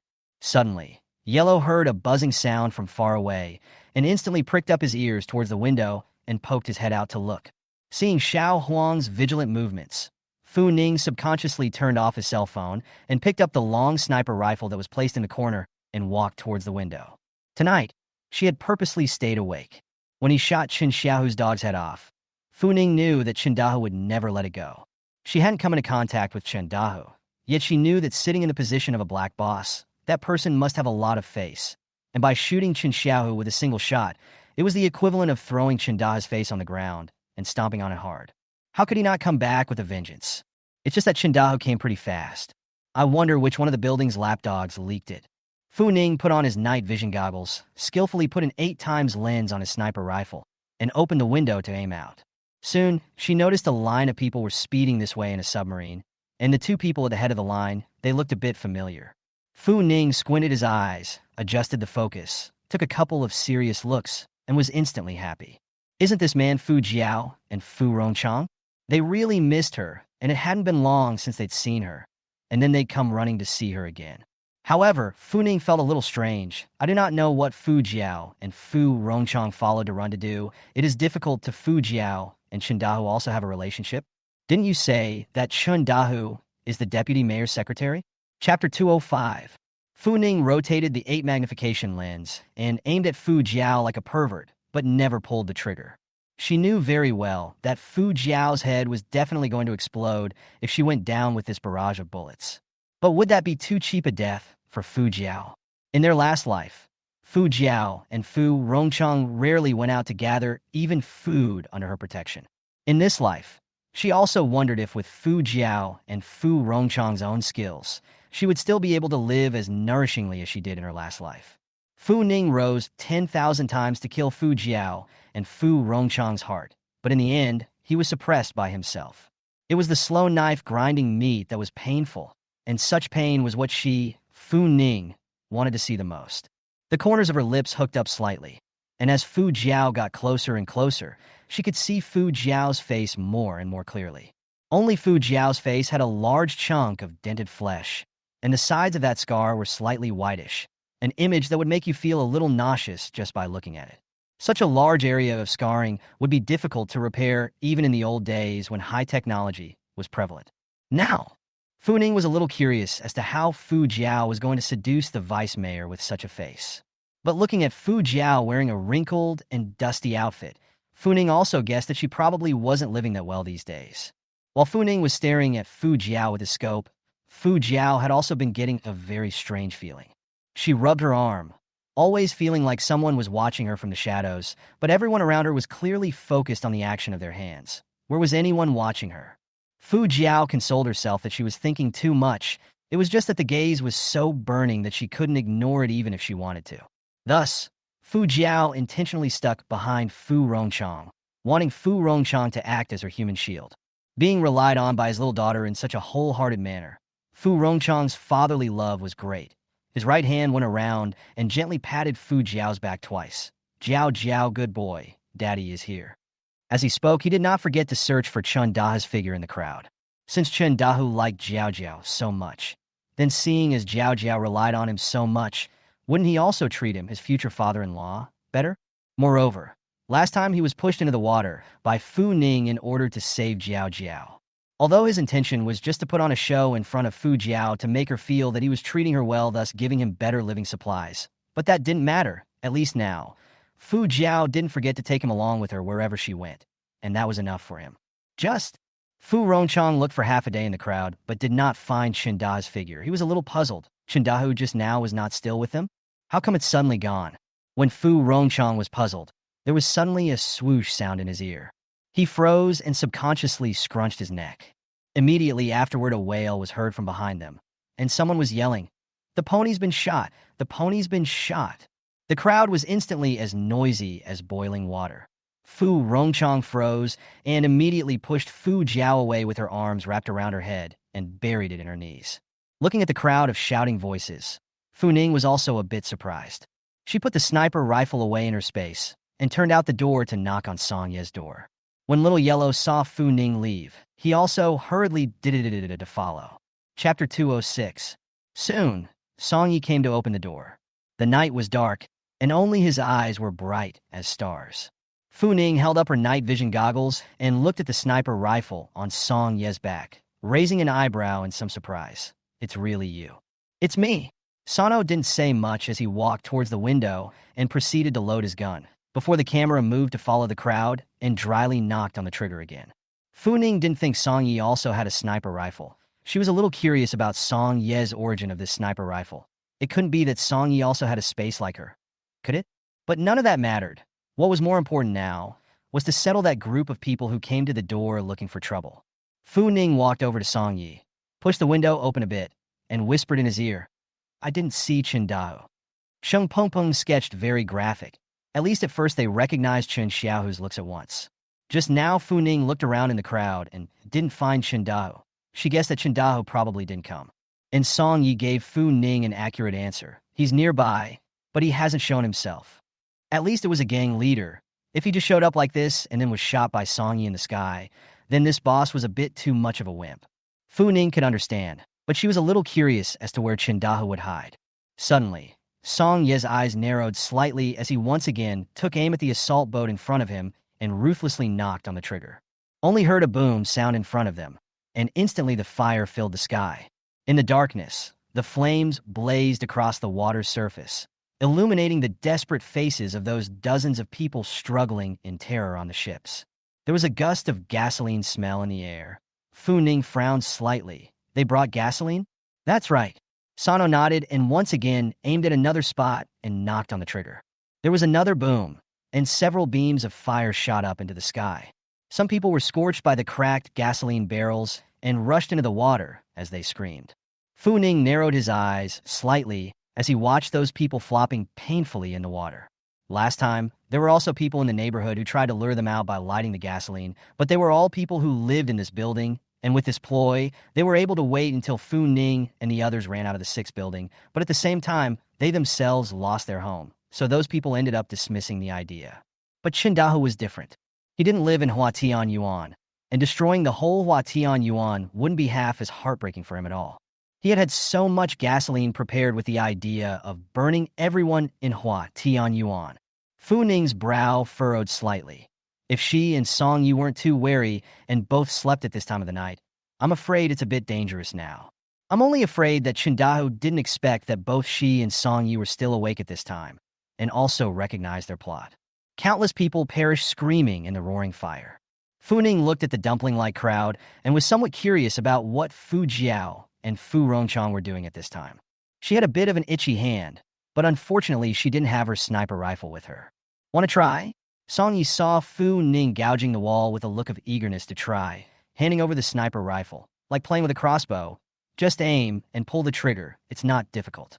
Not expecting Song Yi to be so meticulous, Fu Ning smiled faintly at him and frankly took the sniper rifle, looking towards the crowd that was roughly 800 meters away from him. Fu Jiao, where are you?" Chapter 207. Opposite the dumplings are generally a great crowd. Fu Ning looked for half a day, also failed to find the figure of Fu Jiao.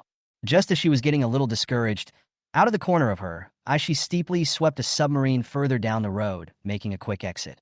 "It's Chen Dao? What, is he giving up on his brothers?"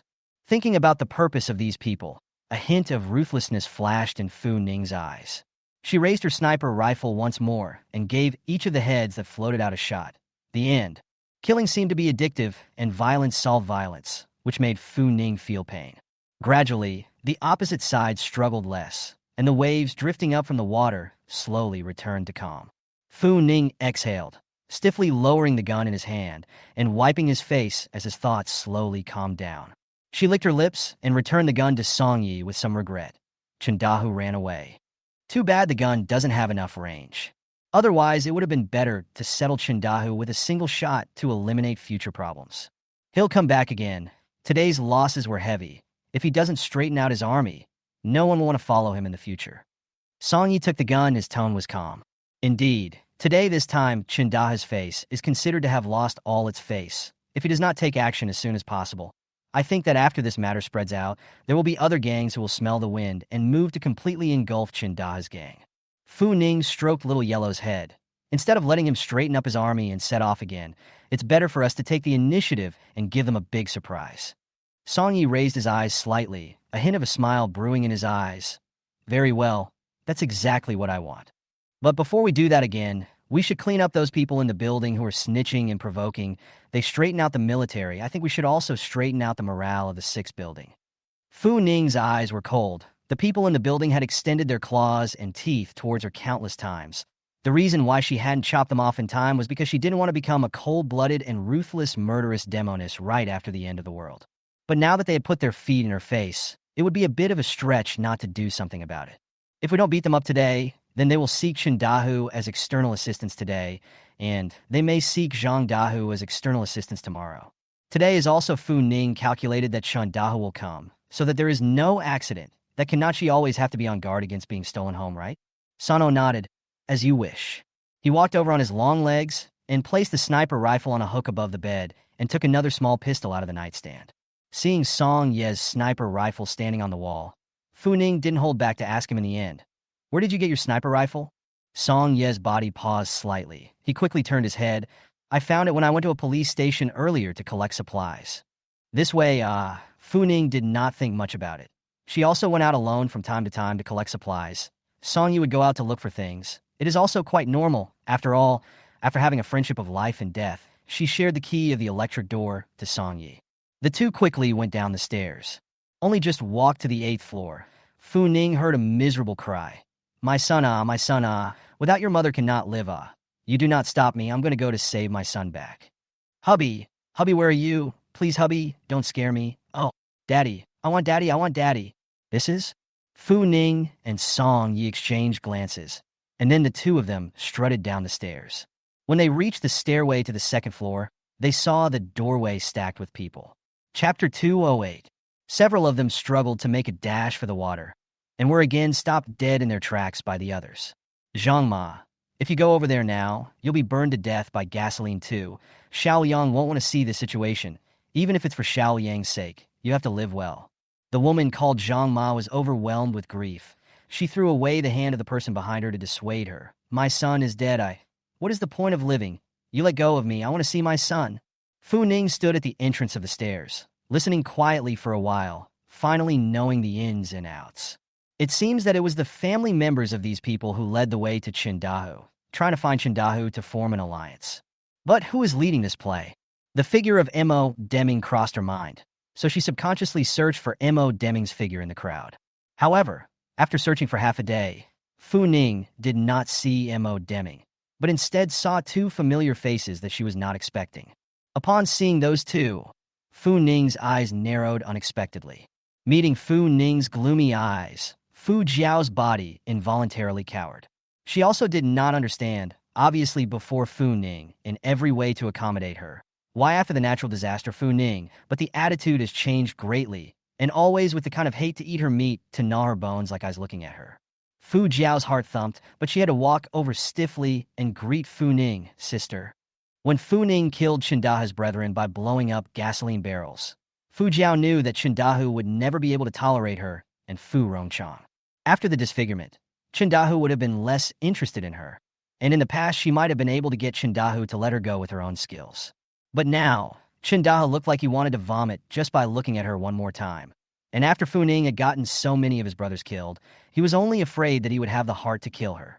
After thinking about it, Fu Jiao felt that she should still defect to Fu Ning. Perhaps there was a misunderstanding between them. As long as the misunderstanding was resolved, Fu Ning would still be the same sister who had poured her heart out to her before. Moreover, Fu Ning's force value was so high, and with Fu Ning's protection, she didn't need to treat herself as a public vehicle taking dignity to earn living materials anymore. Fu Ning was simply too familiar with Fu Jiao, and with just a single glance, she was able to guess what Fu Jiao was thinking. Fu Ning felt a little funny. It was hard to believe that Fu Jiao still felt that if she said sorry, Fu Ning had to say it was okay and then let her do whatever she wanted. Oh, Then she had to say that Fu Jiao was still a bit too naive. Fu Jiao tugged on Fu Rongchang, who hadn't returned to her senses yet, and together they walked over to Fu Ning, revealing a surprised smile at her. "Sister, we've finally found you." Her smile was forced and uncomfortable, and it took on a leathery quality. This, coupled with the somewhat gruesome scar on her cheek, added to the fact that she looked like she was in a horror movie. She twisted hard on Fu Rongchang's arm. What is this old fool frothing here? If he couldn't get Fu Ning's forgiveness, did he think that he, an old immortal, could live for a long time? Being twisted by Fu Jiao's arm with force, Fu Rongchang finally came back to his senses. Upon seeing who the person in front of him with an iron face was, Fu Rongchang's eyelids jumped, and he subconsciously exclaimed out in shock, "Fu Ning!"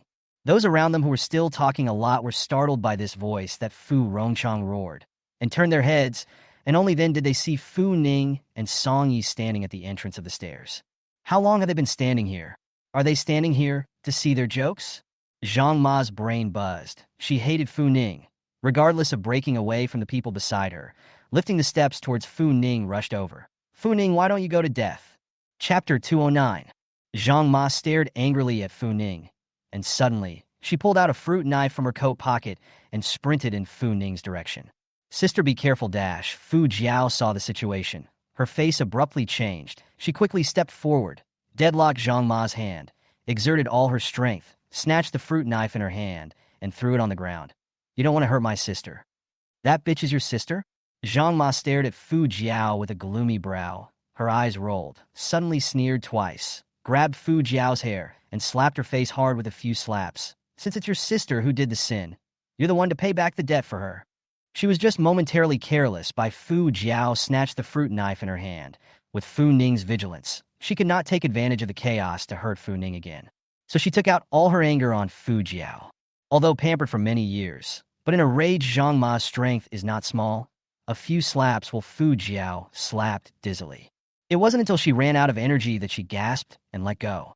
As soon as she let go of her hand, Fu Jiao rolled and crawled in the direction of Fu Ning crawled over. "Sister, before all I did wrong, please forgive me. Dad's mental state now is also very bad. Even if it is 1,000 wrongs, it is always your father. You can't see the death of a sister." Fu Jiao plopped down, and her body suddenly paused. Her pupils plummeted, and she looked in some shock at the black muzzle of the gun aimed at her. Her breath caught in her throat, her mind went blank, and suddenly she didn't know what she was supposed to say. Fu Ning rubbed his finger on the trigger and squinted to see Fu Jiao's face, which was beaten like a pig's head. Just now she thought that Fu Jiao was taking the wrong medicine, but now it seems that Fu Jiao is really stupid. She doesn't think that if she pulls a heroic rescue stunt like this, she'll forgive her and open her arms to her and Fu Rongchang, right? Really? So silly and naive. Fu Ning just wanted to heckle and sneer. Fu Jiao moved out Fu Rongchang to try to morally kidnap her. But unfortunately, Fu Ning simply doesn't have such a thing as morality anymore. As long as she has no morals. What did Fu Jiao take to kidnap her? The moment Fu Ning pulled out his gun, not only did Fu Jiao freeze, but also Zhang Ma and the rest of the people froze. No one wants to die if they can live. Fu Jiao froze for a while before tentatively shouting, "Sister?" "Ah!" She hadn't finished her sentence when a bullet suddenly penetrated her left arm. Fu Ning turned the butt of the gun, then tilted the muzzle of the gun and aimed it at Fu Jiao's right arm. "Did I ever say that you shouldn't call me sister? It sounds disgusting to me." Fu Jiao never expected that Fu Ning would dare to shoot in front of so many people. After a short period of numbness, a sharp pain instantly swept through his entire body. Her face was covered in cold sweat. She covered her injured arm in pain, and crawling on the ground, she could only open her mouth wide like a dying fish to wail in agony to ease the pain. Blood continued to gurgle and seep out of her fingers, and Fu Jiao was in so much pain that she couldn't say a complete sentence. Fu Rongchang's mind was still muddled, full of images of the difficult escape from the blazing fire just now. The strong smell of alcohol finally brought Fu Rongchang back to his senses slightly. He had just returned to his senses when he saw Fu Jiao wailing on the ground with his hands covered in blood. Fu Rongchang froze for a second, and when he raised his eyes, he met Fu Ning's insidious smiling face. Seeing the image of Fu Jiao rolling on the ground in pain, I have to say that Fu Ning was really quite happy. She held the gun and felt like a pervert admiring Fu Jiao's agonizing struggle. Chapter 210. Meeting Fu Rongchang's line of sight. Fu Ning raised her eyebrows slightly and aimed her gun at him again. What, you want to come and try too? Bastard. Fu Rongchang glared fiercely at Fu Ning. He crouched down with difficulty and helped Fu Jiao up, gently holding her injured arm. You beast, Jiao Jiao is your own sister. How could you do this to Jiao Jiao? Fu Ning couldn't help but want to roll his eyes. She felt that Fu Rongchang really didn't have half a pussy in his heart. Not only could she do this to Fu Jiao, but she could also use the same tactics against him. But well, seeing the picture of Fu Rongchang defending Fu Jiao so much, Fu Ning's eyes rolled and suddenly had an idea. In her last life, Fu Jiao and Fu Rongchang lived very nourishingly under her protection for 5 years. And finally, after the lack of food, they were kind enough to tie her up in a cave to eat meat. In this life, Fu Ning is also impressed to see if the incapacitated and disfigured Fu Jiao and the large parasitic Fu Rongchang father and daughter living together will do something to kill each other. Thinking of that image made Fu Ning feel very amused. She walked over and pressed the still-hot muzzle of the gun against the top of Fu Rongchang's forehead. Fu Rongchang, who had just screamed and called her an animal, would be so scared that his face would change drastically. Not a moment later, Fu Ning smelled a fishy odor. She took a step back with some disgust, and when she lowered her eyes, she saw a stream of foul-smelling urine flowing out from under Fu Rongchang. Fuck! Such a spicy image made Fu Ning slightly stutter. Fu Ning hurriedly backed up several steps and covered his nose. Fu Jiao, aren't you putting on this show because you want to live with me? How about this 701 is now in an unoccupied state? If you want to defect to me, then you can bring your father to live in it, so that I can afford to put on a show like this. Fu Jiao was in so much pain that she was on the verge of fainting at one point, and the reason she was still holding on was that she wanted to get an accurate answer from Fu Ning. This would hear Fu Ning say that he was willing to let her live in Hua Tian Yuan. Fu Jiao's lips could not restrain the corners of her lips from rising. Just now, when Zhang Ma suddenly went crazy, she knew that her chance had come. Good. She won the bet. Just wait. The revenge of this shot. Sooner or later, she would have to find Fu Ning, this bitch, to settle. But the pain of the blood loss was too much for her to hold on to in the end. Her head lolled, and she passed out completely. Fu Ning looked at Fu Rongchang with another smile. Why? Do you dislike this place? Or, do you please go ahead? Fu Rongchang also knows that Fu Jiao just took great pains to perform this drama, just to let Fu Ning take them in. It will be hard to wait for Fu Ning's promise. If he dislikes it, then it is not sorry Jiao Jiao. He shook his head hurriedly. No, I think the 7th floor is fine. After saying that, Fu Rongchang picked up Fu Jiao, who had completely fainted, and headed for the stairway. Only when they disappeared around the corner of the stairs did Fu Ning hum contemptuously. At one time, Fu Ning put him on that day, so honor him and love him. Today, she treats Fu Rongchang like a piece of shit. What kind of preferential treatment does a piece of shit get? Staying in the sewers and gutters is the best place for them. But she was really looking forward to the day when Fu Rongchang and Fu Jiao would kill each other. Thinking that this day is not too late, Fu Ning inexplicably still have some small excitement. Chapter 211. After Fu Rongchang left with Fu Jiao, the rest of them did not leave either. Mainly because Fu Ning was holding a gun and blocking the stairway. None of them dared to rush forward for fear that Fu Ning would aim the gun at them.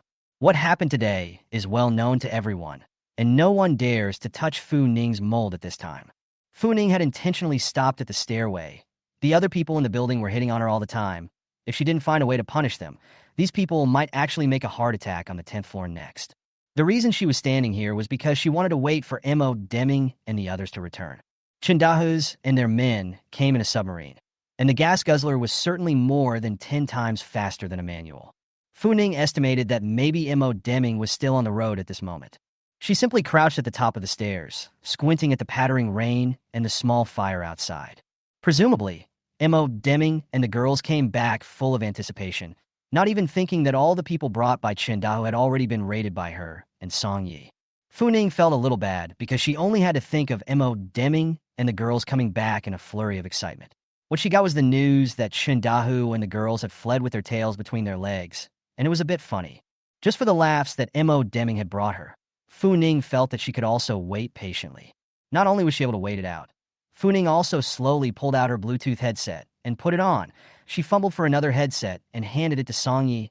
Want one? That handing of the headphones wasn't too far off from handing cigarettes. Sano was a little amused as he took the headphones and put them on. He thought that Fu Ning would listen to some more exciting heavy metal rock music, but instead of that, what surprised Song Yi was that Fu Ning listened to some soothing light music instead. Seeing Song Yi looking at her with some consternation, Fu Ning couldn't help but roll her eyes. It's not like she's a pervert living a beatnik's life every day and listening to some heavy metal music on the side of the house. Of course, Fu Ning didn't mean to say that rock music was bad. It's just that she thought it would be better to listen to some soothing light music to relax. The two of them sat bully-like on the stairway listening to the song, while the rest of the group stood in the hallway on the second floor, staring at each other in disbelief, not daring to utter even a single breath. Even Zhang Ma was scared by Fu Ning's shot just now, and this time she froze there with a miserable white face, looking wooden and not knowing what she was thinking. Time went by minute. Fu Ning flipped the offline songs over and over again, but still didn't see the figure of M.O. Deming's group. The gasoline outside had been completely doused by the rainstorm, and it was pitch black at the door, so I couldn't see anything. What's going on? Could it be that M.O. Deming had already known about Chindahu and the girl's defeat and escape, so he ran away? That shouldn't be either. Even if M.O. Deming and the others had a submarine, they had long since run out of oil. And when they went out to look for supplies during this period of time, they all used homemade small boats. And Fu Ning didn't believe that they would return to Huatian Yuan so quickly with their small boats, and knew that she was waiting for them to come back here. Seeing Fu Ning's expression gradually become grumpy, Song Yi softly said, "There's no rush. According to their hourly speed, they should be arriving soon as well." Fu Ning felt that Song Yi could really be a person who expected things to happen, because shortly after Song Yi had said this, there was a sound of talking coming from the doorway. Chapter 212. What do you guys think? Could Tiger and the girls have already taken Fu Ning and the girls? I'm sure they've got it. Can't you see they got a gun in each hand? Even if Fu Ning is more powerful, it's hard to be more powerful than Chindahu. As a gang big brother, what things he has not seen? I knew that we will be a little earlier to call Chindahu to help clean up Fu Ning that a few bitches these days will not be watching the big fish, and me we cannot even fart. It's not that there are still a lot of living supplies in those Fu Ning family's home. A gang leader like Chindahu should have a lot of supplies in his home. He shouldn't be able to compete with us for this amount of supplies. While several people were discussing how they were going to distribute the supplies from Fu Ning and Song Ye's and their families, M.O. Deming's eyelids danced, always feeling that something bad was happening. Hearing those people's brainless words, he couldn't help but give a few people a blank stare. At a time like now, who would still mind how much supplies the family has? Who knows how long the natural disaster will last? You guys are still thinking about what Fu Ning's family has. What she's thinking about right now is your lives. The voices of several people ghosted inside Fu Ning's ears. She took the headphones off and put them inside the earphone case, rubbing her face again, raw with laughter at Modeman's remark. She felt that M.O. Deming was really a very smart person, and with a prophecy like that, he had just said what Fu Ning had in mind. M.O. Deming and the girls didn't realize that Fu Ning and the girls were standing at the door waiting at this moment, except for M.O. Deming, who was a bit worried. The rest of the people were still giddy as hell. However, just as they paddled to the 6th building, they all froze when they looked at the pressurized crowd at the entrance through the night. Zhang Ma looked like she had only come back to her senses at this time. She pushed her way through the crowd and walked out with difficulty. At the sight of the man lying on where with a pale face, not knowing whether he was alive or dead, Zhang Ma whimpered and violently pounced over to the man who had been shot in the knee by Chindahu, which would have already fainted due to blood loss. Son, how are you? Don't you scare mommy, He's still alive." Seeing Zhang Ma crying without breath, M.O. Deming said with some impatience, then looked at the group of people standing at the door, the bad premonition in his heart growing stronger. He fished a pocket knife out of his pocket and held it tightly in his hand, unable to resist asking the man in front of him, "What happened?" Just then, Pa-dash, a military flashlight beam slammed down from its position at the top of the stairs. Countless flecks of dust drifted through the air in the dim light, and Motoming's eyes followed the blinding beam of light to the end of the light. Only a woman in black casual clothes was sitting there clutching a large green leather military flashlight, her eyes staring at him, the corners of her mouth raised in a grimace. When he saw that the woman sitting there was Fu Ning, the goosebumps on M.O. Deming's body instantly rose. He swallowed hard, his brain coming back quickly after a brief lack of oxygen. Modem turned around and was about to jump into the water. But where else would Fu Ning give him a chance to escape? She pulled out her gun, aimed it at Modem, and pulled the trigger hard. After a gunshot, Mo Deming instantly wailed out in pain. He hung over the side of the boat, covering the side of his waist, shaking his head in terror. No, no, don't you kill me. Chapter 213. With a flashlight in one hand and a gun in the other, Fu Ning walked slowly towards Mo Deming. Standing 2 meters away from Mo Deming, Fu Ning raised his chin. Come down. Mo Deming struggled to hold up his pained body and got off the boat, staggering towards Fu Ning. But after only 2 steps, he fell to his knees from the loss of blood and strength. Lying on the ground, Mo Deming looked at the blood that kept seeping out of his hand. Tears of regret kept pouring out from inside his eyes. Don't kill me. Please, Fu Ning, I don't want to die yet. Oh! Seeing Mo Deming crying with a face of despair, Fu Ning did not half sympathize. She didn't want to die either, but Modeming and the others still found fault time and time again, hating her to die now. What? His life is life, and your own is nothing? It doesn't make sense. Fu Ning's expression was as cold as ice. How many times have I told you not to mess with me? Mo Deming, tell yourself how many times I've given you a chance. Fu Ning also once naively thought, and Mo Deming they into the water does not offend river water. Is Mo Deming one after another to provoke her? It couldn't be that every time Modeming and the girls took the initiative to provoke, they ended up with no punishment whatsoever. Fu Ning was born again. She wanted to live her life according to her own heart. She didn't want to be some kind of holy mother. What's more, the idea of finding Chindahu to deal with her was most likely made by Mo Deming. So what did it have to do with her that Mordecai was crying so hard? Fu Ning's eyes narrowed slightly as she took 2 steps forward and pressed the gun against the top of Mo Deming's head. The crowd, which had been somewhat lively earlier, would be completely quiet again. Everyone watched the movements of Fu Ning's hand, and their eyes unconsciously moved to the hand that Fu Ning held the gun in. She couldn't have wanted to kill Mo Deming in front of so many people. Could she? Mo Deming was even more terrified. His face changed dramatically. His body kept shaking. Don't, Fu Ning. I beg you, let me live. I know a lot of things. I can do things for you. As long as you let me go, I can do whatever you want me to do in the future. Is he ready to go back on his heels temporarily? Unfortunately, Mo Deming's credibility score is 0 with Fu Ning. There was no way in her life that she would trust a two-faced person like Mo Deming. Fu Ning didn't hesitate and decisively knocked the trigger. With a bang, Mo Deming fell to the ground softly. His eyes widened in horror, and he was completely silent. When someone saw the scene in front of them, they were so scared that their legs went weak and subconsciously had to scream out. The person beside her quickly covered her mouth and dragged her to the corner, lowering his voice to scold. Crazy, you are not afraid that Fu Ning's next kill is you? Bright red blood infested the flashlight, which limited Fernand's vision somewhat. She raised her hand, wiping off the blood splattered on her body, and coldly swept her eyes over the surrounding crowds who were shocked and clubbed. I said, don't mess with me. I have a bad temper. Fu Ning has space, and she's already trying to lay low and avoid contact with these people. But they're attacking her like waves of zombies. Even the best temper cannot stand. Fu Ning does not feel that he is a saint. In front of so many people killed the idea of Mo Deming. Fu Ning also did not feel that he did anything wrong at all. To make an example out of them, I just hope these people will settle down a little bit. After saying that, Fu Ning took a big step towards the stairway and went up the stairs with Song Yi. Chapter 214. Walking in silence all the way to the 10th floor. When they reached the 7th floor, the stairs were still covered in sticky blood, and vaguely, they could still hear screams of pain coming from inside the room. It was thought that Fu Jiao's arm was too painful to bear. Seeing Fu Ning's footsteps pause slightly, Song Yi gave her a thoughtful look. Want to go take a look? No. Fu Ning faintly replied back, before turning around and continuing to walk upwards. Song Yi took 2 steps with his long legs to catch up with her.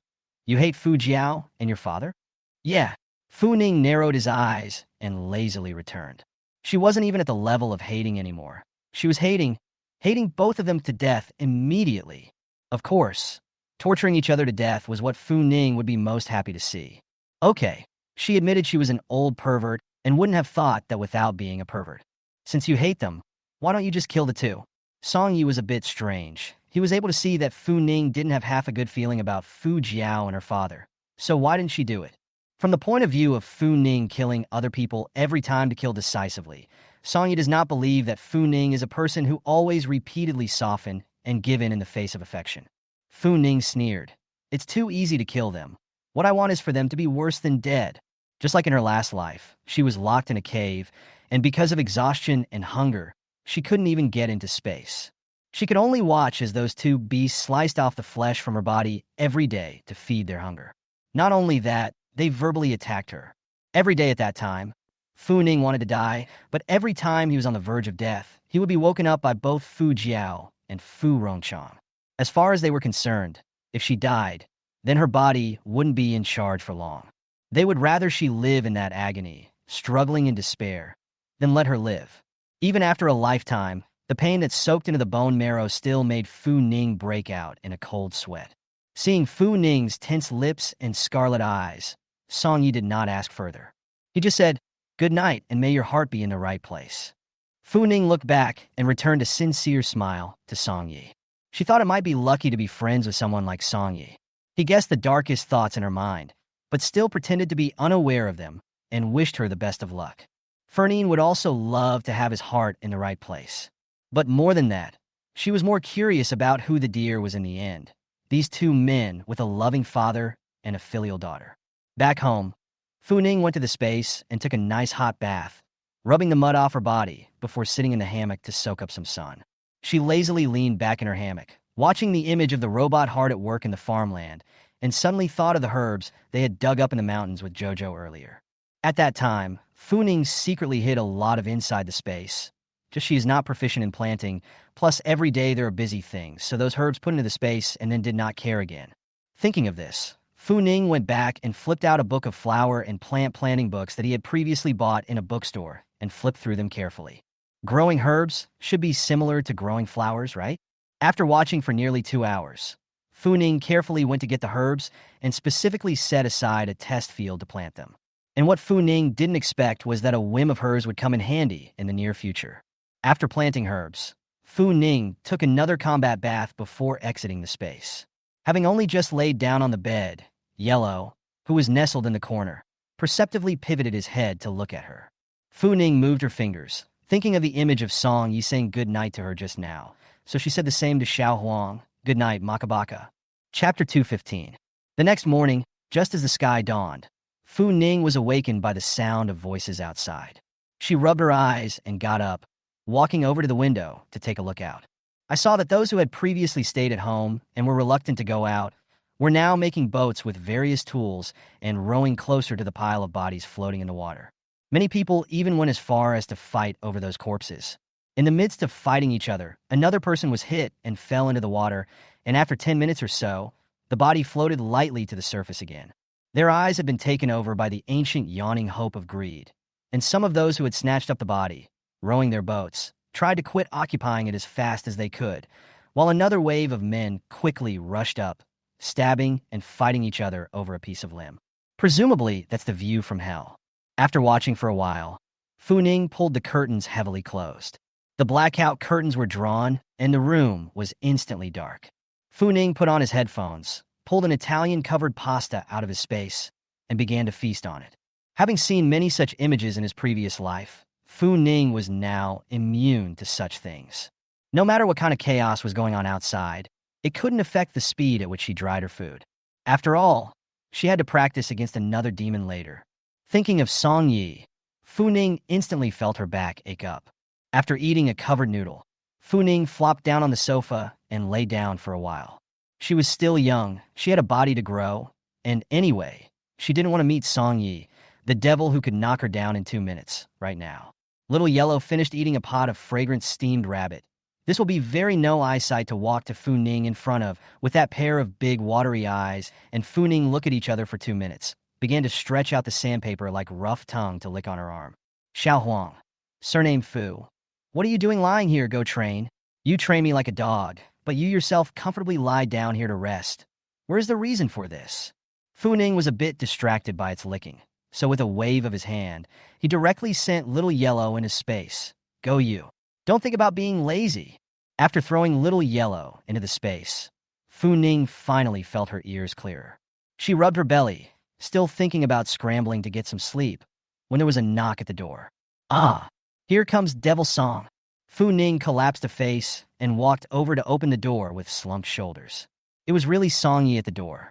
He was wearing his combat uniform and raised his hand to glance at the time. It's 8 o'clock, time to train. That's a lot. Can't spare a day. Fu Ning nodded and said yes.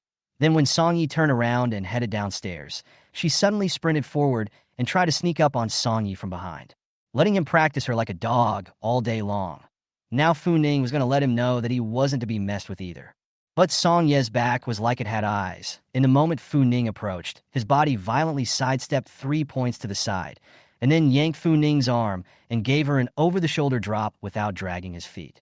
Fu Ning was smashed solidly on top of the floor, showing his teeth for half a day before he wobbled and stood up straight. Do you know why the sneak attack didn't work? Song Ye's face sank slightly as he stepped forward. The movement was fast enough, but the breathing was too sharp and the footwork was too heavy. Start over. Are you this? Chapter 216. You really are the devil, aren't you? Fu Ning was galvanized. She jerked a handful of her short hair, sank her chi and posed. Again. Fu Ning, who was fighting Song Yi, did not know at this moment that a life and death game of combat was about to begin at Zhou Jimei's house on the 7th floor. After suffering a gunshot wound to her arm last night, Fu Jiao was groggy all night. She was also afraid that Fu Ning would come rushing into the room and kill her, and she was also afraid that Chinda's people would find her and bring her back to be tortured to death. With such fear, even if Fu Jiao's gunshot wound wasn't exactly minor, she didn't dare to relax at all to let herself sleep completely. On the contrary, Fu Rongchong slept like a dead pig. Fu Jiao was skeptical that Fu Rongchong was a pig in his previous life.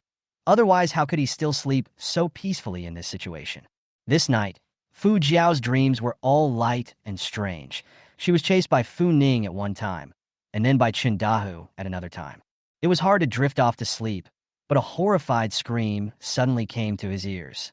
The roar that seemed to come from the depths of hell made Fu Jiao's body tremble. She subconsciously opened her eyes, held her breath tightly, and with great difficulty rolled over and climbed up from the bed. The sound came in from outside, and Fu Jiao lifted her arm, which was still in severe pain, and moved to the window. The next scene that he saw, however, made Fu Jiao almost faint from fear, only to see those people carrying the bodies of those people brought by Chandao, happily driving the boat back. Some of those corpses were already charred, and these people, without a care in the world, even gnawed their heads down on the spot. The image was so disgusting that Fu Jiao couldn't help but hold onto the wall and vomit. She had heard of cannibalism before when she was at the clubhouse, but she had never experienced it. At most, she had only instigated those who did not see eye to eye in front of Chindahu, and after that, she had heard of Chinda's gang of brothers who would capture those who did not listen and kill them like chickens for meat. But these things, Fu Jiao thought that she had never been involved in. Now that she had seen it with her own eyes, she realized that the image was so bloody and disgusting. Only after throwing up twice, Fu Jiao suddenly heard a gurgling stomach growl from the room.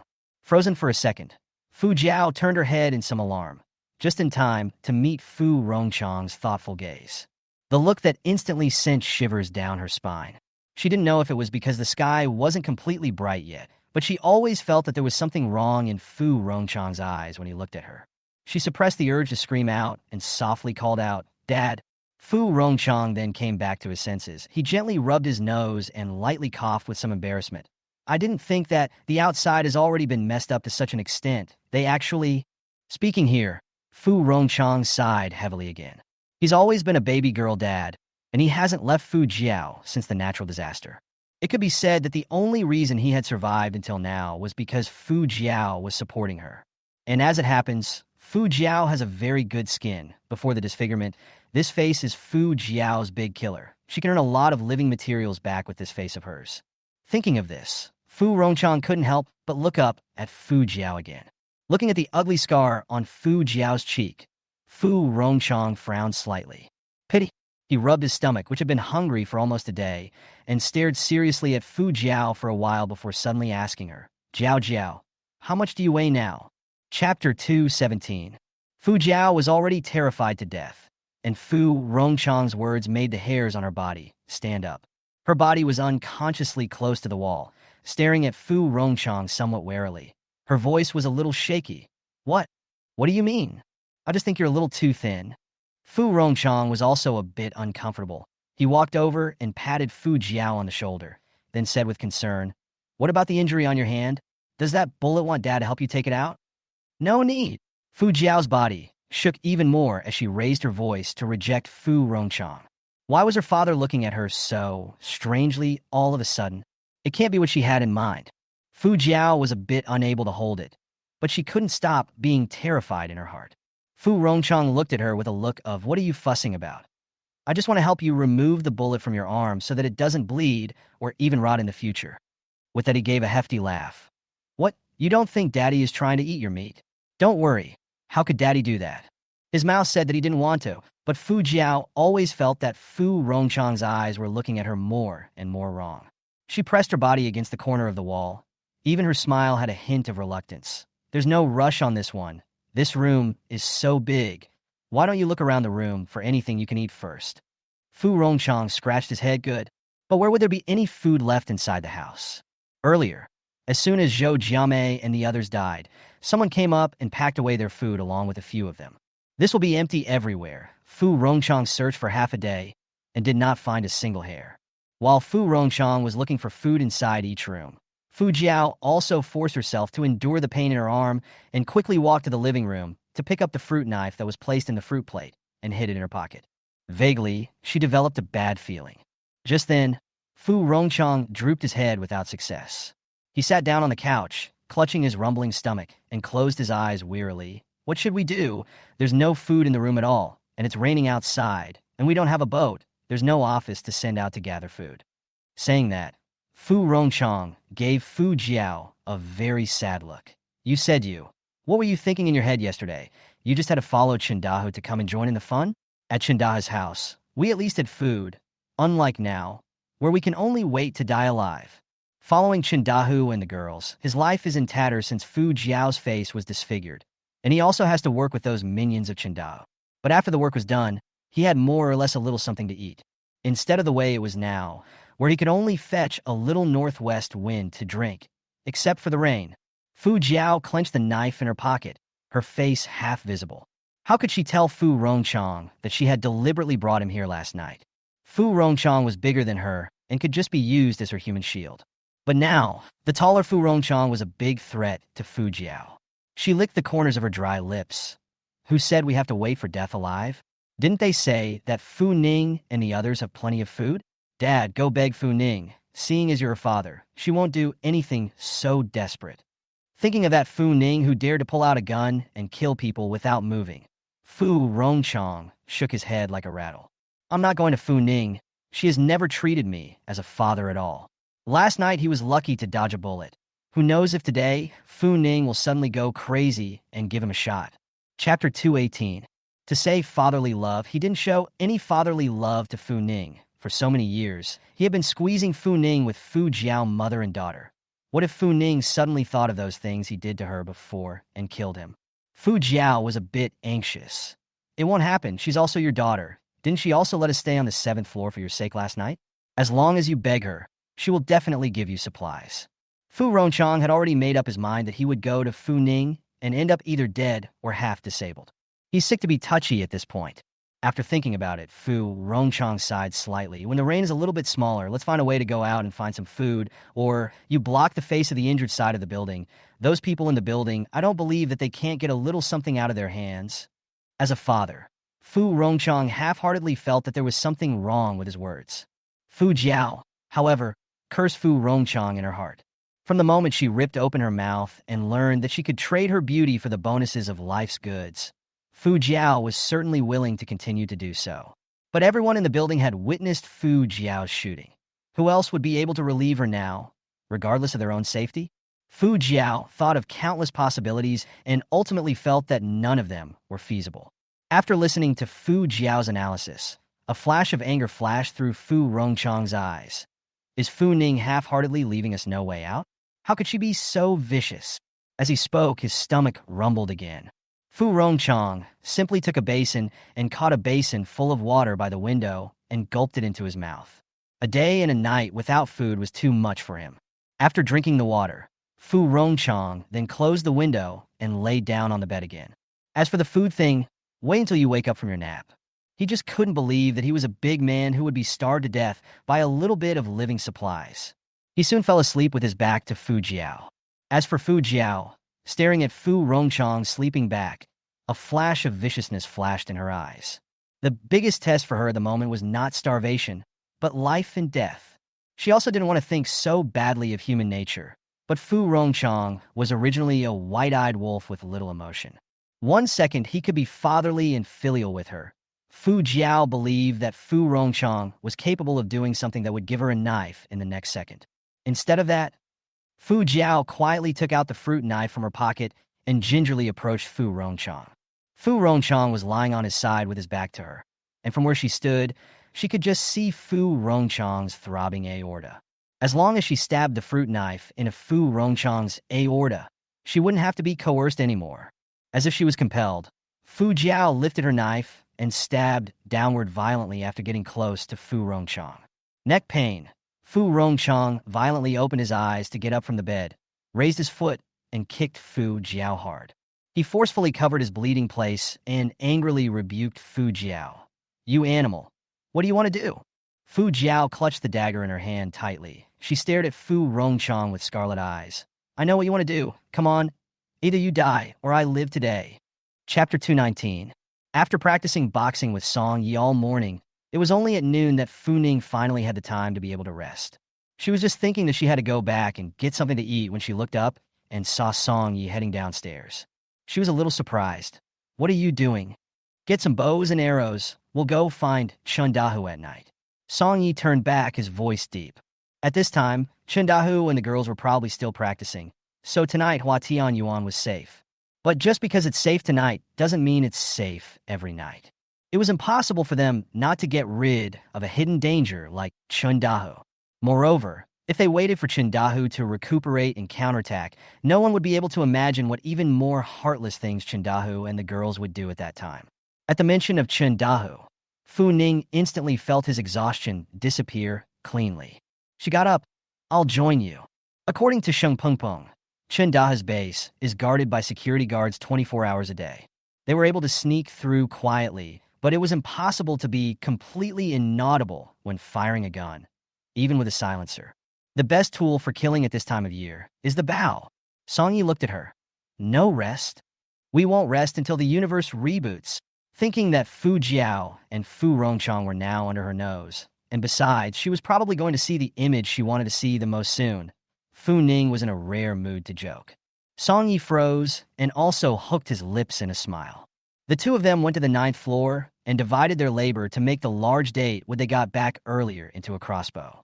After making the bow, Song Yi used a small knife to dull the tip of the knife to a sharp point and put on disposable gloves, and took out a small can of refined colorless and odorless stuff from a small box. "Ricin." Fu Ning recognized the thing. Song Yi nodded. "You go back and rest. I'll wrap things up here. 8 o'clock at night. We'll go find Chun Dahu." Hearing Song Yi say this, Fu Ning was inexplicably a little excited. A black boss. He must have a lot of big babies at home, right? Thinking that those things would soon be his own, Fu Ning even walked a bit flutteringly. After floating for a while, Fu Ning suddenly remembered something and hurriedly told Song Yi that he had to go out for a trip. Then he picked up his backpack and went downstairs, taking out a large chain through the cover of the space, and firmly locked up Zhou Jimei's house. She wanted to come and see Fu Jiao and Fu Rongchang laugh, but she didn't want any more leaks to happen at this time. And she had already written down Fu Rongchang and Fu Jiao's names in her little book. This week, 2 people must die. Back home, Fu Ning was in a rare good mood.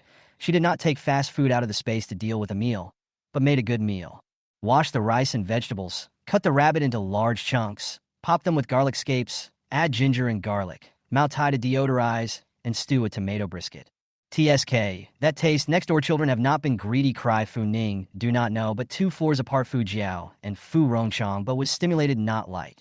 The two were defending each other from the other's strikes when the smell of a meal suddenly wafted in from the window. That smell, Fu Rongchang felt like he hadn't smelled it for a long time. Chapter 220.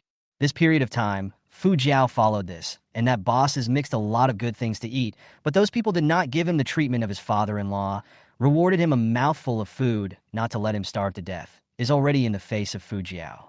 Those gluttonous leftovers were so good that Fu Rongchang had forgotten what a normal meal tasted like. This would smell such an overbearing food flavor. The originally hungry Fu Rongchang felt even more unbearable.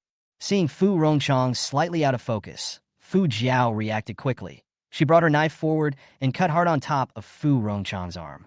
The sharp pain made Fu Rongchang instantly come back to his senses. He screamed harshly. His right hand was clenched into a fist, and he smashed his fist fiercely on Fu Jiao's face.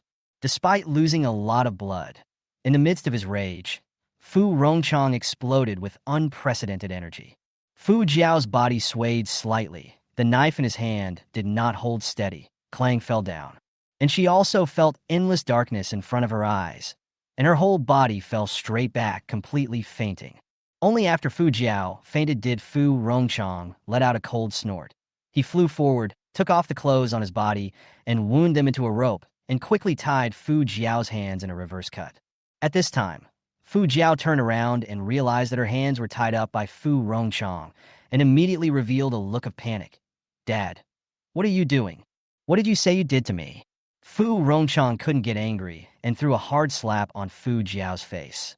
"Is it because you watch those people downstairs eating people? You also want to eat lousy? Even if you want to eat, it's lousy who will eat you first. You are my seed. It's only right that I eat you." What's more, he hadn't had the idea in the first place. He was also thinking of trying to get out and find something to eat when he woke up from a nap. Unlike Fu Ning, Fu Jiao was the one he grew up with pain, and to Fu Jiao, he invested more feelings. But it never occurred to me that this beast, Fu Jiao, would want to make a move against her. It was a good thing that he was a light sleeper at that time, otherwise he would have become Fu Jiao's food by now. Facing Fu Rongchang's face that was so fierce that it was somewhat scary, Fu Jiao's goosebumps stood up all over her body. Especially when she heard Fu Rongchang open his mouth to eat meat. She was so scared that tears and snot flowed out together. "Dad, don't. You go to find Fu Ning to ask for food. The one who cooks must be Fu Ning. You are her father. It's only natural for her to give you food. You can't do this to me. This will be condemned by heaven." Fu Rongchang touched the wound on his neck and was so angry that he wanted to stab Fu Jiao to death right now. This bitch, she actually turned on him. Fu Rongchang grinds his teeth fiercely and walks over to pick up the knife that was just held by Fu Jiao for self-defense. "Then let me be condemned by heaven. I'd like to see how I'll be condemned by heaven." Fu Ning didn't know anything about what happened on the 7th floor. Only, in the middle of the meal, Fu Ning seemed to hear a mournful scream. She crouched in the gap between the coffee table and the couch, taking a big bite out of her meal, and didn't resist pausing the TV to perk up her ears and listen. But there was peace and quiet all around. No more sounds except the pattering of raindrops. Fu Ning unscrewed another bottle of Fat House Happy Water and took several big gulps of it. Is it hard to hallucinate? Why did she feel that the voice just now sounded like it came from Fu Jiao? But those two aren't so quick to kill each other, are they? If they had gone from kissing and being good fathers and daughters to enemies who wanted to kill each other in such a short period of time, she really would not be able to stop herself from squealing with laughter. She shook her head and decided to focus on drying her food first. Anyway, she had already locked the door to Zhou Jiami's room with an iron lock, so unless those two people jumped from the 7th floor window, then they would stay well in their room.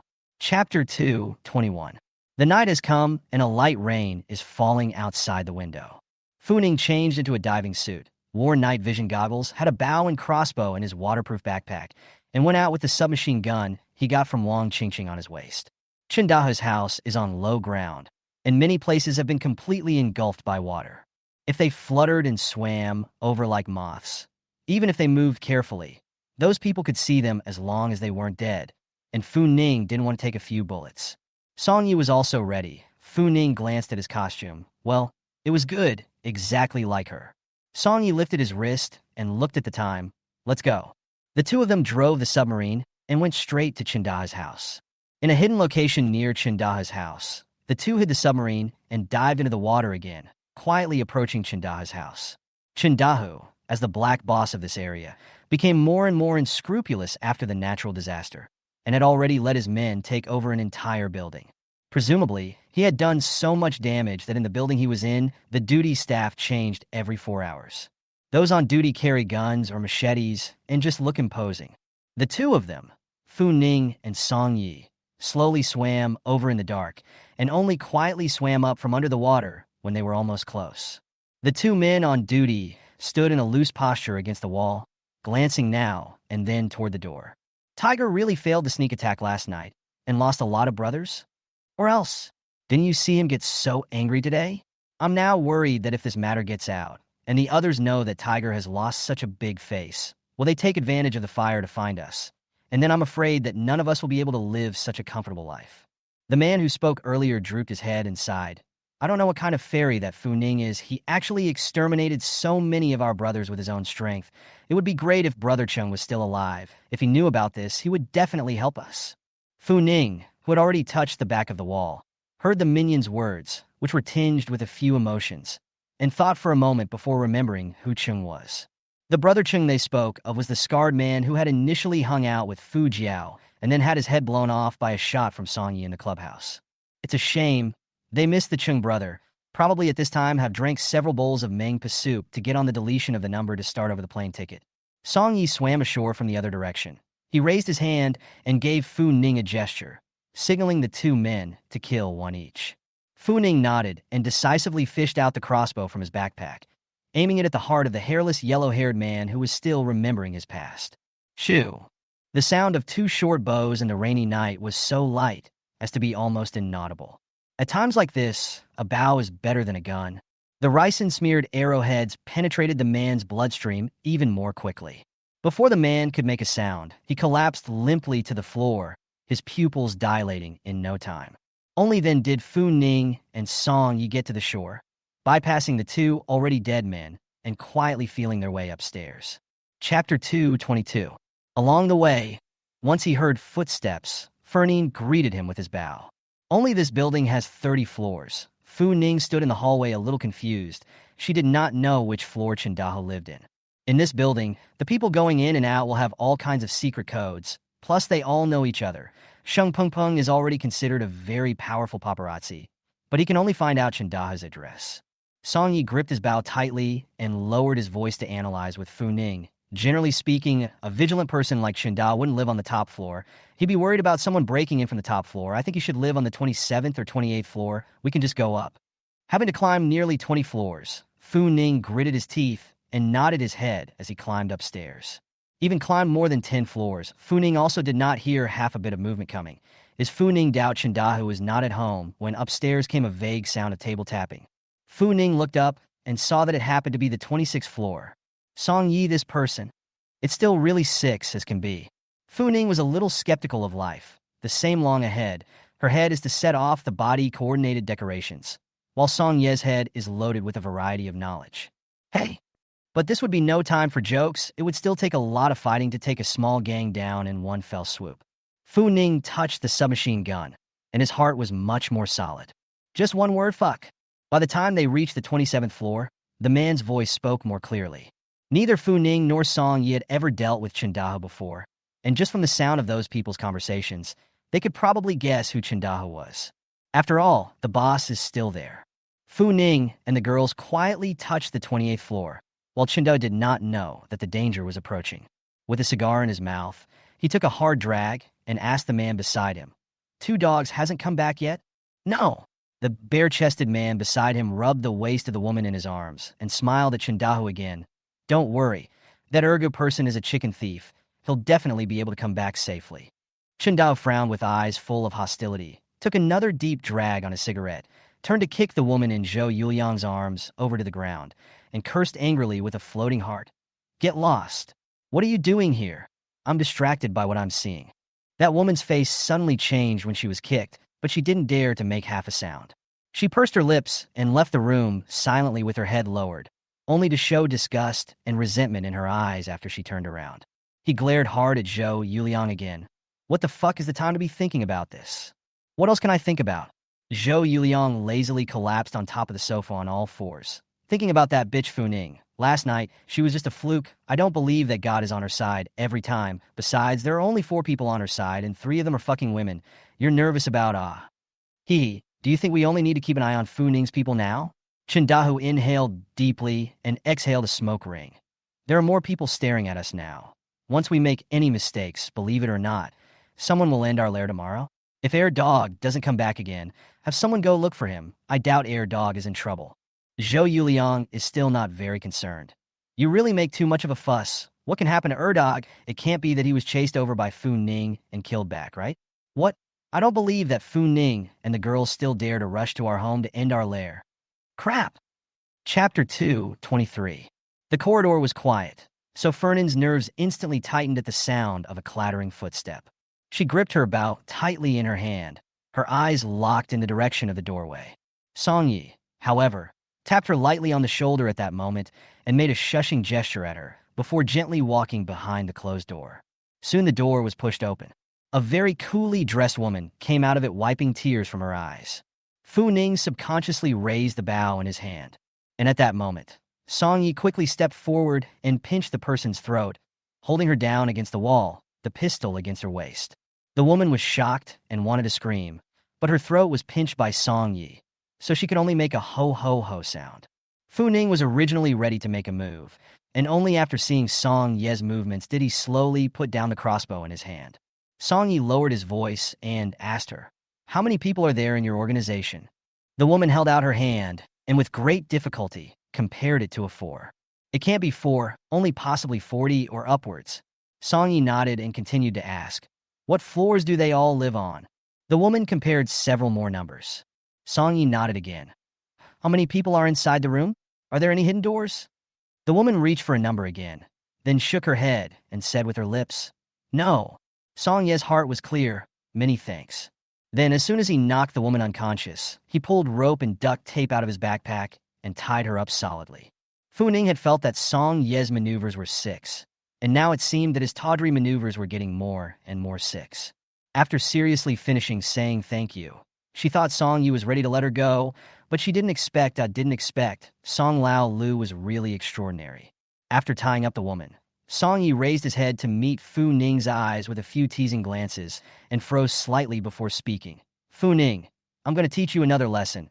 No matter what time of the day it is, you can't let your guard down." Of course, Fu Ning will not let her guard down. Did not see her left-hand crossbow, right-hand submachine gun? As soon as this woman acts weird, she'll just got her at the first opportunity. Okay. After throwing the completely fainted woman in the corner, Song Yi and Fu Ning then pushed open the door and went inside. Zhou Yuliang was completely unaware that they had come in and was still talking at a high level. Until, that is, he saw 2 men in black wetsuits strutting through the doorway.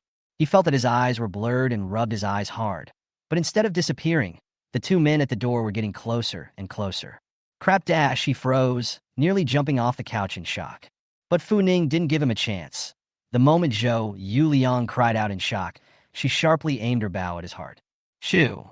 A sound so soft that it was barely there passed through the wind and quickly pierced into Zhou Yuliang's heart.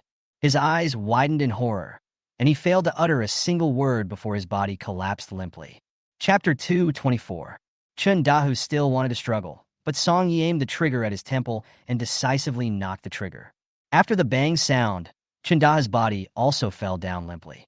A big man, in such a short period of time, was taken out by them, and Fu Ning still found it a bit unbelievable. There's nothing unbelievable. Those who are in their line of work are supposed to live with their heads on the waist of their pants. If one of the bosses dies today, the oldest 2 will be able to take over tomorrow. Song Yi threw away Chinda's body and began to check the room for anything that was a threat to them. Fu Ning silently glanced at Zhou Yuliang, who was lying on the sofa with his eyes glaring like copper bells, and thought that this time, the old 2 were also gagged by them. It's a sin. They're the ones who've made a name for themselves on the street, and they've got 2 of them at once. Fu Ning pinched his brow, coughed lightly, and said with a straight face, "The rest of those people, it's a curse for us to keep them, and since they're here anyway, why don't we just send them all away?" Song Yi stopped the movement of his hands and looked back at Fu Ning. "Okay, listen to you.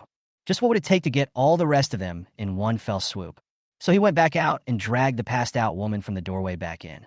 Fu Ning walked over, squatted in front of the woman, pinched her middle, and soon the woman turned awake.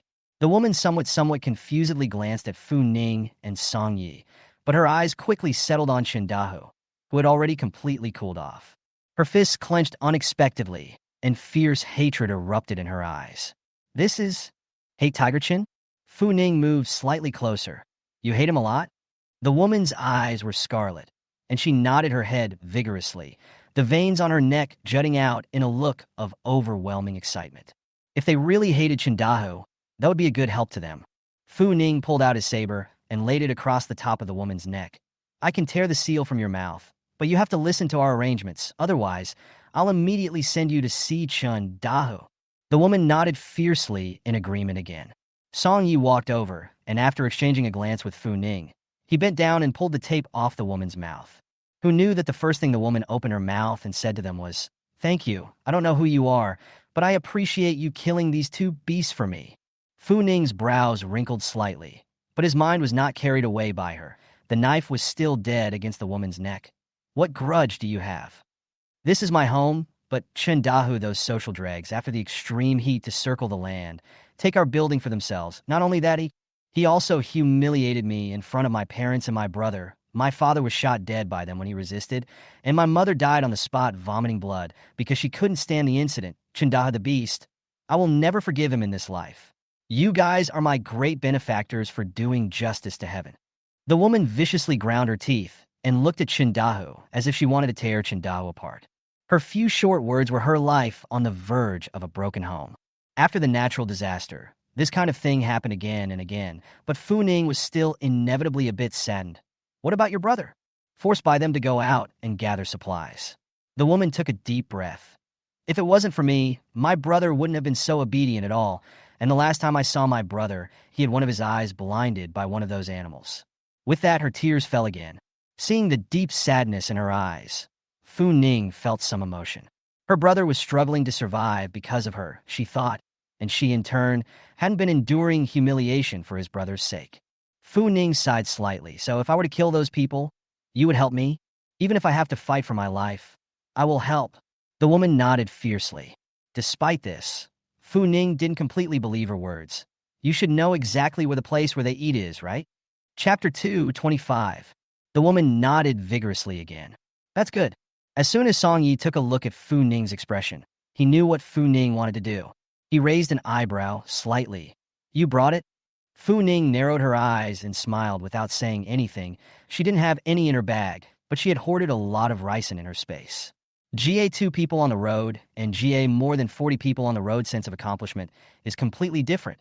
And Fu Ning, soon to experience GA more than 40 people on the road of happiness. How can I put it? It's just fun. After learning from the woman's mouth where those people were eating, Fu Ning nodded slightly at Song Yi. Then, with a handful of knives, Song Yi knocked the woman out again.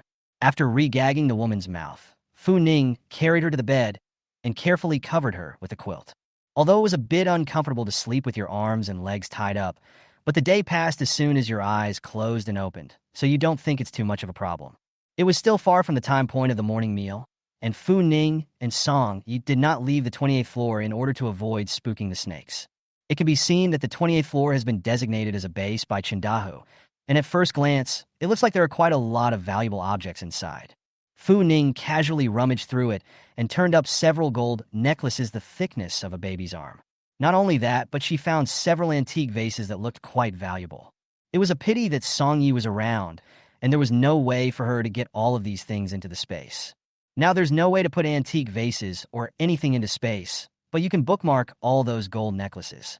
Realize that space is a bravado. All eat and no shit. What are you doing with those fake necklaces in your bag? Song Yi gave her a sidelong glance, a little surprised. Fu Ning's hand movements paused. Huh? Can't see it?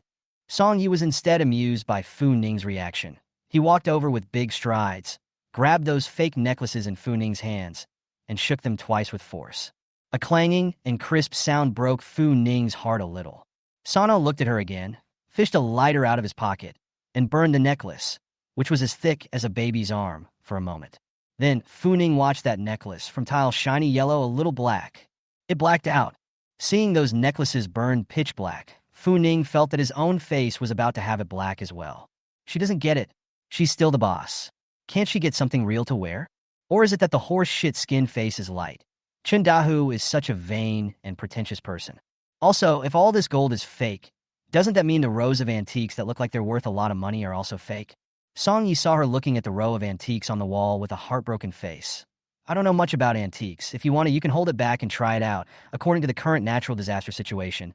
Maybe after 100 years, vases that aren't antiques can become antiques.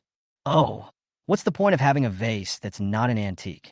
After Song Yi finished speaking, he went to look for supplies elsewhere. Fu Ning was a bit disbelieving. Taking advantage of the fact that there was no one around, he quickly put away a small, not too eye-catching vase into the space. There was no way for her to go into space to check the authenticity of that vase, so she could only use her mind to hastily glance around in space. Thus, Fu Ning witnessed the beautiful and valuable antique vase, clang broken. At that moment, Fu Ning even felt that he heard the heart of the space. What garbage stuff is thrown into the space? I am not a waste collector. Chapter 226. Kama. This was the first time Fu Ning had seen space dislike a thing like this. You know, the antiques that she had previously put away into space were all thoughtfully stored away by the space. Now, Fu Ning felt that Chindahu had that what a big disease. But it is understandable when you think about it. After all, Chindahu is only the boss of this area, and there is a boss above the boss. Chindahu always have to pay tribute to the people above. He cannot give those defective products to those people, can only stay at home to fill their own face. Fu Ning, who had originally thought of coming to make a fortune, will be somewhat disinterested. She casually slipped around the room and surprisingly found nothing except for a few guns in Chindahu's room. It was a good thing that the time passed so quickly, too, and before long, it was dawn. I guess in a little while, the minions are going to start eating. Fu Ning and Song Yi went to the restaurant on the 11th floor, only to see a kitchen that had been converted out of a living room. There were 4 middle-aged women so beaten and swollen and skinny that a gust of wind could knock them down were numbly cooking. And beside them, there was a man carrying a gun who was eyeing these people intently. The man even raised his foot and kicked down hard on them from time to time. What are you looking at? Look again, and I'll kill you. A few women dared to be angry, but could only speed up the movements of their hands. Fu Ning raised her eyes and glanced at the tall but lean man. Give me the ricin, then you go cut the power. Song Yi, however, bumped Fu Ning's shoulder at that moment and pointed to the power lines next to him. Fu Ning knew that his hands were not as agile as Song Ye's, and he no longer tried to show off at this time. She nodded and pulled 3 vials of ricin from inside her backpack and handed them to Sano, quietly circling around and quickly disconnecting the electricity. A rustling sound soon came from inside the room, followed by a stormy voice from the man. What's all the noise? Concentrate on cooking. If Tiger won't be able to eat later, I'll see how you'll explain. With that, he stepped out with his gun raised to check the situation. The moment he had just stepped out of the room, Song Yi quickly dodged over from the corner and clasped the man's neck with a forceful twist.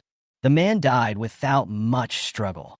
Song Yi threw him in the corner and quickly went up again, pouring all the bottles of ricin that Fu Ning had given him into the porridge. The woman had just said that the food, those of them who were inferior people did not have the chance to eat it. They could only go hungry in the morning and wait for Chindahu and his brothers to finish eating before they could go and eat what was left of them. This behavior was disgusting behavior until today, but now it was just convenient for them to do it. A few middle-aged women with dull and numb eyes didn't react much to seeing the men leave. They finished the task at hand and stood there again with a dull look on their faces, not knowing what they were thinking. Not a moment later, Song Yi followed him out the door. Fu Ning leaned against the corner, and when she saw Song Yi approaching, she asked in a low voice, "How is it?" "Wait and see the effect." Song Ye's tone was somewhat relaxed. Now that the power was out, they were able to hide themselves very well by simply hiding in a slightly more sheltered area. After waiting for less than 10 minutes, people entered the room one after another. They cursed and took breakfast from a couple of the women and, sitting or squatting, began to feast on it. Fu Ning pinched the time. Wait 2 more minutes. In a nest is not too much, right? 2 minutes later, Song Yi slightly raised his hand. Go! Chapter 227. In the room, there were a total of 31 people left, except for the stoned, middle-aged women. The rest of them, except for one Shinurga who slipped out to look for outside help, and the 2 who were on duty at the entrance, were sent to the Western Heaven by Fu Ning and the girls last night. Do the math. It matches the number the woman said. Seeing them fall to the ground in 7 different ways, Fu Ning went up with his saber and nonchalantly gave each of them another cut on the neck. Blood was splattered everywhere, and these people categorically had no chance of surviving. By this time, the sky was already slightly light, and those women watched Fu Ning and Song Yi kill people, but they didn't even have their eyelids jump. They were like puppets on strings with their souls drained away, and the whole lot of them looked bereft and disheveled. Fu Ning wiped the blood from the knife on top of one of the men's clothes, looked up at the men, and said softly, "They're all dead, and you won't be bullied again." It was as if time had stopped at that moment, and it was a long time before someone took a soft breath and tears began to barf down their faces. She cried as if she had pushed some button that turned it on, and soon a suppressed cry came from inside the room. Fu Ning and Song Yi stood there, quietly watching the group of people cry their eyes out. Seeing the way they looked like they wanted to vent all their grievances in their lives, Fu Ning inexplicably thought of what had just happened to that woman. She wondered if these people had gone through something similar, but now, at least these people could breathe a little. The two men on patrol downstairs heard the woman's cries, and both of them looked instantly nervous. After a while, one of the men came up with a gun to see what was going on. However, he had only just gotten closer when he smelled a pungent scent of blood in the air. The smell made his demeanor change. He picked up the AK and was about to rush inside when Song Yi kicked the door open and walked out. The moment the four eyes met, only to hear the air bang a light sound. The man's eyes instantly widened, and before he could react, his entire body tumbled down the stairs. The other man also heard the commotion upstairs, and he shouted twice in a somewhat strange manner. Chicken feathers, chicken feathers? You're messing with chicken feathers, speak up. The chicken feather, however, was no longer able to answer his question.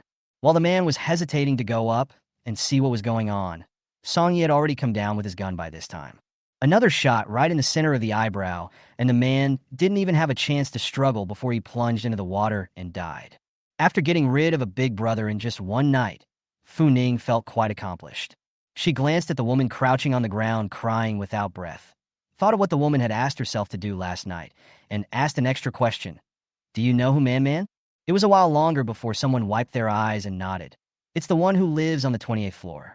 It seems that Homelman wasn't lying about that. Fu Ning wrinkled his eyebrows slightly and asked again, what about Hu Jinjin? Hu Jinjin is Hu Man's own brother. It can be seen that Hu Man is in order to own this younger brother to endure humiliation hard to survive. The woman's eyes slowly reddened. Jinjin is a good boy. The day before yesterday, he upset those people in order to save an old man in our neighborhood, and those people tortured Jinjin to death alive. Chapter 2:28. It was thought that those tortures were so brutal that the woman actually went raw. Hearing the middle-aged woman say this, Fu Ning was a bit sorry. She couldn't do that kind of bravery herself, but that didn't stop her from appreciating those who were in the darkness but still longed for the light. This Hu Jinjin is clearly someone who still maintains the greatest goodness of humanity, even after living in hell. Just a shame. A couple of women vented before finally getting a breath of fresh air. Not only Jinjin, Man is also a good child. After she was looked at by Chinda's group of brutes, she was not strapped for food and clothing above at this time. When we had no strength, she was always willing to share her own things to eat. If she knew that her own brother encountered this kind of thing, how could she still live? Ah, God, you really do not long for the eyes. Re-entering the 28th floor, Hu Man had already woken up. Her hands were clipped behind her back, still in the same position as last night, just a pair of eyes staring fixedly at the ceiling, and she didn't know what she was thinking. Seeing that one of her hands was strangled to the point of being a bit purple, Fu Ning stepped forward with some curiosity. You don't want me to untie you? Hu Man shook his head, his eyes gray and lifeless looking. If it wasn't for the fact that her face looked really funereal, Fu Ning felt that with her face, she could make a name for herself even in the entertainment industry. Fu Ning walked over and ripped the seal off her mouth and untied her again. Hu Man slowly sat up and asked Fu Ning with a pair of red eyes, "Where's my brother? Is he okay?" Fu Ning's eyes flickered slightly, not knowing what to answer. Such obvious lies are easy to dismantle. Hu Man stared earnestly at Fu Ning, then bitterly tugged at the corner of her lips. He's dead, isn't he? Fu Ning scratched her scalp. If she had to deal with a scummy and bitchy woman like Fu Jiao, she could handle it just fine. But for a good person like Hu Man, Fu Ning really didn't know what to say. Hu Man quietly looked at Fu Ning for a moment and suddenly nodded. I know. She glanced at Fu Ning and bowed slightly at him again, saying very seriously, Thank you really. No matter what, I'm very grateful to you and that gentleman for pulling us out of hell. Fu Ning licked his lips, a little weak from the serious look Hu Man gave him like that. It was killing her. She hadn't thought about any of this before. She was just thinking about coming to kill a few people and hoarding a little bit of supplies along the way. As if she could see what was going on, Hu Man suddenly smiled. There's an underground hidden compartment in the floor under the big desk in my study. Chindahu and the others hid a few bombs inside that hidden compartment. accidentally overheard it when he was once talking in his sleep, so if it's possible, you take those things away. Fu Ning is not a person who can speak well. The last few years of the world's personality has become even more cold a lot. And who Man Man stayed for a long time, she felt a little embarrassed, so she nodded, turned around, and went out of the room, went to the study to look for a few bombs that Who Man Man said.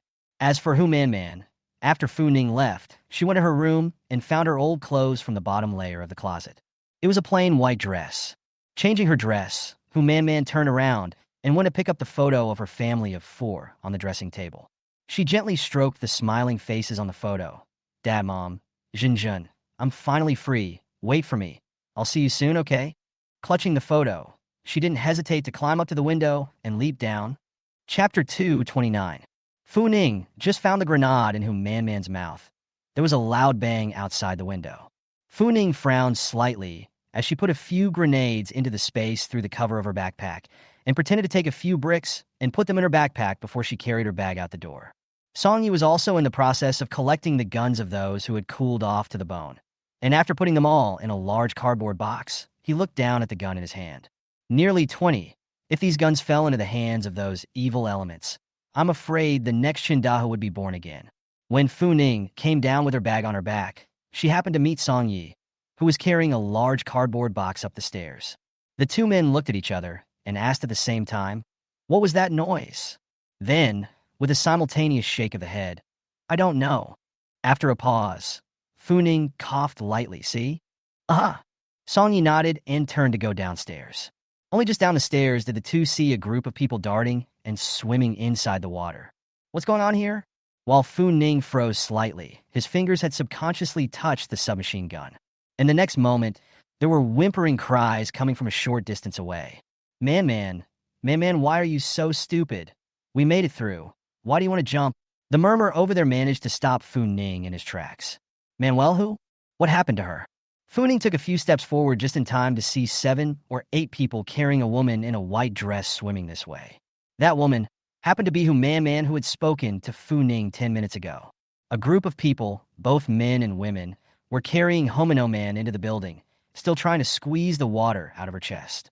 But Fu Ning, who had learned a little medical knowledge, saw at a glance that Who Man Man did not die from drowning at all. She was limp, but her ribs were pushed up high in her chest, obviously breaking bones in multiple places all over her body. The woman pressed for a while, and instead of pressing out water, a pool of blood seeped out of the corner of Who Man Man's lips. Seeing her die, clutching her family's family portrait tightly, Fu Ning couldn't help but sigh. She couldn't tell if this would be a good or bad ending for Homino Man. Dead once and for all, alive, but with infinite possibilities. It was just too hard to survive in the end times. She had space to cheat, and she was still living such a hard life, let alone a very delicate and beautiful-looking big beauty like Who Man Man. But these people's attitude towards Who Man Man also made Fu Ning feel very emotional. In Watin Court, if someone jumps, there will also be a lot of people jumping into the water. What they wanted, however, was not to save the man, but to take that man for themselves. That woman pressed for a while before the person beside her whispered to her, "Sister Chin, little man is already gone. Just let her leave in peace. She probably misses her mom and dad too." "Hey!" The one called Sister Chin sat on the ground somewhat powerless, wiping her tears again. "We all watch Man grow up these days. If Man didn't help us speak openly and secretly to take care of us, maybe we would have already been beaten to death by that group of people. Man, such a beautiful little girl. Surely also do not want to see their corpses a little bit rotting and stinking. I suggest we send her to the mountains to be cremated. What do you think?" "I think it's okay." "I think so." The rest of the people who arrived nodded, all saying they could still swim. While they were discussing which mountain to send Who Man to be buried, Fu Ning and Song Yi quietly left. On the way back to Hua Tian Yuan in the submarine, Fu Ning was still a bit out of it. Chapter 230. This was the first time since she had experienced the 5-year natural disaster that she had met such a group of people who had struggled for so long in the post-apocalyptic world but still maintained their humanity. Perhaps people are really different. Fu Ning, on the other hand, admits that he can't be as kind to the world as Who Man. Song Yi, on the other hand, was thinking about something else. His eyes narrowed slightly as he rubbed the calluses on his tiger's mouth. He had a cold face, and when this would be without any semblance of expression, the whole thing looked unusually serious. Seeing his thoughtful look, Fu Ning was a bit strange. Thinking about what? I'm wondering what Shinda's relationship is with Lu Yucheng and what his relationship is with Scarman again. When he said that, Fu Ning remembered that Lu Yucheng that he had once seen in the clubhouse. Initially, she had known about this person, the scarred man Wang Cheng, through Fu Jiao, and immediately after that, she knew about Lu Yucheng from Wang Cheng. Originally, Wang Cheng and Lu Yucheng should all have little to do with Chendahu, but Fu Ning remembered that one of the minions guarding the door last night said something like, "It would be nice if Brother Cheng was still alive." This meant that Wang Cheng, Lu Yucheng, and Chendahu, a few people at least, knew each other. Thinking of this, Fu Ning was a bit strange again. What kind of person is that Lu Yucheng? How come he's everywhere? Song Yi glanced at her. Deputy Mayor of Deep City. Fu Ning raised his eyebrows in some surprise. That is to say, Lu Yucheng is the deputy mayor, and Chendahu is Lu Yucheng's secretary. Then what is the relationship between Lu Yucheng and Wang Cheng in the dark? Fu Ning felt some brain burn. She scratched her scalp. Let's have Sheng Pengpeng check on Lu Yucheng when we get back. I always feel like there's something strange about him. Besides, she felt like she needed to make a trip to Fu Jiao. I wish I knew what Fu Jiao and Fu Rongchang look like now. Back in Huatian Yuan, Fu Ning and Song Yi split up, one going to find Sheng Pengpeng and the other to find Fu Jiao. Counting, Fu Jiao and Fu Rongchang had been locked up in this house for 4 days. Fu Ning had a billion points of curiosity as to whether Fu Jiao and Fu Rongchang would continue to be fatherly and dutiful or kill each other in the complete absence of food. But it's only been 4 days, and in the presence of water, Fu Jiao and Fu Rongchang won't die. She used the key to open the door and just pushed it open to enter. A smell of rotting flesh in the room rushed straight to her heavenly cap, stinking so much that Fu Ning wanted to vomit a little. She had just settled down when she looked up and saw a bloodied man sprinting her way. To be honest, around the knowledgeable Fu Ning, seeing this scene also subconsciously wanted to touch the gun. Seeing Fu Ning pull out a gun, Fu Jiao's footsteps instantly stopped. Afterwards, Fu Jiao plopped down towards Fu Ning and clunked down and started kowtowing to Fu Ning. "Sister, please let me go. I'm really wrong. I'll never curse you again. I'm really going crazy. Let me go. I'm so scared." Fu Jiao prostrated herself on the ground, crying so hard that her shoulders were shaking. Fu Ning pushed open the door and walked in, only to see Fu Jiao covered in nod marks. Her exposed skin was bone deep in places. Fu Ning frowned slightly and turned his head again to look at Fu Rongchang, who was lying on the floor. His entire body was weak with eyes closed, and there was likewise not a single piece of good flesh on his body. Fu Ning was greatly shocked. Although she had thought that the two would kill each other, she hadn't thought that they would be cruel enough to go straight to the mouth. From the looks of things, Fu Rongchang probably doesn't have much time left. And Fu Jiao. Chapter 231. Fu Ning turned his head and glanced at Fu Jiao. Meeting Fu Ning's line of sight, Fu Jiao immediately revealed a flattering and pleasing smile. In fact, Fu Jiao looks quite good-looking, but these days is probably tortured. Her eyes are full of black circles underneath the eyes. Eyes are also full of red blood. Coupled with the face is not half a bit of blood, which makes her smile at first glance looks but also quite oozing. Fu Ning frowned slightly and walked over to open the window. It was really because the smell in the house was too punchy, and the smell of shit and rotting meat was a little too much for Fu Ning to bear. After opening the window to dissipate the smell, Fu Ning then asked Fu Jiao, "Are you familiar with Lu Yucheng?" "I don't know if it's been too long since I've eaten." Fu Jiao's mind was chaotic for a while before she remembered who Lu Yucheng was. She slumped to the ground and looked up slightly at Fu Ning. "What are you asking him for?" Fu Ning watched her eyes prancing brightly, still a little speechless. She then asked Lu Yucheng, "What is this bastard brainstorming again?" The more Fu Jiao thought about it, the more agitated she became. She staggered up, stumbled over to the window, and put this window to look out. "Did he come for me? Fu Ning, is he coming to take me away?" "Oh, then you're really overthinking it." She had never had much patience with Fu Jiao, and she was even less in the mood to chatter with her. Taking 2 steps over and yanking Fu Jiao, who was lying on the window looking out, to the ground by her hair, Fu Ning's brows furrowed slightly as she looked down at her with a displeased face. "Answer my question." Fu Jiao had just leaned over the window and looked for half a day without seeing Lu Yucheng, which would have been a bit of a meltdown. She lay on the ground and laughed several times before she looked at Fu Ning with a sardonic smile. Having been in a bed relationship, this answer, "Are you satisfied?" In the eyes of those people, she was just an object that could be manipulated at will, They had never treated her as a human being. She had just imagined that Lu Yucheng would save her. Haha, she was really too naive. Seeing Fu Jiao lying on the ground crying and laughing, Fu Ning was somewhat speechless as she continued to ask, "What about Qingdao? Is it that if I answer your questions seriously, you will let me go?" Seeing that Fu Ning was a bit impatient, Fu Jiao licked the skin of her pale mouth and raised her head to ask Fu Ning very seriously. Fu Jiao really regretted it at this time. She shouldn't have come to Fu Ning at that time. If she hadn't looked for Fu Ning to take her in, maybe she would still be alive and well, instead of being like she is now, killing each other on all fours with her own father. Unlike a human being, Fu Ning nodded casually. "If you tell me something useful, I'll let you go." Oh, no way. She had Fu Jiao and Fu Rongchang's deaths in mind, so how could she really let her go? Now it's just dangling her from a carrot. Fu Jiao seriously sized up Fu Ning, but Fu Ning was indifferent, and there was no way she could see what she wanted from Fu Ning's face. But now, she could only put all her hopes on Fu Ning. She slowly leaned on top of the wall, recalling what had happened to her in the past few months.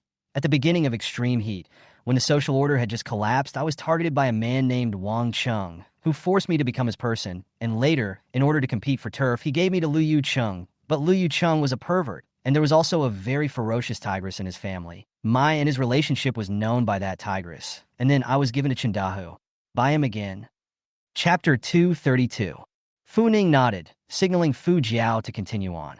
They all told me that Qingdao is the vice mayor, and that following Qingdao would be very promising. And I've always felt the same way. Qingdao's personality is even more brutal than Lu Yucheng's, but he's always thought that I'm Lu Yucheng's person, so he didn't dare to make a move on me. A while ago, she was able to wear expensive clothes and expensive jewelry, all of which seemed like a dream when she thought about it now. And what is the relationship between Lu Yucheng and Wang Cheng? Fu Ning interrupted Fu Jiao, only wanting to know the key information.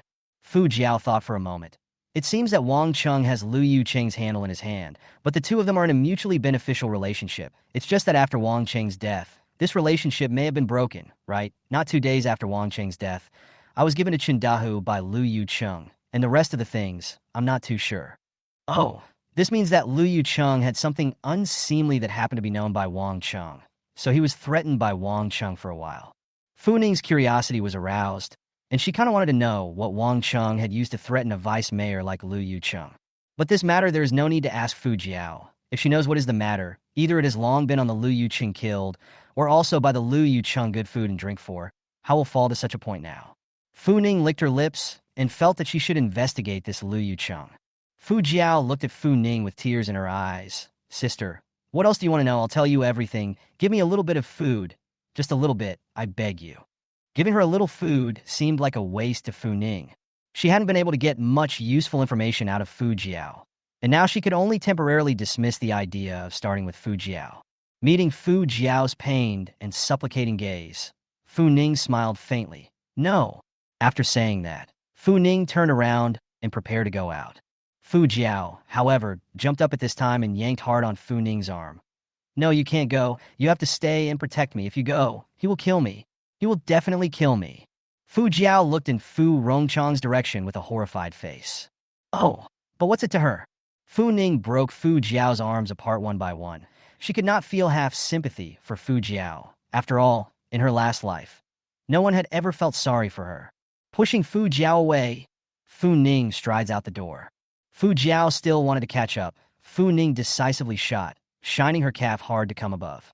Fu Jiao's body swayed and fell to the ground in a sorry state. "Fu Ning, you'll regret this. If you don't let me go today, you'll get what's coming to you." Seeing Fu Ning to close the door, Fu Jiao and panicked to catch up, with a dead hand picking the door crack. "I still have a secret about Wang Cheng. Fu Ning, you give me supplies, let me leave, I will tell you that secret." Thinking of that incident, a touch of sinister flashed under Fu Jiao's eyes. She felt that she finally had the backbone to be able to pin down Fu Ning. However, Fu Ning didn't wait for her to finish her sentence at all before ruthlessly slamming the door shut. "Secrets? What secret? Dang's secret? I'm sorry. She won't want to hear my secrets this time." Relocking the chains through a door, Fu Ning could still hear Fu Jiao hissing inside. "You'll regret it. Fu Ning, you'll regret it." Chapter 233. Fu Jiao pressed herself against the door and listened carefully to the movement at the door. Seeing the footsteps outside getting farther and farther away, Fu Jiao almost collapsed and slammed the door hard. Fu Ning, you bitch, you come back. You come back. Don't leave me alone here, sister, please. She slumped against the door, crying in agony and despair. She couldn't stay here alone. She'd die. She'd definitely die if she stayed any longer. Thinking of the way Fu Rongchang had looked at her in the past 2 days, Fu Jiao shivered for no reason. She turned around, ready to calm down and think about how she should escape. But just as she turned around, she saw a sharp knife stabbing viciously in her direction. Fu Jiao leaned steadily against the door and froze for a while before lowering her head to the knife that had stabbed into her stomach. She was in pain all over her body, so much so that she was about to be unconscious. So Fu Jiao didn't feel any pain when that knife was stabbed into her stomach. She just felt a little bit cold there in the small of her back and a little bit uncomfortable. After a while, Fu Jiao froze and reached out to cover her injured belly. She saw that a steady stream of blood was falling low from her fingertips. Fu Rongchang looked hideous. He pulled a knife out and stabbed down on Fu Jiao with another vicious stab. Fu Jiao, you go to hell. If it wasn't for you, how would I end up in this situation? You go to hell. Slash after slash. Fu Rongchang used up all his strength, until Fu Jiao's body lay softly on the ground, a pair of eyes gray, no longer conscious. It was only then that Fu Rongchang threw down his knife and fell to the ground in a sorry state. He looked at Fu Jiao, who was like a rag doll, and then looked down at the blood in his hand and laughed out loud like a madman. Suddenly, Fu Rongchang spat out a mouthful of blood, and his entire body collapsed helplessly to the ground. He lay on the floor, limp and unable to muster any strength at all. All he could do was stare at the ceiling with his eyes open and watch the raindrops drifting in through the window. Fu Rongchang felt as if he had dreamed a dream. Inside the dream, there was also a natural disaster. But in her dreams, Fu Ning never abandoned her. From extreme heat to extreme cold, Fu Ning would go out every day to look for supplies the hard way, and even if he and Fu Jiao were sneaking around every day, she never complained half a word. She gave them shelter and carried their fragile home on her shoulders. But he and Fu Jiao, neither of them appreciated it. They both took Fu Ning's protection for granted. Then later, the eternal night arrived. The endless natural disasters leave no room for them to half-adapt. Food was even scarcer at this time of year, and even Fu Ning rarely found food to bring back. But at this time, he and Fu Jiao meet that ex-boyfriend of Fu Ning's, Zhou Yuqi. The Zhou Yuqi of his time had formed a small team, and it was obvious from his oily face that even with the natural disaster, his life was quite nourishing. Fu Jiao set Fu Ning up at that time, wanting Fu Ning to join Zhou Yuqi, but this proposal was fiercely rejected by Fu Ning. They were so hungry that they decided to part ways with Fu Ning to defect to Zhou Yuqi. Chapter 234. But in the end, Zhou Yuqi wasn't willing to take them in, and after all the desperate things they said at the time, Fu Ning wasn't willing to travel with them anymore. Fu Jiao had always complained and felt that it was all Fu Ning's fault. And he had also always felt that the reason why Zhou Yuqi was unwilling to take them in was all because of Fu Ning. In the end, they were too short of food. It is impossible to say whether he compelled Fu Jiao or Fu Jiao compelled him. In short, the two unanimously hit the idea on Fu Ning. In that dark cave, they relied on Fu Ning's trust and attacked Fu Ning from behind, then tied her up in the cave. Is this a dream? If it was a dream, why was this incident so impressive? Suddenly, Fu Rongchang remembered Fu Ning as a child. She is his first daughter, and Fu Ning was born in those days. He is actually very like Fu Ning. Looking at Fu Ning milk ball, like see him will spit out his tongue and stirrups the legs of the smile. Just feel his heart is going to melt. When was the change of heart? It was after he met Fu Jiao's mother. In the tenderness of Fu Jiao's mother, he began to get tired of his wife, who was always delicate and weak and could not take care of herself, and also tired of Fu Ning, who was always unruly and disobedient. With Fu Jiao's mother brainwashing him day in and day out, he forgets that he is also Fu Ning's father, and ultimately walks down a path of no return. If time could be redone, Fu Rongchang thought that he must treat Fu Ning better. Fu Ning is a person who looks cold-blooded, but is actually very emotional. He only needs to be slightly good to Fu Ning so little. In the encounter of this kind of thing, Fu Ning will not be able to see death to save him. Fu Rongchang's shoulders shrugged slightly, whimpered out, and then slowly swallowed his breath. Fu Ning cannot know what Fu Rongchang brain in the thought of what messy things from the 7th floor back. Fu Ning went to find Songyi compound, organize the news that each get. Liu Yucheng has a handle on Wang Cheng? Song Yi was a little surprised to raise his eyebrows. He has left the army for many years. These years, he went to the beautiful country under the instructions of the above to borrow in the black market to sell hot weapons close to those who are in the underground and know very little about the domestic things. It was only after he returned to his home country that he wickedly networked his connections and realized Liu Yucheng's identity. He pinched his brow. Let's go to the base tomorrow. There are some things that I want to find out from Tuan Zhang. Although Sheng Peng Peng is a brick, moving wherever needed, they can't let Sheng Peng Peng investigate everything, right? What's more, there were some things that Sheng Peng Peng hadn't necessarily investigated. If Sheng Peng Peng knew that Song Yi thought about him so much, he would simply cry in the toilet. He had been a paparazzo for so many years, always taking first place in performance, and Song Yi actually doubted his professionalism. It's humiliating.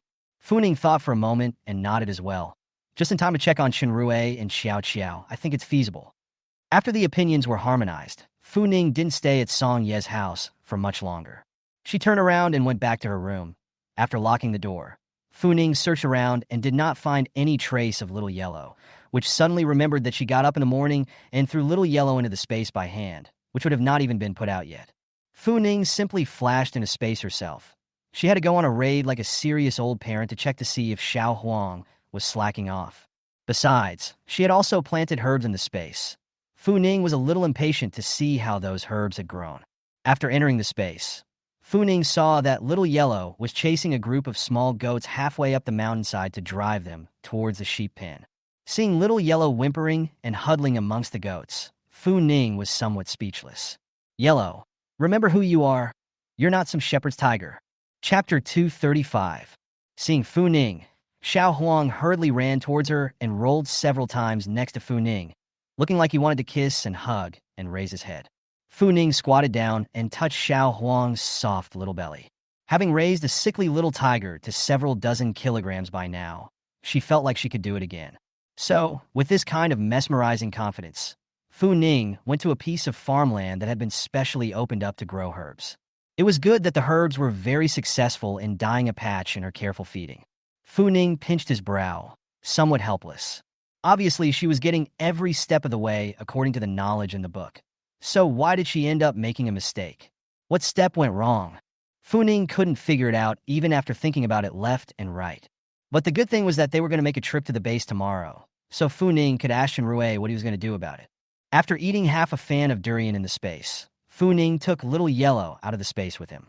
After coming out of the space, Fu Ning clearly noticed that Little Yellow was somewhat resistant to her.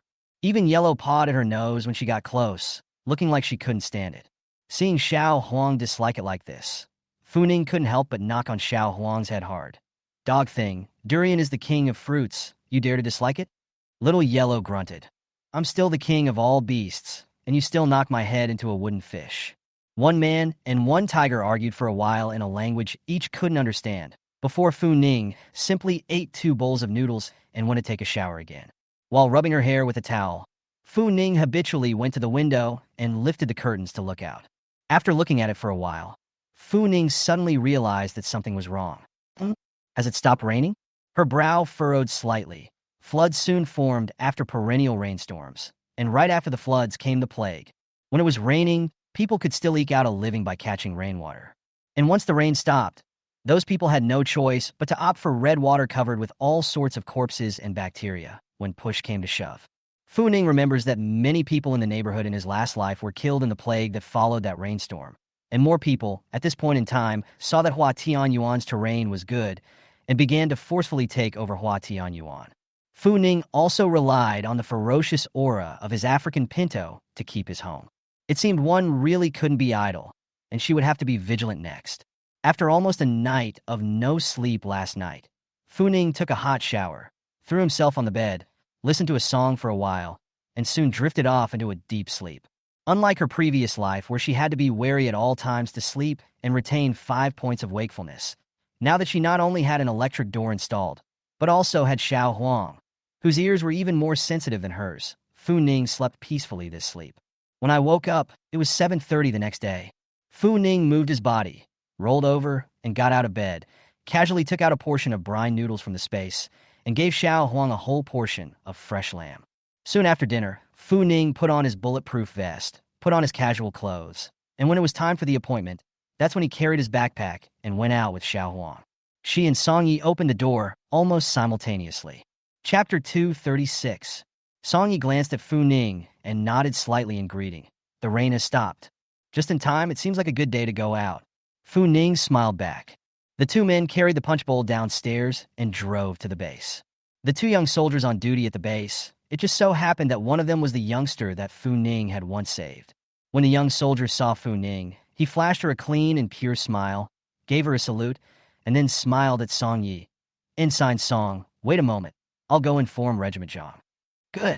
Song Yi had the intention of correcting their name calling, but it was just that Zhang Tuan at the top acquiesced, and the little soldiers at the bottom didn't listen. Soon, the little soldiers stomped over and saluted Song Yi once again. Zhang Tuan wants you guys to go in. Okay, thanks. Fu Ning smiled and entered the base with Song Yi. This was Fu Ning's second time coming into the base, which lacked manpower and was still under construction. But by the looks of it, the base was close to being built. Seeing Fu Ning searching for something in the busy crowd, Song Yi stopped, looking for Chun Ru and Xiao Xiao. Fu Ning nodded her head. She hadn't seen those two for a little over half a month. She still missed them. Then I'll go find Zhang Tuan. You go meet Chenjeli and the girls. Song Yi took out two more compact crossbows from his backpack and handed them to Fu Ning. These two crossbows are improved. They are more suitable for girls' arm power and have a longer range. Initially, Fu Ning felt that Song Yi was a cold person without much emotion, and then contacted down. She felt that he was a man of flesh and blood. But now, Fu Ning found that Song Yi clearly still has the side of iron and tenderness. She shook the tiny bow in her hand. Then I'll thank you in advance for Chun Ru and Xiao Xiao. They'll love it. These two bows, which are only the size of a woman's hand, are more capable of hurting people by surprise. In a place as crowded and mixed as the base, something like this would be absolutely great for Chun Ru and Xiao Xiao. The small soldier leading the way was the secretary of Zhang Regiment. He looked at the bow in Fu Ning's hand with an envious face, and then eyed Song Yi. Ensign Song. He had long heard that Song Ye's hands-on skills were strong and that he was a decathlete, and now that he was looking at these two crossbows, the little soldier worshipped him even more. As if Song Yi could guess what he wanted to say, he directly pulled out a drawing and handed it to him.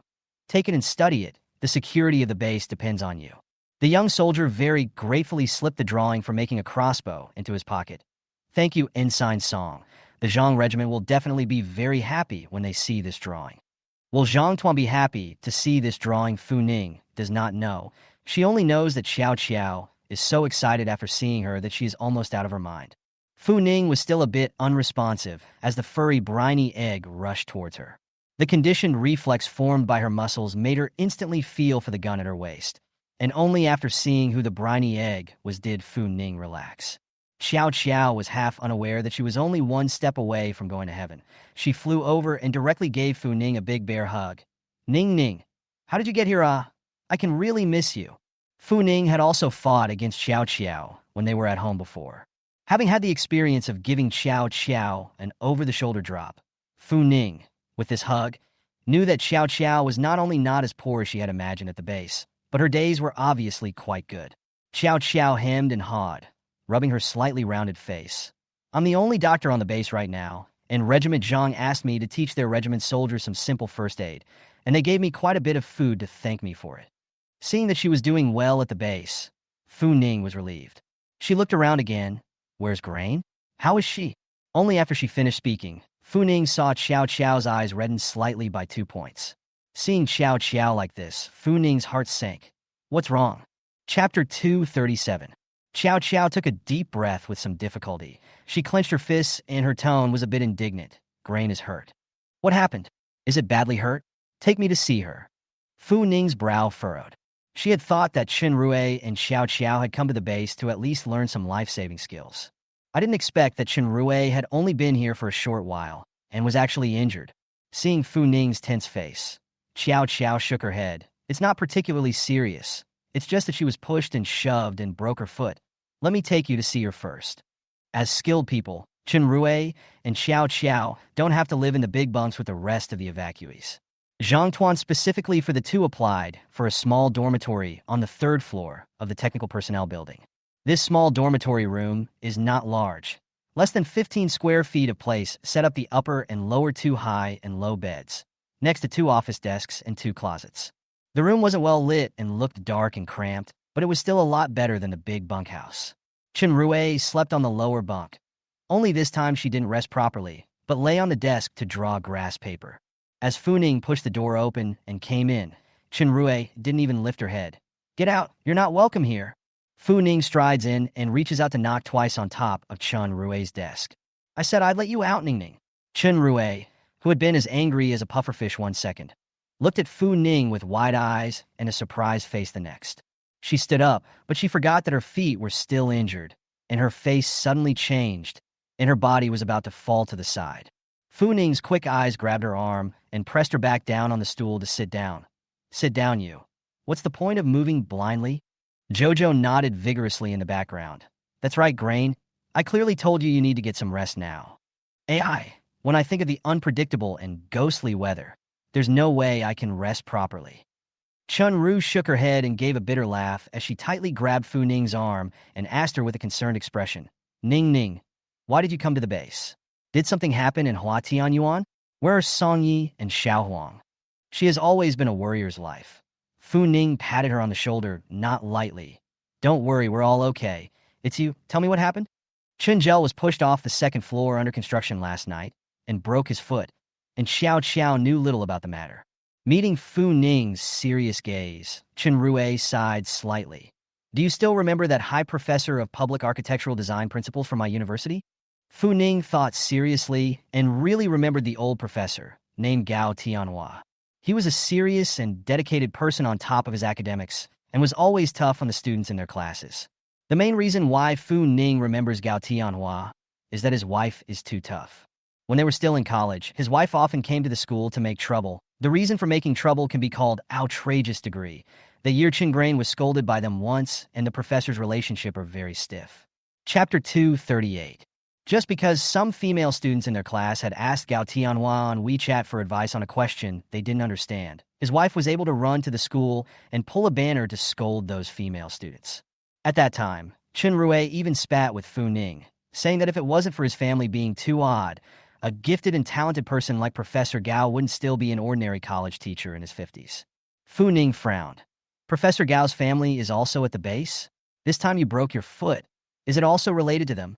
Rui smiled somewhat helplessly. "Yes, just because I had something I didn't understand yesterday afternoon and wanted to ask Professor Gao.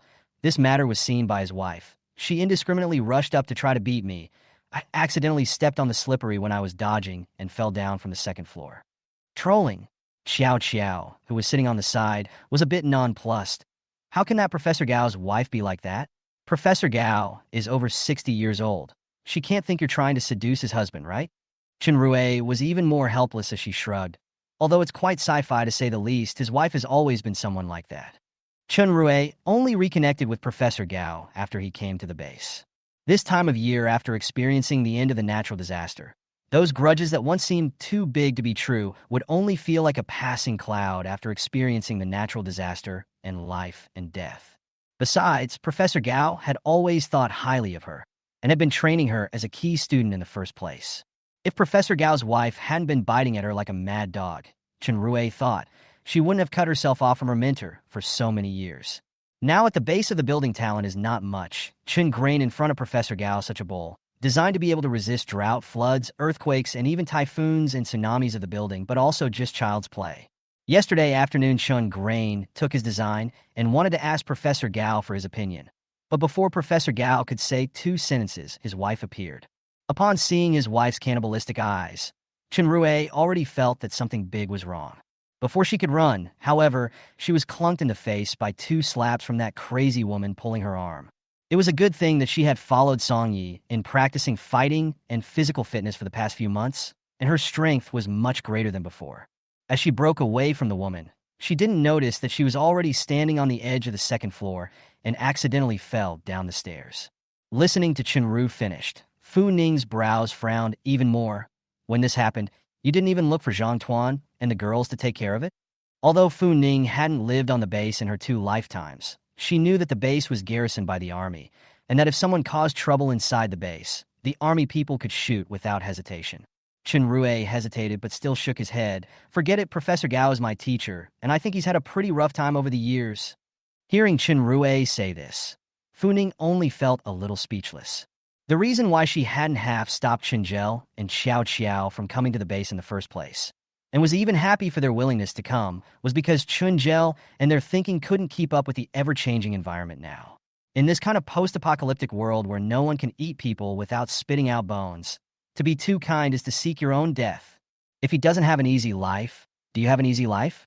I don't think your Professor Gao is any good either, watching his wife beat you and not even caring. But if he had stepped in to put a stop to it, his wife wouldn't have acted so recklessly. Xiao Qiao saw the essence of the problem at a glance. She hummed. At first I thought that Professor Gao was quite powerful, but now it seems that he's just that. What are you talking about?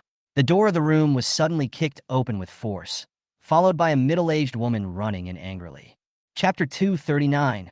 Her face was so dark that she strode in broadly, plucked Jojo out of her chair, and raised her hand to slap her in the face. Fu Ning's face changed slightly. She was just about to step forward to stop it, but Xiao Qiao was one step ahead of her and directly backhanded the woman's arm. Her other hand slapped the woman's face with extreme speed. Motherfucker, do you think I'm Xiao Huang if the tiger isn't powerful?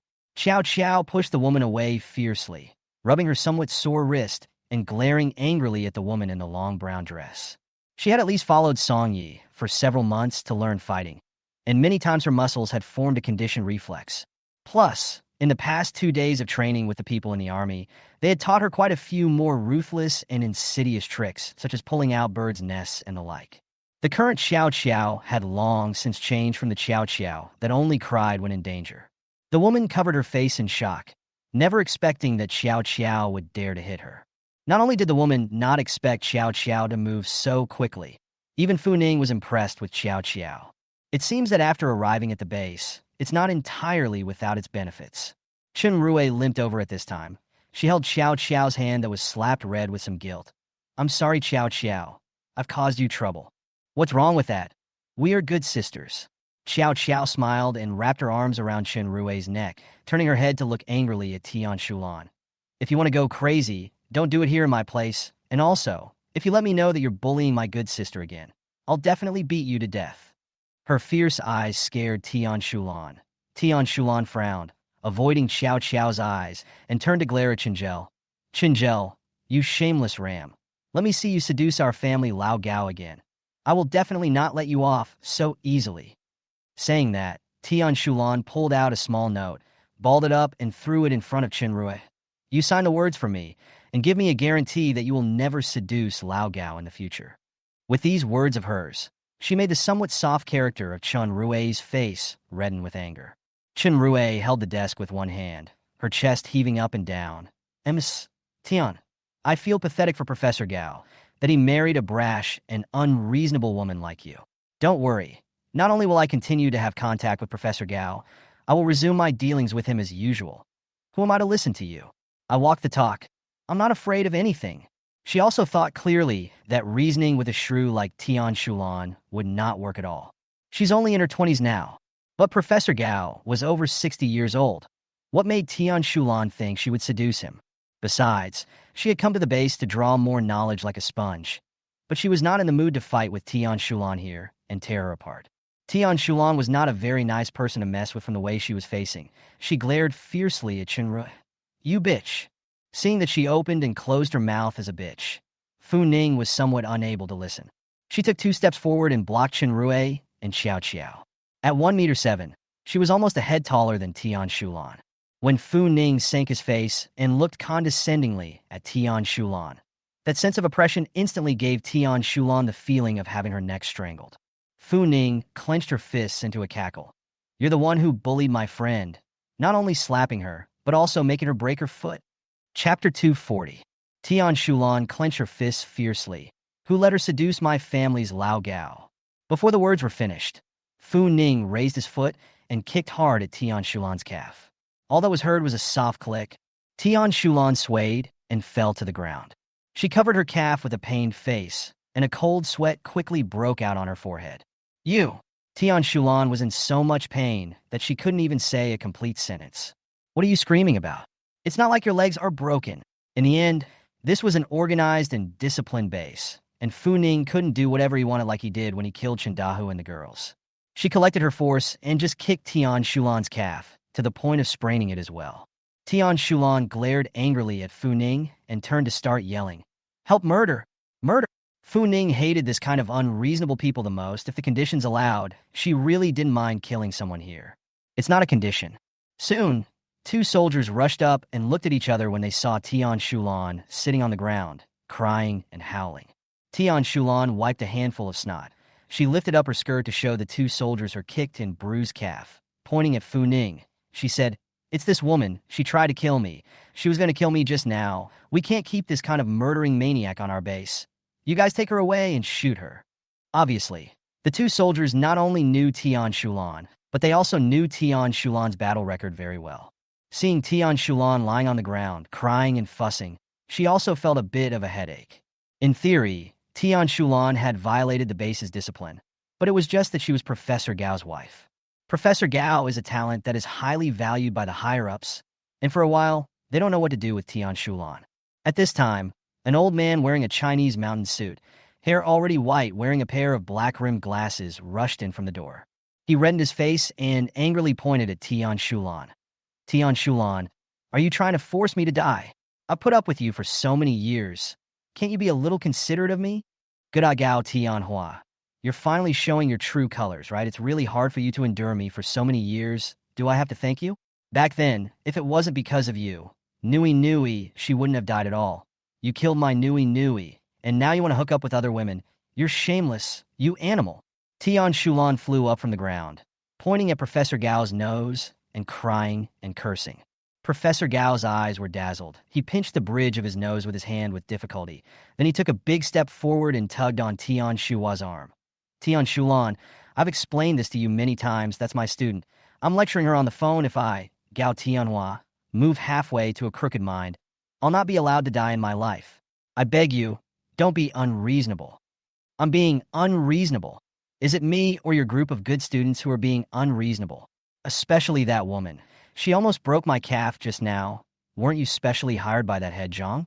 Then you always have some privileges in your hands, right?" Tian Shulan's expression was mean, and her eyes were sinister, as she pointed at Fu Ning fiercely. "Then you tell Chief Zhang to shoot her." "Unreasonable, Tian Shulan. I've fallen into your hands in my life. But can you stop wreaking havoc on my students? Is this the time to make a scene about all this? Right now our priority is to rebuild our home." Professor Gao's face was a shade of green and purple. Tian Shulan, however, burst into a rage and slapped Professor Gao in the face. "Good for you. Now you're still defending your student. Gao Tenhua, I knew it. You must be having an affair with this Chun Grain." Chapter 241. That stance of hating Professor Gao to death. Even Fu Ning looked a little shocked.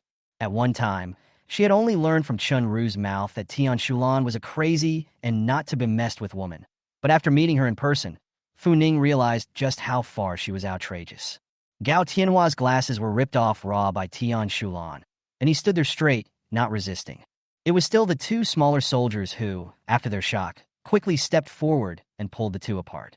Professor Gao's face tightened. His chest rose and fell violently as he gritted his teeth and glared at Tian Shulan. "You're simply unbelievable." After saying that, he narrowed his eyes and raised his head, searching the room for a while before finding Chenrue. "Chenrue, teacher apologizes to you for subjecting you to such an unwarranted disaster. I'm sorry." He bowed deeply towards Chenrue, and then his entire body plunged violently towards the ground, unconscious. "Teacher!" Chenrue's eyes widened in shock, and she limped forward 2 steps quickly, trying to hold Professor Gao.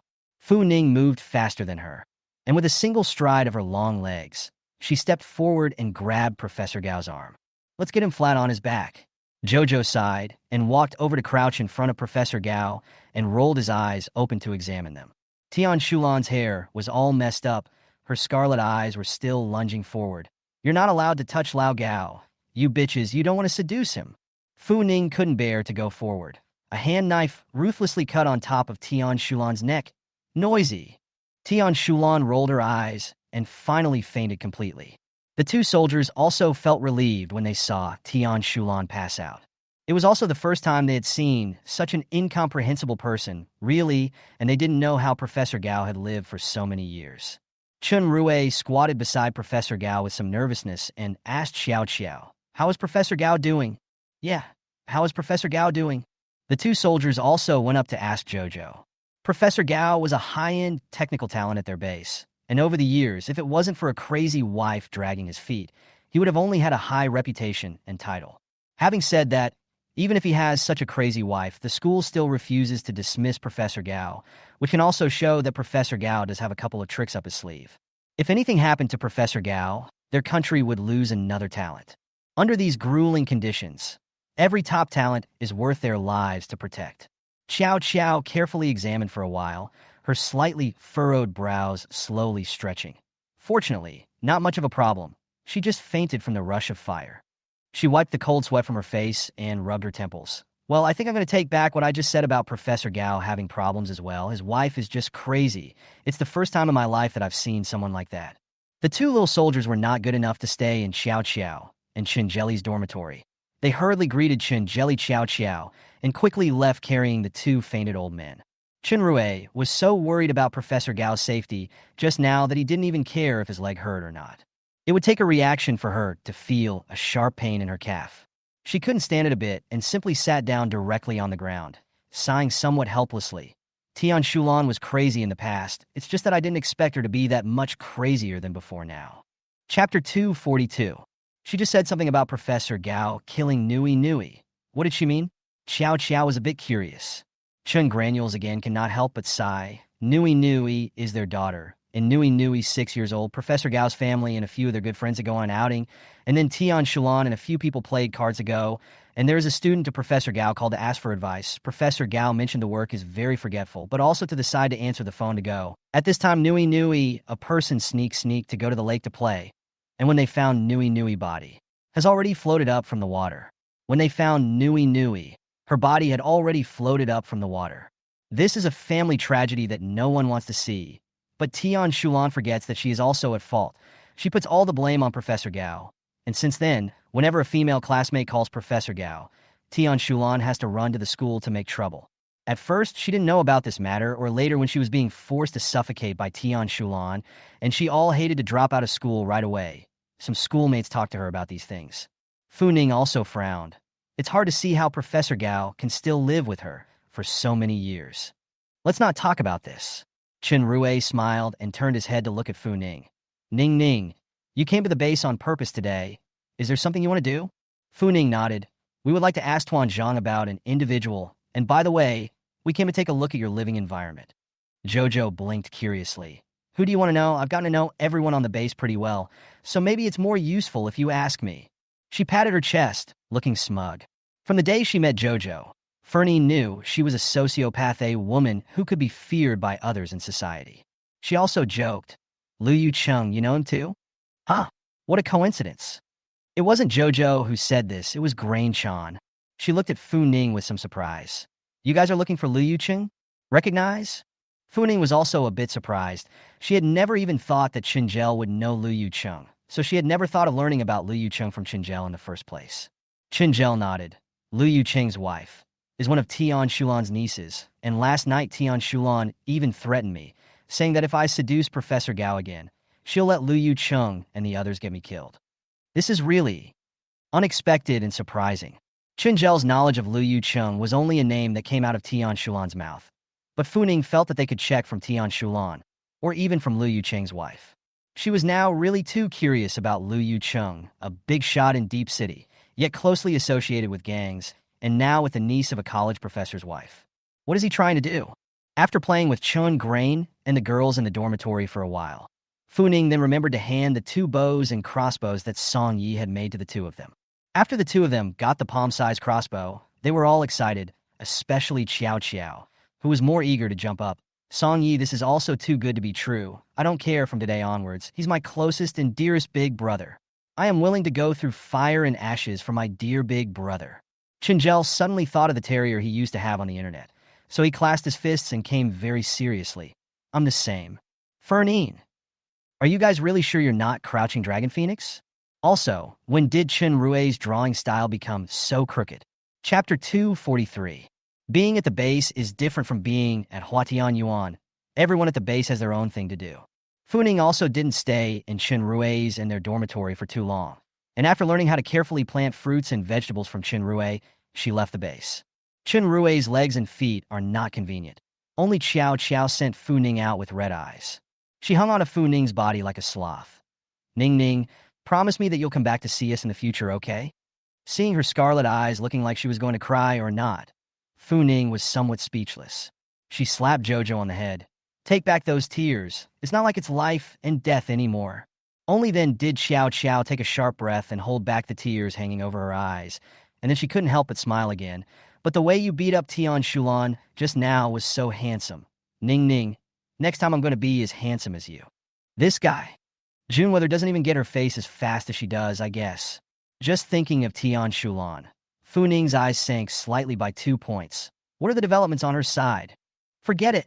She'd almost forgotten that walkie-talkies couldn't transmit a signal this far either. Xiao Xiao, however, slapped her chest in assurance. Don't worry. I'll definitely help you keep an eye on her, and I'll definitely tell you if there's anything wrong on her end. Fu Ning rubbed the short hairs on her head. Then you take care of yourself.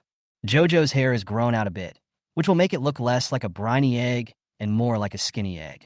Looking at the skinned egg in front of her, Fu Ning's thoughts were slightly lost in thought. Kind of craving skinny pork porridge with skinny eggs. Did she stock up on skinny eggs in her space? Fu Ning! Xiao Xiao clenched her fists and looked at Fu Ning with a sad face. I'm not a skinny egg. Fu Ning. How did she say what was on her mind? She smiled and stroked Jojo's head. Don't be angry, angry Peeves. Paidan was so angry that her face bulged like a puffer fish. She grunted at Fu Ning. You're no longer my dearest and best sister. I don't love you anymore. Turning around, Xiao Xiao realized that Song Yi was striding over here with big steps. She was so happy that her eyes narrowed, and she jumped and waved at Song Yi. My dearest brother, I'm here. Only then did Song Yi notice Fu Ning and Xiao Xiao. He walked over quickly. Seeing Fu Ning looking at Xiao Xiao with a derisive look on his face, he raised his eyebrows slightly, somewhat curious. What happened? Fu Ning was just about to speak, but Xiao Xiao jumped up and covered her mouth, twisting her head to talk to Song Yi. This bad guy said that I look like an angry, skinny egg. My dearest brother, help me beat her up. Song Yi really didn't pay attention to Xiao Xiao's hairstyle at first, and when he heard her say this, he glanced at Xiao Xiao's head. A smile rippled in his eyes, and he made a rare joke. Well, it's really quite similar. Xiao Xiao was dumbfounded as she glared at Song Yi. You're no longer my closest big brother. It just so happened that someone next to her was looking for her. Xiao Xiao answered twice, and then turned her head to pounce into Fu Ning's arms and rubbed herself. Ning Ning, I'm going to go and get busy first. You and Song Yi go back and be careful. Be safe. Good. Fu Ning gently pinched her face. You and Chinru in the base have more heart. Don't panic when you encounter anything. Look for Chief Zhang, or go back to Huatian Yuan. I'll cover you. Xiao Xiao was so moved that her eyes turned red. She nodded her head vigorously. Don't worry. I'll work hard to become strong. And in the future, it'll be my turn to protect you and Song Yi. She patted her chest again in reassurance, and at the urging from across the room. This time she trotted over. Only when Xiao Xiao's figure completely disappeared around the corner did Fu Ning retract his line of sight. Chapter 244. Driving the submarine out of the base. Song Yi then told Fu Ning. The people above found out that there was something wrong with him before the natural disaster, but before they had time to investigate, they ran into the natural disaster, and the investigation of Liu Yucheng was put on hold. In other words, what kind of people Liu Yucheng was actually in contact with, Zhang Tuan and the girls didn't know right now. But Fu Ning raised an eyebrow at Song Yi. Do you know what happened to me today? What? Sana was a bit curious. Fu Ning told Song Yi about the strange things he encountered today. That niece called Tian Shulan is Liu Yucheng's wife. I think we can start from Tian Shulan, or from her niece's side, then Liu Yucheng himself. Maybe the loopholes on them will be bigger. Song Yi nodded with great approval. I think it's feasible. The two of them chatted all the way back to Huatian Yuan slowly. Now that it is no longer raining, the sky, though also overcast, is always more pleasant than during a rainstorm. However, driving, Fu Ning's ears suddenly came bang a loud noise. A stench rushed through the air, a physiologically revolting stench. Fu Ning frowned and immediately covered her nose. Song Ye's face also sank slightly by 2 points as he turned his head, and with a glance, he saw two giants watching beside him, and the body of one of them had already puffed up and exploded due to the prolonged soaking in the water. This area was on the outskirts of the city, and usually even if someone wanted to gather supplies, they would rarely come to this place. So, even if someone died over here, the body was never found. He moved his eyes away and frowned slightly. Let's try to go out as little as possible during this period of time. The plague was prevalent after the flood, and we don't know of any ancient viruses yet, so let's be careful. Fu Ning agreed with Song Yi on this point, but she felt that going out less was still not realistic. She didn't want to live a life of fighting and killing every day, but this wasn't someone deliberately coming to her door looking for trouble. Fu Ning had always trusted her intuition, and the facts told her that her intuition was not wrong at all. Returning to Hua Tian Yuan and seeing the puddle of blood at the entrance of the 9th floor, Fu Ning fell into deep thought. I don't know if she's too ravenous, or if her intuition is too sharp. Her eyes went 2 shades colder as she looked at the mass of blood that had coagulated and shrugged her shoulders slightly. It seems that someone doesn't want us to stay at home. Pulling out the remote control to open the electric door, the two of them returned to their room before Fu Ning asked Song Yi, "Do you think this is Chun Dahu's superior provoking us?" She felt that this person was probably the head above Chun Dahu and wanted to take revenge for Chun Dahu to come. Song Yi pondered slightly, but shook his head. It's not necessarily Chun Dahu's people. Something like leaving a puddle of blood at the door was just too much of a snitch in Song Ye's opinion. If it was really Chun Dahu's superior, then Song Yi could only say that this superior was a bit too stupid. In Song Ye's opinion, it was more likely that this person was Chun Dahu's counterpart. As for why that person did such an odd thing, for a moment, Song Yi couldn't guess the answer. It was just that when something like this happened, it was impossible for either Fu Ning or Song Yi to completely drop their guard. Fu Ning took out a telescope from his space when he returned to his room and prepared to stay awake tonight. She wanted to see who was playing this prank. Chapter 245. Just as Fu Ning was thinking about staying inside her room tonight to keep a good eye on the movements outside, her walkie-talkie zipped. Song Ye's magnetic and nice voice came over from the intercom. "Want to come over for a barbecue? Have a barbecue and a beer? That has to be it." Fu Ning also knew that Song Yi was probably thinking of checking out the commotion outside tonight, and also guessed that she wouldn't be sleeping tonight, which was why she made the offer. Moreover, she had stocked up a lot of beef and mutton in her space, so it was the right time to take it out and eat it. She opened the door with a pot of beef and mutton, and saw Song Yi was carrying a simple barbecue setup in the hallway to heat up with charcoal, and opened the window for ventilation. When the fire was hot, Song Yi took out a bag of sliced beef from a small bucket on the side and placed it on top of the charcoal fire with an iron plate to roast it. That stance, it looked quite skillful. Barbecue without a stick doesn't taste as good in the end. But now in this condition, there's nothing to be picky about. It was the first time Yellow had seen something like a barbecue, and seeing that the iron grill was smoking, it was a little curious to pick its paw up to see what was going on. Its movements were so fast that Fu Ning hadn't even had time to stop it, and could only watch as little Yellow rested its claws on top of the already red-hot iron plate. Next, Ow Dash. With a tiger's roar, Yellow limply jumped down from the grill, showing his teeth and lying on the ground to lick the tiger's paw with his tongue. Fu Ning felt a little funny and a little heartbroken. She crouched down in front of Yellow and grabbed her paw to look at it. Well, it didn't look like much of a problem after the inhumane training Yellow had been doing every day for a while now, and his claws had been worn out with thick calluses. Fu Ning ruo a handful of Xiao Huang's ear. "I'll see if you still dare next time." Little Yellow raked his face with his paws and looked at Fu Ning pitifully. Looking at its face with a few whiskers burnt by the fire, Fu Ning couldn't help but laugh as she rubbed the burnt whiskers on Little Yellow's face with her hand into ash. Curiosity really killed the big cat. "Big cat, you don't love me anymore," with the surname Fu. Seeing as Little Yellow had suffered 1,000,000,000 points of shock, Fu Ning quietly groped and stuffed a strip of beef into its mouth. Xiao Huang instantly forgot about the pain he had just experienced and hugged the beef strips and gnawed on them. Only when Little Yellow shrank in the corner to concentrate on gnawing on his own strips of beef did Fu Ning walk next to Song Yi. Song Yi was sprinkling cumin on top of a large piece of beef, and Fu Ning couldn't help but gulp as she listened to the fat on the beef being roasted. "With or without chili?" Song Yi took out a bottle of chili noodles and asked Fu Ning. Fu Ning nodded her head vigorously. "Add hemp and spice." Song Yi took out the beef, looks to be very authentic Xinjiang province beef. Meat firm, meat aroma rich, smell the flavor. Fu Ning can imagine a bite down that mouth feeling. Song Yi hummed, indicating that he knew. Beef is not good enough to bake for a while. Fu Ning saw Song Yi movement is very skillful. Also did not go up to help, but took the binoculars and walked to the window to see if there is any movement outside. After looking at it for a while, Fu Ning had some regrets. Because the barbecue that Song Yi grilled was so damn flavorful. Fu Ning's mouth kept secreting saliva, and she noticed that Xiao Huang had all stopped her hand movements and looked blearily at Song Yi. Chapter 246. Song Yi moved quickly, and in no time, he grilled a palm-sized piece of beef. He coated the beef with a thick layer of chili sauce, loaded the plate, and then gestured for Fu Ning to come and get it. Then I'm welcome. Fu Ning took the carbon roast beef and took a big bite. Gosh, Mom smells so good. Fu Ning gave Song Yi a thumbs up while eating the beef. She sat down on the floor and opened another beer and poured it into her mouth. Tons and tons and tons. Now that's life. Fernin wiped his mouth in satisfaction. After finishing a piece of beef, Fu Ning licked the corner of his lips with intent. You still have a bit of cooking talent in you.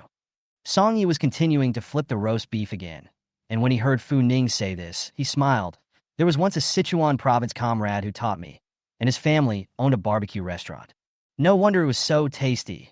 Fu Ning felt that the children next door were afraid that they were going to cry with gluttony. As he was thinking about it, there was a sudden burst of national abuse. His grandmother, who is so unethical to grill barbecue at home, believe it or not, I'll lift all his barbecue stalls. The man's voice sounded like he was on the verge of breaking down. Soon, another voice rang out. Brother Yang, keep your voice down. We are here to step on the spot. What if you lure everyone over like this? But why do I smell this smell so close? Like it's coming down from upstairs. Put your mother's fart. Fu Ning, they're not at home. We just provoked so long no one opened the door. How can it be? It seems like it's still coming from upstairs. They're back. I don't know. I just passed out from hunger too. The other man's voice sounded very aggrieved. Go, go, go, go, go, go, go, go, go, go, go, go, go, go. After a moment's silence, another national curse rang out. KM, it's really them. They're not giving us a chance to live at all. The conversation between the two was clearly heard by Fu Ning's ears. She took a sip of her beer and looked up at Sano. Could it be that these two men were sent by Chun Daha's superiors to threaten and provoke them? It's just that these two don't look too smart. Sano flipped the barbecue in his hand. Let's wait and see what they want to do. Fu Ning was just doing the same, and at the same time, Fu Ning felt that his previous strictness was completely trivialized to those two goods downstairs. So neither one of them paid any attention to the two men who were clamoring at the door of the 9th floor, their full attention on the barbecue. Yang Tong was so hungry and dizzy on the 9th floor, especially when he smelled the barbecue smell getting more and more fragrant. He was on the verge of having a hallucination that he was also eating a barbecue.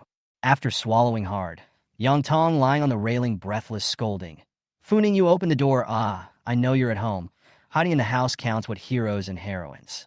Fu Ning ate the barbecue beautifully, thinking that he is not a hero, but it is 1,000 times better than you, sour fox. As if intentionally trying to anger those two goods downstairs, Song Yi also took out his own skills, and the roasted meat was more fragrant than once, more delicious than once. Fu Ning ate the spicy and refreshing beef jerky and looked at Song Yi with some one-liners. He was actually such a Song Yi. Fu Ning felt like she was recognizing him for the first time. It wasn't until 2 hours later, after even Xiao Huang had lasted so long that he could only lie on the ground and gasp for air, that Song Yi stopped the mental torture. He finished the can of beer, pinched the can flat in his hand and threw it in the trash, and wiped his mouth with a paper towel before saying, "Go down and check it out." Good. Fu Ning was already a bit impatient. Chapter 247. When the two came to the 9th floor, they didn't open the door at first, and after closing the electric door, they looked out through the cat's eye. The two crouching dragon phoenixes were lying on the railing of the 9th floor, and both of them looked breathless as they spoke. Fu Wenpei, you have the ability to open the door. A yellow hare's eyelids drooped, looking like he was going to break at any moment. Brother Yang, you're skewering the stage. That woman's name is Fu Ning. The other big smart didn't forget to correct him. Oh. Yellow hair touched his nose. Fu Ning, you open the door. You have the ability to rob men. Brother Yang, you're stringing me along again. Fu Ning didn't rob a man. She robbed a hot weapon that was targeted by the boss. That round-faced big smart guy retorted seriously. Yang Tong was instantly furious. He raised his hand and slapped twice hard on Big Smart's brain. Just you can right, you come to scold. Old me is starving to return to the West. A door away, Fu Ning covered his stomach and squatted on the ground, laughing so hard that he was about to jerk over. Is it true that these two big smart guys don't get killed when they're on the road? However, Looking at the big bloody gash on the back of that big round-faced smartass, Fu Ning felt that he was overthinking it. They must have been lucky and tough not to have been killed. Now, Fu Ning also finally realized why there was a pool of blood at the door. It looked like she was being too conspiratorial. Fu Ning didn't completely let her guard down, though, as she rubbed her stomach, which was sore from laughing, and got up, nodding at Song Yi. Only then did Sano open the door. The crouching Dragon Phoenix Daisy duo was still cursing breathlessly, and the two of them were all too familiar with this dead look Fu Ning had. In her last life, she hadn't always come back full of food whenever she searched for it, and sometimes when she hadn't eaten for days, she was in such a state that gasping for air was another story. Big Smart wasn't any more eloquent than Yellow Hair's mouth. He racked his brain and said 2 sentences, unconsciously raised his head, and instantly met Song Ye's cold eyes.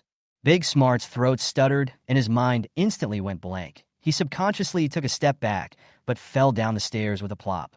Yang Tong was starving and annoyed, and by this disturbance from Big Smart, he felt even more upset.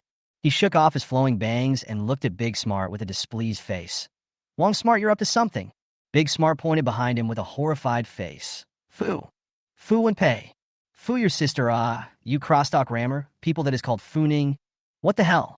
Yellow Hair cursed twice before suddenly understanding the meaning of the Big Smart. Instantly twisted his head towards Fu Ning and Song Yi to look over.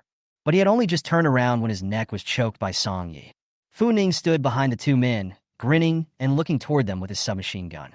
Yang Tong was already starving and breathless. And this time he was being choked by Song Yi, and even more so, he didn't have the slightest room for resistance. He could only let Song Yi slam him hard on top of the wall. Yang Tong's eyes widened, and he stifled a grunt. "Speak up. Who sent you here, and what did they tell you to do here?" Song Ye's right hand was choking Yang Tong's neck to death, his voice so cold that it looked like it was going to freeze. Yang Tong opened his mouth with difficulty, but could not utter a complete sentence. He could only use his instincts to push hard to pick Song Ye's hand, and sounds came out of his mouth. Chapter 248. Song Yi frowned slightly, and the force on his hand loosened by 2 points. Yang Tong get liberated, suddenly body a soft fall sat on the ground. "I lua pro mother lu." He touched his burning throat, and for a moment he wondered what he had come to do. After thinking for a while, Yang Tong then rubbed the tip of his nose and said, "Sheng Peng Peng is one of yours, isn't he? He's in our hands now." As he spoke, Yang Tong pulled out a waterproof notebook from his arms and handed it to Song Yi. Some time ago, Song Yi and Fu Ning had both seen the sketches drawn by Sheng Peng Peng. And this time, once they took a look at the contents of the notebook, they knew that this was indeed Sheng Peng Peng's notebook. With his gun in hand, Fu Ning took 2 steps down the stairs and aimed it at Yang Tong's head. "What did you do to him?" Being held by the muzzle of the gun against his head, Yang Tong's face abruptly changed. "He's still alive and well, able to jump and jump. Our boss said that he wants to cooperate with you guys, and that if you cooperate with him, he will definitely give you very favorable conditions." Fu Ning felt that Yang Tong must be farting, looking at his starving look like he was about to die at any moment. And their boss didn't look like someone who could offer a favorable deal. Song Yi was even simpler and rougher. He directly lifted Yang Tong up from the ground and slammed him hard against the wall once again. "Who is your boss, and what does he want to do?" "I don't know, Yang Tong was so dropped that he felt like he was almost not hungry anymore. He was a little tearful. "Anyway, our boss said that he wants you to go to the Yonghe Mansion tomorrow at 10 o'clock in the morning. He'll be waiting for you there, and your friends will be there by then. And he said that he'll give you guys a piece of news you'd really like to know." He swallowed and asked Song Yi somewhat nervously, "You guys will be there then, right?" The Big Smart who fell on the stairway this time also came back to his senses. He braced himself and stood up shakily, lifting a face that could be whiter than a ghost to look at Fu Ning. "Fu and Pei, you guys will be going tomorrow, right?" Fu Ning didn't bother to correct them, but just asked, so worried about whether we'll go or not. "What will happen if we don't?" A flash of bewilderment flashed in Yang Tong's eyes. "I don't know." Big Smart also shook his head. "I don't know. Fernine. So what the hell kind of bigot sent this douchebag?" Yang Tong thought for a while before he said, "Our boss said that as long as you guys go, he'll reward us with a 50-kilogram bag of rice. They've been hungry for quite some time now, and if they don't eat something, they might actually go GAGA. Big Smart nodded vigorously as well. He hadn't even eaten rice in a long time, and these days he ate dead rats and stinky cockroaches to the point of vomiting. "So, if we go to see your boss, you're the ones who get the benefits, but we're the ones who take the risks." Fu Ning rolled her eyes. Oh, so why should we go? Yang Tong was anxious. But your friend is still in our hands. Can it be that you don't want to save your friend? He walked to the stairway and generally cradled Big Smart in his arms. If Big Smart is being held hostage, I'd say anything to save him. Brother Yang, I'm so touched. Big Smart, his throat stuttered, whimpering and crying into Yang Tong's arms. Snot and tears smeared all over him. Yang Tong suddenly exploded with anger. He raised his hand and gave Big Smart a few big pussies. My clothes are newly stolen. Can you, Big Smart, pay attention to your image and compensate me for my new clothes? Fernine. She was really a bit curious now. What kind of strange person would hire the likes of Yang Tong and Big Smart to negotiate with her? Chapter 249. The Big Smart duo talked and argued before Fu Ning rubbed his somewhat rising temples. Truly, she was a bit greatly shocked by her first encounter with such an oddity. Back on the 10th floor, Song Yi asked Fu Ning while packing up the things on the grill. What do you think about what they said? Sheng Pengpeng was arrested because of them. Fu Ning can't be so cold-blooded and not care about Sheng Pengpeng's life and death. She was definitely going to meet the head of Big Smart. Only, there was no way she was going to let Big Smart arrange to be led around by them. Song Yi glanced at Fu Ning, went back to his room, and took a map of Deep City out, and sat at the top of the stairs with Fu Ning. He unfolded the map and pointed at one of the high buildings. This is Yonghe Mansion. The neighborhood is all construction high buildings. The terrain is very complicated. We can't be sure if they have resorted to deception. Fu Ning nodded. Indeed, and that's where they've arranged it. They must have long ago mapped out the terrain. If we go there, in case they come to catch a turtle in a jar, then we'll become a Big Smart duo. She thought of the story Jojo had hummed earlier about the neighbor who hoarded food, and I hoarded guns, and the neighbor who was my granary. It would be pure Big Smarts if they were really stupid enough to go to the Yonghe Mansion. Song Yi also thought of the Big Smart, who just now didn't look too smart, and there was a hint of a smile in his eyes. He coughed softly, quickly hiding the smile at the corners of his lips as he looked at the map and studied it for a moment before pointing to another place. We can get their leader to come to Ninghu Water Park. Ninghu is surrounded by villages, and now that everywhere is flooded, that area is even more empty, so even if they have any ideas, we'll be able to detect them quickly. Fu Ning looked at the area that Song Yi pointed to. Sure enough, Ninghu was a place near the sea, and now that it had been raining so hard for so long, even Huatian Court had been flooded up to the 2nd floor, so it was conceivable that the whole of Ninghu had been soaked in water. But Ninghu, as a landmark on the east side of the city, used to be a very famous water park as well. Fu Ning remembered that there was a jumper up to 222 meters high in Ninghu Park. With that landmark, it's not like the Big Smart heads can't find their way around. After discussing the location, Fu Ning quickly made another trip to the 9th floor. Opened the door, and the Big Smart duo is no longer arguing. Both were clutching their stomachs and cowering pitifully in the corner, looking like they were about to give out. Fu Ning didn't eyeball the two. She just threw a map of Deep City in front of the two. It's fine for us to go see your leader, but the location can only be chosen by us. Above this map is the address we chose. You can go back and resume your orders. Big Smart monkeyed around and opened the map to look at it, and smiled so hard that his teeth were bared. He tugged hard on Yang Tong's arm. Brother Yang, we have food. They promised to meet the boss. Great. Let's hurry back and tell this good news to the boss. Yang Tong also stood up excitedly. His shaking hands took over that map and looked at it carefully, with a look of trying to memorize the places on the map that had been marked by Fu Ning in his mind. Watching him memorize so seriously, Fu Ning was a bit skeptical. Could he really remember it? However, none of this had anything to do with her. She just looked at the two very seriously. I want to make sure that Sheng Pengpeng is unharmed. If I find out that you guys tortured Sheng Pengpeng, I'll end your ear lair, just like I ended Chinda's lair. Yang Tong earnestly folded the map into small squares and placed them close to his body, before he and Fu Ning nodded their heads in assurance. Don't worry, our boss only wants to make a deal with you. Now that they had gotten the good news that Fu Ning and the girls would be going to their appointment, Yang Tong and Wang Tsung Life didn't continue to stay here and get in the way, but instead helped each other and left on shaky legs. Seeing the backs of the two leaving, Fu Ning couldn't help but pinch her temples again. Chapter 250. These two, are they sure they're going to make it? Why do they look so unreliable? After Big Smart and Yang Tong left, Fu Ning originally wanted to go back to the 10th floor, but suddenly, she thought of Fu Jiao and Fu Rongchang. If the Big Smart duo were naive to the point of being scary, then the duo of Fu Jiao and Fu Rongchang were cruel to the point of being scary. I just don't know what these terrible two are like now.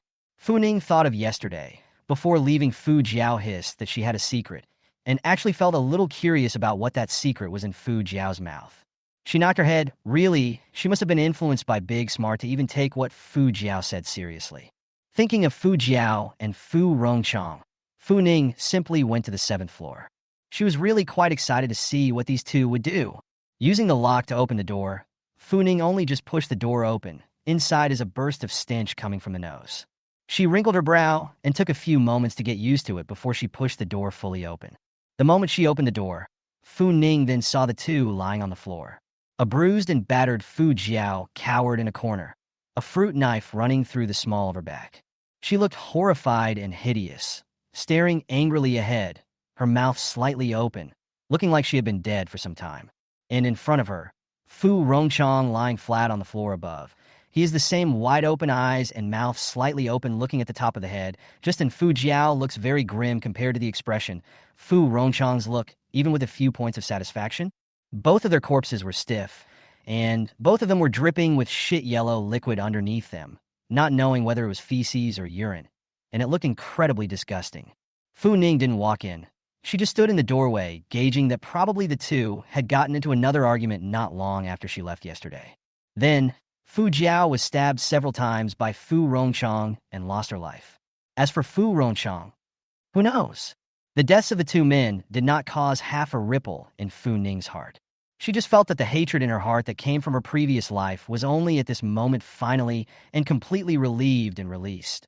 Reincarnated, in the 3rd month of the opening of the end times, she finally saw with her own eyes, by her own design, the scene of Fu Jiao and Fu Rongchang torturing each other to death.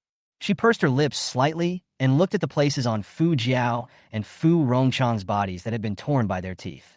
Deep white bones were already showing in some places. In her last life, she was eaten alive like that by her closest relatives. But this time, even though nothing was the same, Fu Rongchang and Fu Jiao still chose the most evil side of human nature. Fu Ning faintly glanced at Fu Ning and Fu Rongchang and very coldly withdrew his sight. She turned, closing the door behind her. For once, she was completely reconciled with herself. From now on, all she had to do was Fu Ning. Chapter 251. The next morning, Fu Ning was woken up by the cold. The temperature had stayed at 28 degrees all this time, even with the torrential rains, so she'd been wearing summer clothes and slept with only a small air-conditioned blanket. But she didn't expect the temperature to plummet more than 10 degrees after only one night. Looking at the indoor thermometer showing a temperature of only 11 degrees, Fu Ning had a little bit of skepticism. Is the cold snap coming early too? She rubbed her arms and got up from the bed, putting on a t-shirt followed by a bulletproof undershirt and finally a brown pullover from the closet, and put it on. When she went to the wash basin to wash up, Fu Ning unintentionally looked up and looked in the mirror. Why does she feel like she's gotten whiter? Come to think of it, there was a time when she loved extreme sports, aspired to be an explorer, and spent her days drilling into all sorts of earthly rarities, and was busy as hell. Now it was different. Now she would just go to practice boxing and learn the art in the 10th building, and occasionally go out to kill people without having to run around and expose herself to the sun, her skin naturally whitened back. As a girl, getting better looking is certainly something to be happy about. To celebrate, Fu Ning decided to have a bowl of spicy hot pot. It just so happens that this cool, ghostly weather is perfect for a steaming bowl of spicy hot food. Taking out a spicy hot pot from the space and placing it on top of the coffee table, Fu Ning sat down cross-legged, turning on a down-home drama in the process, and began to watch TV while eating the spicy hot pot. Little Yellow sniffed the smell and came over, somewhat gluttonously pulling his paw on top of Fu Ning's thigh, blinking his starry eyes at Fu Ning. This spicy hot pot is added numbness and spiciness. Fu Ning and Xiao Huang looked at each other, numbly picked up the bowl, and took a big bite of spicy hot pot. She pointed Yellow to the large iron basin in the corner. Go back to where you were supposed to be.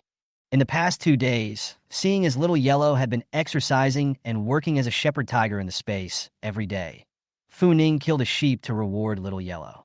Looking at a full 2 kilograms of mutton in the basin, Fu Ning patted Xiao Huang's head. Don't be a spoiled brat. I am not going to give you a single mouthful of soup. After saying that, Fu Ning drank the fresh and spicy soup cleanly. Xiao Huang hummed with some dissatisfaction. Surname, Fu, you don't love me anymore.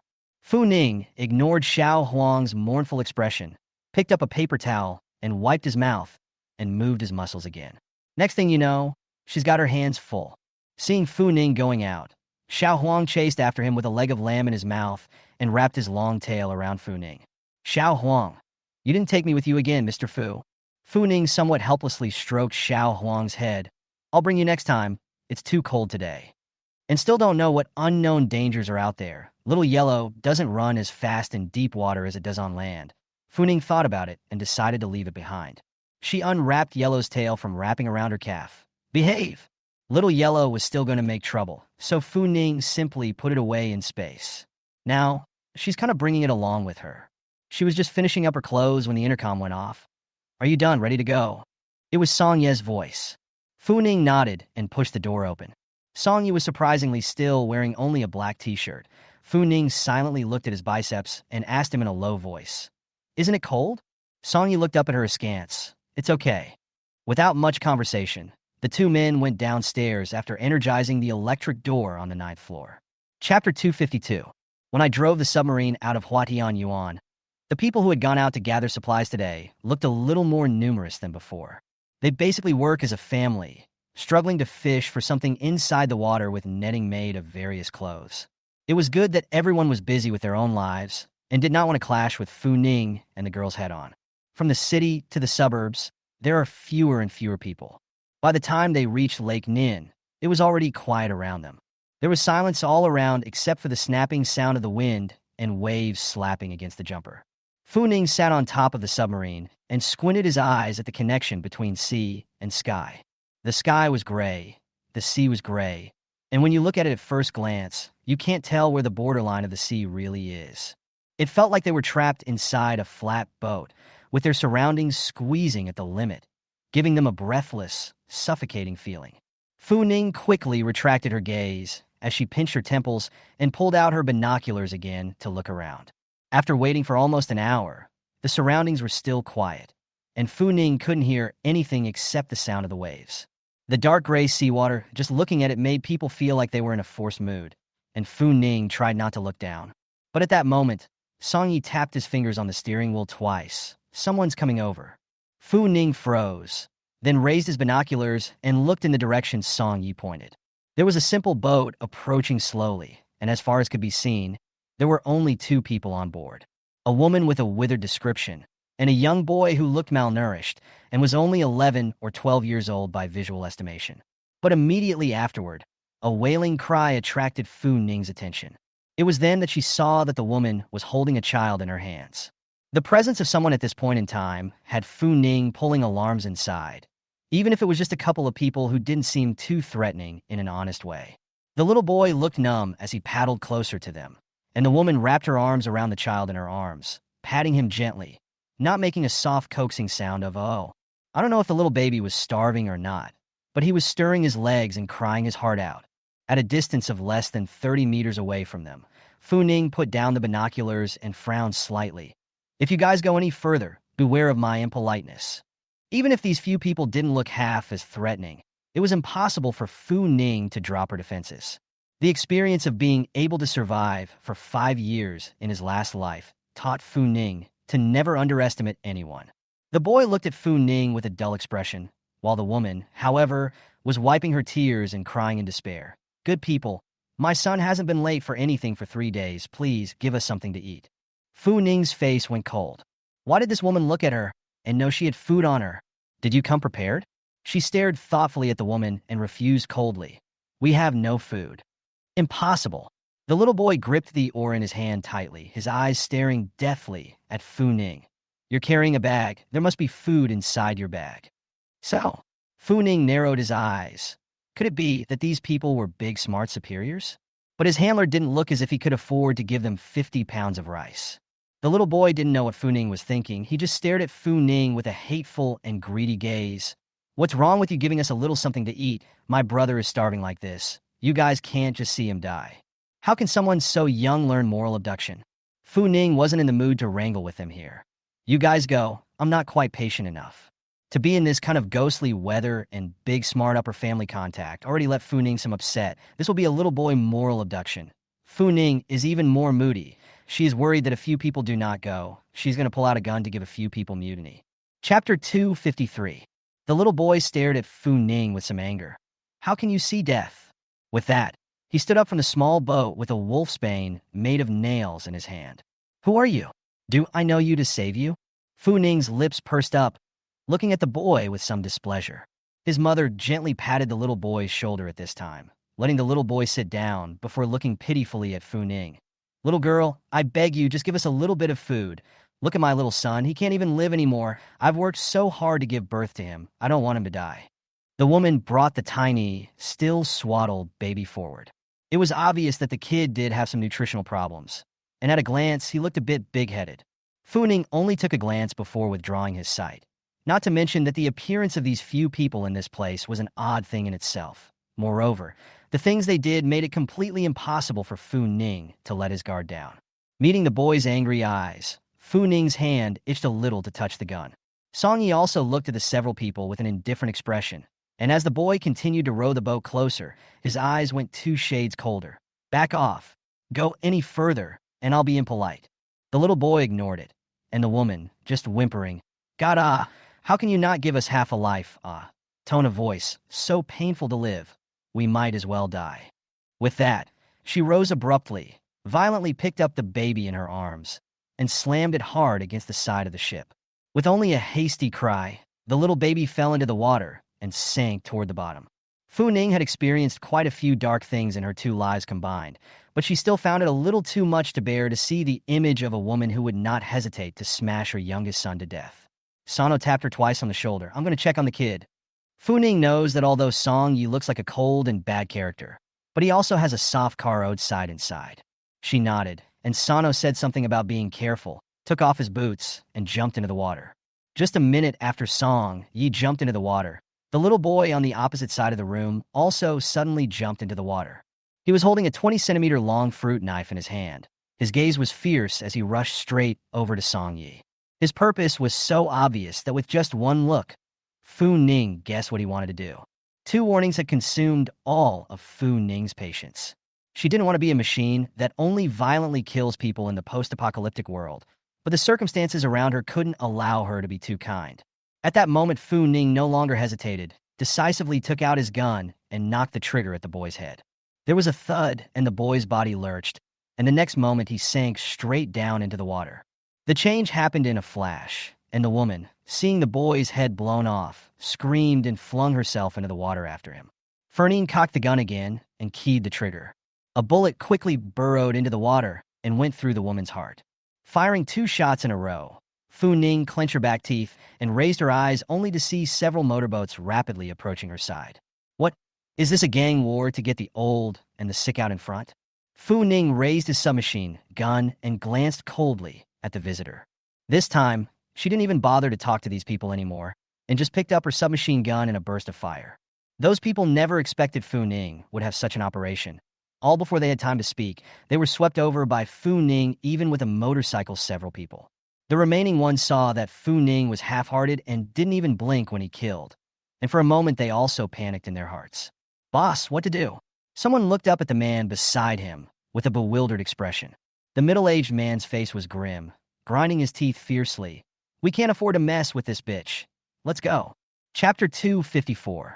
Seeing several people turn the car around and prepare to leave, Fu Ning didn't give them a chance. She kept her hands moving and continued to sweep. Soon 2 more were swept over by her. At this time, only the tallest middle-aged man was left. Fu Ning aimed the gun at him and was about to pull the trigger, but the man looked like he realized what was going on, looked back at Fu Ning, and violently jumped into the water. Soon the water was completely quiet. Thinking of letting the man go, Fu Ning had some regrets in her heart. She was still too slow to actually let the man get away. Why hasn't Song Yi come up yet? Just as Fu Ning looked into the water, there was a sudden splash on the surface. Soaked to the skin, Sano lifted a man by the arm and threw him hard onto the punching boat. The man was pale. I don't know whether it was water or cold sweat on his forehead, and the whole man was lying on his back in a very strange position on the submarine, looking as if his arm had been removed. Song Yi wiped the water from his face and went over to lift the man up. Who sent you? The man was groggy, looking like he was in pain, and half unable to say a word. Fu Ning's focus, however, was not on the man, but looked at the blood on Song Ye's hands with some surprise. It seemed to her that Song Ye's water skills should be very good. How did he get such a big cut on his hand? Her eyes were so focused that Song Ye had to explain, "There are other people in the water. These people are really premeditated." Fu Ning frowned. "Where's that little baby?" "Dead." Song Ye's tone was a bit heavy. Even though this was the end times, it was still unnerving when such things came to light. Upon realizing that the little baby was dead, Song Yuan did not bring his body up. Perhaps it would be best for the little baby to sink to the bottom of the sea than to be eaten as food by these people. When she learned that the child had died, Fu Ning couldn't help but sigh. It just made the group in front of him seem even more odious. With the way the woman was hysterical when that little boy died, Fu Ning thought that the little baby might not even be his child. Thinking about this, Fu Ning became even more angry. She walked up to the middle-aged man and pulled out her pocket knife, and without hesitation slashed the man's arm viciously. The man ate the pain and snapped back to his senses, raising a pair of terrified eyes to look at Fu Ning. "I ask again, who sent you?" Could it be that this was another one of the big smart leaders sent to test them? Both of the man's arms had been removed by Song Yi when he was in the water just now, and at this moment his arms were hanging in a weird position with a face of unbearable pain. Meeting Fu Ning's sinister gaze, he was fully convinced that Fu Ning really wanted to kill him. He spoke while dryly howling. "We're the villagers who live near Ninghu Lake Water Paradise, and now that we really can't survive, we're thinking of robbing and exchanging some things to go home." Their entire village came up with a whole family of men, women, and children together, and each time the battle record is also very impressive. But who knows, this time they have messed with the two Devil King. This man and woman not only have guns in their hands, but they're also great at kung fu and kill without blinking an eye. Chapter 255. Villagers in the neighborhood? Fu Ning gestured at him with the knife. "That baby just now wasn't from your village, was it?" If that child was from their village, the woman would never have been so decisive when she hugged and dropped the little baby just now. The man watched as Fu Ning stuck the shiny knife against his body, and every now and then he slashed into the flesh, looking like he was going to cut up a raw fish, and was so scared that he peed himself. He shook his head hurriedly, but he was too stumped to tell the truth. Seeing this, Fu Ning didn't hesitate and stabbed another knife hard into the man's skin. "Speak." Frightened by Fu Ning's cold, hostile eyes, the man let out an ow and couldn't help but cry. His shoulders shook. We wouldn't have wanted to do something so heartless if God hadn't left a way out." Hearing this, Fu Ning's face changed slightly. It seems that these people don't just want their supplies, but they also want her and Song Yi, the two-legged sheep. The man had completely broken down. "Before the extreme heat, we could barely endure the heat to get supplies, but now the torrential rain is trying to kill us all. We don't want to eat people either, but we're just too hungry, and there's nothing we can do about it." Fu Ning wasn't in the mood to hear the details of how he took the man, but asked, "So you guys were on to us just now?" On the way here just now, Fu Ning hadn't realized that there were any people trailing behind him. Even the small fishing boat, just now, seemed to have appeared out of nowhere. The man nodded furiously again. "We saw you guys from a long way off. You were in a submarine. You looked rosy-cheeked, and it looked like you had quite a bit of food at home. And we didn't dare to go up and intercept you, so we let the mother and son, Kong, take the lead, and if you didn't have anything in your hands that could threaten people, you dropped the kid as a signal." It was a living human life, but in the man's mouth, it was just a signal. His eyes were numb and cold, with no semblance of fear for the lives of others. After the man finished speaking, he looked at Fu Ning and Song Yi somewhat pleadingly. "I promise that I will never follow you again. You guys spare me. I'm wrong. I won't dare to do it again. When it comes to yourself, you know you're a coward." Fu Ning sneered. "You will indeed never dare again in the future." Because, instead of the king of hell, she was going to take his life in advance today. Fu Ning yanked him to the side of the boat and stabbed him in the throat, then used 7 points of force and threw him into the water. Even if he was a good waterman, now that he had slashed his throat and both his hands were broken, it was absolutely impossible for him to live again. After cleaning up a bunch of scum, Fu Ning wiped off the blood on the knife with a piece of wet towel, his face a bit impatient. "You said that Big Smart and the girls wouldn't be screwing us over, right?" Excluding the hour of waiting, it took almost half an hour to clean up the scum just now. But until now, there was no movement on the sea except for a few motorboats that had been completely scrapped. Song Ye's face was also a bit unsightly. "Wait another half hour, we'll go back if they don't come." Fu Ning nodded and looked again at the wound on Song Ye's arm. The wound on his arm looked kinda oozy, an 8-centimeter long gash that was still ticking with blood. Fu Ning opened his backpack and fished out a small pill box from it. Let me help you treat your wound. Thanks. Song Yi froze for a second and passed his hand to Fu Ning. Chapter 256. Fu Ning used to trek alone a lot and dealt with any emergencies quickly on her own. It wasn't hard to treat the wound on Song Ye's arm. She bandaged it in 3 tries. After cutting off the bandage, Fu Ning put the ointment into the medicine box while talking to Song Yi. This wound of yours looks a bit deep. You need to go back and get a tetanus shot before you can do it. Song Yi withdrew his hand and was just about to say a few words when out of the corner of his eye he caught a glimpse of a bean-sized object advancing slowly in the distance. He instantly gathered all his thoughts and picked up his binoculars to look in that direction. Seeing Song Yi looking over there with a grave expression, Fu Ning also quickly packed his backpack and lifted his binoculars to look over. The eyes fixed on the place. That person is not exactly the big smart duo. And in front of the two, there was a woman dressed all in black. The wind and waves were so strong that they blew up the woman's hair and slapped it in her face, making it hard to see what she looked like. This woman, she's the boss of the big smart duo? The 3 were sitting on top of a white speedboat, which apparently was in a bit of a state, watching and the big smart duo paddling the boat with the oars at the top of their lungs. Fu Ning was a bit headstrong. The more she looked, the more she felt that these people were unreliable. Was she hot beer hot drunk yesterday, or why else would she have agreed to come and meet the big smart chief today? Wouldn't it be nice to stay home and watch TV and practice boxing? Fu Ning put down the binoculars and turned his head to look at Song Yi. Only Song Yi also pursed his lips slightly, looking somewhat speechless. They sat there patiently, waiting for almost half an hour, but saw that the speedboat rode forward, but was pushed back by a wave, so repeated several times. Fu Ning pinched his brow, somewhat helpless. Why don't we drive over to meet them? Then, for the first time, Fu Ning heard Song Yi sigh. I'm afraid Song Yi has never been so speechless in his life. Song Yi nodded and drove the submarine to meet up with the speedboat. Fu Ning, Song Yi, how are you? When Wang Clever saw Fu Ning and Song Yi, he hadn't even taken a breath before he cheerfully greeted them.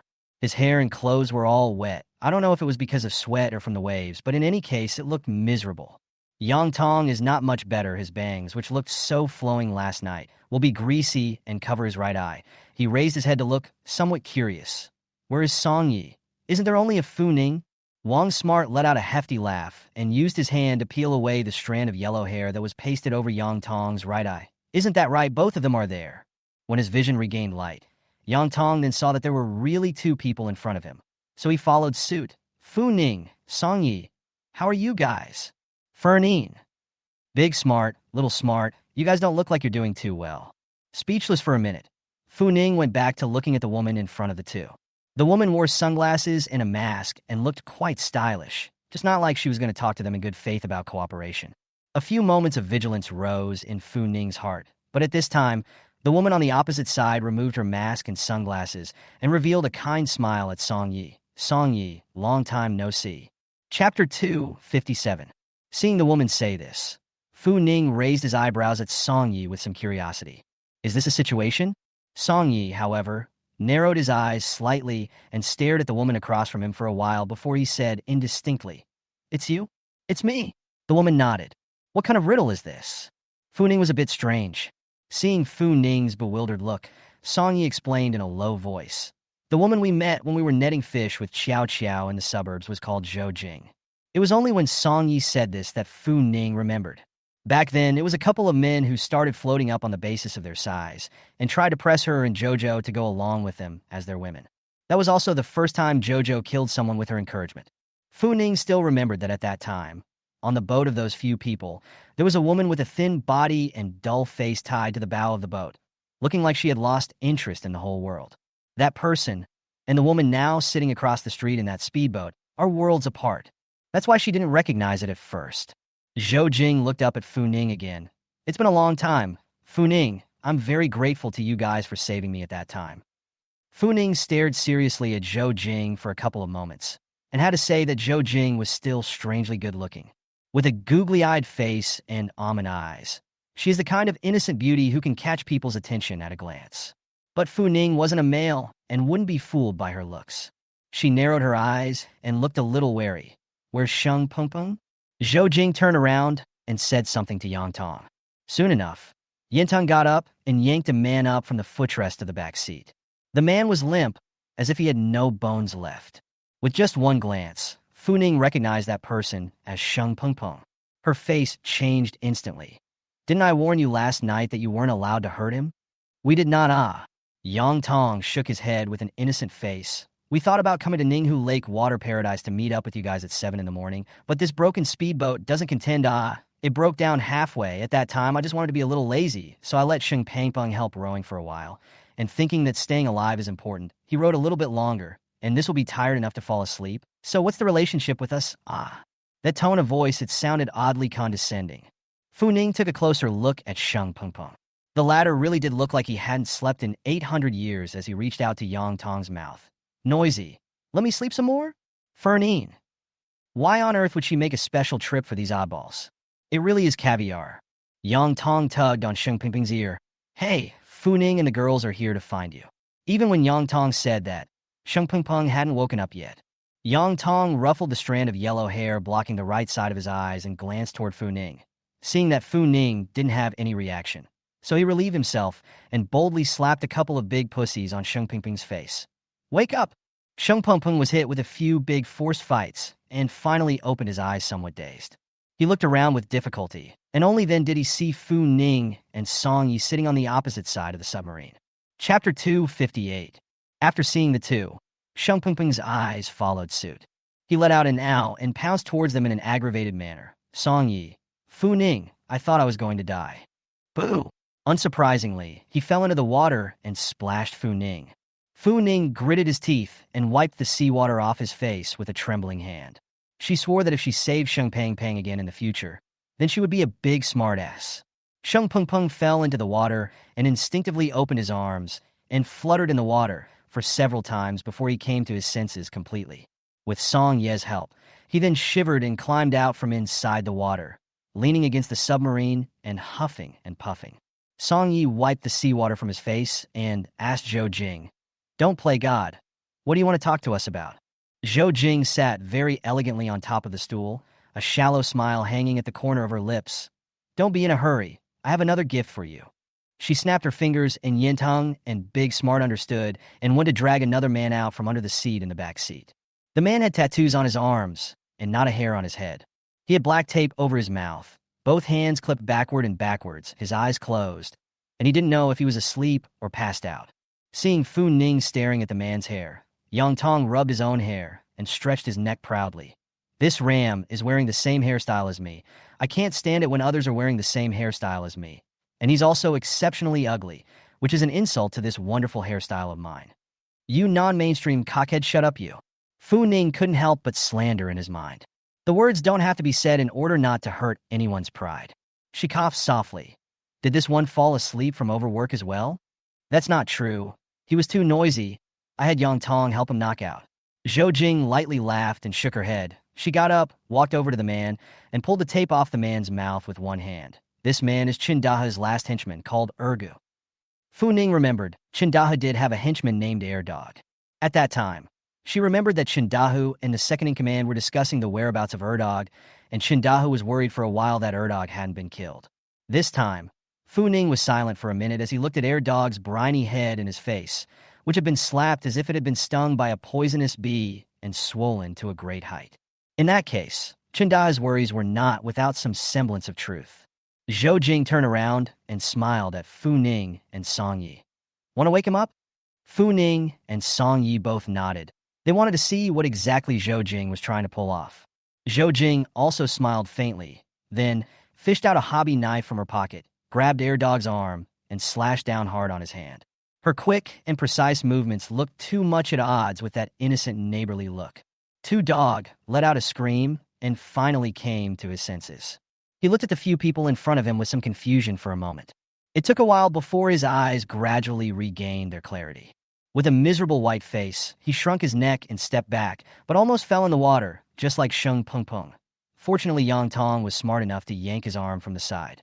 After Air Dog saw Yang Tong clearly, his eyes widened even more abruptly. "Who are you guys?"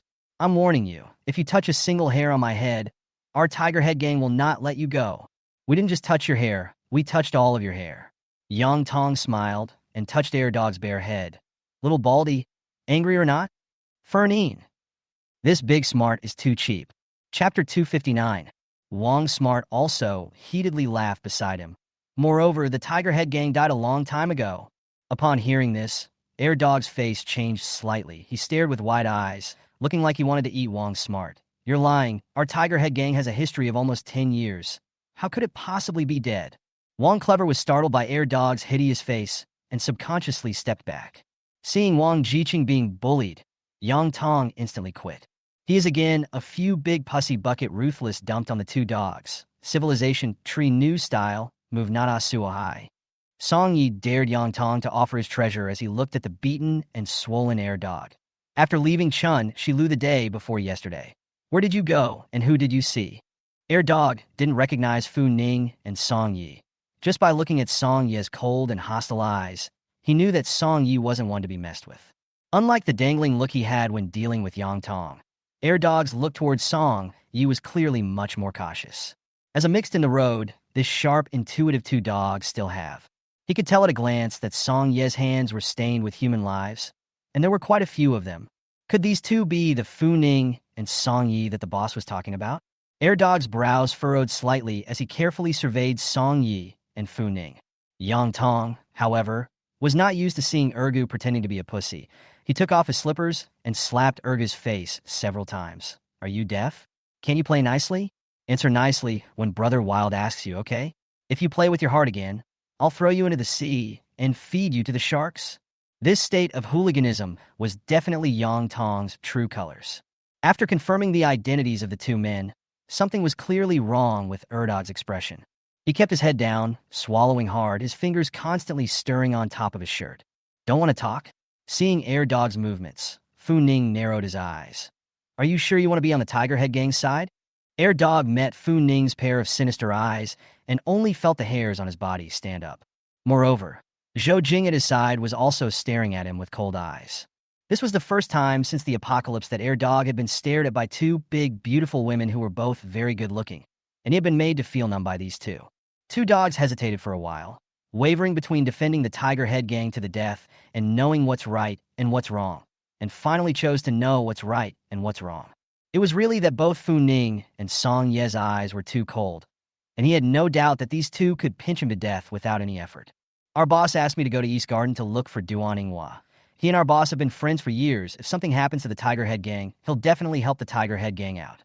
Only after getting Duan Zitsung's exact reply that he would help clean up Fu Ning the next day did Air Dog completely let go of his heart. However, just as he was about to go back to resume his duties, he was shaded around a corner. Wake up again, it's now.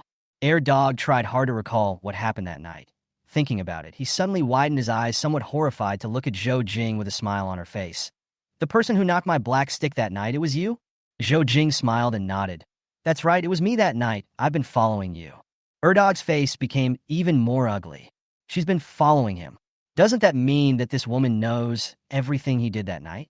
However, their oldest clearly does not have any relationship with Duan Zitsong, and their oldest also urged and instructed that they should not let the others know about their friendship for so many years. Chapter 260. If their boss knew that he had leaked the secret, then even if he had 10,000 lives, they would not be enough for their boss to kill him. What's the point of showing such a scared expression? Afraid that I know about Lu Yucheng and Duan Zitsung's relationship. Zhou Jing squinted her eyes and smiled with two nice pair swirls at the corners of her lips. Looking at Zhou Jing smiling with a happy face, Fu Ning always felt a trace of weirdness. Air Dog's eyes instantly widened as he looked at Zhou Jing with an incredulous expression. You dash. Lu Yucheng's illegitimate son, right? Zhou Jing was still smiling, but her eyes were cold and somewhat frightening. Hearing her say that, not only Fu Ning, but even Song Yi narrowed his eyes slightly towards her. Instead, Two Dog's eyes widened in shock, and the knot in his throat rolled several times before he could utter a complete sentence. Zhou Jing held the knife and smiled as she twisted her head. Her eyes zeroed in on Fu Ning's Song Yi for a moment. This is my sincerity. Are you guys still satisfied?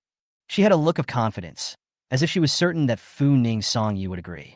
Fu Ning, on the other hand, was indeed a bit dumbfounded by Zhou Jing's answer. Is she telling the truth? Zhou Jing continued to laugh. If you still don't believe me, I will show more sincerity. Two Dog had looked at her with a wary face. Who the hell are you? Zhou Jing didn't even change her face for a second. Don't you know? Villains die from talking too much. The pearly swirls at the corners of her lips were bright and pretty, while the knife in her hand, at that moment, stabbed inside the second dog's heart without hesitation. After drawing out the knife, there was bright red blood sprayed on Zhou Jing's face. Slowly, she wiped the hot blood off her face with her fingertips and kicked the second dog into the sea. She moved without the slightest hesitation, as if she had practiced this action hundreds of times. The second dog, who was tied up with 5 flowers, couldn't even struggle in time and could only stare in horror as he slowly sank down to the bottom of the water. It wasn't until Air Dog's figure had completely disappeared that Fu Ning glanced at Zhou Jing with some surprise. Zhou Jing was sitting on top of the ship's side, wiping the blood on top of the knife. Seeing Fu Ning looking at her with a surprised look on her face, she slowly smiled openly. This world is too unfriendly to women. In order to protect myself, I need to be a little more desperate, don't I? How did you know about Liu Yucheng and Duan Zizong? Compared to the decisiveness of killing Air Dog, Fu Ning was more curious about how Zhou Jing knew about Liu Yucheng and Duan Zizong. Zhou Jing shrugged. I used to be Duan Zizong's fiancé, and he once told me that after the natural disaster, he sold me to a black boss who had his eye on me for the sake of resource swapping. She rolled up her sleeves and showed Fu Ning and the girls the various wounds on her arms. When I was being tortured by those people, I swore that if I could escape, I would not let Duan Zizong go. I would let him die without a burial place. Her eyes were red and bloodshot, and her shoulders were shaking as she said the words. On the day she was rescued by Fu Ning and Song Yi, it was the time when Zhou Jing was tired of being played with by the black boss as an object to be given to another person. At that time, Zhou Jing thought she had no possibility of escaping. She sat numbly on the boat and watched them send herself around as if she were a commodity. The hatred in her heart had gradually been worn away. It's Sano. Not only did he save her, but he also told her that as long as she lives, there is infinite hope. Chapter 261. She had bruises all over her arms, and it was shocking to look at. Fu Ning frowned slightly at the injuries on Zhou Jing's body, and before he could speak, a sobbing sound came from beside his ears. When I looked up, those 2 big smarts had howled on. Boss, how did you live so miserably in the past, boss? We still want to ask you for 50 pounds of rice. We really aren't human. Wang's clever regret was written all over his face. Yes, boss, that Duan Zizong is an animal, He even did this to you, boss. Don't worry, we will definitely not let that damn bitch man go. Yang Tong even patted his chest to assure. Zhou Jing froze, then curled her lips at them and smiled. I'm very happy that you guys are saying this, but I'm not the same Zhou Jing that could only be slaughtered in the past, so you guys don't have to worry for me. So, not only have you been keeping an eye on Liu Yucheng during this period of time, you've also been keeping an eye on us? Song Yi, however, was hardly sidetracked by a sentence or two from Zhou Jing, and he looked at Zhou Jing with a cold and guarded expression. These days, he hadn't realized that there was an extra pair of eyes behind him. Was Zhou Jing's Dao voyage too high, or had he let his guard down too much during this period of time? Against Song Ye's pair of eyes filled with killing intent, Zhou Jing, however, shook her head. It's completely impossible for me to break Duan Zizong's disjointed forces on my own. From the day I was saved by you, I've always been thinking that I should look for someone to cooperate with and find someone to kill Duan Zizong and these people for me. Zhou Jing knew she was good-looking and had managed to get a lot of people hooked. After learning that someone from Hua Tianyuan had destroyed Qin Dahe's prestige, Zhou Jing immediately set her sights on Hua Tianyuan. The idea of wanting to get rid of Duan Zizong through the hands of those few people from Hua Tianyuan grew stronger and stronger at this moment. After inquiring, Zhou Jing learned that the people who performed such a feat were Fu Ning and Song Yi. If it was Fu Ning and Song Yi who had done such a thing, Zhou Jing felt that it would not be half strange. And it was also at that moment that the desire to work with them grew stronger. Zhou Jing clenched her fists tightly. My motivation to live now is to watch Duan Zizong die. Only when he dies can I completely let go of the past. Her combination with Duan Zizong is considered a great example of a strong partnership. From their school uniforms to their engagement, Zhou Jing always thought that Duan Zizong loved her. Until the natural disaster appeared, Her family's foreign trade factory completely shut down. Her parents are stranded abroad to talk about business for a while to come back. She can rely on people. Only Duan Zitsong. And that's when she happened to find out she was pregnant. After she hurriedly told Duan Zitsong about her pregnancy, Duan Zitsong actually acted even happier than she did. And that night, he touched her still flat belly and looked at her with that calculating and sinister look, saying that Lu Yucheng was going to hand over the power in his hand to his own legitimate son. And in order to be able to get that amount of power, she needed her to accompany someone. And that person, most of all, liked a young woman who was pregnant with a child. In that instant, Zhou Jing was like falling into an ice cellar. She thought about begging Duan Zitsong about running away. She had thought of countless means, but in the end, she was still tied up by Duan Zitsong and personally sent to that person's bed. Duan Zitsong told her to be good. As long as she is obedient, she will enjoy endless glory and wealth in the future. Hatred took root at that time, and Zhou Jing realized at this time that what she thought she was marrying love was just a bad joke. For the sake of power, for the sake of resources, Duan Zitsong had completely lost such a thing as humanity. On the contrary, she was weak, she wanted to take revenge, but she was detected by Duan Zitsong's people in the first place. Chapter 262. Luckily, God is long-eyed and let her meet Fu Ning and Song Yi. Zhou Jing took several deep breaths. Only then did she manage to calm herself down. I know where they hid the weapons, and I also know that Lu Yucheng will meet him somewhere. Song Yi, Fu Ning, I know that you guys can help me kill him. You will help me, right? Without waiting for Fu Ning and Song Yi to speak, Zhou Jing had already thrown over a note to herself. There was a very clear, hand-drawn topographical map on top of that note, and it was obvious that the person who made it had put their heart and soul into it.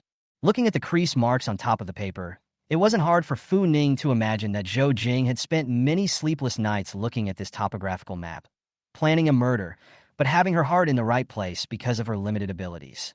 Fu Ning handed that topographical map to Song Yi and raised his eyes to look at Zhou Jing again. If what Zhou Jing said was all true, Fu Ning could really quite understand how Zhou Jing felt.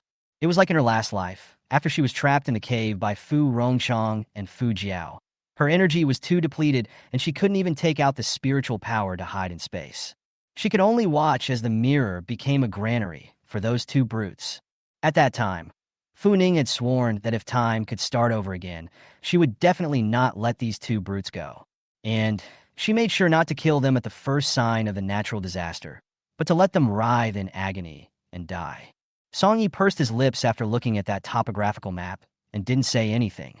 Zhou Jing looked at the expressions of the two men, and for a moment, she was also a bit confused as to what Fu Ning and Song Yi were thinking.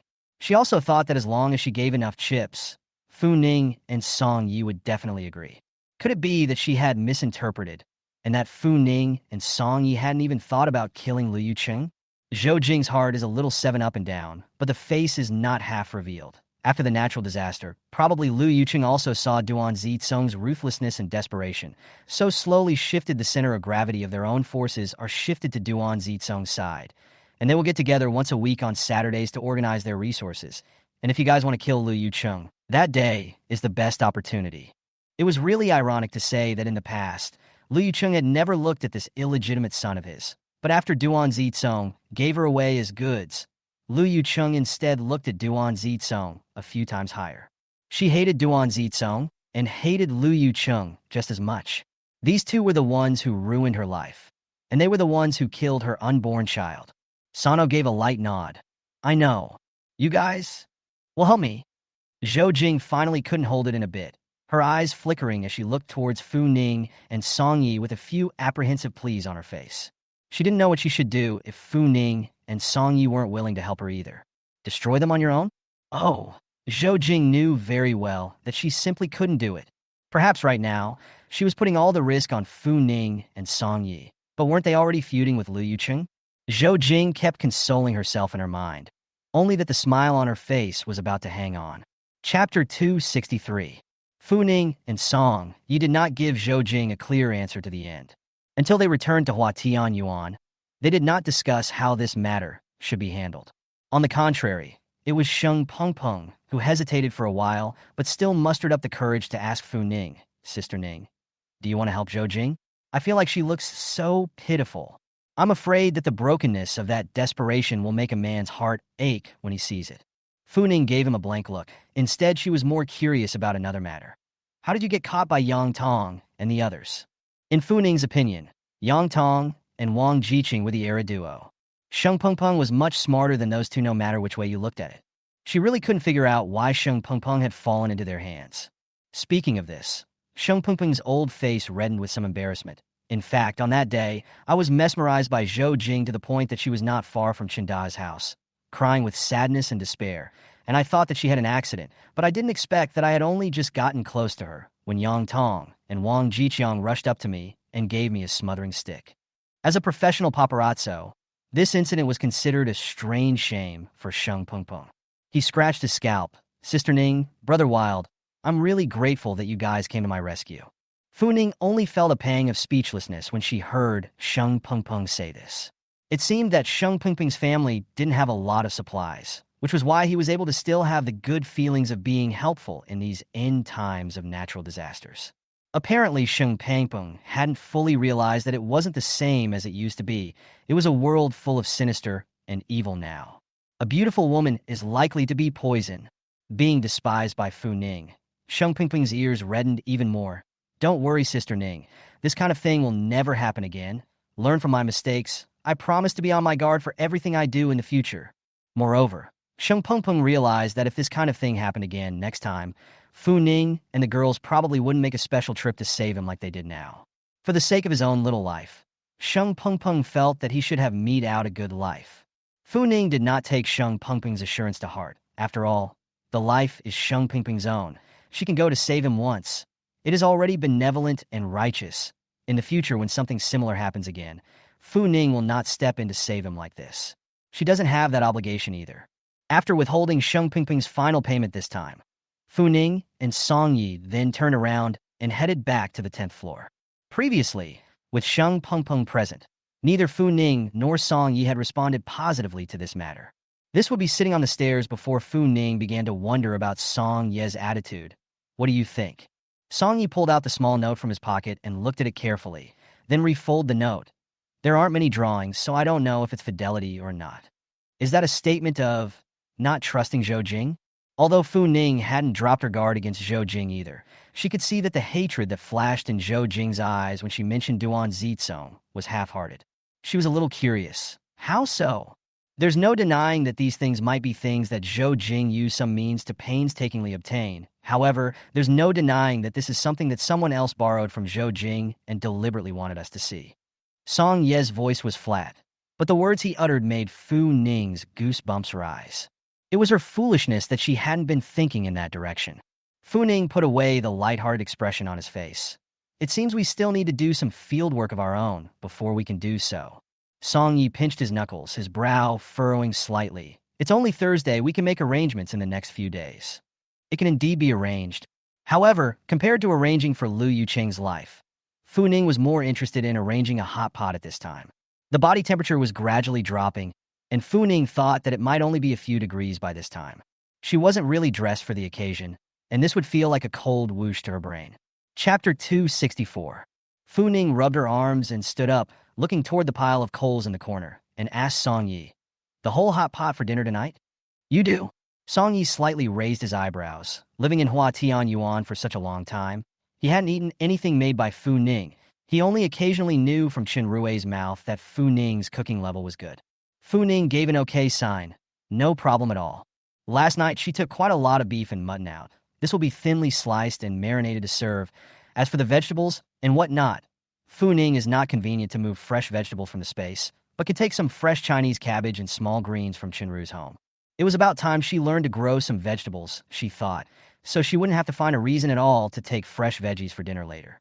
Taking out the hot pot base and sesame oil from the space, skillfully frying them and adding a pot of boiling water, watching the red-colored soup bubbling in the pot, Fu Ning felt happy. After finally cooking a whole pot of beef, Fu Ning signaled Song Yi to try it first. Song Yi is not polite. Chopsticks of beef, dipped in a dish of sesame oil, sent into the mouth. I have to say, Fu Ning's handiwork is really not bad. The flavor of her corned beef is crisp and strong, with a mouthful of flavor that instantly inspires an appetite. Song Yi gave Fu Ning a thumbs up and proceeded to dry his meal. Fu Ning ate 2 bites and always felt that something was missing. After thinking for a while, she slapped her head and asked Song Yi, "Do you want something to drink?" "Son, no, dear. You have to eat hot pot with Fat House Happy Water." Fu Ning snubbed him. "Hot pot and carbonated drinks are the perfect match. You haven't had it before, have you?" After saying that, Fu Ning was happy. "It's also true that you stayed in the beautiful country before." Song Yi laughed. "But I'm a Chinese stomach, and hot pot in particular is deeply appreciated." The mist rising from the hot pot made Song Ye's angular face look a little more hazy and beautiful. Fu Ning sent a mouthful of beef to his mouth and was happy. "Good buddy, good enough, if it's good you can eat more." She raised the cup in her hand and clinked it with Song Yi. I don't know if it's because the atmosphere of the night is baked into it, or Fu Ning has eaten a drunken meal. She scalded the small green vegetables and asked Song Yi with some curiosity, "Song Yi, where are you from?" Not counting the time she first met Song Yi. She and Song Yi had known each other for almost 4 months, but Fu Ning only now suddenly realized that she simply knew nothing about Song Yi except for his force value. The capital. Song Yi took a big bite of his meat and raised his eyes to look at her at the words, "What?" "It's just strange that you can eat spicy food so well, too." Both Chenru and Xiao Qiao couldn't eat spicy food, and when they had eaten together before, Chenru had made a point of taking care of Fu Ning's taste to help make her portion of food a lot spicier. But looking at Song Yi eating 2 millet spices without changing his face, Fu Ning had to say that Song Yi was also ruthless. Song Yi smiled again. "Nothing strange, my mother is from Sichuan province." Fu Ning's mouth was fast, and he asked offhand before he could suppress it, "What about your parents?" "All passed away." The smile on Song Ye's face faded for a few moments as he put down his chopsticks. "I'm the only one left in my family." Fu Ning was a bit embarrassed. "I'm sorry." She must be out of her mind. Look at Fu Ning, a look of remorse, can't wait to toe gouge the ground. Song Yi instead laughed. "My heart capacity is not so weak. Besides, they have already passed away for many years." Fu Ning picked at her chopsticks, still feeling awkward. She always felt that she had just unconsciously poked Song Ye's scar. She had a clumsy tongue, and the last thing she knew how to do was comfort people. And, most of all, I fear the sudden quietness of the air. Fu Ning scratched his scalp and simply stood up, filled another cup of Fat House Happy Water for Song Yi, and then picked up his own cup. That. Go on. Chapter 265. Song Yi raised his eyes to look at her and rose with his cup. Fu Ning slammed his cup toward Song Ye's cup with a bold bang. "Deep feelings in a mouthful. I'll drink first." "Sono." Fu Ning ton finished a cup of Coke, and when she looked up to see Song Yi, she saw that he had also cleaned his cup of Coke. She couldn't help but pat Song Ye's shoulder. "Good buddy." "Hiss." Song Yi frowned slightly, and Fu Ning then remembered that his arm was injured. She coughed lightly. "Do you want your hand rebandaged?" "No need." Song Yi lifted his injured arm and looked at it. "Small injury. I'll just rewrap it myself later." "Okay." Fu Ning didn't force herself. She poured herself another Coke. "I'll withdraw first then?" Song Yi smiled and nodded. "Go ahead. Eat and drink enough." Fu Ning returned home, touching the rounded belly, Gayu paralyzed for a while, and only then reluctantly went to a trip to the space. Only just entering the space, Little Yellow dazzled over in a gust of wind, intimately arching her head over Fu Ning's thighs, her mouth emitting a whimpering sound. Fu Ning smoothly rubbed the top of its brain twice. "Go play. I have to be busy." Only then did Yellow back away reluctantly. Only after Little Yellow had once again run off to be a shepherd tiger did Fu Ning go and take a small bag of vegetable seeds and a few seeds of Chinese herbs out of the room. Everything, only the 3 acres close to the room, has stasis, and when you leave that area, the seeds and herbs change a little bit like the outside world.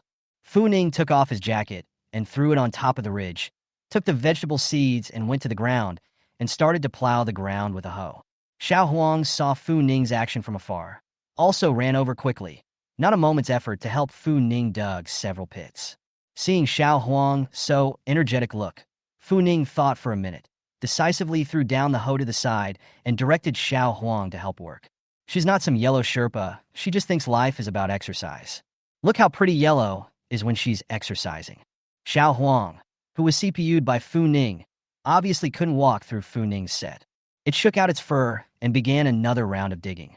Seeing it finish digging up an entire field, Fu Ning instantly smiled so much that his eyes narrowed. She summoned Little Yellow over and rewarded it with a small piece of jerky. You're great, little yellow. You can protect your home and work.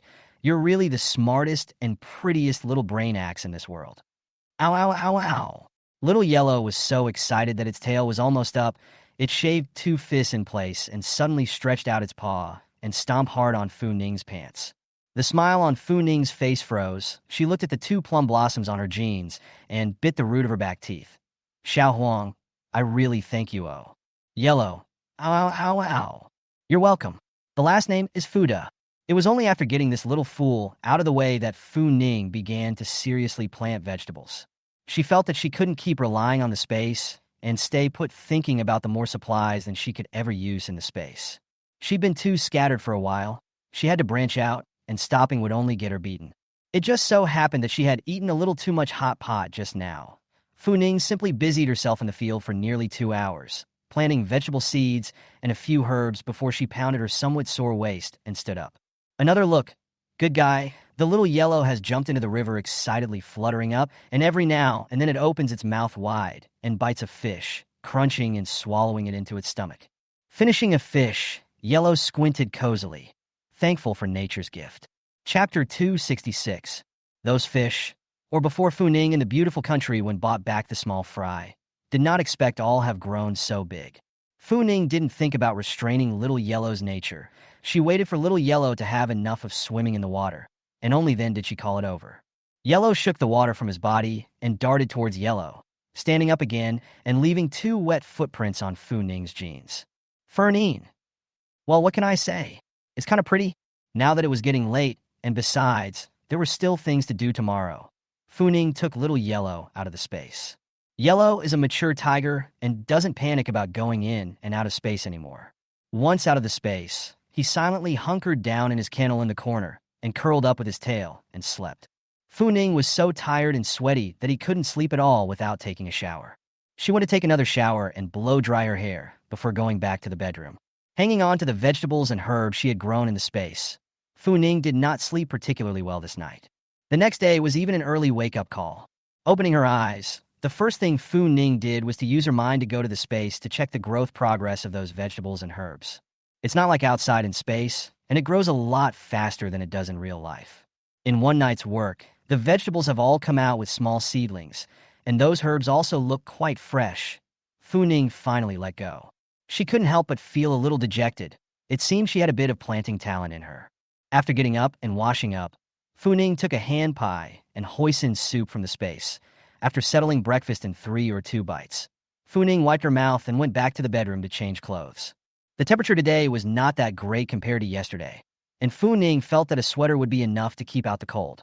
Wearing a thick bulletproof clothing, and outside the set of a fleece sweater, Fu Ning will be small yellow collected into the space by hand, wearing a duck-tongue cap carrying a backpack out the door. Song Yi was already waiting for her in the corridor practicing boxing. Seeing Fu Ning go out, he only walked over and picked up a towel to wipe the sweat from his face. Let's go. The note that Zhou Jing had given him indicated that Duan Zizong was now living in an apartment building in Huishui City. That area was a small gold-collar area during the Pacific years, and the main attraction was an ocean view house. Now it's also this ocean view that is the first to suffer. Fortunately, Huishui City is a super high-rise villa, even if the water is flooded to more than 30 floors. But at a glance, Huishui City is still standing in the water, daunting tall buildings. Fu Ning and the girls did not completely trust Zhou Jing, and Zhou Jing gave them this note. After hiding the submarine, Fu Ning and the girls ducked into the tall building next to Huishui City against the bitter cold wind and looked through the binoculars. This building, obviously the quality of security was much stricter than Chinda's place. Even the 2 bodyguards who stood patrolling the doorway were in high spirits, looking out every now and then, wary of any emergencies. From the binoculars, Fu Ning noticed that one of the tall and thin men was cupping a black siren in his hand, presumably in case something unexpected happened, and his demeanor appeared to be very alert the entire time. There are a few moments, his eyes, also suspicious fox to Fu Ning this side, glanced over. Good in Fu Ning this side is a one-way glass, the opposite side, and cannot guess that there are 2 people are observing their every move. This man has strong counter-surveillance skills, not a good person to deal with. Song Yi put down the binoculars and gave this conclusion. Fu Ning nodded as she took out 2 bottles of goji berry ginger tea in a thermos from her backpack and handed one of the bottles to Song Yi. After taking a sip of ginger tea to warm her stomach, Fu Ning then pointed at the other man and asked Song Yi, "Do we look alike to you?" Chapter 267. At those words, Song Yi put down the cup of water in his hand and slightly wrinkled his eyebrows to look at Fu Ning warily. "What do you mean?" Fu Ning pointed to another man with a lean figure, turned his back to Song Yi, and took 2 steps forward. "Don't you think so? My body shape and this man's looks quite similar." Song Yi guessed what Fu Ning wanted to do, and suddenly his face sank slightly. "Don't think so." Fu Ning sked and gestured with his fingers. "That man also looks to be about 5 feet 7 inches, and I think the body shape looks similar to me as well. I can totally muddle through." The back door of this building was completely sealed with cement, and only this front door was accessible. On the contrary, that man was vigilant to death. If she and Song Yi appeared rashly, Fu Ning had no doubt that the man would definitely ring the alarm. She's here for a reunion, not to give away heads. Rather than trying to think of something else to do here, Fu Ning took a gamble on sneaking and dressed as another man. Even if she encountered any danger at that time, she could just hide in the space. Of course, there was no need to go into detail with Song Yi on this matter. After some deep thought, Fu Ning quickly tapped the decision. "That's it, I'll pretend to be that man to go in. You continue to observe from the opposite side, and use the walkie-talkie to communicate if there's anything wrong." She crouched down and took a walkie-talkie out of her bag and flipped the switch. Song Yi was still frowning as he shook his head. "No, I'm the one to go. It's too dangerous for you to go alone." Danger is what gives us motivation. Maybe after this job, we'll be completely relaxed. Fu Ning was already tired of this life where he had to fight and kill every day when he opened his eyes. Her space also hoarded a lot of movies, TV shows, and variety shows have not watched it. Fu Ning does not want to wait until the cold snap, but also every day to be afraid of others with a bomb into their lair. Ignoring Song Ye's obstruction, Fu Ning went straight down the stairs. At that moment, a boulder suddenly fell into the water, stirring up a heavy splash. The tall, thin man across from him frowned and raised the gun in his hand. The other man saw this and hurriedly aimed the gun in his hand forward as well. Fu Ning hid behind the door and could guess that this was Song Ye's handiwork. Next, just be quiet and wait. She skillfully put on her gloves and pulled the ricin-coated crossbow she hadn't used up last time from her space and waited for them to approach. It's a great opportunity for whoever is coming over. The tall, thin man stared this way for a while before tapping the other man on the shoulder. "Go across the street and see what's going on." The man scrunched his neck a little daring at the man's eyes with a strong command.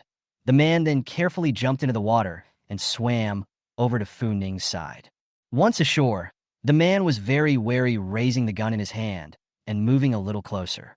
Fu Ning hid behind a pillar and listened to his movements with bated breath. The man walked slowly and was about to go up the stairs when Fu Ning flew and aimed his bow at him. Shoo! The short bow pierced straight into the man's neck, and his eyes widened in horror, and before he could say a word, his body fell limply to the ground. The second before he fell, Fu Ning rushed up and held him from behind. After gently placing the man's body on the ground, Fu Ning quickly moved to strip his clothes. After putting on the man's clothes, Fu Ning put on the man's helmet and followed his example of staying in the building for a while before slowly walking out and swimming across the street with her neck scrunched up. "Chui Jiang, what's the situation across the street?" When Fu Ning swam closer, the tall, skinny man moved closer and asked. Fu Ning scrunched his neck and shook his head. Chapter 268. The man knocked Fu Ning's head twice with his lance, not lightly or heavily. "You kid, you're still so muffled. Bad luck." As he bang bang bang knocked Fu Ning's head, Fu Ning lowered his eyes and a hint of hostility flashed in his eyes. Knock your mother's head off." Once on shore, Fu Ning held on to his hat and cowered in a corner, shivering. She kept her head down the entire time, and the man didn't notice anything wrong. See Fu Ning hiding in the corner of the wall, holding arms, shivering appearance. The man cannot help but happy. How in a bitch like so afraid of cold? Forget it. There are less than 10 minutes to change the guard. You first go back to change a set of clothes. This kind of ghost weather, I'm afraid that you will hang up if you stay a little longer," he said and laughed out loud. Fu Ning couldn't help but spit in his mind. Sorry, he's already hung up. The one standing in front of you now is Nuhu. Ning. She gave the man a small nod and turned to head inside. When the man saw her look, he didn't resist lifting his foot and kicking her in the crook of the leg. "You brat." Not realizing that he had a backstroke, Fu Ning was almost dropped by his kick. Your Honor, wait for it, I'll blow you up later. Enduring the anger in his heart, Fu Ning went upstairs in silence. Yesterday, Zhou Jing had said that their group had been formed on an ad hoc basis, and many of them were not particularly familiar with each other. After today's verification, this point Zhou Jing did not lie. After successfully blending into the building, Fu Ning raised his eyes to look at the stairs. This time, without Song Yi, who would be a divine strategist, she would have to do everything at her own discretion. Fu Ning pursed her lips and followed Song Ye's example to speculate on what floor Duan Zizong should be on. As he was thinking, there was a sudden sound of footsteps behind him. Fu Ning frowned slightly as she quickly turned around to leave. Stop! But the man raised his steps and chased after him, reaching out and hooking his hand around Fu Ning's neck, as if he were a good brother. Cui Jiang, what are you hiding from? Why are you so wet? Did that Wang bully you again? His familiar tone of voice made Fu Ning feel bad. It seems that she had lost her head a bit. This man was actually acquainted with this man she was pretending to be. Fu Ning looked up and subconsciously surveyed the surroundings for anyone else. At this time, the man also got a good look at Fu Ning. He froze, the smile on his face instantly closing. You're not Cui Jiang? What are you? Fu Ning closed in on him, pulled out an anesthetic needle from his space, and quickly stabbed the man in the neck. The man struggled for a moment, but quickly passed out with both eyes rolled back under the increased dose of anesthetic. After the man fainted, Fu Ning directly put him into space. There was no one around, and no one noticed when two large living people disappeared into thin air. After entering the space, Fu Ning went to find ropes to tie the man up 5 ways. Only after tying him up did Fu Ning go to choke the man. After 2 minutes of serious pinching, the man ghostly opened his eyes. The blue sky and white clouds around him made him sway for a moment. He hadn't seen such a nice view in how long. Just as the man couldn't contain his nostalgia for the past, he caught a pair of grim, cold, hostile eyes out of the corner of his eye. Awake? Awake, then tell me about Duan Zizong. Meeting the man's horrified eyes, Fu Ning curled her lips into a smile. Chapter 269. The man was startled as he bounced violently off the floor. Who are you? What is this place? It was only at this time that he noticed that his hands and feet were bound. Against Fu Ning's insidious cold smile, the man only felt goosebumps rise all over his body. He swallowed hard. Are you a human or a ghost? That depends on how you answer the question. Fu Ning smiled. If the man cooperated with her work, she could also be a person to let him go well. If he thought of making any small moves in the dark, then she could only be the evil spirit in his heart. Fernin had no problem with either option, and now the choice was in the man's hands. The man's shoulders were shaking with nervousness. His teeth clenched as he asked Fu Ning uncontrollably. What do you want to ask? Everything about Duan Zizong, you say. I'll see if it can match up with the things in my little book. The things I've written down in my little book can be true. If you dare to be slick and lie to me, then you don't want to live. Fu Ning picked up the small slip of paper that Zhou Jing had handed to her in a decent manner, looking like she was listening very carefully. In reality, there was only a topographical map on top of that little slip of paper and nothing else, but that didn't stop Fu Ning from pretending at all. And this pussy she was putting on was clearly putting the man off. His forehead was all cold sweat, looking at Fu Ning's eyes scared. I also followed Duan Zizong during that time of extreme heat. I also just makes a mouthful of rice. I and Duan Zizong really don't know well. Please let me go. I have an old man and a small child. Stop. Fernin gestured a pause. That's not what I want to hear. And if you insist on muddling my time, then She stood up and called out. Yellow. A well-fed South China tiger darted forward, baring its teeth at a distance of still only half a meter from the man. People would subconsciously feel afraid when they saw a large beast. Not to mention, this was a king of all beasts. Seeing little Yellow with his bloody mouth open, the man didn't hold back and cried out in desperation. Tell me, what do you want to know? But anything I know, I'll tell you everything. That's good behavior. Fu Ning smiled and rubbed Xiao Huang's head. What floor does Duan Zizong live on? What about those hot weapons he hid? And also, who has he been getting closer to lately? The man could only answer Fu Ning's first question. He stammered and explained, I'm not Duan Zizong's beloved, and I usually follow them around to watch the door. I really don't know about those things. Please, let me go. I'm really just trying to make a living. Yeah? Fu Ning, who had blood on his hands, could tell at a glance that the man's hands must have been stained with blood as well.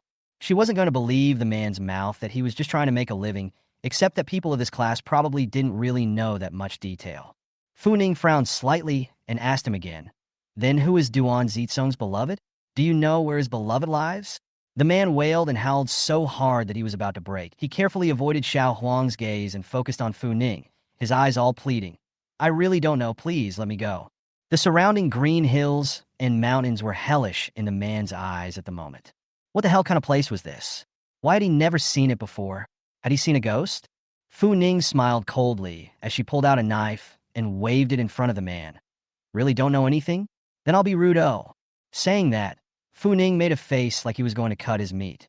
I know." Meeting Fu Ning's ruthless eyes, the man's sweat dripped down from his forehead in big drops. "I know where Duan Zizong's beloved is. I'll take you to him, please. Let me go, I don't want to die yet." Is that a threat? Fu Ning's eyes sank as she raised the knife without hesitation and stabbed it towards the man's calf. Ah!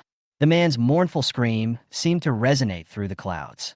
Fu Ning took the knife again and gestured at the man's other calf. Is that a long memory? Where the hell is that man?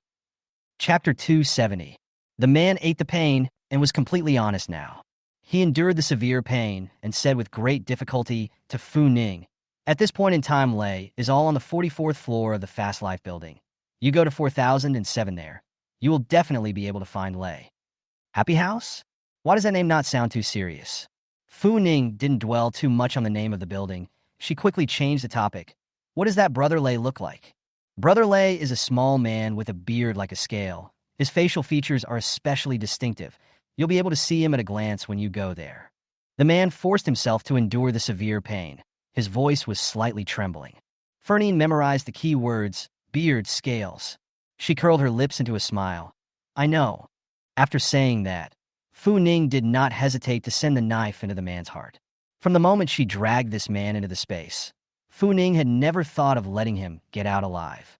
The secret of space, at least for now, she wasn't going to let anyone know. The man's eyes were wide and dead. Fu Ning wiped the blood off the knife and pondered that he would have to go find a few more people to come in and ask who Duan Zizong's inner circle really was in a while. What if this man was blackmailing her on purpose? Wouldn't she be on the hook? Fu Ning is not willing to be such a big smartass.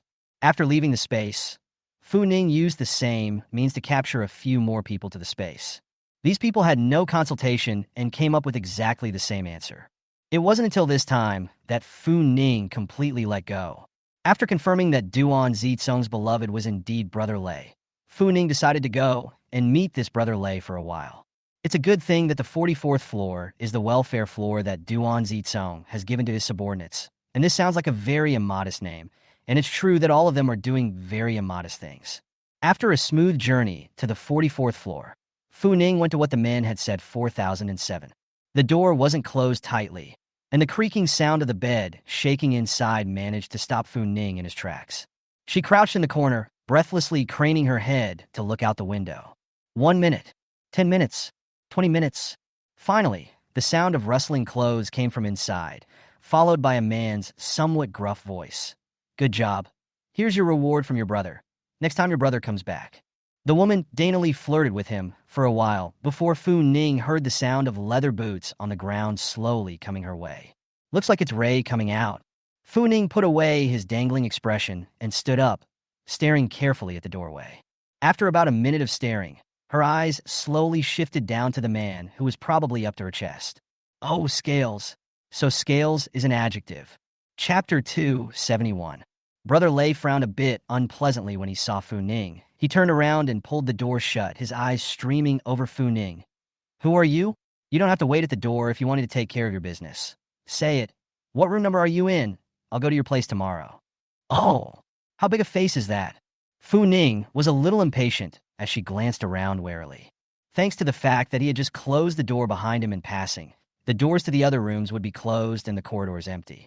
Ray simply did a great job. Fu Ning raised the corners of her lips and flashed a very gentle smile at Lei.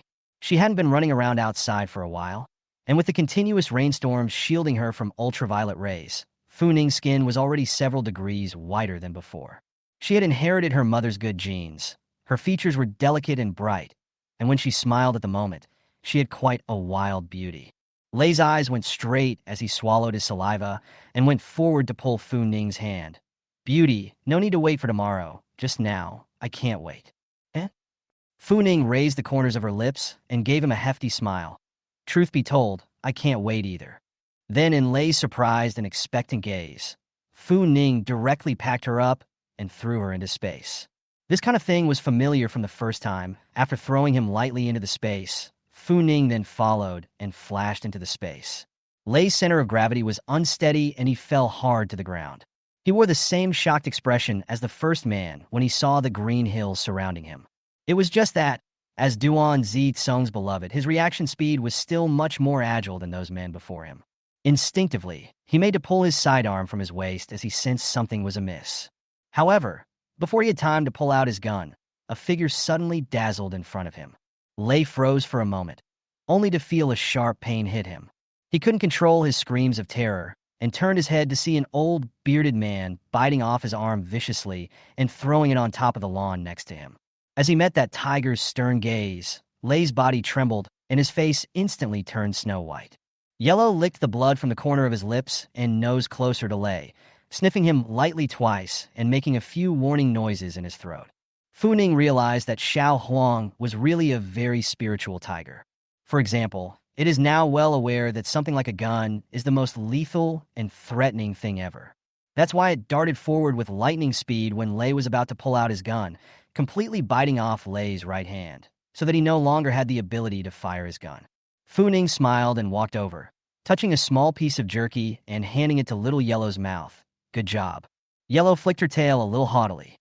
Being trained by Song Yi, as if it were a dog for so many days, it should have some instinctive reaction even if it is dumb as a husky, not to mention that it is still an extremely smart South China tiger. Xiao Huang accepted Fu Ning's praise without modesty, but to the side, Lei fell to the ground in pain with a pale face. His wretched face was pressed against the ground, and his eyes were scarlet.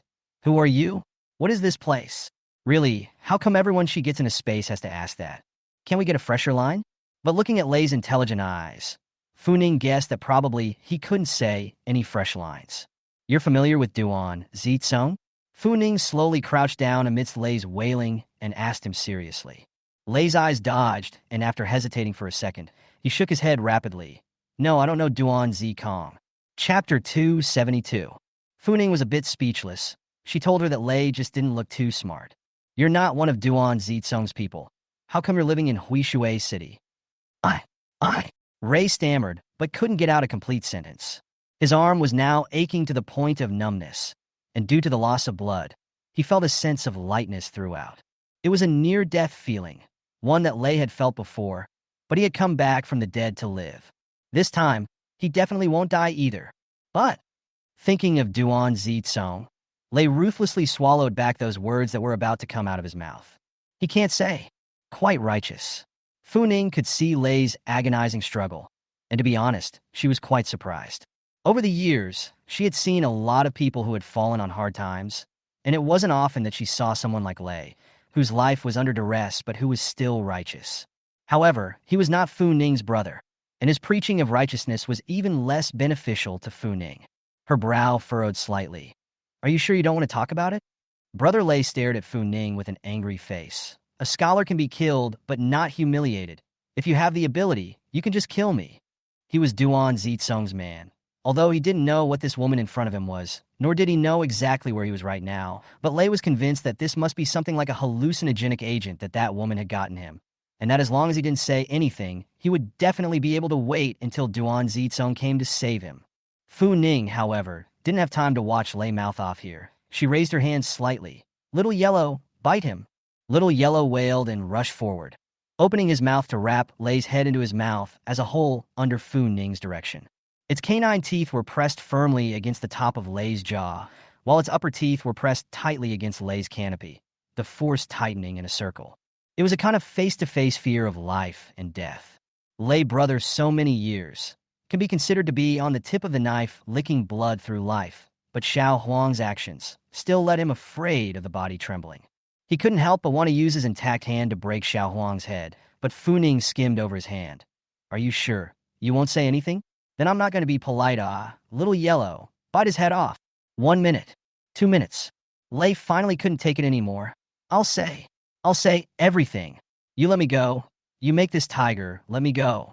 When he was bitten on the head by the tiger, he had blackness in front of his eyes, and in such a situation, the feeling of fear was such that he could not afford to think too much about it. He just wants to live now.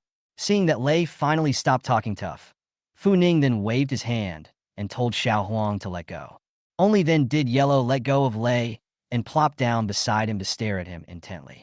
Lei didn't even dare to look into Xiao Huang's eyes as he touched the blood on his chin with somewhat trembling fingers. If he had been given a hallucinogen, why did he feel so real? He really felt as if he was going to be killed by this woman the next second. And it hurts, it really hurts. He felt that if he had been slow in answering just now, that damn tiger would have really bitten his head off. Brother Lei was jolted and drenched in cold sweat, looking wretched. What do you want to ask? As long as I know, I will tell you everything. Chapter 273. Rei's face was shaking from crying, and you could tell he was really scared. Fu Ning sat in the empty space across from him, looking at his terrified face with his legs crossed. What is your relationship with Duan Zitsong? Duan Zitsong and I grew up as close buddies. Brother Lei was lying on the ground in pain, tears in his eyes, carefully looking at Fu Ning, fearing that if he answered one word wrong, Fu Ning would make little Yellow bite him again. It's a good thing Fernine doesn't know what's going on in Rei's mind, or else? Could she say that Rei had guessed correctly? Since you and Duan Zitsong grew up together, you should know him well, right? He looked at Lei with a serious face. Brother Lei paused for a moment, raising his scarlet eyes to look at Fu Ning, wondering what exactly Fu Ning meant by asking him this. Don't want to talk? Fu Ning narrowed his eyes and looked at Lei, slowly pulling out a military knife and apple, peeling the apple while looking at Lei. She wasn't talking, just the look in her eyes was psyching Rei out. Lei swallowed and looked at Fu Ning very warily. No, I was just thinking about what I should say from. Are you close to Duan Zitsong? Fu Ning asked him. Rei nodded vigorously, right. Then how did Duan Zitsong grow to its current size, do you know? Fu Ning nibbled on an apple and looked at Lei with a smile. Brother Lei nodded once more. This matter was still something he was involved in. How could he not know? Meeting Fu Ning's eyes that weren't too easy to mess with, Lei didn't dare to hesitate. It was the extremely hot period when Duan Zitsong met someone and only developed with that person's help. Recognized who? Seeing that Lei was still selling the idea, Fu Ning thought that he might have forgotten the fear he had just felt. So Fu Ning didn't hesitate to stab the knife into Brother Lei's thigh, and she asked Brother Lei with a smirk, "Can we talk properly now?" It was really the first time that Lei had seen a woman like Fu Ning. She was talking and laughing one second, but the next second she was able to stab the knife into his leg without changing her face. The severe pain left Lei without the ability to even struggle. He could only prostrate himself on the ground like a dog, enduring the pain and fear looking at Fu Ning. That man is a black boss in our neighborhood. He had his eye on Duan Zitsong's fiancée at the time, and he promised to build up his power for Duan as long as Duan gave him his fiancée to play with. Would a black boss increase his threat by forming forces for another man just because of a woman? Anyway, Fu Ning didn't quite believe him on this statement. Fu Ning felt that the greater possibility was still that the black boss knew who Duan Zitsong's father was. That's why he was willing to sell him a face. At that time, there was already chaos outside, and Duan Zitsong was also afraid that he would be affected, so he agreed to Boss Black's suggestion and surrendered his fiancée. Thinking of Zhou Jing, Lei still felt a bit regretful. Chapter 274. It was a very beautiful woman. At that time, the black boss played a few days before giving it to his own men, after that he had not seen that woman. At that time, Lei also thought that after Black Boss got tired of playing with her, he could still transfer her to his own hands to play with her again. Tell me, what makes Black Boss help Duan Zitsong like this? 80% of what Brother Lei had said had already matched what Zhou Jing had said, and from Brother Lei's gaze filled with regret, it was obvious that he was worried not about Zhou Jing's safety, but about other things. No wonder Zhou Jing hated them so much and wanted to get them killed, which could only mean that they were completely asking for it and deserved it. Scum don't deserve sympathy. However, Fu Ning was a person with a very vigilant personality. He still wanted to inquire more and know the exact answer before it would be more convenient to make his move. I. Lei was still holding out 1,000% chance that he'd make it out of here alive. Once he went out, he must kill this bitch Fu Ning, and that secret he must not tell, or Duan Zitsong would definitely kill him. Brother Lei's eyes rolled hard, and his heart was still calculating little plans. Fu Ning ran out of patience and stabbed another knife into Lei's other thigh. It seems like you don't have a long memory, you say it now, maybe there is still a way to live. But if you don't say it, then you can only choose to die. Do you think clearly now? Upon hearing this, Xiao Huang also stood up, eyeing Lei intently, as if he could break Lei's bones into his stomach in the next second. Meeting the two pairs of equally eerie and terrifying eyes, Lei finally broke down and shed all he knew. The reason why that person helped Duan Zizong like that is because Duan Zizong's father is Lu Yucheng. Finished, he went to measure Fu Ning's look. He thought he said so. Fu Ning will at least be scrupulous about him. But Fu Ning's face has no expression at all, as if half of the appearance of no surprise. What's going on? Could it be that Fu Ning didn't know who Lu Yucheng was? Seeing him look at himself with a puzzled expression, Fu Ning finally smiled. The Lu Yucheng you're talking about, is it the one I'm thinking of? Yes, that's him. Brother Lei instantly became excited. Even his eyes were glowing with him. Fu Ning revealed a puzzled look. If it's that person, I really don't understand. Lu Yucheng himself is a very good son. Under the foil of that son, I think Duan Zizong is unremarkable no matter how you look at it. Besides, if Lu Yucheng really likes Duan Zizong so much, he wouldn't have disappeared from Duan Zizong's life for so many years. This Fu Ning is really quite puzzled. No matter what, Lu Yucheng is also should cultivate his own. That more excellent child is right. How could he suddenly hand over all his forces to Duan Zizong after the extreme heat? Lei did not think that Fu Ning actually knows so much. He now not to dare to underestimate Fu Ning, because Lu Yucheng's eldest son died just in the extreme heat that time. Seems to be the righteousness on the street to stop the troublemakers, was killed on the spot. Lu Yucheng opened to the public only that one son. After his death, Lu Yucheng slowly looking for Duan Zizong. So that's how it was. Fu Ning felt that this seemed quite reasonable after learning the whole story. She said how come Lu Yucheng didn't even show any semblance of importance to this illegitimate son before. As soon as the natural disaster arrived, he suddenly started to pay attention to this son, so there was a reason.